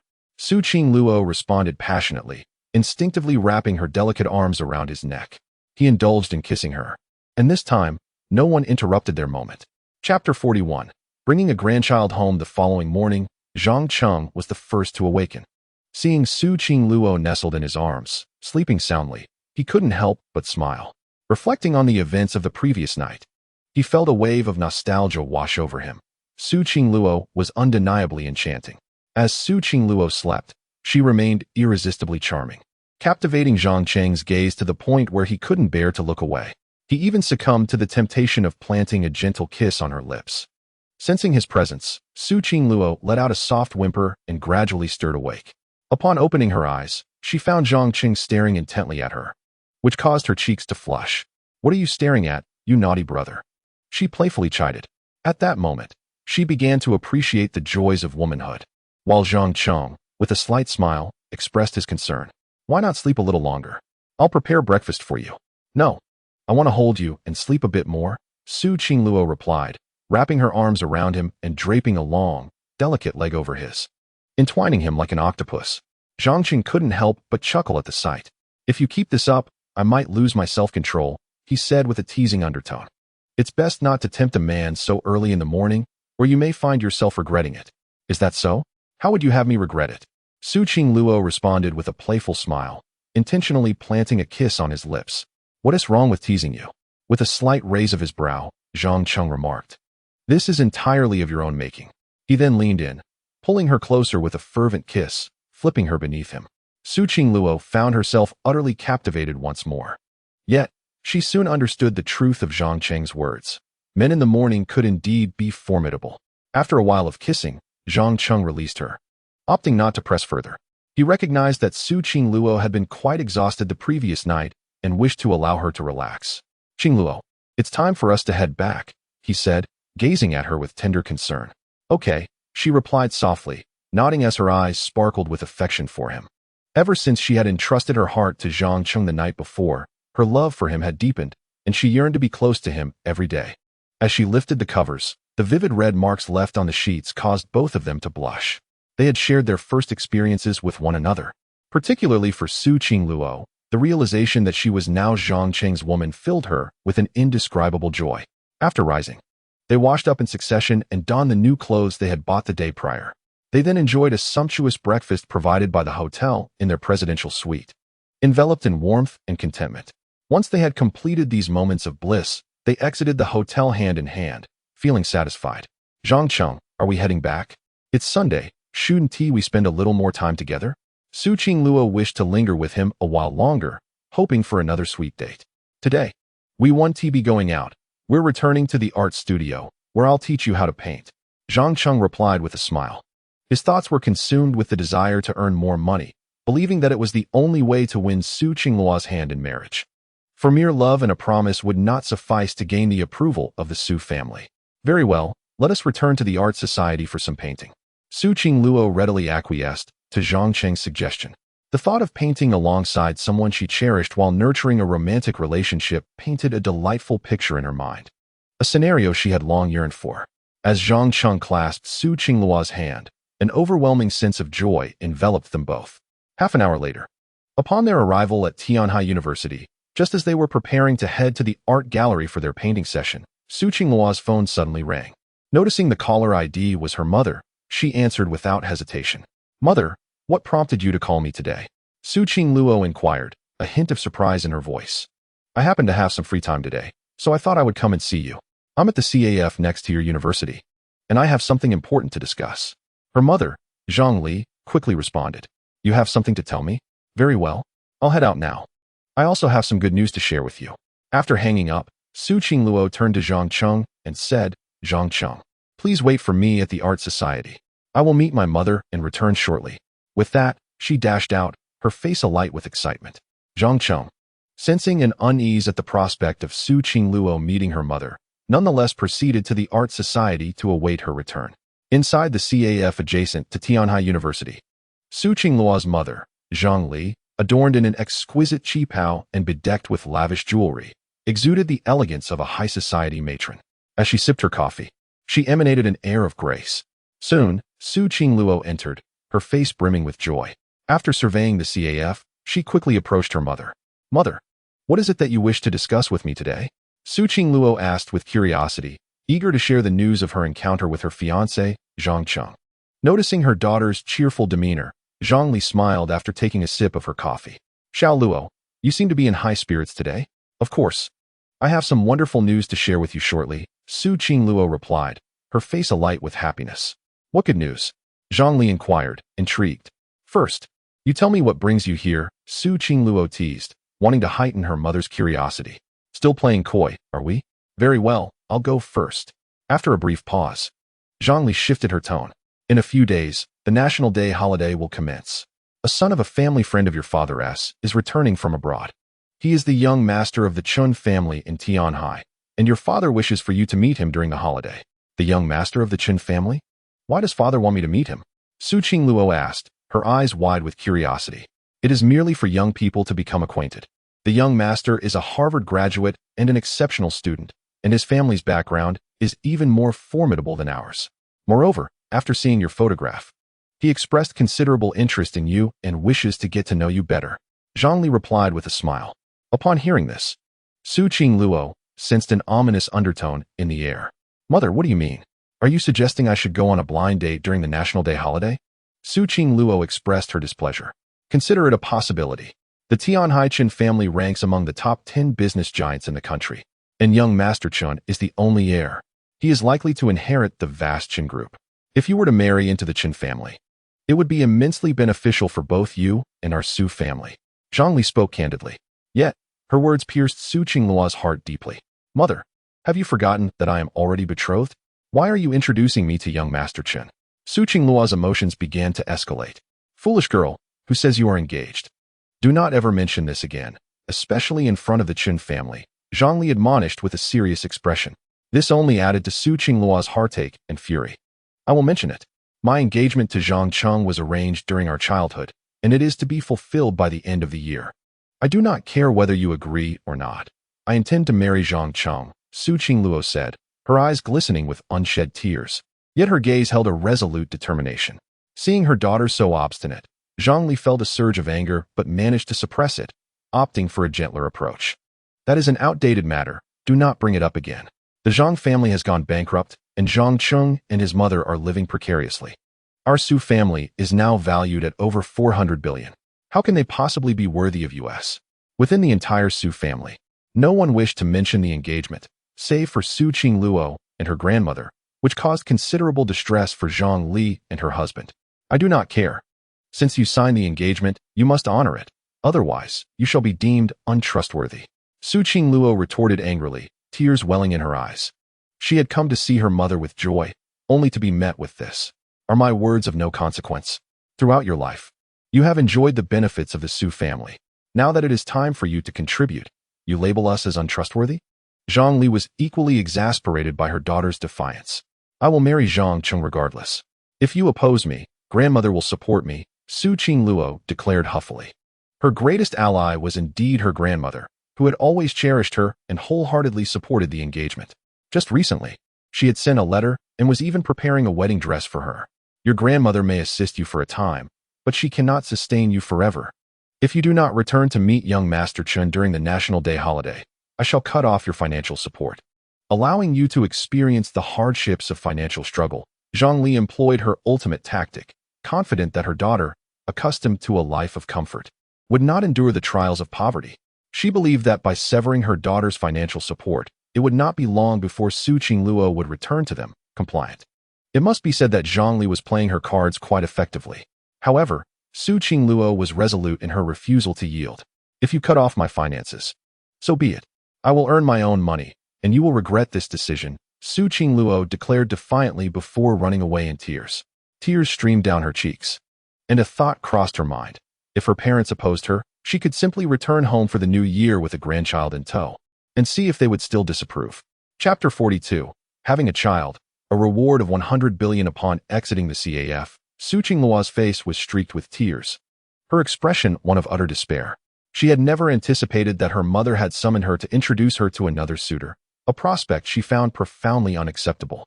This revelation left her feeling utterly despondent towards her parents. Now, Su Qingluo relied solely on her grandmother, if all else failed. She would return home during the new year with a grandchild and see if her parents would still object. This was her only means of retaliation, as she resolved that her future would be dictated by her own choices. On her way back to the art society, she wiped her tears away. Determined not to let Zhang Cheng perceive her distress, she composed herself, retrieving a mirror and some cosmetics from her bag to touch up her makeup. Once she was confident that no traces of sorrow remained, Su Qingluo entered the gallery. However, as soon as she stepped inside, her phone buzzed with a series of messages. Instinctively glancing at her screen, she discovered notifications indicating that her bank cards had been frozen. Anger surged within her. She knew this was her mother's doing. You vile woman. Don't think that by freezing my accounts I will submit. I can earn my own money, Su Qingluo thought defiantly. She refused to capitulate to her parents merely due to financial constraints. Since they had made their choice, she would make hers and return home with a grandchild during the new year. The freezing of her bank accounts solidified her resolve to resist, to rebel in her own way, and to pursue a relationship with Zhang Cheng. With this determination, she hurried towards the art society. At that moment, Zhang Cheng was engrossed in his painting, striving to earn more so he could elevate his status quickly. Seeing him so focused, Su Qingluo chose not to disturb him, quietly closing the door behind her and tiptoeing over. Yet, he still noticed her presence. Qingluo, you're back. Did your mother need something? Zhang Cheng inquired with genuine concern, pausing his brush. Nothing important. She just asked about my plans for the National Day holiday. Su Qingluo replied nonchalantly, attempting to mask her turmoil. She did not wish for Zhang Cheng to know that her family was reluctant to honor the engagement. If she revealed this, it would only cause pain for both of them. Therefore, for the sake of Zhang Cheng, she resolved to bear this burden alone. In truth, Zhang Cheng had already anticipated this outcome and had been diligently working towards it in silence. Thus, both were striving towards the same conclusion through different efforts. It's good if there's nothing serious. By the way, what are your plans for the National Day holiday? Zhang Cheng asked instinctively. Su Qingluo had intended to suggest a trip together, but the realization of her current financial constraints deflated her enthusiasm. During the National Day holiday, I yearned to seek employment and immerse myself in the experience of life. Su Qingluo, hesitant to reveal her true feelings to Zhang Cheng, could only express it this way. After her parents froze her bank card, she found herself in dire need of income, as even basic sustenance had become a challenge. Are you truly considering taking a job? Zhang Cheng asked, momentarily taken aback, utterly unprepared for Su Qingluo's declaration. It is worth noting that the Su family is a prominent conglomerate with boundless wealth. How could such a privileged young woman contemplate working? Indeed, I wish to experience life. She responded. By the way, dear brother, isn't Water's Edge a venture of yours? Might I find employment there? With a thoughtful pause, Zhang Cheng replied earnestly, if you wish to experience life, I shall speak with Sister Zhou about allowing you to work at Water's Edge during the National Day holiday. Coincidentally, our new store may be opening around that time. You could immerse yourself in the experience at the new establishment. After considering the matter, Zhang Cheng realized that the negotiations for the Water's Edge branch at Taihe International Shopping Center were nearly complete, with only the signing of the contract remaining. He planned to accompany Zhou Qing that afternoon to finalize the agreement, allowing the store to be operational by the holiday. Furthermore, he could utilize the store voucher and expedite the renovations, ensuring the branch would be ready for the National Day celebration. Is that so? How wonderful! I shall work at your store during the holiday, Su Qingluo exclaimed with delight. Working for anyone else pales in comparison to working for my beloved husband. Now we can paint, Zhang Cheng declared, picking up his brush to continue their artistic endeavor, only to be interrupted by Su Qingluo's voice. Dear brother, may I pose a question before we begin painting? Su Qingluo inquired tentatively after a moment of contemplation. What question? Zhang Cheng turned to her, curious. After a prolonged hesitation, Su Qingluo shyly asked, are we in a position to have a baby? The question left Zhang Cheng astounded, considering they were both still students. Was it not premature to contemplate parenthood? Just then, the system's voice chimed in. Ding. New task triggered. Option 1. Agree to have a baby with Su Qingluo. Reward. 100 million in cash. Option 2. Decline to have a baby with Su Qingluo. Reward. Random attribute point. Upon hearing the system's notification, Zhang Cheng was taken aback. He never anticipated that having a child with Su Qingluo would yield such a generous reward. Yet, despite the allure of the reward, he felt the timing was inappropriate. Both were still students, and prioritizing their education was essential. If Su Qingluo were to become pregnant, her studies would inevitably suffer. After careful consideration, Zhang Cheng advised earnestly, Qingluo, we are still students. We should wait to have children. This served as a gentle refusal. Congratulations to the host for making a choice. Random strength attribute increased by 1. Though her proposal was declined, Su Qingluo did not relent. Instead, she embraced Zhang Cheng's neck affectionately, pouting, darling husband, let us have a child. The sound, penetrating to the very marrow, sent a shiver through Zhang Cheng's entire being, and then the system's voice echoed once more. Ding. The host has triggered the same task again, with rewards multiplied tenfold. Option 1. Agree to have a child with Su Qingluo. Reward. 1 billion in cash. Option 2. Refuse to have a child with Su Qingluo. Reward. Random attribute point. Goodness, the cash reward had indeed soared tenfold, reaching a staggering 1 billion. Zhang Cheng gulped at the sight of such a reward. Yet the current circumstances between the two made it decidedly inappropriate to contemplate having a child, especially as they were not yet married. Qingluo, dear, let us wait a bit longer. This decision was made after careful consideration, though his resolve was not as unwavering as before. Congratulations, host, for making a choice. The system chimed in, promptly granting an additional point in intelligence. Observing Zhang Cheng's wavering stance, Su Qingluo playfully coaxed him further. Darling, let us just have one. If I get pregnant, I can take a year off school, and it won't affect my studies. While she pleaded, she leaned in to plant a kiss on Zhang Cheng. How could anyone resist such charm? At that moment, the system's voice resounded again. Ding. The host has triggered the same task for the 3rd time.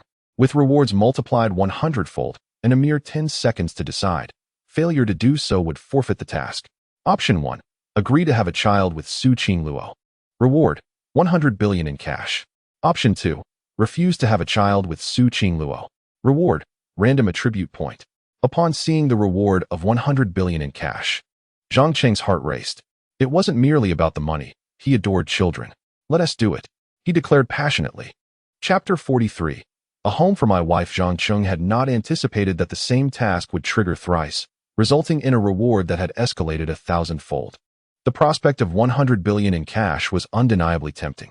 Qingluo, since you cherish children so much, I'll take the plunge and accompany you in having one, he responded earnestly. No sooner had he finished speaking than the system's voice echoed again. Congratulations, host, for making a choice. You will receive 100 billion in cash. Confirmation of Su Qingluo's pregnancy will be immediately credited to your account, valid for 3 months. Upon hearing this, Zhang Cheng paused momentarily. It seemed that this 100 billion in cash would not be accessible immediately. It required confirmation of Su Qingluo's pregnancy to be realized. Moreover, there was a deadline. The pregnancy must be confirmed within 3 months, or the reward would expire. Such a cunning scheme. This system is truly devious. Zhang Cheng silently cursed. However, despite the trickery, the potential of acquiring such immense wealth made it worthwhile. With 100 billion at his disposal, he could achieve many aspirations. When Su Qingluo learned of Zhang Cheng's agreement, she joyfully embraced him and planted a fervent kiss on his cheek. Thank you, darling. Let us begin preparations for conception, she said eagerly. Are we really starting that soon? Zhang Cheng replied, astonished. He is not yet prepared. Of course, we must conceive before the winter break. Su Qingluo stated with utmost seriousness. Before the winter break? That means there are still 3 or 4 months left. Zhang Cheng calculated the time, realizing it coincided with the system's given time frame, and nodded in agreement. Very well, but there's no need to rush. After all, we have 3 months. Zhang Cheng had many matters to attend to. It was impossible for him to be preoccupied with pregnancy every day. However, Su Qingluo seemed somewhat anxious. Why wouldn't I be anxious? We must start tonight, she insisted earnestly. Start tonight? Where shall we go? Zhang Cheng was taken aback by Su Qingluo's urgency. After all, such matters were hardly feasible in university.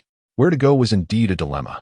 Su Qingluo furrowed her brows in contemplation for a while before suddenly blushing and suggesting, how about the hotel across from Tianhai University? I've heard many students go there for rooms on weekends. After uttering these words, Su Qingluo's face flushed, and she averted her gaze from Zhang Cheng.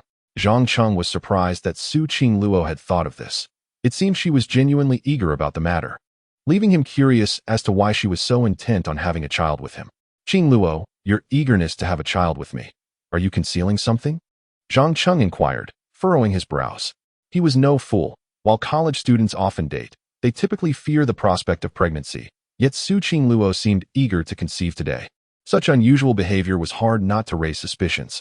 Seeing Zhang Cheng's growing doubt, Su Qingluo hurriedly explained, I simply want a child. Especially since we already have a marriage contract. Zhang Cheng noticed the panic in her eyes, realizing she was not being entirely truthful.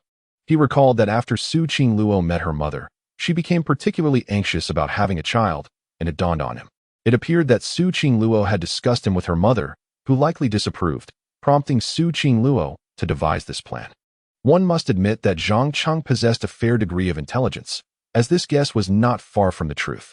Suddenly, he was moved and gently touched Su Qingluo's face. This girl was wholeheartedly devoted to marrying him, even resorting to such extreme measures to defy her family.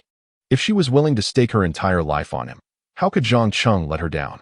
He understood everything, even without her words. How could they conceive in a cheap hotel? At the very least, it must be at home, Zhang Cheng stated earnestly, given Su Qingluo's sincere affection for him. How could he treat her poorly? It was hardly feasible to go to a hotel every day. Home? Su Qingluo asked, perplexed. Yes, I will buy a house nearby, so that on weekends, we can live together, Zhang Cheng declared, envisioning a future for Su Qingluo. Does this mean we will cohabit? Upon hearing this, Su Qingluo's eyes suddenly brightened. Living together would mean they could spend every weekend together. Well, I suppose, Zhang Cheng replied after some contemplation. Are we going this afternoon? Su Qingluo asked, a hint of disappointment in her voice, but the housing prices in Tianhai City are exorbitant. She had initially been able to assist Zhang Cheng in purchasing a home, but with her bank card frozen, she found herself destitute. Unable to help, a realization that weighed heavily on her conscience. Don't worry, my dear, I am financially equipped. We shall purchase a magnificent villa, Zhang Cheng said with a smile. However, before we go house hunting, I must make a stop at Taihe International Shopping Center to discuss some business. Please wait for me here. I will come back to pick you up. I'd like to accompany you. Su Qingluo expressed her desire to spend more time with Zhang Cheng, especially since it was the weekend and there was little for her to do in her dormitory. But I will be busy discussing business. You might find it dull. Zhang Cheng replied, as his focus was on matters regarding the commercial property. That's all right. You go ahead. I will wait for you outside. Su Qingluo said earnestly. Just as Zhang Cheng was about to speak again, the system's voice resounded once more. Ding. The host has triggered a new task. Option 1. Take Su Qingluo along to discuss business. Reward. 1 discount voucher for purchasing a house. Option 2. Decline Su Qingluo's request. Reward. Random attribute point. Zhang Cheng was taken aback that this could trigger a task, and the reward seemed particularly advantageous for his impending house purchase. Without hesitation, he nodded in agreement. All right, then. Come with me. It will be good for you to familiarize yourself with the environment in which you will soon be living. As soon as he finished speaking, the system's voice chimed again. Congratulations, host, on making your choice. You have received 1 discount voucher for purchasing a house. Zhang Cheng understood the purpose of this voucher without needing to examine it closely, and upon hearing Zhang Cheng's affirmation, Su Qingluo joyfully kissed him on the cheek. Really? That's wonderful. Thank you, darling. Her face radiated happiness and excitement. Being with Zhang Cheng made her feel elated, no matter where they went. Around 1 o'clock in the afternoon, Zhou Qing personally drove Zhang Cheng and Su Qingluo to Taihe International Shopping Center. Prior to their arrival, Zhou Qing had already negotiated the conditions and prices with the general manager there, so all that was needed was Zhang Cheng's signature. Although this matter could have been settled entirely by Zhou Qing as the general manager, Zhang Cheng possessed a commercial property voucher that required his personal approval. In the car, Zhang Cheng couldn't help but ask Zhou Qing, Sister Zhou, where is the most expensive house in Tianhai City? With the discount voucher in hand, Zhang Cheng's ambitions grew. He was determined to purchase the most luxurious villa in Tianhai City for Su Qingluo, ensuring she would not be deprived. The most expensive house in Tianhai City is undoubtedly the one atop Tianshan Mountain, which is said to be worth 500 million. Zhou Qing replied, a hint of envy glimmering in her eyes as she spoke. Only the wealthiest of the wealthy can reside there. I have heard of that property. It is said to boast an exquisite environment, complete with its own Tianshan waterfall and swimming pool. From the mountain's peak, one can gaze upon the entirety of Tianhai City, a veritable treasure trove of geomantic fortune. Su Qingluo expressed her longing with a wistful countenance. Even my father cannot afford such a residence. I wonder who would purchase this villa, a mansion valued at 500 million. I estimate that there are no more than 3 individuals in all of Tianhai City who could possibly afford it. Zhou Qing remarked while driving. Upon hearing this, Zhang Cheng nodded in satisfaction. Qingluo, since you admire it, let us purchase that house. The moment those words escaped his lips, both Su Qingluo and Zhou Qing were taken aback. Chapter 44. The villa priced at an exorbitant sum when Su Qingluo and Zhou Qing heard Zhang Cheng's intention to buy a villa worth 500 million. They were utterly astonished. You must be joking, little brother. That villa is valued at 500 million. Are you truly serious about buying it? Su Qingluo exclaimed, her face a portrait of disbelief. It was a top-tier villa that even her father could not afford. Zhou Qing's eyes mirrored her astonishment. Zhang, are you jesting? That villa costs 500 million, and certainly, there are no more than 3 people in Tianhai City who could purchase it. Zhou Qing said, incredulous. She could hardly fathom that a freshman like Zhang Cheng could afford the most expensive villa in Tianhai City. Sister Zhou, I am not joking. I genuinely intend to buy that villa. After we conclude our business, please assist us in visiting the location of the villa, Zhang Cheng stated earnestly. Noticing the seriousness in his tone, Zhou Qing was momentarily taken aback. She contemplated confirming his intent further, but the words caught in her throat. Very well, I shall take you there shortly. Though she verbally acquiesced, she harbored doubts in her heart. Indeed, someone capable of producing 500 million in cash to purchase a home would undoubtedly belong to the upper echelons of Tianhai City's elite. Su Qingluo also found it hard to believe, yet she harbored a flicker of hope that Zhang Cheng's words were true. Perhaps this would dissuade her parents from their resolute insistence on canceling the engagement. Before proceeding to acquire the villa atop Tianshan Mountain, Zhou Qing escorted Zhang Cheng to Taihe International Shopping Center to finalize the shop lease agreement they had previously discussed. Zhang Cheng possessed a shop voucher, which facilitated the signing process. With an annual rent of 3 million, utilizing the voucher allowed him to receive a full refund of 3 million. and the shop also benefited from its auspicious location. Zhang Cheng considered it a modest profit. Once the business was concluded, Zhang Cheng requested Zhou Qing to take him to purchase the villa atop Tianshan Mountain. Since he wished to provide Su Qingluo with a home, he endeavored to offer her the finest, especially with the discount voucher for purchasing a property. The more expensive the house, the greater the value of the voucher would be showcased. Tianshan Shuiyuan was the sales office for this prestigious villa. As Zhang Cheng and his companions entered, the sales staff immediately turned their attention toward them. These sales representatives are seasoned professionals, and ever since Zhang Cheng and his companions arrived, they have been scrutinizing their attire and demeanor. Soon, their attention was drawn to Zhou Qing. Zhang Cheng and Su Qingluo were too youthful, hardly exuding the aura of affluent individuals, whereas Zhou Qing was distinctly different. Dressed impeccably, with a refined temperament, she unmistakably embodied the essence of a business elite. "Miss, are you looking to purchase a property?" Immediately, a striking saleswoman named Anna approached, warmly offering her assistance to Zhou Qing. "It is not I who seeks to buy a house, but rather my young friend here," Zhou Qing replied, gesturing towards Zhang Cheng. This statement elicited a moment of surprise from Anna, who instinctively glanced at Zhang Cheng. His attire and youthful appearance belied any notion of him being a potential buyer. "Sir, feel free to browse at your leisure." Anna's demeanor swiftly turned somewhat aloof, lacking any enthusiasm for introducing properties, now merely inviting him to look around. The properties here are all top-tier villas, with the least expensive starting at 80 million. Zhang Cheng, looking rather unrefined, did not appear to be a candidate for such an extravagant purchase. Undeterred by her coldness, Zhang Cheng boldly declared, "I wish to buy the most expensive villa you have." This proclamation not only astonished Anna, but also left the other sales representatives equally taken aback. They subtly shook their heads, clearly not taking Zhang Cheng's words seriously, with some even displaying faint disdain. "The most expensive villa? That would cost 5 billion. Anna replied with a hint of sarcasm. It would be unjust to say that the saleswoman was dismissive. Rather, Zhang Cheng's appearance did not suggest he could afford such a lavish property. Even the chairpersons of publicly listed companies in Tianhai City might struggle to acquire such a villa, let alone a student like Zhang Cheng. 5 billion it is. I intend to purchase that villa. However, I am quite displeased with your attitude. Bring your manager to me," Zhang Cheng asserted, revealing his irritation. He could tolerate her demeanor once, but not for a second or third time. That was simply not his style. "What attitude? And you expect to see our manager?" Anna retorted, visibly incensed by Zhang Cheng's accusation. As tensions escalated, the sales manager was summoned. "Good day, sir. How may I assist you?" Sales manager Luo when greeted, stepping in for Anna. Unaware of Zhang Cheng's intention to purchase the 5 billion villa, he had been called over by staff. "I wish to buy the mountaintop villa. Expedite the paperwork, ideally today," Zhang Cheng stated earnestly.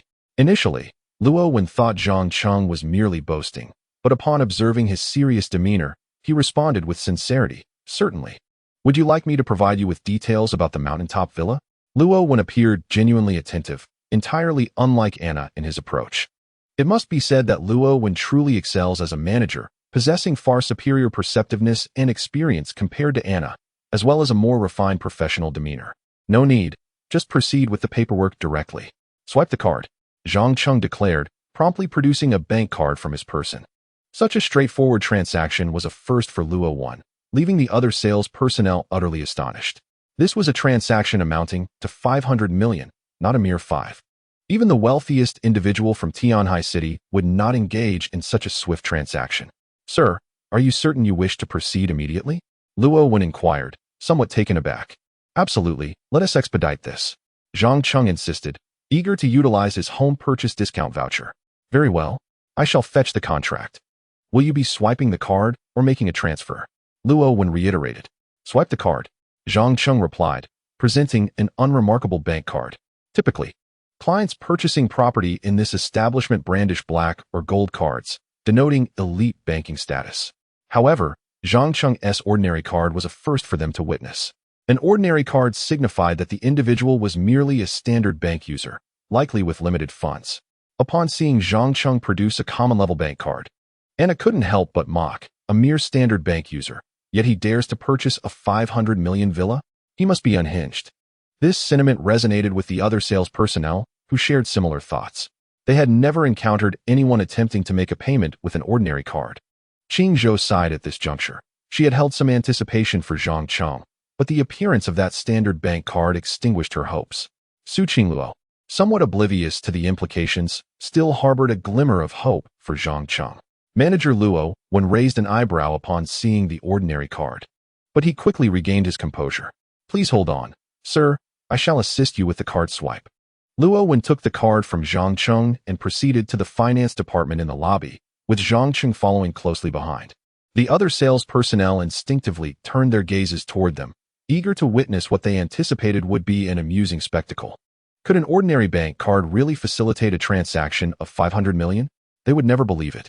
After handing the card to the finance staff, Luo instructed her to process the 500 million transaction. The finance personnel, upon hearing Luo's directive, expressed mild astonishment. 500 million was currently the largest single transaction amount. However, upon seeing an ordinary card, the staff member wondered if she had misheard. Manager Luo, are you certain you wish to charge 500 million to this card? Yes, indeed. Charge 500 million. Luo affirmed confidently. Although he too had doubts about the card's ability to accommodate such a sum, Zhang Cheng's demeanor exuded a calm assurance that made him believe the young man could not possibly be deceiving him. Very well, I shall proceed with the transaction. If it fails to go through, do not hold me accountable. After the financial personnel completed their procedures, they began to swipe the card. Prior to the card transaction, Zhang Cheng utilized the housing discount voucher gifted by the system. For a villa priced at 500 million, Zhang Cheng was required to pay only 50 million. And with over 70 million in his bank account, he was more than equipped for the purchase. All the salespeople gathered around, eager to witness Zhang Cheng's potential embarrassment, particularly Anna. However, once the card was swiped, a crisp voice emanated from the machine, stunning everyone present. Beep, card transaction successful. At that moment, the crowd was left utterly astonished. An ordinary bank card had astonishingly processed a transaction worth 500 million. They were all left in disbelief. He had genuinely succeeded in the transaction. The financial personnel wore an expression of incredulity, having assumed that the balance on such a commonplace card would be insufficient. Who would have anticipated that it would go through? This was 500 million. Not only was the financial personnel shocked, but the sales manager, Luo, was equally astounded. He had never imagined that this seemingly unremarkable young man possessed the capability to procure such a vast sum for a house. However, he soon breathed a sigh of relief, grateful not to have offended this enigmatic young master. Otherwise, they would have missed out on a significant order. The other sales personnel were even more taken aback, especially Anna. How could this be? He truly had the means to access 500 million. Why was this the case? His attire was so ordinary, his demeanor quite unremarkable. And even the bank card appeared mundane. Yet, how could he possess such wealth? Anna was utterly perplexed, her prior sales experience proving futile against Zhang Cheng. Soon, however, she concocted a possible explanation. Could this young man be feigning poverty to secure a property? Upon this realization, Anna felt a wave of regret. She never expected that the plot twists of a television drama would manifest in her reality and in her own life. Had she known, she would have endeavored to ingratiate herself with him. This single order could have led to her fortune, she lamented inwardly. Zhou Qing also wore an expression of astonishment. She believed she had already regarded Zhang Cheng highly, yet now she recognized she had underestimated him. What background did he possess that allowed him to casually produce 500 million for a home? It seemed she had indeed underestimated this young man. Zhou Qing suddenly realized that inviting Zhang Cheng to invest in their establishment, Heidaleo, might have been akin to securing a lucrative partnership. Perhaps they would never face financial woes again. Amongst the crowd, only Su Qingluo appeared the most elated. As she discovered that Zhang Cheng was indeed very wealthy, superbly wealthy, prompting her to question her mother's claim that the Zhang family had gone bankrupt. Could it be that her obnoxious brother's family had not faced such misfortune? Otherwise, how could he possess such wealth? Yes, her mother must have been mistaken. She simply did not want Su Qingluo to associate with her brother. After this mental exercise, she quietly rejoiced for Zhang Cheng. The critical point was that she and Zhang Cheng would soon have their own little haven, not merely a little haven, but a magnificent mansion. Zhang Cheng observed their astonishment with a hint of satisfaction. Manager Luo, may we proceed with the formalities? He spoke casually. Certainly, we can continue with the procedures. Manager Luo, regaining his composure, adopted an exceedingly respectful demeanor and returned the bank card to Zhang Cheng with both hands. Let us proceed with the paperwork. By the way, I wish to inscribe the villa in another name. Zhang Qing suddenly recalled, his tone shifting. Whose name does Mr. Zhang wish to use? Luo Wen inquired, somewhat taken aback. Su Qing Luo, Zhang Cheng declared, casting a tender glance at Su Qing Luo, his eyes brimming with affection. Since Su Qing Luo had bravely taken the bold step of confronting her family by becoming pregnant for him, Zhang Cheng was resolute in his commitment to provide her with the very best the world has to offer. Upon hearing that the luxurious villa would bear her name, Su Qing Luo was profoundly moved, feeling that all her sacrifices were indeed worthwhile. Zhou Qing, witnessing Zhang Cheng's decision to dedicate the villa to Su Qing Luo, couldn't help but reveal a glimmer of envy, a sentiment echoed by the others present. Very well, please follow me, Miss Su and Mr. Zhang, Luo Wen stated with utmost courtesy. Zhang Qing nodded, entwining his fingers with Su Qing Luo's as they followed Luo Wen to complete the formalities. The paperwork was swiftly concluded, culminating in a purchase agreement, a property certificate, and the keys to the villa, all inscribed with the names of Zhang Cheng and Su Qing Luo. Initially, Zhang Cheng intended solely to inscribe Su Qing Luo's name, yet she insisted that this would be their shared home, warranting both their names. Zhang Cheng acquiesced, recognizing it as a testament to their love. By the time the formalities were finalized, it was already past 4 in the afternoon. Zhang Cheng and Su Qing Luo resolved to visit the summit of Tianshan to behold the so-called premier villa. Zhou Qing, after some contemplation, opted not to accompany them, preferring to avoid being a third wheel, and thus excused herself. Luo Wen personally escorted Zhang Cheng and Su Qing Luo to the villa atop the mountain, which was conveniently not far from Tianshan Shuiyuan. The trio trekked up Tianshan, surrounded by the melodious chirping of birds and fragrant flowers, with an artificial lake and an array of exquisite flora and fruit trees dotting the landscape. The environment was truly enchanting. Zhang Cheng, look over there, swans, Su Qing Luo exclaimed, her hand linked with his as she pointed excitedly at the swans gliding on the artificial lake. Indeed, the surroundings are quite delightful, and the air is remarkably fresh, Zhang Cheng remarked, taking a deep breath, savoring the sweetness of the atmosphere. Yes, a child born in such an environment would surely be intelligent and healthy, Su Qing Luo mused, her thoughts drifting towards the prospect of motherhood. Zhang Cheng silently chuckled, realizing that the thought of starting a family was occupying her mind. Before long, they reached the summit, where a villa resembling a palace unfolded before them, sprawling over nearly 1,000 square meters. Surrounded by private gardens on all sides, there lies a natural waterfall at the western peak, accompanied by a pristine spring whose waters are crystal clear and sweet. From the summit, one can behold a magnificent panorama of Tianhai City. Mr. Zhang, Miss Su, we have arrived, Luo Wen said with utmost respect. Zhang Qing nodded, unable to resist the allure of the dreamlike scenery. How beautiful! There truly is a waterfall and a mountain spring, Su Qing Luo exclaimed joyfully as she dashed to the spring, cupping her hands to taste the water, which indeed proved to be deliciously sweet. Zhang Cheng, this spring water is exquisitely sweet, you must try it. Su Qing Luo beamed with childlike delight. Zhang Cheng smiled, approached, and sampled the water himself, confirming its delightful sweetness. Mr. Zhang, Miss Su, this spring water is quite clean, having been tested by our health department, and is entirely safe for consumption, enriched with numerous trace elements. Luo Wen interjected at the opportune moment. Excellent, let us explore inside. Zhang Qing nodded, thoroughly impressed with the mountain spring.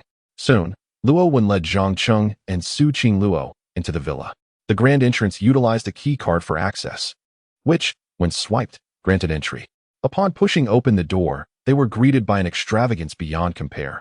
Crystal chandeliers, tiger-skin sofas, European carpets, and an array of exquisite furniture, all meticulously designed by top-tier designers specifically for this villa. How splendid! This is even more luxurious than my home. Su Qing Luo was awestruck, having never encountered such opulence before. Zhang Cheng, too, was taken aback, marveling at the lavishness surrounding him. Mr. Zhang, Miss Su, the house has been designed by Italy's finest designers. Should you find any aspect unsatisfactory, feel free to make changes at your discretion, Luo Wen elaborated. Very well, I am quite pleased with this place. Zhang Cheng nodded, convinced that the 500 million spent was indeed worthwhile. That's wonderful. Should you require anything, do not hesitate to call me, Luo Wen said, handing Zhang Cheng a business card with his telephone number inscribed upon it. Great. Zhang Cheng accepted the card and then, with a sudden thought, addressed Luo Wen, Manager Luo. I am quite impressed with you. Would you be interested in joining me in my investment company? I am in need of a sharp assistant like you. Zhang Cheng was preparing to establish an investment firm and sought exceptional talents like Luo Wen to assist him. Surprised and delighted by Zhang Cheng's direct approach, Luo Wen was taken aback. May I take a few days to consider? As a man nearing 40 with a family, he could not make such a decision lightly. Of course, once you've made your decision, feel free to contact me. The salary and benefits will be at least double what you currently receive.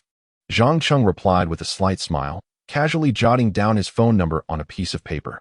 With great excitement, Luo Wen eagerly accepted the paper inscribed with a phone number, then solemnly remarked, I have made up my mind to contact Mr. Zhang.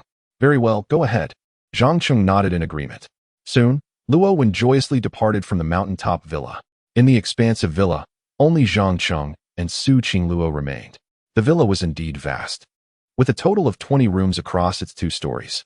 Zhang Cheng, which room shall we choose for the night? Su Qingluo began selecting their accommodations. Let us opt for one on the upper floor. It seems the first floor is designated for the servants. Zhang Cheng chuckled in response. That makes sense.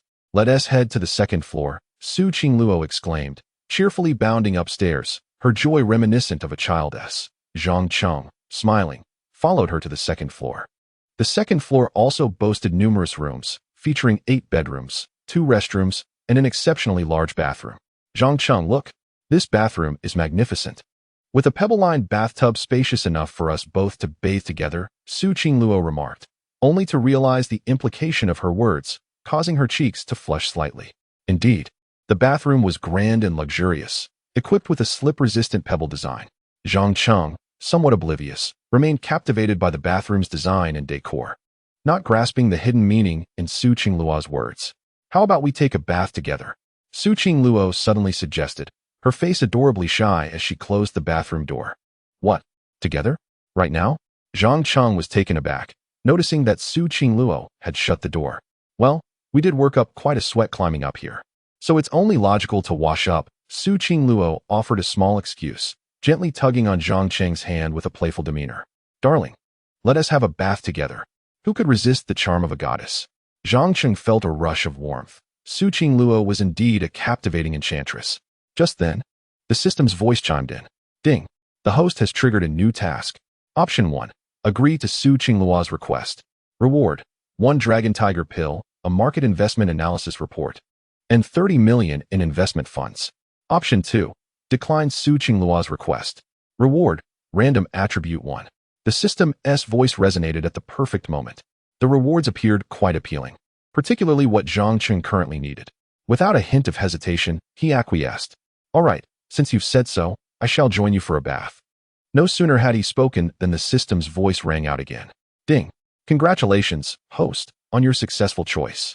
Reward: 1 Dragon Tiger Pill, a market investment analysis report, and 30 million in investment funds. This time, the rewards were plentiful, especially the market investment analysis report, which was precisely what Zhang Cheng needed. With it, he could make informed investments in promising industries. Upon hearing Zhang Cheng's agreement, Su Qingluo's face radiated joy. She approached him and embraced him tightly, planting a kiss on his cheek. Darling, shall we start our bath? She said playfully, her cheeks tinged with a hint of crimson, yet her eyes sparkled with delight. Let us not rush into bathing. First, we must fill the tub, Zhang Cheng remarked, glancing at the expansive pebble bathtub. Although the design was quite stylish and spacious, its primary drawback was the significant amount of water required. That makes sense. You go ahead and fill it. I will change out of my clothes, Su Qingluo replied. A touch bashful, Zhang Cheng, without overthinking, nodded and hurried to turn on the water. However, filling the tub was no simple task. It required careful temperature regulation, as both overly cold and excessively hot water were unsuitable. This pebble bathtub appeared to be about 5 square meters, and filling such a large vessel would inevitably take considerable time. Yet, Zhang Cheng was mistaken. The bathtub featured not just 1 but 8 outlets for water. Additionally, the temperature could be adjusted conveniently via a control panel located beside the tub, allowing for automatic regulation. In just a few minutes, the bathtub was filled, and the water temperature was quickly adjusted. Who would have thought filling the tub could be so effortless, and with temperature control too? The expensive ones truly are superior. Zhang Cheng mused with mild surprise. He turned to share this delightful news with Su Qingluo. only to find her in the midst of removing her white stockings. As she peeled away the delicate fabric, her flawless, long legs were revealed, coupled with the short skirt she wore from Zhang Qing's vantage point. A mere tilt of the head would unveil a glimpse of springtime allure. He swallowed hard. His fiancée was simply too captivating. What man could resist such temptation? She was akin to a reincarnation of Daji. Then, he recalled the dragon tiger pill gifted to him by the system, pondering whether he should consume it soon. Once Su Qingluo finished removing her stockings and lifted her gaze, she caught Zhang Cheng staring intently at her, causing her heart to race and her cheeks to flush. "You naughty brother, why are you staring at me? Is the bathtub ready?" she teased, her face flushed. "It is. I just need to press a button and adjust the temperature, and the machine will handle the rest," Zhang Cheng replied truthfully. "Is it really that advanced? Can the temperature be maintained continuously?" Su Qingluo inquired, her curiosity piqued. "Indeed, the bathtub's water temperature can be preserved indefinitely. You can set it to your desired degree, making it quite advanced," Zhang Cheng explained earnestly. "That is wonderful. I can enjoy bubble baths while watching shows," Su Qingluo exclaimed, her face alight with joy as she walked over. She dipped her delicate, bare feet into the water, testing its warmth, and indeed, as Zhang Cheng had said, it was perfectly adjusted, not too hot nor too cold, ideal for a relaxing soak. Indeed, it seems so. This is nothing short of an artificial hot spring. Su Qingluo exclaimed with delight. "Well, it can be considered a small artificial hot spring." Zhang Cheng nodded in agreement. "In that case, dear brother, we can indulge in a longer soak here tonight," Su Qingluo said, her cheeks flushed with a rosy hue. With that, she turned her back to Zhang Cheng and began to peel off her clothes and skirt. Zhang Cheng stood behind her, momentarily entranced by the sight of her disrobing.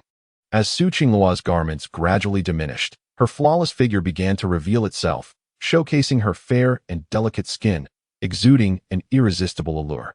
Zhang Cheng found himself unable to look away. His fiancée possessed an extraordinary physique, coupled with her breathtaking beauty.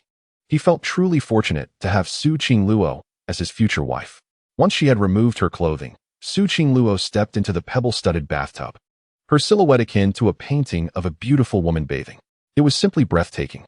After testing the water temperature, she turned to Zhang Cheng and called out, "Zhang Cheng, the water is just right, not too hot. Come join me."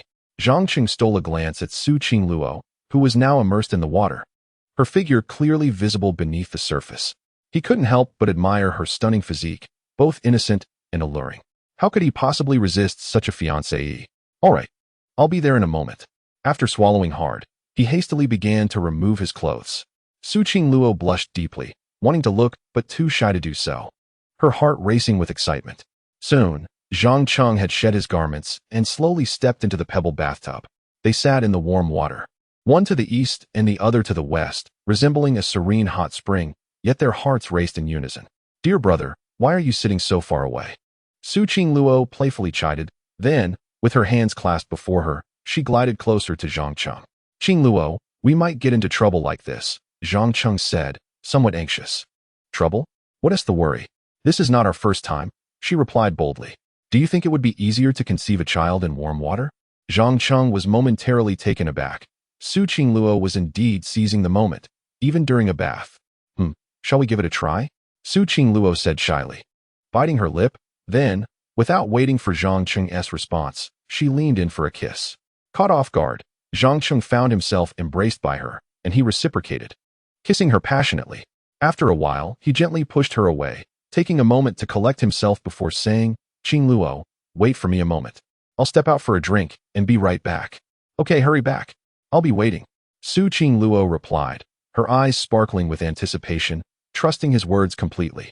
Zhang Cheng nodded, then swiftly emerged from the bathtub, casually wrapping a towel around his waist before hastening out of the bathroom. Once outside, he took a moment to steady his emotions, then proceeded to the kitchen to pour himself a glass of water. He then retrieved the dragon tiger pill bestowed upon him by the system. For the sake of a cash rebate of 100 billion, he was determined.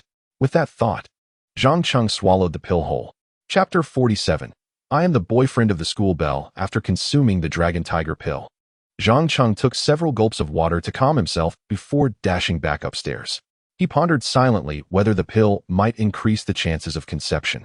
With that thought lingering, he pushed open the bathroom door. Inside, Su Qingluo had been waiting for quite some time, luxuriating in a bubble bath while watching a drama. Appearing utterly relaxed and at ease. "Qingluo, I'm back. We can begin now," Zhang Qing exclaimed as he hurried towards the bathtub, casually loosening the towel around his waist and stepping back into the warm water. Upon seeing Zhang Qing return, Su Qingluo promptly put away her phone and embraced him tightly. "Dear husband, you made me wait so long. How will you make it up to me?" Su Qingluo playfully pouted, her cheeks flushed. "Whatever you desire for compensation shall be granted," Zhang Qing replied, wrapping his arms around her and pulling her into his embrace. "How about you give me a baby as compensation?" Su Qingluo said, her face adorned with shyness. "Very well, I shall fulfill your wish right now."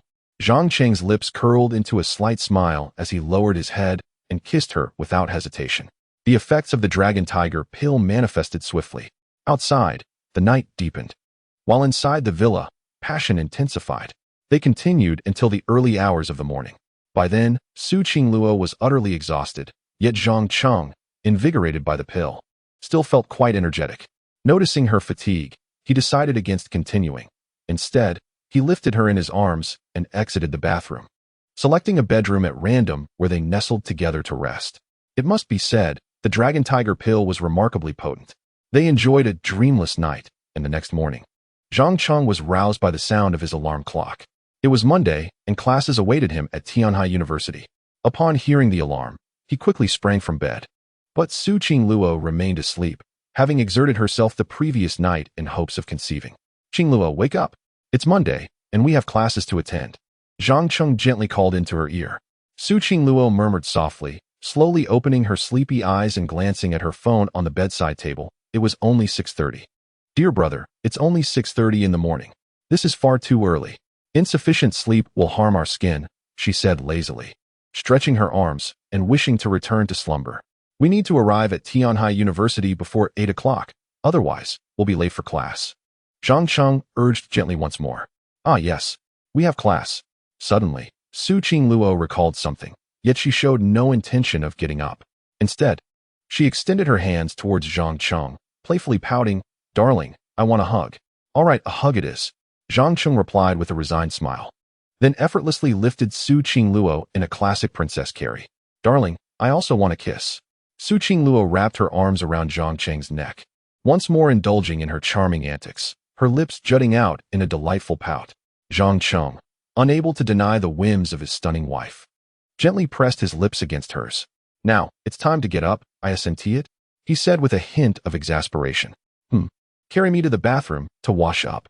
Su Qingluo clung to Zhang Qing's neck, her face radiating happiness and sweetness. Faced with Su Qingluo's playful advances, Zhang Qing found himself nearly powerless to resist. He then carried the delicate, soft-bodied Su Qingluo to the bathroom, where she finally agreed to sit down and freshen up. "Dear brother, do you think all our efforts in the bathroom last night will lead to success?" Su Qingluo inquired after a brief wash. "I'm not quite sure about that. It's unlikely to strike gold on the first try," Zhang Qing responded, lacking confidence. Even though they had taken the tiger and dragon pill the previous night, it seemed unrelated to the possibility of pregnancy. "Hopefully, we can hit the mark. If not, we'll have to wait until next weekend." Su Qingluo silently prayed to the Bodhisattva for a child. "No rush. After all, we still have 3 months." Zhang Qing reassured her, remaining calm about the timeline. However, Su Qingluo felt a twinge of urgency, knowing that sometimes pregnancy matters cannot be hurried. After a quick freshen up, they hailed a taxi to Tianhai University, arriving just in time for class before 8 o'clock. The first lecture was on marketing. As soon as Zhang Qing appeared, his 3 roommates gathered around him. "Zhang Qing, where were you this weekend? Why didn't you return home at night?" Fatty Wang Hao could not help but inquire quietly. This was a question that the other 2 roommates also wished to ask. "Didn't I mention it? I was working part-time." Zhang Qing dared not reveal the truth. Admitting he had been in a hotel with the campus beauty to conceive would likely shock them. "Working part-time on the weekend. You truly are hard-working." Slim Lin Yang patted Zhang Qing's shoulder. They were all aware of Zhang Qing's difficult circumstances, so upon hearing his explanation, they accepted it without question. Zhang Qing felt a sigh of relief as they ceased further inquiries. Monday morning was packed with classes, not concluding until after 11. Just as the bell rang, a stunning goddess clad in black stockings awaited outside the classroom. "Wow, it's Senior Wang Monli, the sensual goddess. Is she here for Zhang Qing?" someone exclaimed. Zhang Cheng instinctively glanced over and indeed found it was senior Wang Monli, dressed in a black skirt and red dress, her luscious waves exuding an enticing beauty. Zhang Cheng lowered his head, attempting to walk past her, only to be recognized. Zhang Cheng, let's have lunch together. Wang Monli directly invited him, playfully tossing her cascading waves, exuding undeniable charm. Clearly, she had not relinquished her pursuit of Zhang Cheng. It seemed that his singing had utterly captivated her. The surrounding classmates looked on with a mix of envy and bitterness, while Zhang Cheng felt a sense of helplessness. Just as he was about to speak, a stunning beauty emerged from the crowd, Su Qingluo. Su Qingluo had intended to invite Zhang Cheng to lunch as well, but she hadn't anticipated encountering Wang Monli. Monli, Zhang Cheng is my boyfriend. What do you mean by repeatedly seeking him out? Su Qingluo glared at Wang Monli, her expression vigilant. Zhang Cheng was her husband. No one was permitted to encroach upon that, and anyone who dared would face her wrath. Is it wrong for me to invite him for a meal? Besides, are you two truly a couple? Wang Monli said presumptively. She had already sensed Zhang Cheng's reluctance, leading her to suspect that he and Su Qingluo were merely pretending to be a couple. However, this time, Wang Monli was gravely mistaken. Zhang Cheng stepped forward, feeling it was time to make their relationship public. With a serious expression, he declared, Monli, Su Qingluo, and I are together now. If you don't believe me, I can prove it. Upon finishing his statement, he leaned in and kissed Su Qingluo in front of their classmates. The atmosphere erupted in astonishment. Chapter 48. The school bell's baby plan. Zhang Cheng's kiss on Su Qingluo sparked a wave of excitement among their peers. Wow, Zhang Cheng actually kissed the school bell. I can't believe it. Su Qingluo did not resist. Could it be that they were genuinely together? Isn't it evident? Su Qingluo and Zhang Cheng are truly a couple. Oh no, my aloof goddess is in a relationship. The world is crumbling. Everyone gazed at Zhang Cheng with envy, for he had won the heart of the most beautiful girl in Tianhai University. But wait, it seemed that Su Qingluo had been pursuing him all along, and now she had finally succeeded. The boys around were on the verge of tears. Their goddess was gone, and tonight would surely be sleepless for them. Soon, the classmates whipped out their phones, capturing the moment of Zhang Cheng and Su Qingluo's kiss. This was big news. An underclassman had been pursued relentlessly by the esteemed school belle for 2 weeks and had finally been won over. This news would undoubtedly create a stir on the campus internet. Even Wang Monli was taken aback by the scene before her. She never anticipated that Zhang Cheng would kiss Su Qingluo in her presence, and this time, she discerned affection and adoration in his eyes. This indicated that Zhang Cheng was not reluctant, but rather willing. How could this be possible? Just after a weekend, Zhang Cheng found himself enamored with Su Qingluo. What enchantment did this girl employ to win his heart? Wang Monli could scarcely believe her eyes, yet the unfolding reality left no room for doubt. Zhang Cheng and Su Qingluo were indeed in a romantic relationship, their gazes solely focused on one another. Among the crowd, it was evident that only Su Qingluo was truly elated. She never anticipated that Zhang Cheng would boldly kiss her in front of so many witnesses, thereby publicly affirming their bond. Su Qingluo's cheeks flushed a delicate crimson as they finally separated after an extended kiss. Wang Monli, do you see it now? Qingluo and I are officially together, and we are quite affectionate. Please refrain from seeking me out in the future, Zhang Cheng declared earnestly. His intent to establish boundaries with Wang Monli stemmed from a desire to shield Su Qingluo from jealousy and discontent. Having committed to one another, he felt it essential to provide her with ample security. Upon hearing this, Su Qingluo was deeply touched. She promptly grasped Zhang Cheng's hand and addressed Wang Monli. As you can see, we are indeed together. Zhang Cheng has succumbed to my charm, and you arrived too late. In her excitement, she proudly waved their intertwined hands in front of Wang Monli. Wang Monli's expression darkened at this revelation. Very well, Su Qingluo, we shall see. Sooner or later, Zhang Cheng will be mine. With a scowl, she turned to leave, harboring a sense of reluctance and disappointment. It was evident that she was unwilling to relinquish Zhang Cheng or concede defeat to the younger Su Qingluo. However, Su Qingluo was unperturbed by the prospect of Wang Monli attempting to reclaim her little brother. The depth of her connection with Zhang Cheng was not something a mere stranger like Wang Monli could rival. Once Wang Monli departed, Zhang Cheng quickly led Su Qingluo away from the throng, eager to evade further scrutiny from their classmates. Upon exiting the academic building, Zhang Cheng exhaled a sigh of relief, finally escaping the prying eyes of their peers. I can hardly believe I just kissed Su Qingluo in public, That took considerable courage, he remarked, his heart still racing. Did you just publicly declare our relationship? Su Qingluo exclaimed with delight. Reflecting on the earlier moment, she too felt her cheeks warm with embarrassment. It was her first kiss before such a large audience. Indeed, now that we are together, we must embrace our love openly, Zhang Cheng asserted, firmly holding Su Qingluo's delicate hand, his eyes brimming with affection. Feeling the intensity of his love, Su Qingluo was profoundly moved. Shall we go for lunch? From now on, we can indulge in sweet romance throughout our university days, she suggested, wrapping her arm around his. Let us proceed to the cafeteria. It is time for everyone to know that the most beautiful girl at Tianhai University is no longer available, Zhang Cheng said with a hint of a smile. All right, I shall follow your lead. Su Qingluo responded with an abundance of joy. While dining in the cafeteria with Zhang Cheng, news of their relationship quickly ignited once more on the campus network, this time with an intensity surpassing all previous instances. The reason for this fervor was that the most beautiful girl at Tianhai University had fallen in love, and photographs capturing their kiss had surfaced. This revelation left many male admirers utterly despondent, leading them to vent their frustrations online. After finishing their lunch, Su Qingluo and Zhang Cheng reluctantly returned to their dormitory. Upon entering, she was immediately surrounded by her three roommates, Lin Baiwei, Yi Shiming, and Lu Yanran. Qingluo, you're amazing. You actually managed to win over Zhang Cheng? Lu Yanran exclaimed with a gossipy grin. Lin Baiwei and Yi Shiming mirrored her inquisitive expressions. It hasn't been long at all. Su Qingluo feigned calmness. I bet it happened over the weekend. You weren't around for 2 days, so you must have been out with him, right? How far have you two gone? Lin Baiwei asked with a mischievous smile. That thing I gave you, it must be useful, right? Lin Baiwei referred to the contraceptive, believing that Su Qingluo had, without a doubt, captivated Zhang Cheng with her beauty. What thing?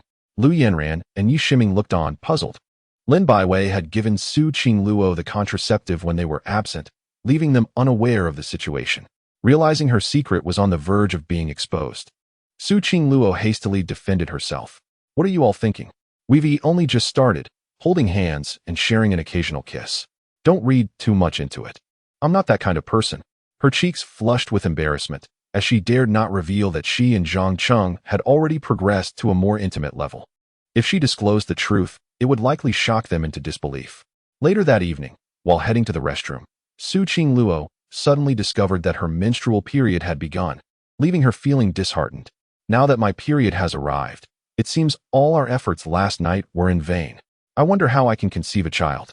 Su Qingluo sighed, then suddenly had an idea and quickly took out her phone to search online. She even posted a question on a QA website. How can I get pregnant quickly? I'm waiting online urgent. After posting, she hid in the restroom, genuinely waiting for responses. Fortunately, she did not have to wait long, as someone replied to her inquiry. Some suggested timing intercourse with ovulation to increase the chances of conception, while others noted that even during ovulation, pregnancy was not guaranteed. It depended on luck. Su Qingluo felt rather confused about this and had no idea how to calculate her ovulation. However, one last response caught her attention. The best method is to have intercourse every day after your period ends. This way, you won't need to calculate ovulation or rely on luck to conceive. Upon reading this, Su Qingluo felt a surge of satisfaction. This plan was excellent. Once her period concluded, she would engage in daily intimacy with Zhang Cheng. She simply could not believe that they would not succeed. Su Qingluo quickly made a decision. If Zhang Cheng were to hear this, he would probably faint from shock. A month of daily intimacy. This task is indeed quite a challenge. Chapter 49. A life-threatening task in the stillness of the night. Zhang Cheng lay in bed, quietly perusing the market investment analysis report bestowed upon him by the system. With this report in hand, I can make precise investments in various industries. Additionally, the system has generously provided me with 30 million in investment capital, which is just enough to practice my skills. Zhang Cheng felt a surge of delight in his heart. With a mere thought, the market investment analysis report materialized in his mind, and he began to study it earnestly. Zhang Cheng, having studied investment finance, found the report quite comprehensible. However, after a cursory glance, he was still taken aback. This market analysis report is likely worth billions. He was secretly astonished, for it listed the investment potential data of over 10,000 companies. At the forefront was a nascent short video company named Douyin, boasting an astounding investment potential score of 98 out of a perfect 100. This implies that Douyin, as a fledgling enterprise, holds limitless potential. Investing now would undoubtedly yield substantial profits. Upon reaching this revelation, Zhang Cheng's eyes sparkled with excitement. With such a high potential score, failing to invest would be a disservice to the market investment analysis report provided by the system. He was filled with anticipation. With this report, Zhang Cheng could make precise investments, significantly accelerating his accumulation of wealth. Once Qing Luo becomes pregnant, I will have 1,000 billion in cash, and at that time, I intend to invest in all the companies with high potential listed in this report. Zhang Cheng envisioned a promising future. 1,000 billion in cash, coupled with this precise market investment analysis report, instilled him with the confidence that by the year's end, his net worth would reach 400 billion. This far exceeds his initial estimate of 10 billion, representing a staggering 400-fold increase. Zhang Cheng continued to delve into the market investment analysis report in his mind, diligently noting down the companies with high potential. For several consecutive days, he meticulously studied the report. It wasn't until noon on the third day that an unfamiliar phone number rang in. Zhang Cheng answered casually, only to hear Luo Wen's voice on the other end. Hello, is this young Master Zhang? I am Luo Wen, the sales manager of Tianshan Shuiyuan. Luo Wen's tone carried a hint of respect. Upon realizing it was Luo Wen calling him, Zhang Cheng felt a flicker of excitement. Finally, a talented individual had come to him. Manager Luo, have you made a decision? Zhang Cheng replied calmly. After 3 days of careful consideration, I have decided to work with you, young Master Zhang. Do you have time to meet? I would like to discuss this in person, Luo Wen said earnestly. Not a problem. I will be waiting for you at the CAF near Tianhai University. Zhang Cheng responded before hanging up the phone. Zhang Cheng was filled with excitement at this moment, as he was about to make a significant mark in the investment realm. Luo Wen, with his high professional standards and sharp intellect, was undoubtedly a remarkable talent. Having him as his assistant would allow Zhang Cheng to conserve a considerable amount of time and energy. Soon, Zhang Cheng met Luo Wen at the CAF. At 40 years old, Luo Wen presented himself in a polished manner, emanating an air of steadiness. His decision to follow Zhang Cheng was one he had pondered for 3 days. Firstly, Zhang Cheng's background was formidable. His initial investment of 500 million in real estate indicated that he was an extraordinary tycoon, a rarity in the entire Tianhai city, which also implied that he was not lacking in financial resources. Secondly, Zhang Cheng was a person of loyalty and righteousness, and as he embarked on his entrepreneurial journey, aligning with him would eventually elevate Luo Wen's status significantly. Remaining at Tianshan Shuiyuan with no connections would confine him to a managerial role for life, and he risked being ousted by subordinates. Thirdly, and perhaps most pragmatically, Zhang Cheng was willing to offer a salary double that of his current position. Weighing these factors, Luo Wen made his choice. In the CAF, with a respectful demeanor, he addressed Zhang Cheng, young Master Zhang. After 3 days of consideration, I have decided to follow you. May I inquire about the current status of your investment company? Zhang Cheng leisurely took a sip of his coffee before responding, my investment company has yet to be established, but with your joining, it will be founded immediately. Upon hearing that the investment company was not yet established, Luo Wen was momentarily taken aback, yet he earnestly continued. If I may ask, do you have any preliminary plans? This will help me understand how to proceed. Zhang Cheng confidently replied, for now, I need you to assist me in setting up the investment company, including obtaining the necessary qualifications. Additionally, starting today, you can begin reaching out to Douyin, this startup company, as I intend to invest in it, with no upper limit on the investment amount. With a sense of grandeur, Zhang Cheng expressed his determination to secure Douyin. Given its investment potential of 98, Luo Wen, though feeling a hint of familiarity with the name, respectfully nodded. Understood, I will attend to these matters immediately. Luo Wen swiftly embraced his role as Zhang Cheng's assistant. Subsequently, they discussed salary, benefits, and the company's vision for development. When Zhang Cheng mentioned his ambition to achieve a company valuation of 400 billion by the year's end, Luo Wen felt a surge of disbelief, even suspecting that Zhang Cheng was boasting. After all, how could a company reach such a valuation in such a short time? Nevertheless, Zhang Cheng remained supremely confident. All right, I have shared everything I needed to. If you have any questions, do not hesitate to ask, he said after taking another sip of his coffee. I have no questions for now, Luo Wen noted as he diligently recorded the key points in his notebook. All right, you should proceed to register the investment company. Additionally, it is imperative that we invest in Douyin swiftly, as there are no limitations on funds. We must secure this opportunity. Zhang Cheng commanded. Rest assured, Chairman Zhang. I will take care of it immediately, Luo Wen replied, rising to depart. Upon exiting the CAF, Zhang Cheng received a message from Su Qing Luo, indicating that she was waiting for him at the Art Gallery's painting club to discuss something of great importance. Without hesitation, he hurried to the gallery. When he arrived, Su Qing Luo was already there, eagerly awaiting him. Zhang Cheng, you finally made it, she exclaimed joyfully, her face lighting up upon seeing him. She promptly closed the door of the painting club and approached him. Qing Luo, you mentioned you had something significant to discuss with me. What is it? Zhang Cheng inquired, a hint of skepticism in his tone. There is indeed something important to tell you. It pertains to our previous visit to the Tianshan Villa, where we did not win. Su Qing Luo replied with a touch of regret. It is only natural that we did not win. It is unlikely one would succeed on the first attempt. Such outcomes are reserved for television dramas, Zhang Cheng responded, displaying understanding. Upon hearing this, Su Qing Luo's cheeks flushed with sudden shyness. In that case, Zhang Cheng, let us do it every day from now on. This way, our chances of winning will be significantly higher. Zhang Cheng nearly choked at the thought. Engaging in such activities daily would surely be overwhelming. Just then, the system's voice chimed in. Beep. Host has triggered a new mission. Option 1. Agree to Su Qing Luo's request.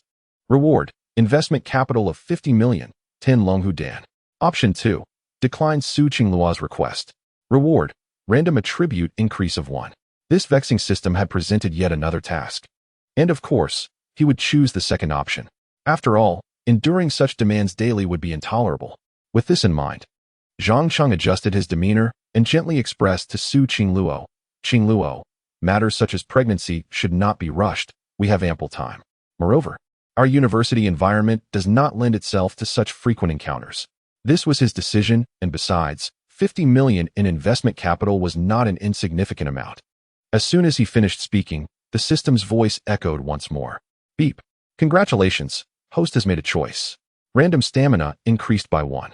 With the conclusion of the system's announcement, Zhang Cheng felt a slight boost in his stamina, a benefit bestowed upon him by the system. After several days of attribute enhancement, his physical condition had markedly improved compared to the average person. Seeing Zhang Cheng's refusal, Su Qing Luo did not give up. Instead, she resorted to a more affectionate approach. Darling, I researched online, and it appears that to conceive, engaging in intimacy daily maximizes our chances. Otherwise, we might miss the ovulation window. Her expression was one of innocent pleading, her demeanor endearing. Please, my dearest husband. Su Qing Luo gazed at him with her large, glistening eyes, pleading with an air of innocence.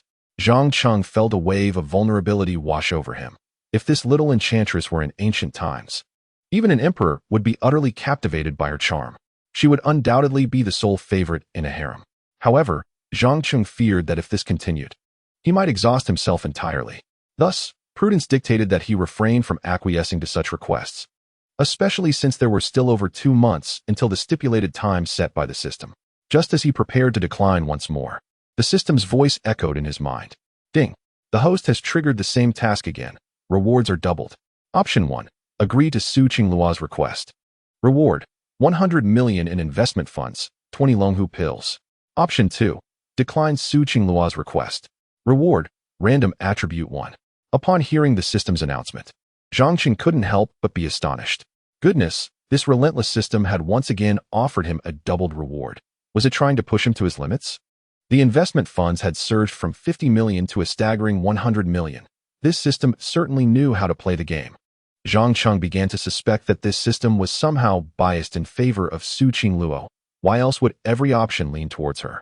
Nevertheless, faced with the enhanced rewards, he remained resolute and once again declined her request. Qing Luo, my dear, let us not rush into having children. We can wait until just before the winter break to conceive. Besides, there's no place for us to raise a child at the university. He gently refused.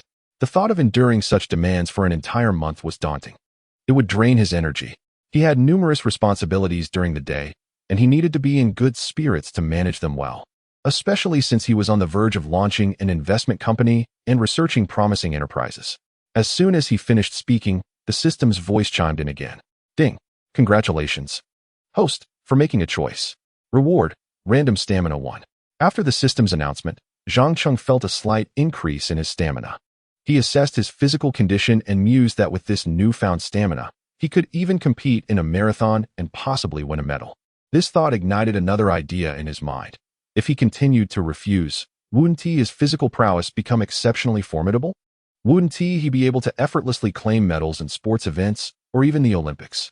Zhang Cheng considered this an intriguing avenue for development, though his immediate focus remained on financial gains. Seeing Zhang Cheng decline her again, Su Qingluo felt a twinge of disappointment but was reluctant to surrender. Darling, if it's not the weekend, we could use the art studio. Only I, as the president, have the key. No one else can access it, and we won't be discovered, she boldly suggested. Upon hearing this, Zhang Cheng was taken aback. Goodness, engaging in such activities in the art studio? He suddenly realized that Su Qingluo's audacity was growing. She dared to propose such endeavors in their creative sanctuary. No, absolutely not. Zhang Cheng was taken aback by Su Qingluo's words, shaking his head repeatedly. Causing trouble in this art society could lead to dire consequences if discovered. We would truly be finished. He adamantly refused to engage in any antics here, fully aware of the severe repercussions that would ensue if they were caught. After pondering for a moment, Su Qingluo reconsidered her approach. How about we go to the five-star hotel behind the university? Our relationship is already public, and it wouldn't matter if classmates see us. Besides, Baiwei has a membership there, allowing us to stay at half price. As for the weekend, we could head to the Tianshan Villa. What do you think? Su Qingluo felt this plan was more meticulously thought out. However, Zhang Cheng furrowed his brow and inquired, Baiwei, your roommate? Yes, she is my roommate, and we share a close bond. The box of protection in our dormitory was a gift from her. The membership card was given to her by a wealthy ex-boyfriend, and she has kept it since their breakup, Su Qingluo explained after some contemplation. Zhang Cheng was slightly taken aback upon hearing this. It seemed that university girls were somewhat liberated. Just then, the system's voice chimed in again. Ding! The host has triggered the same task once more. Rewards are multiplied tenfold. You have 10 seconds to make a choice. Failure to decide will forfeit the opportunity to trigger the same task again. Option 1. Agree to Su Qingluo's request reward. 1 billion in investment funds and 200 Longhu pills. Option 2. Decline Su Qingluo's request reward. Random attribute point. Upon hearing the system's prompt, Zhang Cheng couldn't help but click his tongue in surprise. He had triggered the same task 3 times, and the rewards had significantly increased. It appeared to be a feature of the system. In the future, he could attempt to exploit this mechanic to amplify the rewards. Su Qingluo gazed at Zhang Cheng with a pitiful expression, pleading earnestly, Darling, please agree to my request. I truly desire a baby. Just fulfill my wish. She began to act coy, wrapping her arms around Zhang Cheng's neck and planting a kiss on him. This enchanting little temptress was irresistible to any man. Moreover, the countdown from the system was nearing its end, prompting Zhang Cheng to grit his teeth and concede. All right, since you desire a baby so fervently, I shall accompany you on this endeavor. Of course, his agreement was also influenced by the prospect of 1 billion in investment funds. As for the 200 Longhu pills, he mused whether he could sell the surplus or if consuming them would grant him the ability to soar through the skies. Seeing Zhang Cheng's agreement, Su Qingluo leaped with joy, planting a playful kiss on his cheek. Thank you, my dear husband. Her heart brimmed with happiness as she contemplated the approaching date of Zhang Cheng's birthday and resolved to present him with a grand gift. Chapter 51. The school Belle's money-making scheme upon Zhang Cheng's agreement. The system's voice immediately resounded, Ding! Congratulations, host, for successfully making a choice. You have been rewarded with 1 billion in investment funds and 200 Longhu pills. Zhang Cheng felt a surge of joy upon reading this. Although the investment capital could only be utilized for investment purposes, it was precisely what he needed at this moment. With the infusion of 1 billion in investment funds, his investment company could diversify and invest in several promising enterprises. Upon returning to his dormitory, Zhang Cheng diligently began to sift through the investment analysis reports to identify worthy potential companies for investment. As for Su Qingluo, upon her return, she was preparing to borrow Lin Baiwei's 5-star hotel card while also contemplating how to generate income. While working at a restaurant could sustain her, it would render her unable to purchase a birthday gift for Zhang Cheng. Following the National Day holiday, Zhang Cheng's birthday on the 27th day of the lunar month was approaching. He had gifted her a luxurious villa valued at 500 million. Thus, how could she possibly present him with an ordinary birthday gift? Moreover, to conceal her financial predicament from Zhang Cheng, she needed to find a way to earn a significant sum of money. What should she gift him? The lack of funds made it exceedingly challenging. Su Qingluo sighed as she lay on her bed, experiencing the bitter taste of financial constraint for the first time. She couldn't even afford a gift for her beloved younger brother. Lu Yanran, noticing Su Qingluo's sigh, couldn't help but inquire, "Qingluo, why the sigh? You seem troubled. Is Zhangqing bullying you?" "No, it's just that his birthday is approaching, and I'm pondering what to gift him," Su Qingluo replied, sitting up on her bed, visibly at a loss. The first gift in their budding relationship warranted careful consideration. Lu Yanran nodded in agreement. Lin Baiwei, overhearing this, chuckled, "Based on my experience, the best gift for a boyfriend is your first time." This statement was rather provocative. One could not deny that Lin Baiwei had a keen understanding of men. It was likely that 99% of boyfriends would eagerly anticipate receiving their girlfriend's first time. However, the innocent Yi Shiming disagreed vehemently. "Qingluo, you must not heed Baiwei's words. A woman's first time should be reserved for marriage. Nowadays, men can be quite untrustworthy, playing around and then leaving. You cannot easily give your first time to your boyfriend." One must admit that Yi Shiming, having emerged from a rural background, held rather conservative views. This perspective elicited derision from Lin Baiwei, the seasoned seductress. What era are we living in? Clinging to the notion of virginity is so outdated. Lin Baiwei then turned to Su Qingluo, advising, "Listen to your sister. Once you present this gift, he will undoubtedly submit to you. Just be sure to take precautions." Lu Yanran interjected, "I believe it would be better to give a tangible gift. After all, Qingluo is quite wealthy. A more expensive gift would surely please Zhangqing. Don't men enjoy such things? Perhaps you could gift him a pair?" Upon hearing this, Su Qingluo sighed once more, "I currently have no money. My bank account has been frozen by my mother." No way. Your mother froze your bank account? Why? Is it not a problem for you to eat?" Lu Yanran inquired, her face a picture of astonishment. Not only was she taken aback, but Lin Baiwei and Yi Shidream were equally astonished. What kind of mother freezes her daughter's bank card? It's a long story. I shall explain it to you another time. Su Qingluo responded with an expression of helplessness. Upon hearing this, Yi Shidream couldn't help but suggest, "Qingluo, why not knit a scarf or a sweater by hand? It won't cost much. And a handmade gift carries more significance." The three differing opinions reflected the unique personalities of the three young women. After considering her roommate's suggestion, Su Qingluo pondered earnestly.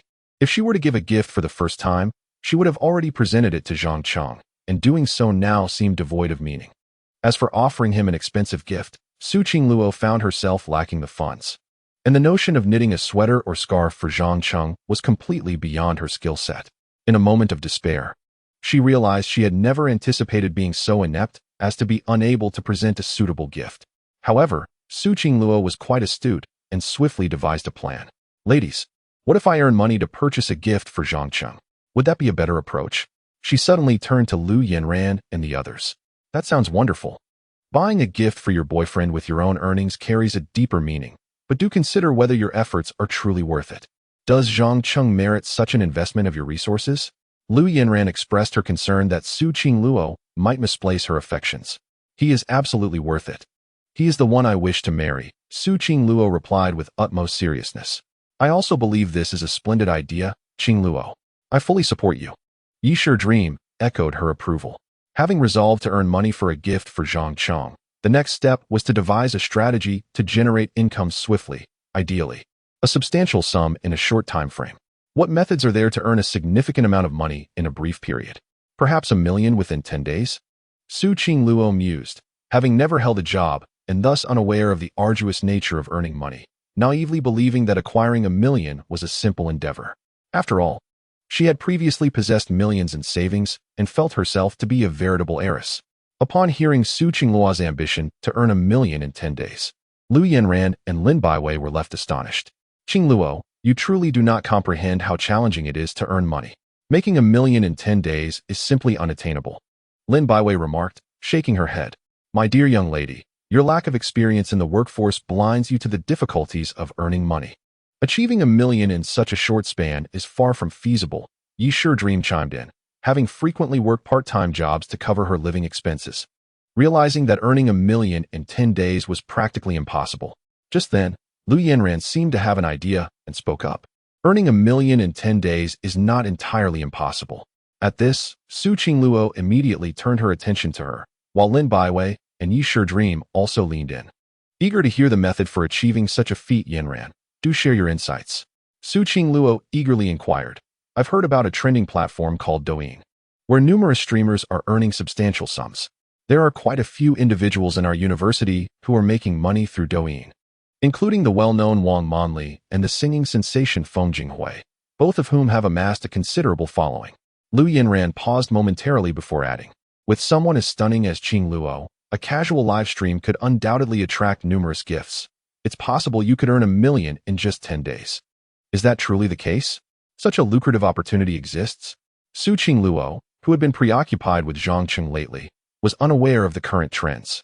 Indeed, Douyin is remarkably profitable now.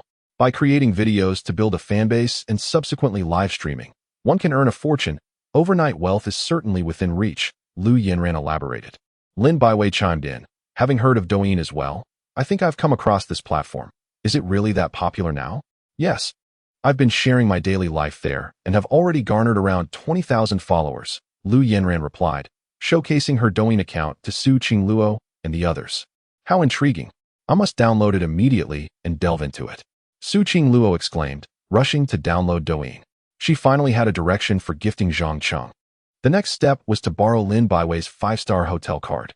As night fell and silence enveloped the room, Su Qingluo waited until Lu Yanran and Yi Shiming were fast asleep before stealthily climbing into Lin Baiwei's bed.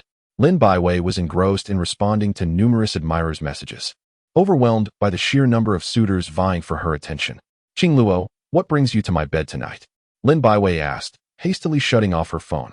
Baiwei, don't you have a card for the Jinhao Hotel? Could I borrow it for a month? Su Qingluo whispered into Lin Baiwei's ear. The Jinhao Hotel card? Lin Baiwei, quick-witted as ever, pieced together the implications. You're not considering giving your first time as a birthday gift to Zhangcheng, are you? I knew my suggestion was the best. If only Lin Baiwei knew that Su Qingluo had already intended to give her first time to Zhangcheng, her expression would have been quite different. This time, to be precise, she sought to gift Zhangcheng a child. Su Qingluo felt her cheeks warm at this thought but persisted in a hushed tone. Will you lend it to me? I promise to return it after a month. Of course, I'll lend it to you.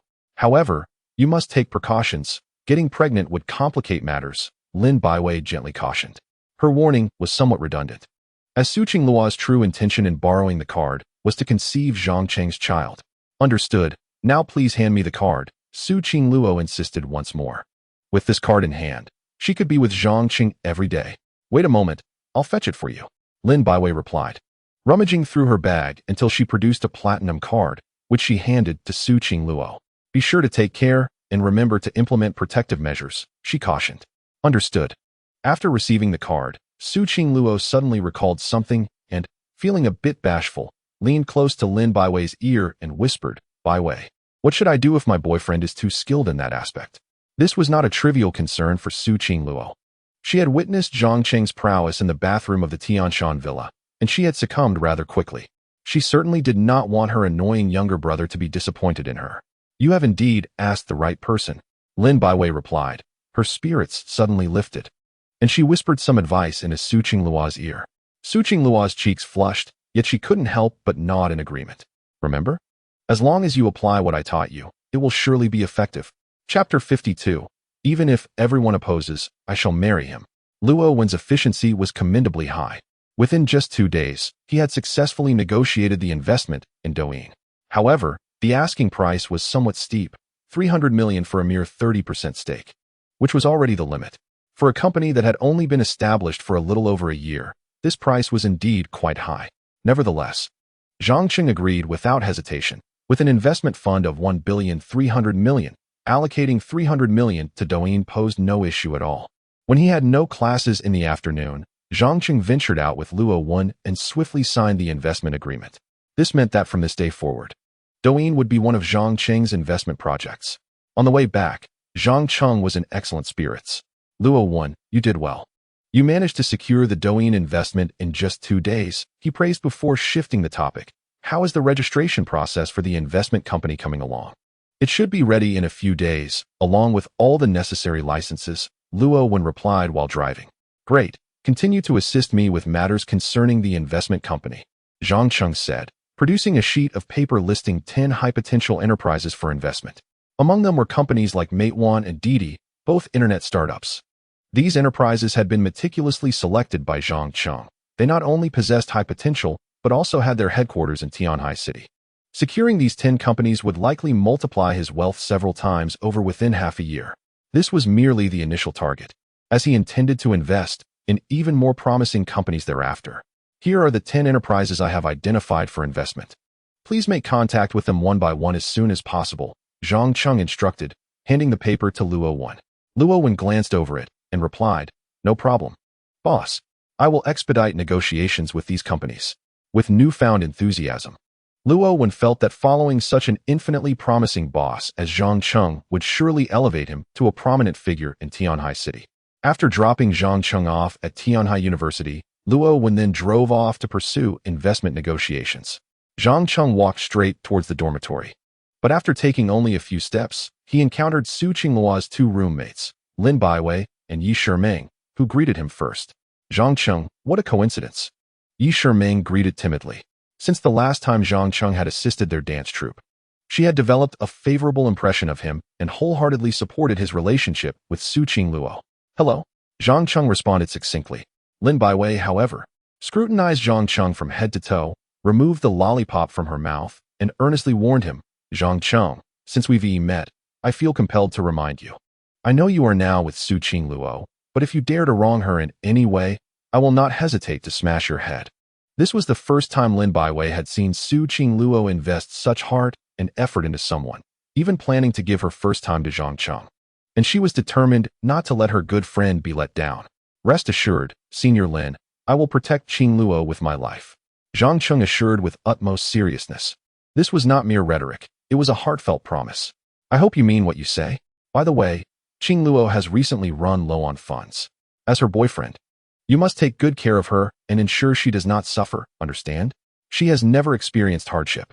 Lin Baiwei reiterated her warning with gravity. "She has run out of money?" Zhang Cheng frowned upon hearing this.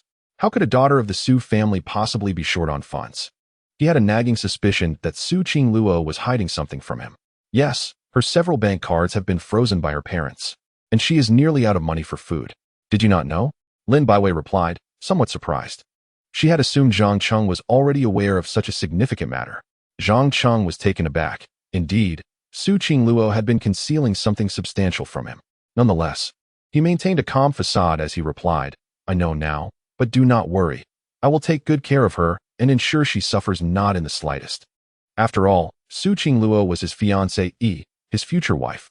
How could he allow her to endure hardship? That's best. "Do you realize that Qingluo is even considering live streaming to earn money for your birthday gift? It is the first time I have seen her show such dedication to a boy. If you let her down, you better be wary of your head." Lin Baiwei warned once more. "She is going to live stream to earn money?" Zhang Cheng was astonished again. None of this had ever been mentioned by Su Qingluo. "Indeed, she is quite determined to buy you a gift." Lin Baiwei nodded in agreement. Zhang Cheng shuddered slightly upon hearing this. He had never imagined that this silly girl would go so far as to live stream for the sake of a gift for him. "Well, we must be off. I have high hopes for you," Lin Baiwei declared, popping the lollipop back into her mouth, while Yi Shiming waved goodbye to Zhang Cheng. After the two departed, Zhang Cheng promptly retrieved his phone and swiftly dialed Su Qingluo. Given the gravity of the situation, Zhang Cheng felt compelled to ascertain the truth. The phone rang only a few times before Su Qingluo answered. "Stinky little brother, have you missed me?" came her charming voice from the other end. "Qingluo, are you short on money?" Zhang Cheng probed tentatively. There was a noticeable pause in Su Qingluo's voice, but she quickly responded with a laugh. "Silly. I am the daughter of the Su group. How could I possibly be broke?"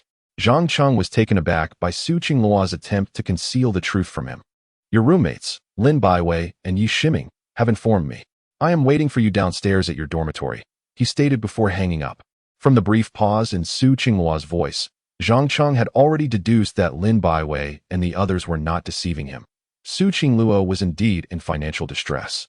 No wonder she mentioned working at a hot pot restaurant during the National Day holiday. It turned out that her plight was genuine, rather than merely a desire for life experience. Suddenly, Zhang Cheng recalled that Su Qingluo had expressed her intention to work at the hot pot restaurant only after meeting her mother, stating her wish to have a child on that very day.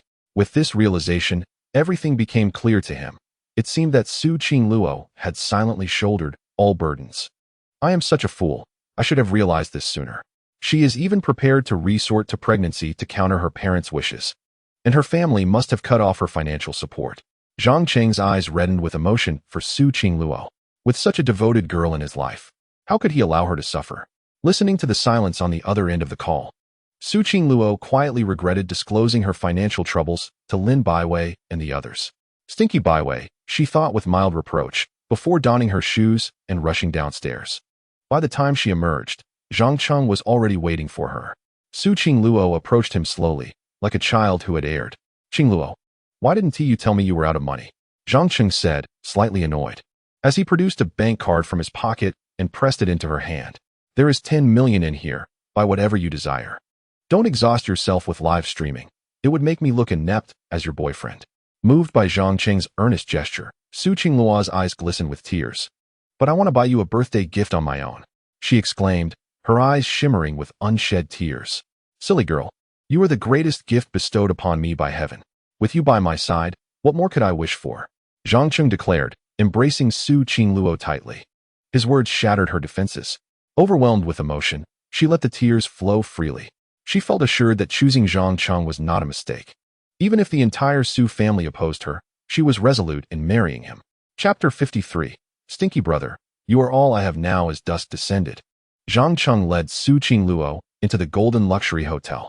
Fortunately, it was not the weekend, and there were few classmates around to recognize them. Otherwise, the campus online would have erupted with gossip the following day.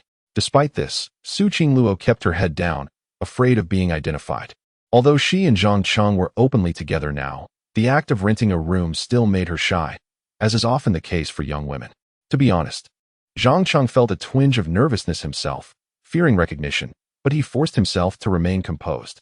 Holding Su Qingluo's hand, they soon arrived at the hotel reception, where he presented his identification card.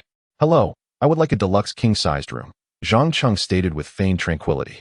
The receptionist glanced at Zhang Cheng and the bashful Su Qingluo, quickly understanding the situation. Such encounters were not uncommon for her, and she promptly inquired, would you prefer a romantic suite or a standard king-sized room? Upon hearing this, Zhang Cheng was taken aback. Is there really such a thing as a romantic suite? This hotel certainly knows how to have fun. He instinctively looked down at Su Qingluo and asked, Qingluo, which one should we choose? Whichever you prefer.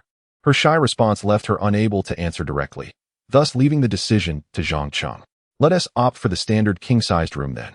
But let us ensure it's a good one. The price is not an issue, Zhang Cheng replied earnestly. He did not want to disappoint Su Qingluo. If they were to stay, it should be at a quality establishment. All right, I understand. The standard room is 1,200, but with the discount, it will be 600. The receptionist stated with practiced efficiency. That is fine. Just as Zhang Cheng was about to take out his wallet, Su Qingluo suddenly interjected. What is the rate for a monthly package? Her question left the receptionist stunned. A king-sized room requested for a monthly stay? How audacious. However, respecting the client's privacy, she quickly calculated, the monthly rate is 18,000, but I can offer it to you for 15,000. Turning to Zhang Cheng, Su Qingluo suggested, Stinky brother, let us go for the monthly package. We can come anytime without the hassle of re-registering. All right, if that is what you want, then we shall choose the monthly package. Zhang Cheng agreed, proceeding to pay. Here is your room key. Your room is 601. Just turn left at the exit to find the elevator. The receptionist cheerfully informed them. Thank you. Zhang Cheng expressed his gratitude and took Su Qingluo's hand as they walked toward the elevator. Soon, they arrived at the 6th floor and reached room 601. After Zhang Cheng unlocked the door with the key card, they quickly stepped inside. It was only once they were safely within the room that Su Qingluo finally exhaled in relief. We made it to the room, Stinky brother. We weren't discovered by our classmates, were we? Su Qingluo spoke somewhat nervously. There shouldn't be anyone else, right? Today isn't even the weekend. It's likely just us students here, Zhang Cheng remarked as he began to examine the room's decor. One must concede that the furnishings of this 5-star suite were quite exquisite. The bed, an elegant European-style king-size, was wonderfully soft and springy, large enough that 2 people could frolic upon it without fear of tumbling off. While it may not rival the waterbed at the Golden Splendor Hotel, it was still exceptionally pleasant. Additionally, the bathroom's glass was semi-transparent. One could vaguely discern a silhouette and a figure within while someone bathed. The allure of such hazy temptation far more enticing than complete transparency. Let me try the bed, Su Qingluo exclaimed, leaping onto the plush mattress, which she found immensely enjoyable. This bed is so springy, so soft. I absolutely adore it. Zhang Cheng, too, reclined on the bed for a moment and, to his surprise, discovered it was indeed very soft and remarkably springy, even warmer than a waterbed. This five-star hotel offered a commendable experience. Lying side by side, they exchanged a glance, and the atmosphere gradually grew intimate. Su Qingluo leaned closer to Zhang Cheng, who instinctively moved to meet her. Soon, their lips met in a passionate kiss. Su Qingluo even opened her mouth, and their souls intertwined in an instant.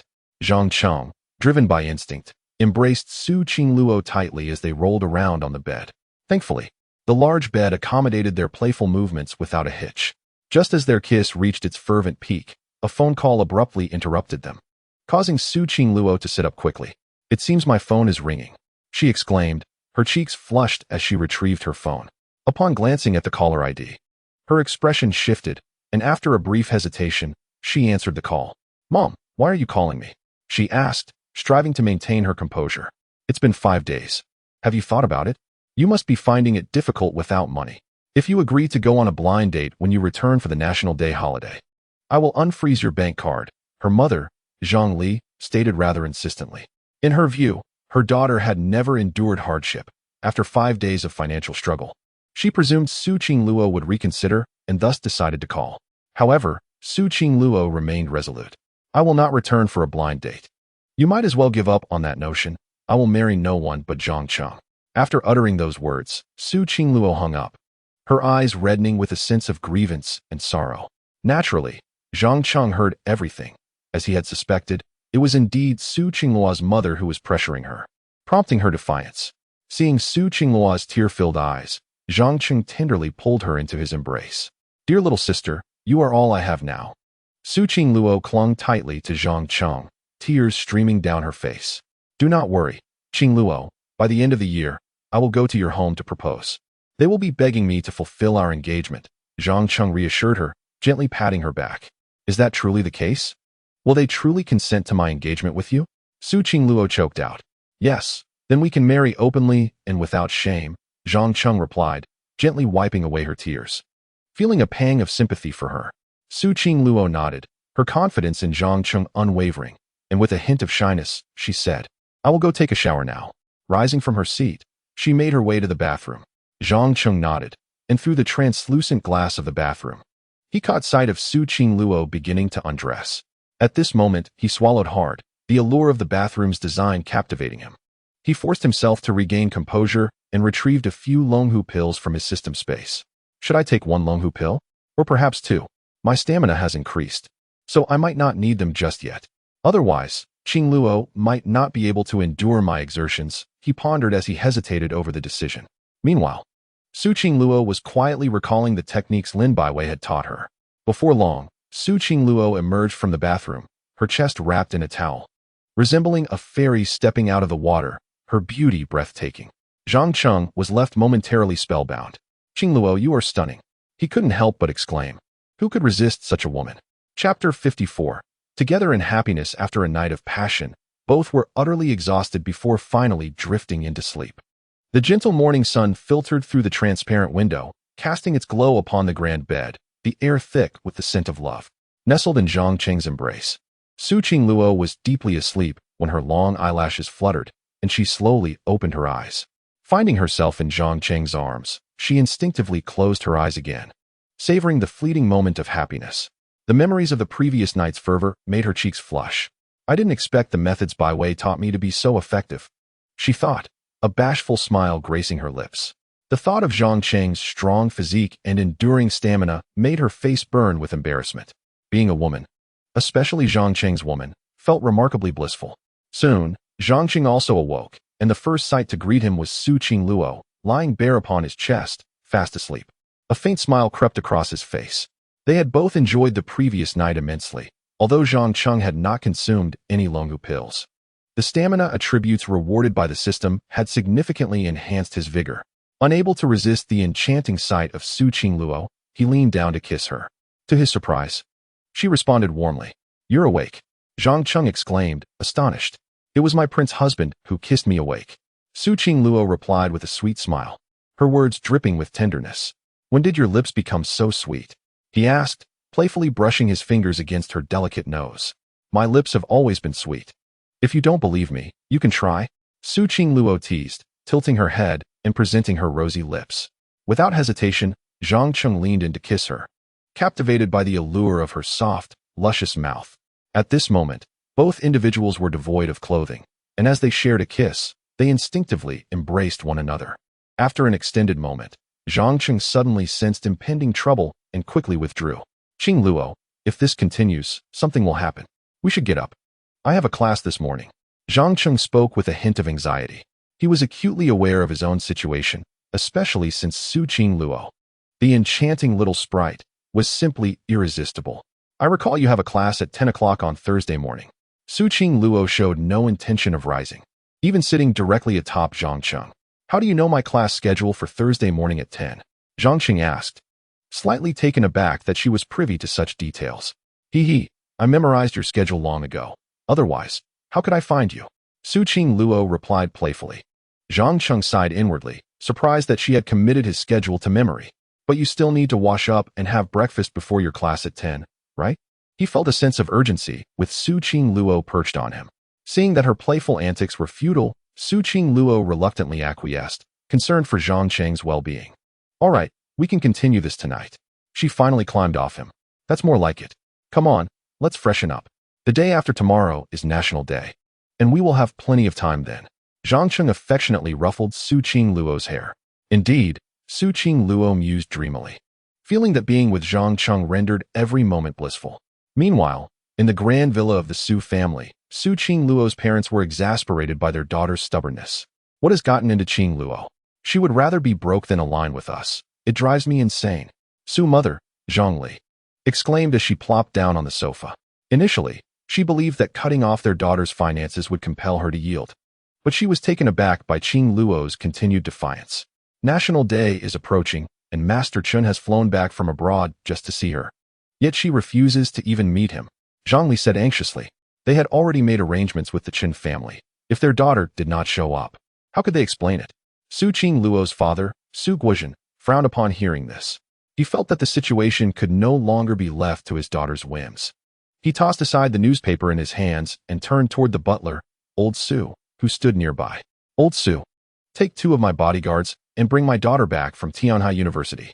We cannot indulge her any longer. Go. Yes, sir. Old Su replied before heading out. If gentle persuasion would not suffice, then they would have to resort to firmer measures. Chapter 55. I am the future husband of the campus Belle by midday. Before Zhang Cheng's class had concluded, Su Qingluo was already waiting at the entrance of his classroom, eager to share lunch with him. The classmates inside the room looked on with envy and jealousy, unable to hide their feelings. The enchanting Su Xiaohua has once again come to wait for Zhang Cheng to dine together, igniting a longing within many to have a girlfriend like her. What virtue did Zhang Cheng accumulate in his past life to earn the favor of such a goddess? Alas, my idol is no longer available. Daily, in front of the classroom, they flaunt their affection, and I feel utterly despondent. All the classmates are consumed with envy, especially the boys, though they only harbor their jealousy in silence. Soon, the class bell rang, and Zhang Cheng tidied his belongings before swiftly exiting the classroom. Zhang Cheng, let us have lunch together. Su Qingluo unabashedly took his arm, ignoring the multitude of onlookers, causing Zhang Cheng's classmates to drool with envy, particularly the boys. All right, but you need not wait specifically at my classroom door in the future, Zhang Cheng gently reminded, concerned that such open displays of affection might incite the ire of his peers. Okay, as you wish, let us go? Su Qingluo nodded, her eyes filled with adoration for Zhang Cheng, her face radiating happiness. The crowd watched as they departed, their eyes ablaze with envy and jealousy. After exiting Tianhai University, Zhang Cheng opted not to take Su Qingluo to the cafeteria, but rather to the nearby hot pot restaurant, Shui Di Lao. Eating at the cafeteria daily can become tedious, so a change of flavors was indeed refreshing. Today, Zhou Qing was also present. Upon seeing Zhang Cheng and Su Qingluo hand in hand, she eagerly approached them. Zhang, my young brother, and Miss Su, it seems your bond has deepened in these few days. Zhou Qing immediately discerned the growth in their relationship. likely influenced by the sea cucumber and lamb she had previously gifted. Indeed, those gifts had a noticeable effect. Sister Zhou, please arrange a table for us quickly. We are famished, Zhang Cheng exclaimed, rubbing his stomach. Luckily, there's an empty private room available. Follow me, Zhou Qing replied, leading the way. Zhang Cheng and Su Qingluo followed Zhou Qing to the room and casually ordered several dishes. Zhou Qing also presented Zhang Cheng with numerous foods reputed to enhance vitality, such as sea cucumber, seahorse, and pig kidneys. Sister Zhou, not again? Zhang Cheng remarked, slightly exasperated at the sight of these vitality-boosting dishes. This is all for the benefit of Miss Su. Do indulge, Zhou Qing teased, casting a glance at Su Qingluo, whose cheeks flushed with understanding of the food's purpose. Thank you, Sister Zhou. We shall not be polite. Su Qingluo expressed her gratitude on behalf of Zhang Cheng. She wished for him to replenish his strength, especially with the demanding days ahead that would surely deplete his energy. Nourishing him would undoubtedly be beneficial. See, Miss Su is quite considerate. Now, let us eat. If it's not enough, I have more, Zhou Qing said as she departed.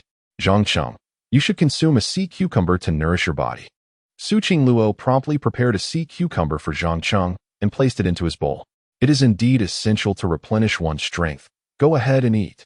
Zhang Cheng, abandoning any pretense, recognized that nourishing himself would be beneficial, especially since he had to plow and sow soon. Their lunch was hearty, and both enjoyed the meal immensely. However, just as they emerged from the water, an impeccably dressed elder approached Su Qingluo, flanked by two bodyguards. Miss, the master requests your return, Mr. Su stated with a solemn expression. Upon seeing Mr. Su, Su Qingluo's countenance shifted slightly. She had not anticipated her parents would send Mr. Su to fetch her. I will not return. They should abandon this notion, Su Qingluo declared resolutely. Aware of her parents' intentions for bringing her back, she was determined not to accompany Mr. Su. Yet, Mr. Su was not one to return empty-handed this time. Miss, if you refuse to return, I must regretfully take action, he warned, signaling to the two bodyguards clad in black suits who stepped forward ominously. These guards exuded a chilling demeanor, their expressions grave and sunglasses concealing their eyes, clearly formidable adversaries. Seeing that Mr. Su had brought her father's bodyguards, Su Qingluo's expression darkened. These bodyguards were professionals, capable of handling multiple adversaries, and their presence indicated her father's unwavering resolve to bring her back. Despair washed over her, but she was unwilling to surrender so easily. Without a second thought, she grasped Zhang Cheng's hand, attempting to flee. However, one of the bodyguards reacted swiftly, blocking their escape just as she made to run. Miss, you cannot escape. The master has dispatched two bodyguards with determination. You must return with me willingly, Mr. Su urged once more. I said I want to go back. Step aside, Su Qingluo retorted, her anger rising. Since you refuse to cooperate, we shall have to be unyielding, Mr. Su replied, signaling again, prompting the bodyguards to seize Su Qingluo. Yet, Zhang Cheng, who had been silent until now, positioned himself protectively behind her. To lay hands on Qingluo, you must first contend with me, Zhang Cheng declared, his demeanor icy. He could not stand idly by while Su Qingluo was taken away, even if her captors were her father's bodyguards. Furthermore, he was eager to test the extent of the enhanced abilities the system had bestowed upon him. What do you think you are? To meddle in the affairs of the Su family? Mr. Su demanded angrily. I am her future husband. Do I not have the right to intervene? Zhang Cheng retorted boldly. Future husband?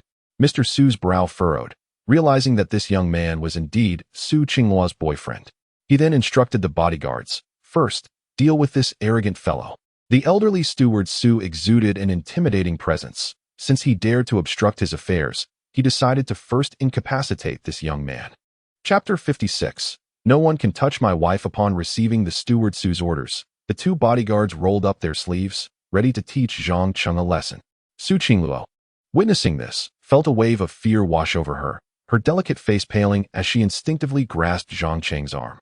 You must leave quickly. You cannot contend with these two bodyguards.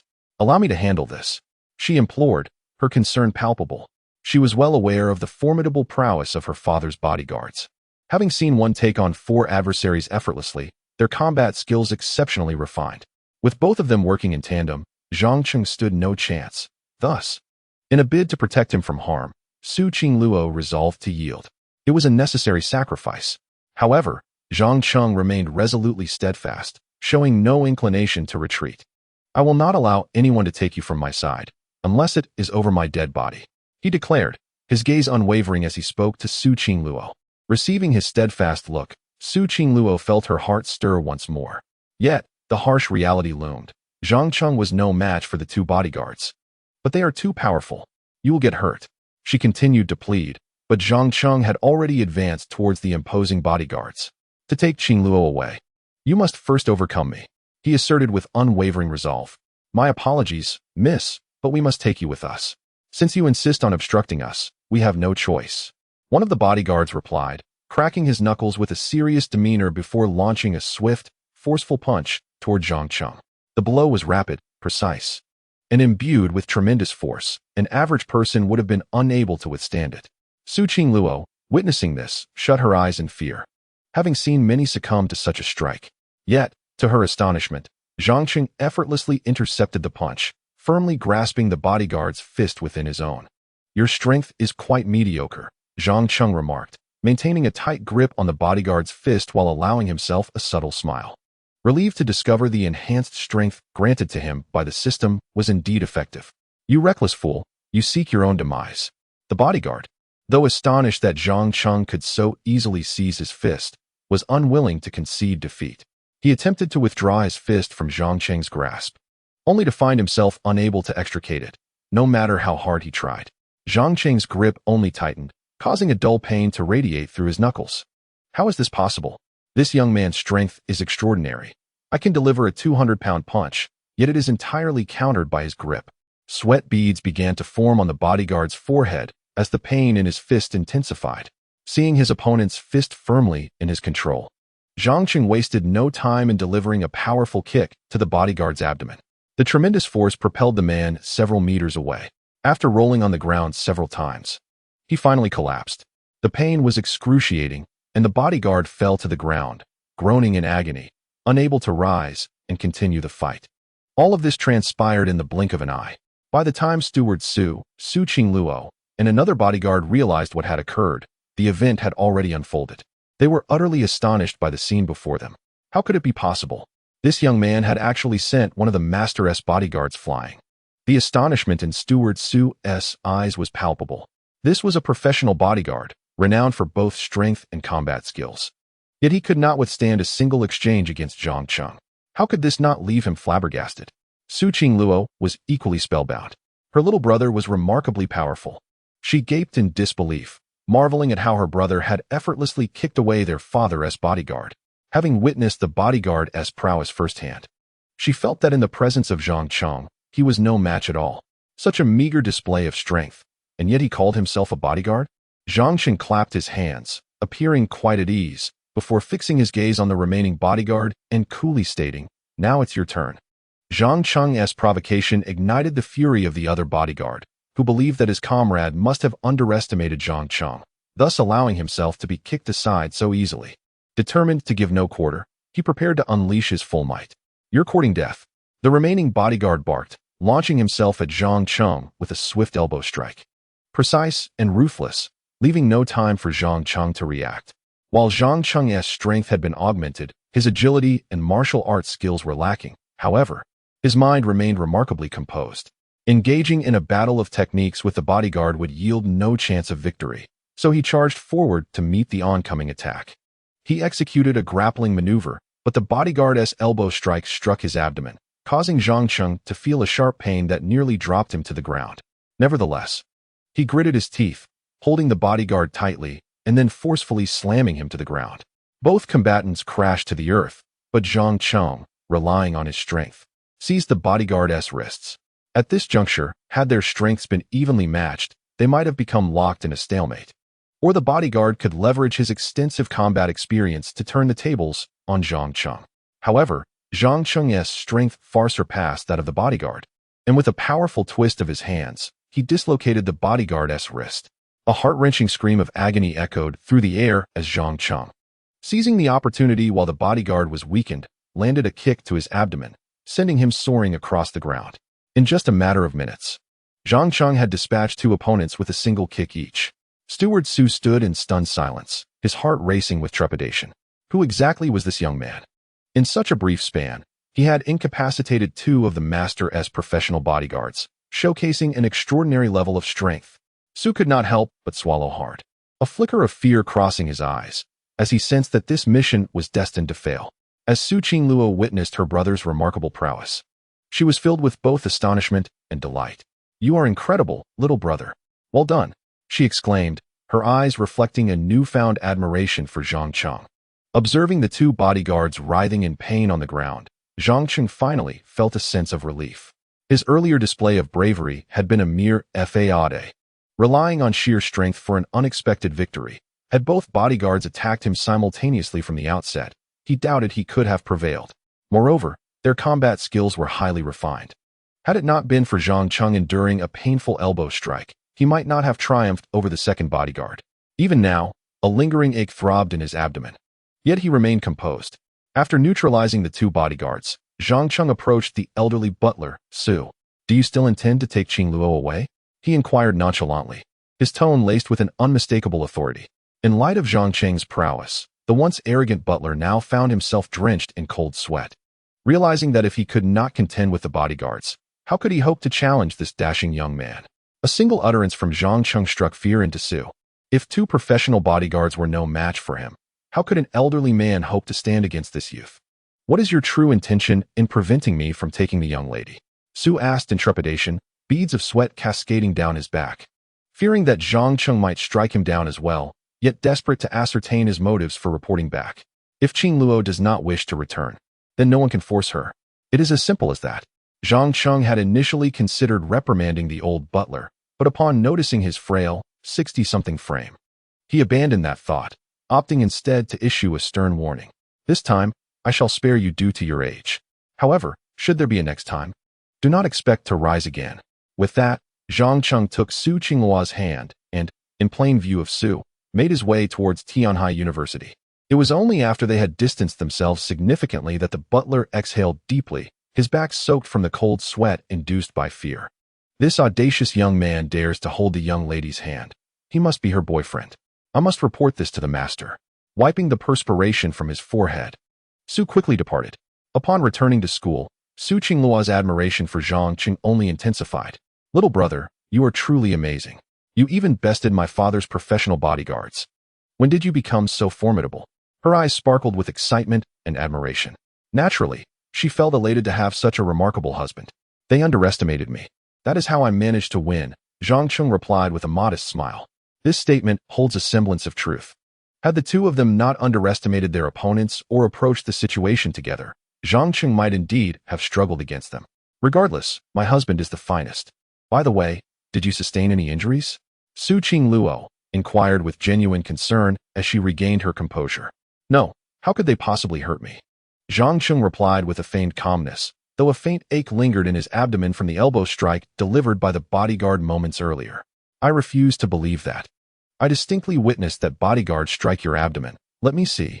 Su Qingluo's expression shifted to one of seriousness. "That was a professional bodyguard. A single elbow strike could inflict injury. I assure you it's nothing." Zhang Cheng was reluctant to cause Su Qingluo any worry. "Let me see." Su Qingluo insisted resolutely. "But we are in a school setting. Many classmates will see us." Zhang Cheng searched for excuses, yet Su Qingluo seemed determined to inspect his injury. Without hesitation, she lifted his shirt, revealing a bruise on his abdomen. Upon seeing the bruise, Su Qingluo's heart ached, and her eyes instantly reddened. That wretched bodyguard. I must persuade my father to have them dismissed. With that, she took Zhang Cheng by the hand and headed toward the infirmary. "Qingluo, where are we going?" Zhang Cheng asked in confusion. "To the infirmary for treatment." Su Qingluo replied without glancing back. As Zhang Cheng received treatment in the infirmary, the elderly butler Su returned to the Su family villa with the 2 injured bodyguards. "Sir, the young lady refuses to return," Su reported anxiously. "The young lady refuses to return?" Su Guozhen's expression darkened, and he cast a glance at the injured bodyguards, his brows knitting together in concern. "What happened?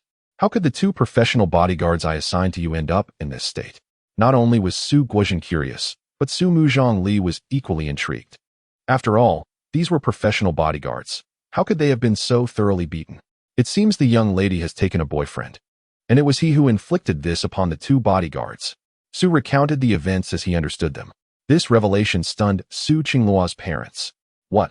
My daughter has a boyfriend? Zhang Li's expression shifted, aware of her daughter's character, which was notoriously aloof. During her first year, she had turned down countless suitors. How could she have found a boyfriend just a month into her second year? Indeed, that young man is exceedingly arrogant, claiming to be the future husband of the young lady and asserting that no one has the right to take her away. Su shared every detail he knew. Su Guozhen scoffed at this, clearly displeased with such audacity. This young man is truly presumptuous, daring to imagine himself as my daughter's husband. I must show him that I, Su Guozhen, am not to be trifled with. With a stern expression, Su Guozhen rose, exuding the aura of authority. In Tianhai City, he was a figure of significance. Eliminating a mere university student would be a trivial matter. However, Zhang Li, fearing the situation might escalate, quickly interjected, Guozhen, let me first investigate the matter with our daughter. It is best to avoid causing a stir, especially since the Chun family would not want to hear that their daughter has a boyfriend. Upon hearing this, Su Guozhen agreed, recognizing the wisdom in her words. If the news reached the Qin family, it could jeopardize the potential union. He promptly concurred with Zhang Li's suggestion. All right, make haste to gather information discreetly and ensure that the Chun family remains oblivious to this situation. Young Master Chen will arrive in Tianhai City on the afternoon of the 2nd. We should arrange for them to meet by the 3rd at the latest. Su Guozhen furrowed his brow, having meticulously laid out the plan, confident that nothing could thwart it. Very well. I shall personally seek out our daughter tomorrow to ascertain the details. Zhang Li said, her brow furrowed in concern. In the medical room of Tianhai University, Su Qingluo was diligently applying a bruise ointment to Zhang Cheng, her lovely face reflecting her deep concern. Upon my return, I must insist that father dismiss those 2 bodyguards.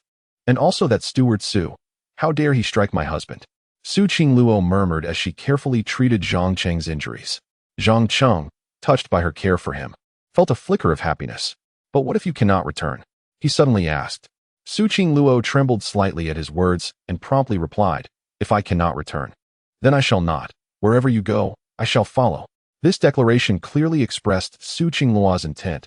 She would elope if necessary to be with Zhang Cheng. His heart swelled with emotion, though he vowed not to allow her to reach such a drastic point. He wanted to honorably marry Su Qingluo, not to elope in secrecy. By the way, Qingluo, tomorrow marks the National Day holiday.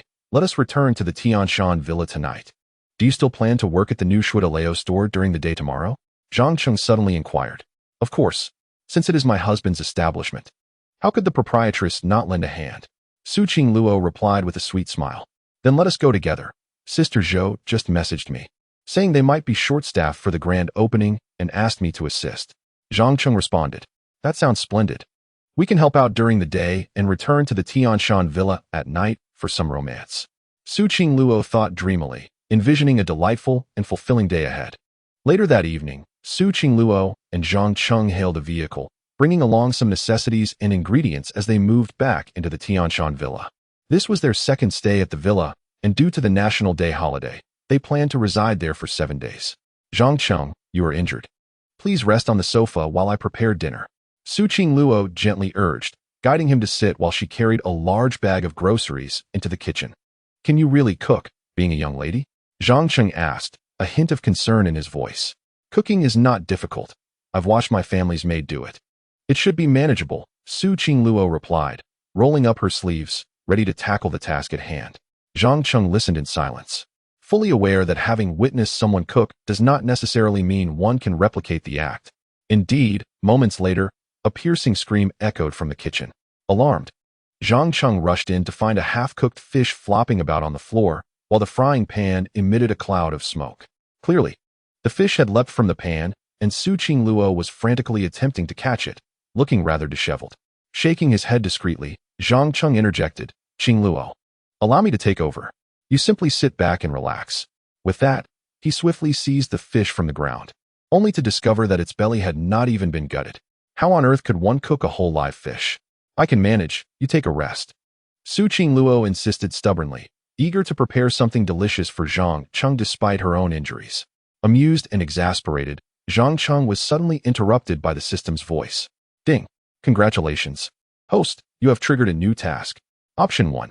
Allow Su Qingluo to continue cooking. Reward, random attribute point. Option 2. let Su Qingluo take a break. Reward, divine culinary skills, with a rebate of 1 million for cooking. Zhang Cheng was taken aback by the system's announcement, noting that the reward for option 1 had shifted to reflect the first choice. It seemed even the system could not bear to watch Su Qingluo struggle in the kitchen and preferred that she rest. Just as he was about to agree, an idea struck him, and he encouraged Su Qingluo. Qingluo, since you wish to try, go ahead and give it another shot. No sooner had he spoken than the system chimed in again. Ding. Congratulations, host, you have made a choice. +1 to strength attribute. Zhang Cheng felt an invigorating surge of power. Seeing Zhang Cheng's willingness to let her try once more, Su Qingluo's confidence surged. You lazy brother, go rest on the sofa. Dinner will be ready shortly. She once again ushered Zhang Cheng out of the kitchen. A subtle smile played on Zhang Cheng's lips as he clutched the fish and exited. A few minutes later, an acrid smell of something burning wafted through the air, accompanied by smoke, prompting Zhang Cheng to rush back in with a sense of urgency. Qingluo, what happened? He inquired, concern etched on his face.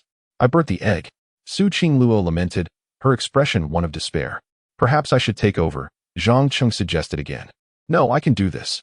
You should stay outside. Su Qingluo replied defiantly. As soon as her words faded, the system's voice resonated once more. Ding. Host has triggered the second task, with rewards multiplied tenfold. Option 1. Allow Su Qingluo to continue cooking. Reward, random attribute point. Option 2. Let Su Qingluo take a break. Reward, divine culinary skills, with a rebate of 10 million for cooking. Hearing the system's announcement once more, a barely perceptible smile returned to Zhang Cheng's face. He turned to Su Qingluo and said, Qingluo, continue. I will await you outside. As he finished speaking, the system chimed again. Ding. Congratulations, host, on making a choice. You are rewarded with agility. Zhang Cheng was quite pleased with the system's attribute reward, and he obediently returned to the sofa in the living room.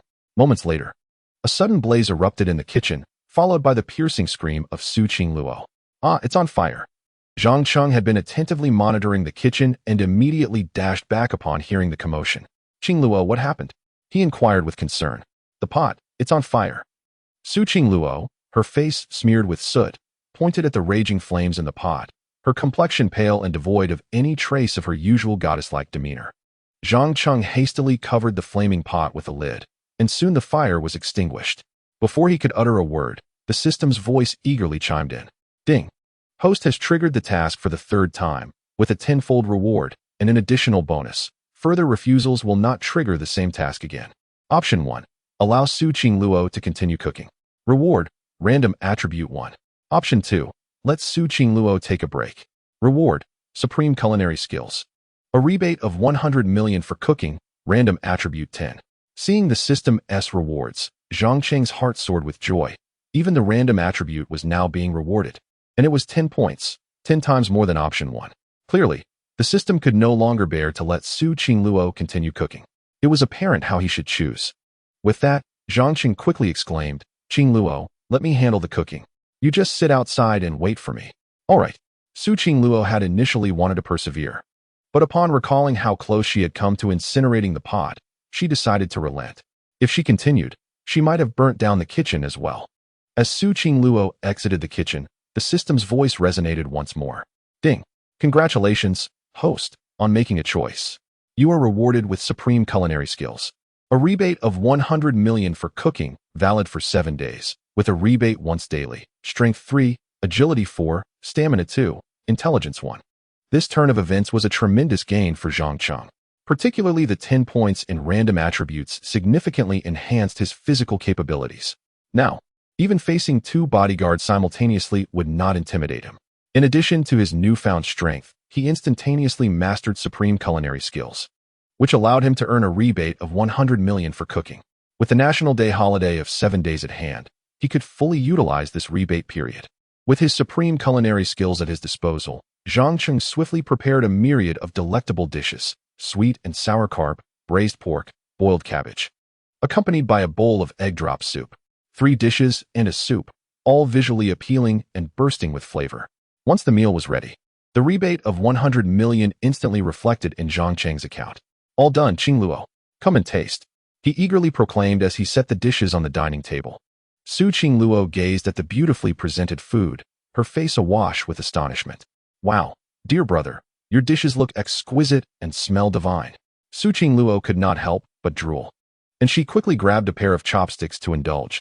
The braised pork was exquisite, surpassing even the dishes prepared by her family's cook. And the sweet and sour carp was simply divine. Su Qingluo found herself overwhelmed, her mouth stuffed with food.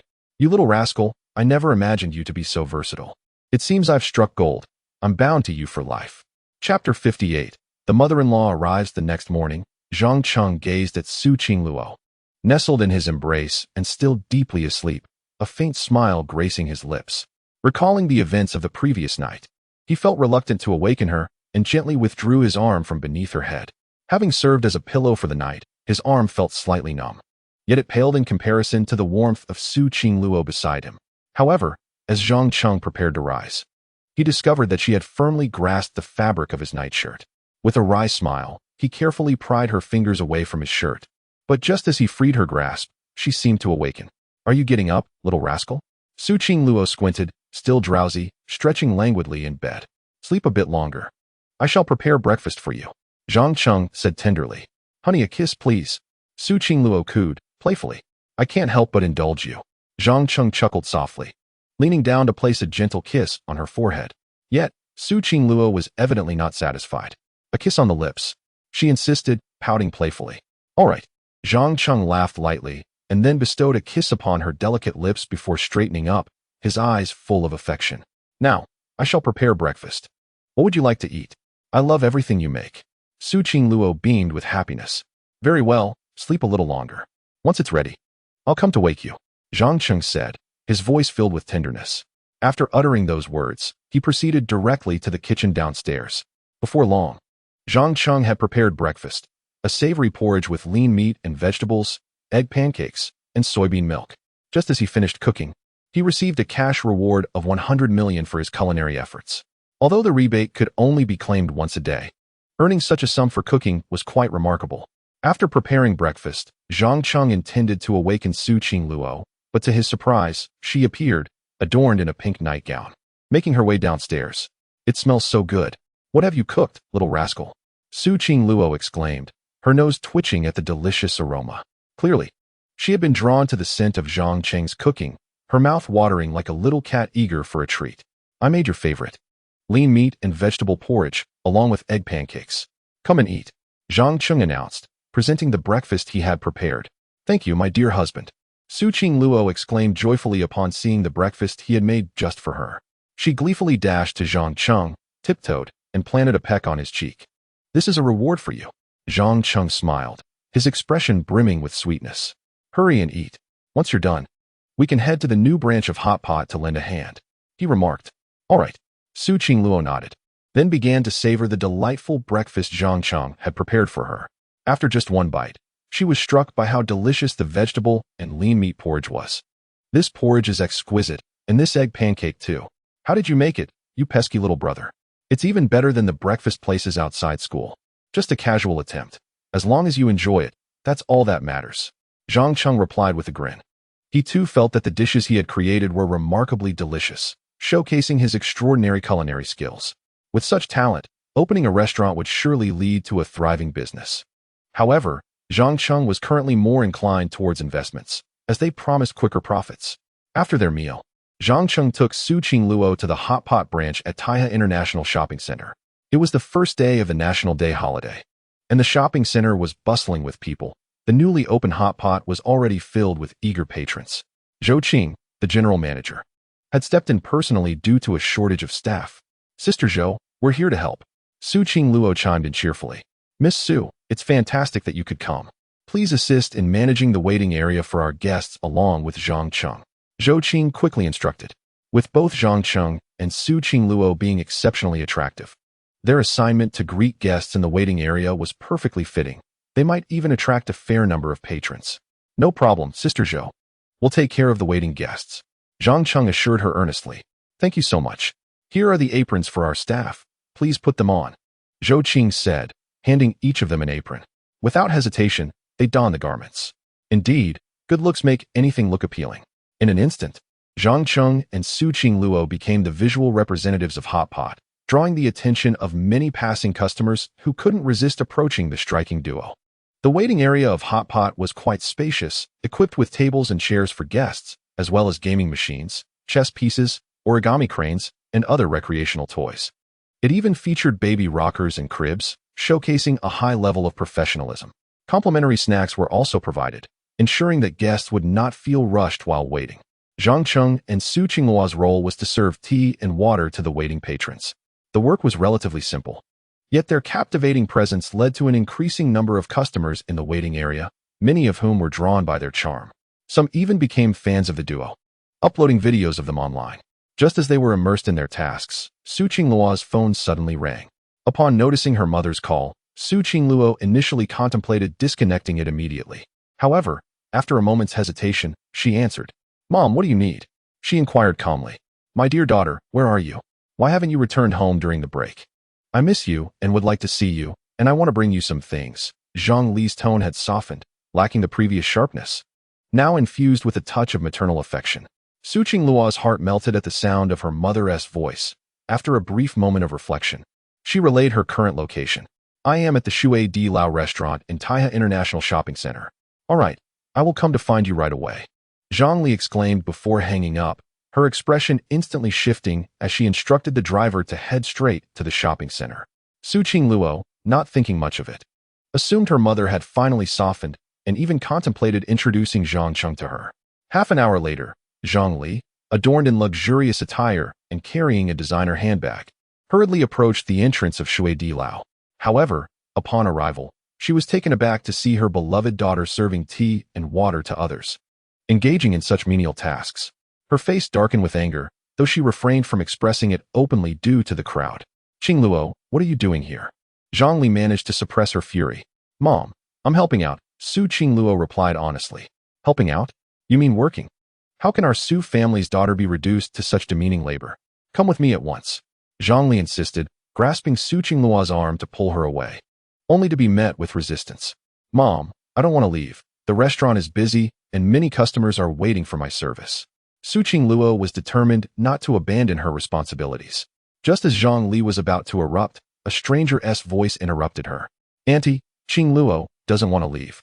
Please don't pressure her." Zhang Li instinctively turned to see an exceptionally handsome young man standing next to Su Qingluo, his gaze toward her daughter decidedly inappropriate. "Who are you? What concerns do you have regarding our matters?" Zhang Li demanded angrily. "I am Zhang Cheng, Su Qingluo's fiancé," he declared candidly. "What? My daughter's fiancé?" Zhang Li was utterly taken aback by his revelation. Chapter 59. How much to stay away from my daughter? Zhang Cheng's declaration left Zhang Li in a state of shock. "What nonsense are you spouting? My daughter has no fiancé. If you dare to speak such lies again, I shall tear your mouth apart." Zhang Li's anger surged as she shouted, aware that with so many witnesses, this young man was jeopardizing her daughter's reputation. "I am not lying. I am indeed Su Qingluo's fiancé, and we have a betrothal as proof," Zhang Cheng asserted confidently. With this unexpected confrontation, he sought to gauge the Su family's stance on their engagement. Betrothal? Suddenly, Su Mu Zhongli recalled something and immediately furrowed her brows, inquiring, "What is your name?" "My name is Zhang Cheng, and my father is Zhang Zuohai, a descendant of the Zhang family from the capital." "Aunt, do you remember anything now?" Zhang Cheng replied calmly. Upon hearing this, Zhang Li was taken aback. She had never anticipated that a descendant of the Zhang family would dare to approach her daughter so brazenly. Anger surged within her, yet with so many people present, she refrained from expressing it. "I remember now. You are indeed a descendant of the Zhang family. However, I have something to discuss with my daughter first. We shall talk separately later." Zhang Li suppressed her fury and turned to Su Qingluo, saying, "Qingluo, come with me. I have something to ask you." Su Qingluo felt anxious and uncertain, glancing at Zhang Cheng. Seeing him nod, she mustered the courage to agree to her mother's request for a conversation. They entered a nearby CAF beside Shui Di Lao, found a private booth, and sat across from each other. The atmosphere between mother and daughter was tense, and neither touched their coffee. With a frosty expression, Zhang Li scrutinized Su Qingluo, her demeanor growing increasingly severe. "When did your relationship with Zhang Cheng begin?" Zhang Li asked coldly. Initially, she had doubted the housekeeper's claim that her daughter had a boyfriend, but it seemed to be true. And this boyfriend was indeed her daughter's nominal fiancé. "It only started a few days ago. We just recognized each other last week," Su Qing Luo replied timidly. Hearing it had only been a week, Zhongli secretly breathed a sigh of relief. In her view, a week should not have developed into something irretrievable. You must break up immediately. You are not suited for each other, Zhongli asserted, her tone aggressive. Upon hearing her mother insist on ending her relationship with Zhang Cheng, Su Qing Luo's emotions flared. I will not break up.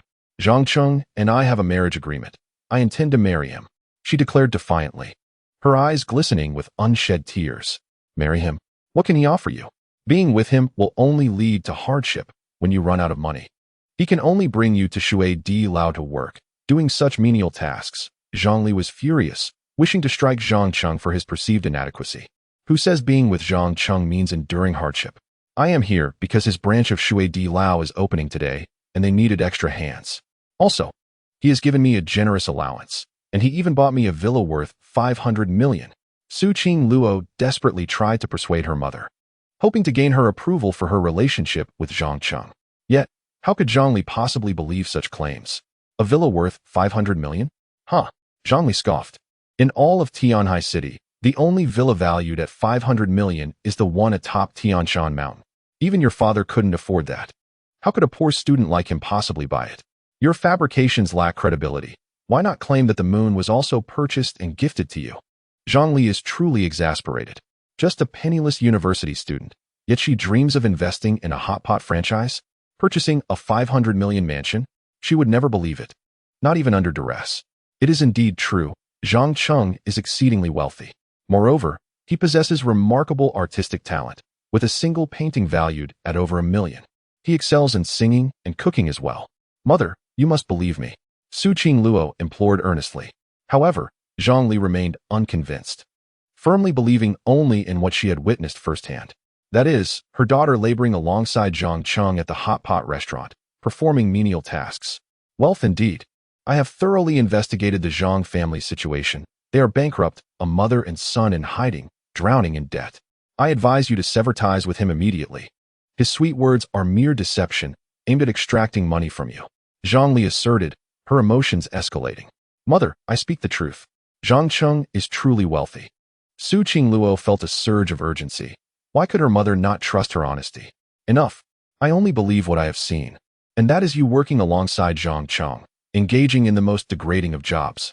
As the daughter of the Su family, you should never stoop to such disgraceful actions. Zhang Li's tone softened momentarily before she continued her insistence. You have but one choice, to break up with him immediately. There are no alternatives. Upon hearing her mother's coercion, tears streamed down Su Qing Luo's face.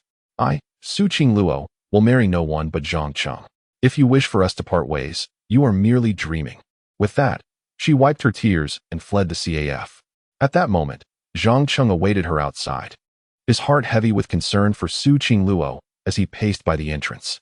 Upon seeing her emerge in tears, he understood that yet another conversation with her mother had ended in turmoil. Zhang Cheng, let us leave. Su Qing Luo grasped his hand, eager to depart, but was halted by Zhang Li, who had hurried out after them. Zhang Cheng, you cannot leave just yet. It is now my turn to speak with you. Zhang Li pursued him, intent on a private conversation. Since she could not sway her daughter, she would implore Zhang Cheng instead. Qing Luo, wait patiently outside for me. I shall return shortly. Zhang Cheng offered a word of comfort before following Zhang Li back into the CAF. Once again, they occupied the same private room. As they sat across from one another, the atmosphere grew palpably tense. Zhang Cheng, I understand that there was once a marriage agreement between our families. But that is a relic of the past. Moreover, your father has passed. Our family will not recognize that engagement. Zhang Li, after some deliberation, decided to be forthright. She preferred candor over circumlocution. Aunt, I shall also be frank. Even in the absence of that agreement, I intend to marry Su Qing Luo. Zhang Cheng responded directly. Since you are so candid, I shall reciprocate. Your words infuriated Zhang Li, yet she quickly regained her composure. Speak up, how much do you want to leave my daughter? Chapter 60. I will make you regret your aspirations. Zhang Li, realizing that her attempts to persuade Zhang Cheng were futile, decided to resort to monetary incentives. In her mind, Zhang Cheng's persistent pursuit of her daughter was merely a ruse to extract money from them. Thus, she bluntly asked him to state a price, hoping to pay him off and rid them of his presence. Speak up, how much do you want to leave my daughter? Zhang Li said coldly. Upon hearing this, Zhang Cheng shook his head inwardly. Annie, do you think I am with Qing Luo for money? He replied calmly. Isn't it? Zhang Li retorted. Everyone knows your family went bankrupt, accumulating massive debts, and you and your mother have been hiding at your relative's place, afraid to show your faces. Feeling well acquainted with Zhang Cheng, she grew impatient and urged, stop stalling, just tell me the amount. I do not wish to waste any more time on you. Zhang Cheng glanced at Zhang Li's icy and haughty demeanor, noting her conviction that he was merely after her daughter's wealth. He smirked slightly and said, Annie, I am not in need of money at the moment. To be frank, my net worth is no less than several hundred billion. Zhang Li could not help but scoff at this statement. Who are you trying to fool? If you were worth hundreds of billions, I would crawl out of here. With a cold smile, she impatiently retrieved a checkbook from her bag, scribbled a figure, tore off the check, and emotionlessly tossed it onto the table before Zhang Cheng. Here is 1 million. For you. This is an astronomical sum. Take the money and leave my daughter alone, or else do not blame the Su family for being unkind, she declared aggressively. Zhang Cheng looked at the $1 million check, incredulous. Are you trying to dismiss me like a beggar? 1 million? I can earn that much just making a meal. Annie, my love for Qing Luo is genuine, and I will not accept that 1 million, Zhang Cheng asserted, pushing the check back towards Zhang Li. Is it too little for you? And you dare to mention true love? Zhang Li's face turned pale with anger. Assuming Zhang Cheng found her offer inadequate, she promptly wrote another check for 1 million and tossed it back at him. 2 million should suffice, right? Take this money and get lost. I never want to see you again. Faced with Zhang Li's humiliation, Zhang Cheng's temper flared. Auntie, I have shown you respect by being patient. I have told you, I do not need money. My net worth is several hundred billion. Do you truly believe I lack your 2 million? With unwavering determination, he continued, my love for Qing Luo is genuine, and regardless of your approval, I will marry her. Seeing that Zhang Cheng would not yield to either persuasion or intimidation, Zhang Li slammed her hand on the table and stood up in frustration. I must inform you that as long as I am present, it is utterly inconceivable that my daughter would marry a penniless young man such as yourself. Zhang Li, in a fit of anger, pointed an accusing finger at Zhang Cheng. Upon hearing this, Zhang Cheng's emotions flared, and he rose abruptly, his expression stern as he addressed Zhang Li with deliberate clarity. Auntie, fortunes rise and fall. Do not underestimate the impoverished youth. Today, you may disregard me, but tomorrow I shall ensure you cannot reach my heights. I am determined to marry Qing Luo. After uttering these words, Zhang Cheng turned to leave, but suddenly recalled something and pivoted back to Zhang Li. By the way, Auntie, I advise your Su family to swiftly diversify. Concentrating all assets in real estate is a recipe for disaster. Do not come seeking my assistance when bankruptcy strikes. Seek your help? What a ludicrous notion. Even if I were to leap from a building, I would never turn to you, Zhang Li retorted, her voice trembling with indignation at the audacity of his curse upon the Su family's stability. She continued with fierce conviction, let me make it abundantly clear. Regardless of this engagement, my daughter Su Qing Luo will never marry you. Very well, let us await the outcome. By year's end, the truth shall be revealed, Zhang Cheng declared before exiting the private room. His warning about the impending peril facing the Su family was not mere bravado. It was a sincere attempt to alert them. Having examined the investment analysis report gifted to him by the system, he had taken a keen interest in the investment potential of the Su Group. Expecting a real estate conglomerate valued at over 400 billion to exhibit high investment prospects, he was astonished to discover that the Su Group's investment potential was a mere 38, falling short of even the passing mark of 60. This indicated that the Su Group was not a worthy investment. Moreover, the detailed report revealed that the Su Group had exclusively engaged in the real estate sector for the past decade, with scant investment in other industries. Such singular focus amplifies risk, particularly now that the golden era of real estate in the country has largely passed, leading to an overall surplus of production capacity. Currently, the market experiences greater supply than demand, and profit margins are steadily diminishing. Additionally, with the real estate market becoming increasingly regulated, the days of opportunistic ventures are long gone. Most critically, policies have been implemented to safeguard the rights of homebuyers, restricting the flow of capital for developers. Finally, Zhang Cheng discovered from the investment analysis that the Su Group's liabilities reached a staggering 350 billion, a profoundly alarming indicator. With 400 billion in assets, the group also carries 350 billion in debt. Should any business fail to recoup its funds promptly, It could precipitate a cascading financial collapse, ultimately leading to bankruptcy. Su Qingluo's assertion that her father could not afford a 500 million villa was indeed the truth, while the Su Group boasts a valuation exceeding 400 billion. The financial responsibilities are equally substantial. Su Guozhen lacks the liquid capital to purchase such a villa. For the Su Group to navigate this critical juncture, a transformation is imperative. If one persists in refusing to transform, it would be akin to awaiting death. By the end of the year, it will be evident whether the Su Group thrives or perishes. Zhang Cheng's words were intended as a well-meaning warning, yet to Zhang Li, they sounded like a curse upon the Su Group's longevity, further fueling her disdain for him. At that moment, Su Qingluo anxiously awaited at the entrance of the CAF. Upon finally seeing Zhang Cheng emerge, she hurriedly approached him, asking, "Zhang Cheng, what did my mother say to you?" Her eyes were filled with profound concern. She knew her mother well enough to realize that summoning Zhang Cheng alone could not bode well. "I had a pleasant conversation with your mother. Do not worry. We shall not be separated. Our wedding will proceed as scheduled according to our engagement by year-end," Zhang Cheng assured her, tightly grasping her cold hand, chilled by anxiety. "Really? Does my mother agree to our engagement?" Su Qingluo pressed, her face etched with tension. "Not yet, but soon. In due time. She will be begging to consent to our union," Zhang Cheng replied affectionately, ruffling Su Qingluo's hair before taking her hand and departing. Chapter 61. Holidays and Babies. Zhang Li was infuriated by Zhang Cheng and her own daughter. This trip felt utterly pointless and had only left her exasperated. Upon returning to the Su family villa, she plopped down on the sofa with a stern expression, her mood considerably foul. Su Guozhen noticed his wife's displeased demeanor and furrowed his brow. "How did it go? Have you uncovered the truth about our daughter?" he inquired, unable to contain his curiosity. "I have ascertained the facts. Indeed, our daughter is in a relationship," Zhang Li replied, her countenance grim. "What? She is truly in a relationship?" Su Guozhen's expression shifted immediately. With his daughter now having a boyfriend, how could he possibly introduce her to young Master Chen? "Do we know who her boyfriend is?" "His name is Zhang Cheng, a descendant of the Zhang family, the very one with whom our daughter is engaged, essentially her betrothed. I am perplexed as to how they came to be together," Zhang Li stated coldly. "A descendant of the Zhang family?" Su Guozhen's expression grew serious as a realization dawned upon him. "So, he is the one with whom our daughter has an engagement. This complicates matters." Initially, he had considered using his influence to drive the boy away. But now it seemed a daunting task. His mother, Su Qingluo's grandmother, had always supported the Su family's commitment to the engagement. Forcibly removing Zhang Cheng could provoke her ire. "This is indeed troublesome. I have spoken to that Zhang Cheng privately.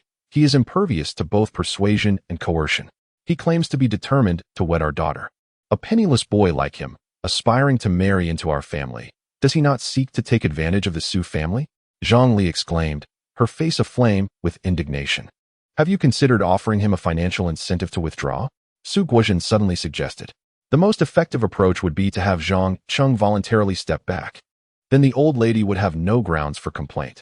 After much contemplation, I presented him with a check for 2 million. Not only did he refuse it, but he also boasted of his worth exceeding 20 billion, dismissing such a sum as insignificant. This infuriated me. As Zhang Li recounted this, her ire visibly surged. 20 billion? What an audacious claim. Their Zhang family is bankrupt. How could a mere college student amass such wealth? It is utterly preposterous. Su Guozhen scoffed, clearly skeptical of Zhang Cheng's financial assertions. "Indeed, I share your sentiments. Moreover, my daughter claimed that Zhang Cheng gifted her a villa valued at 500 million. Is she not deceiving me? Associating with such a person is corrupting our daughter." Zhang Li's expression turned grave, filled with concern that her daughter might be led astray by Zhang Cheng. To her, Zhang Cheng was a braggart, his words devoid of truth. She feared that her daughter, in his company, would inevitably stray from the right path. "A villa worth 500 million for my daughter?" It seems she has been ensnared by his sweet words. "We must retrieve her without delay." Su Guozhen felt a wave of anxiety wash over him. As a college student, he could scarcely afford even 50,000, let alone a villa of such exorbitant value. Indeed, this young man seems utterly unreliable, his words nothing but empty boasts. I have witnessed him serving tea and running errands in the waterworks. Can you imagine the indignity? The mere thought of his daughter laboring in such a menial position pained Zhang Li. What? My daughter engaged in such degrading work? Su Guozhen's heart ached at the revelation of his precious daughter toiling outside. Absolutely, I have seen it with my own eyes. Our daughter must never marry Zhang Cheng, otherwise, she will be doomed to a life of labor. After expressing her heartache, Zhangli recalled another matter and turned to Su Guozhen. Furthermore, this young man not only spouts his grandiose tales, but also cursed our Su family's ventures in real estate, claiming that without a transformation, we would face bankruptcy by year-end, asserting that we would then seek his assistance. Can you believe it? Did he truly say that? Su Guozhen raised an eyebrow, astonished rather than angered. Only he understood the precarious position of the Su family, who appeared prosperous on the surface yet teetered on the brink of financial ruin.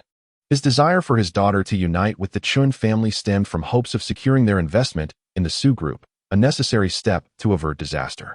The Chun family, being the foremost financial powerhouse in Tianhai City, possessed ample resources, making such an alliance immensely advantageous for the Su family.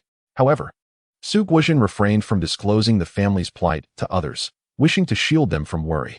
Unaware of the gravity of the situation, Zhangli continued to regard Zhang Cheng as merely a fabricator of tales. Yes, that is precisely what he said. This young man, with his family's enterprise in ruins, dares to curse ours. It seems we must devise a strategy to ensure he distances himself from our daughter. Otherwise, she is destined for ruin in his hands. Su Guozhen subtly nodded in agreement, believing that it would be most beneficial for the Su family to have his daughter with young Master Chun. However, how could he persuade Zhang Cheng to voluntarily distance himself from his daughter? This posed a considerable dilemma. In the evening, Zhang Cheng and Su Qingluo returned to their villa atop Tianshan Mountain, utterly exhausted from a day's labor. Is working this tiring? After just one day, my feet feel as if they might give out, Su Qingluo lamented as she collapsed onto the sofa, devoid of energy. Allow me to fetch some warm water for you to soak your feet, Zhang Cheng replied, feeling a pang of sympathy for Su Qingluo, such a delicate beauty, who had to toil all day outside. Let us soak our feet together, Su Qingluo exclaimed with eager anticipation. All right.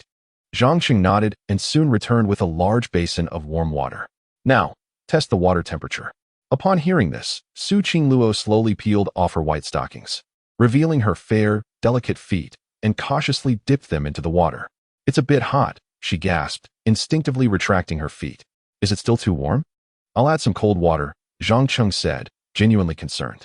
No need, soaking requires hot water, Su Qingluo insisted, biting her tender lip as she gradually submerged her feet into the basin. Once both feet were comfortably in the warm water, she let out a sigh of relief. This feels wonderful. Zhang Cheng, you should join me. Let us soak our feet together, she urged, her concern for him evident. Okay, Zhang Cheng agreed, removing his shoes and socks before immersing his feet in the warm water. Though not as fatigued as Su Qingluo, his feet were slightly sore after a long day of work, and the warm water indeed alleviated the discomfort. Playfully, Su Qingluo rested her soft feet upon Zhang Cheng's instep, a proud smile gracing her face. Though Zhang Cheng felt a mix of exasperation and affection, he allowed her to continue this endearing gesture. The scene was undeniably warm and tender, yet Zhang Cheng felt a pang of concern for Su Qingluo. Qingluo, let us skip going to the hot pot place tomorrow.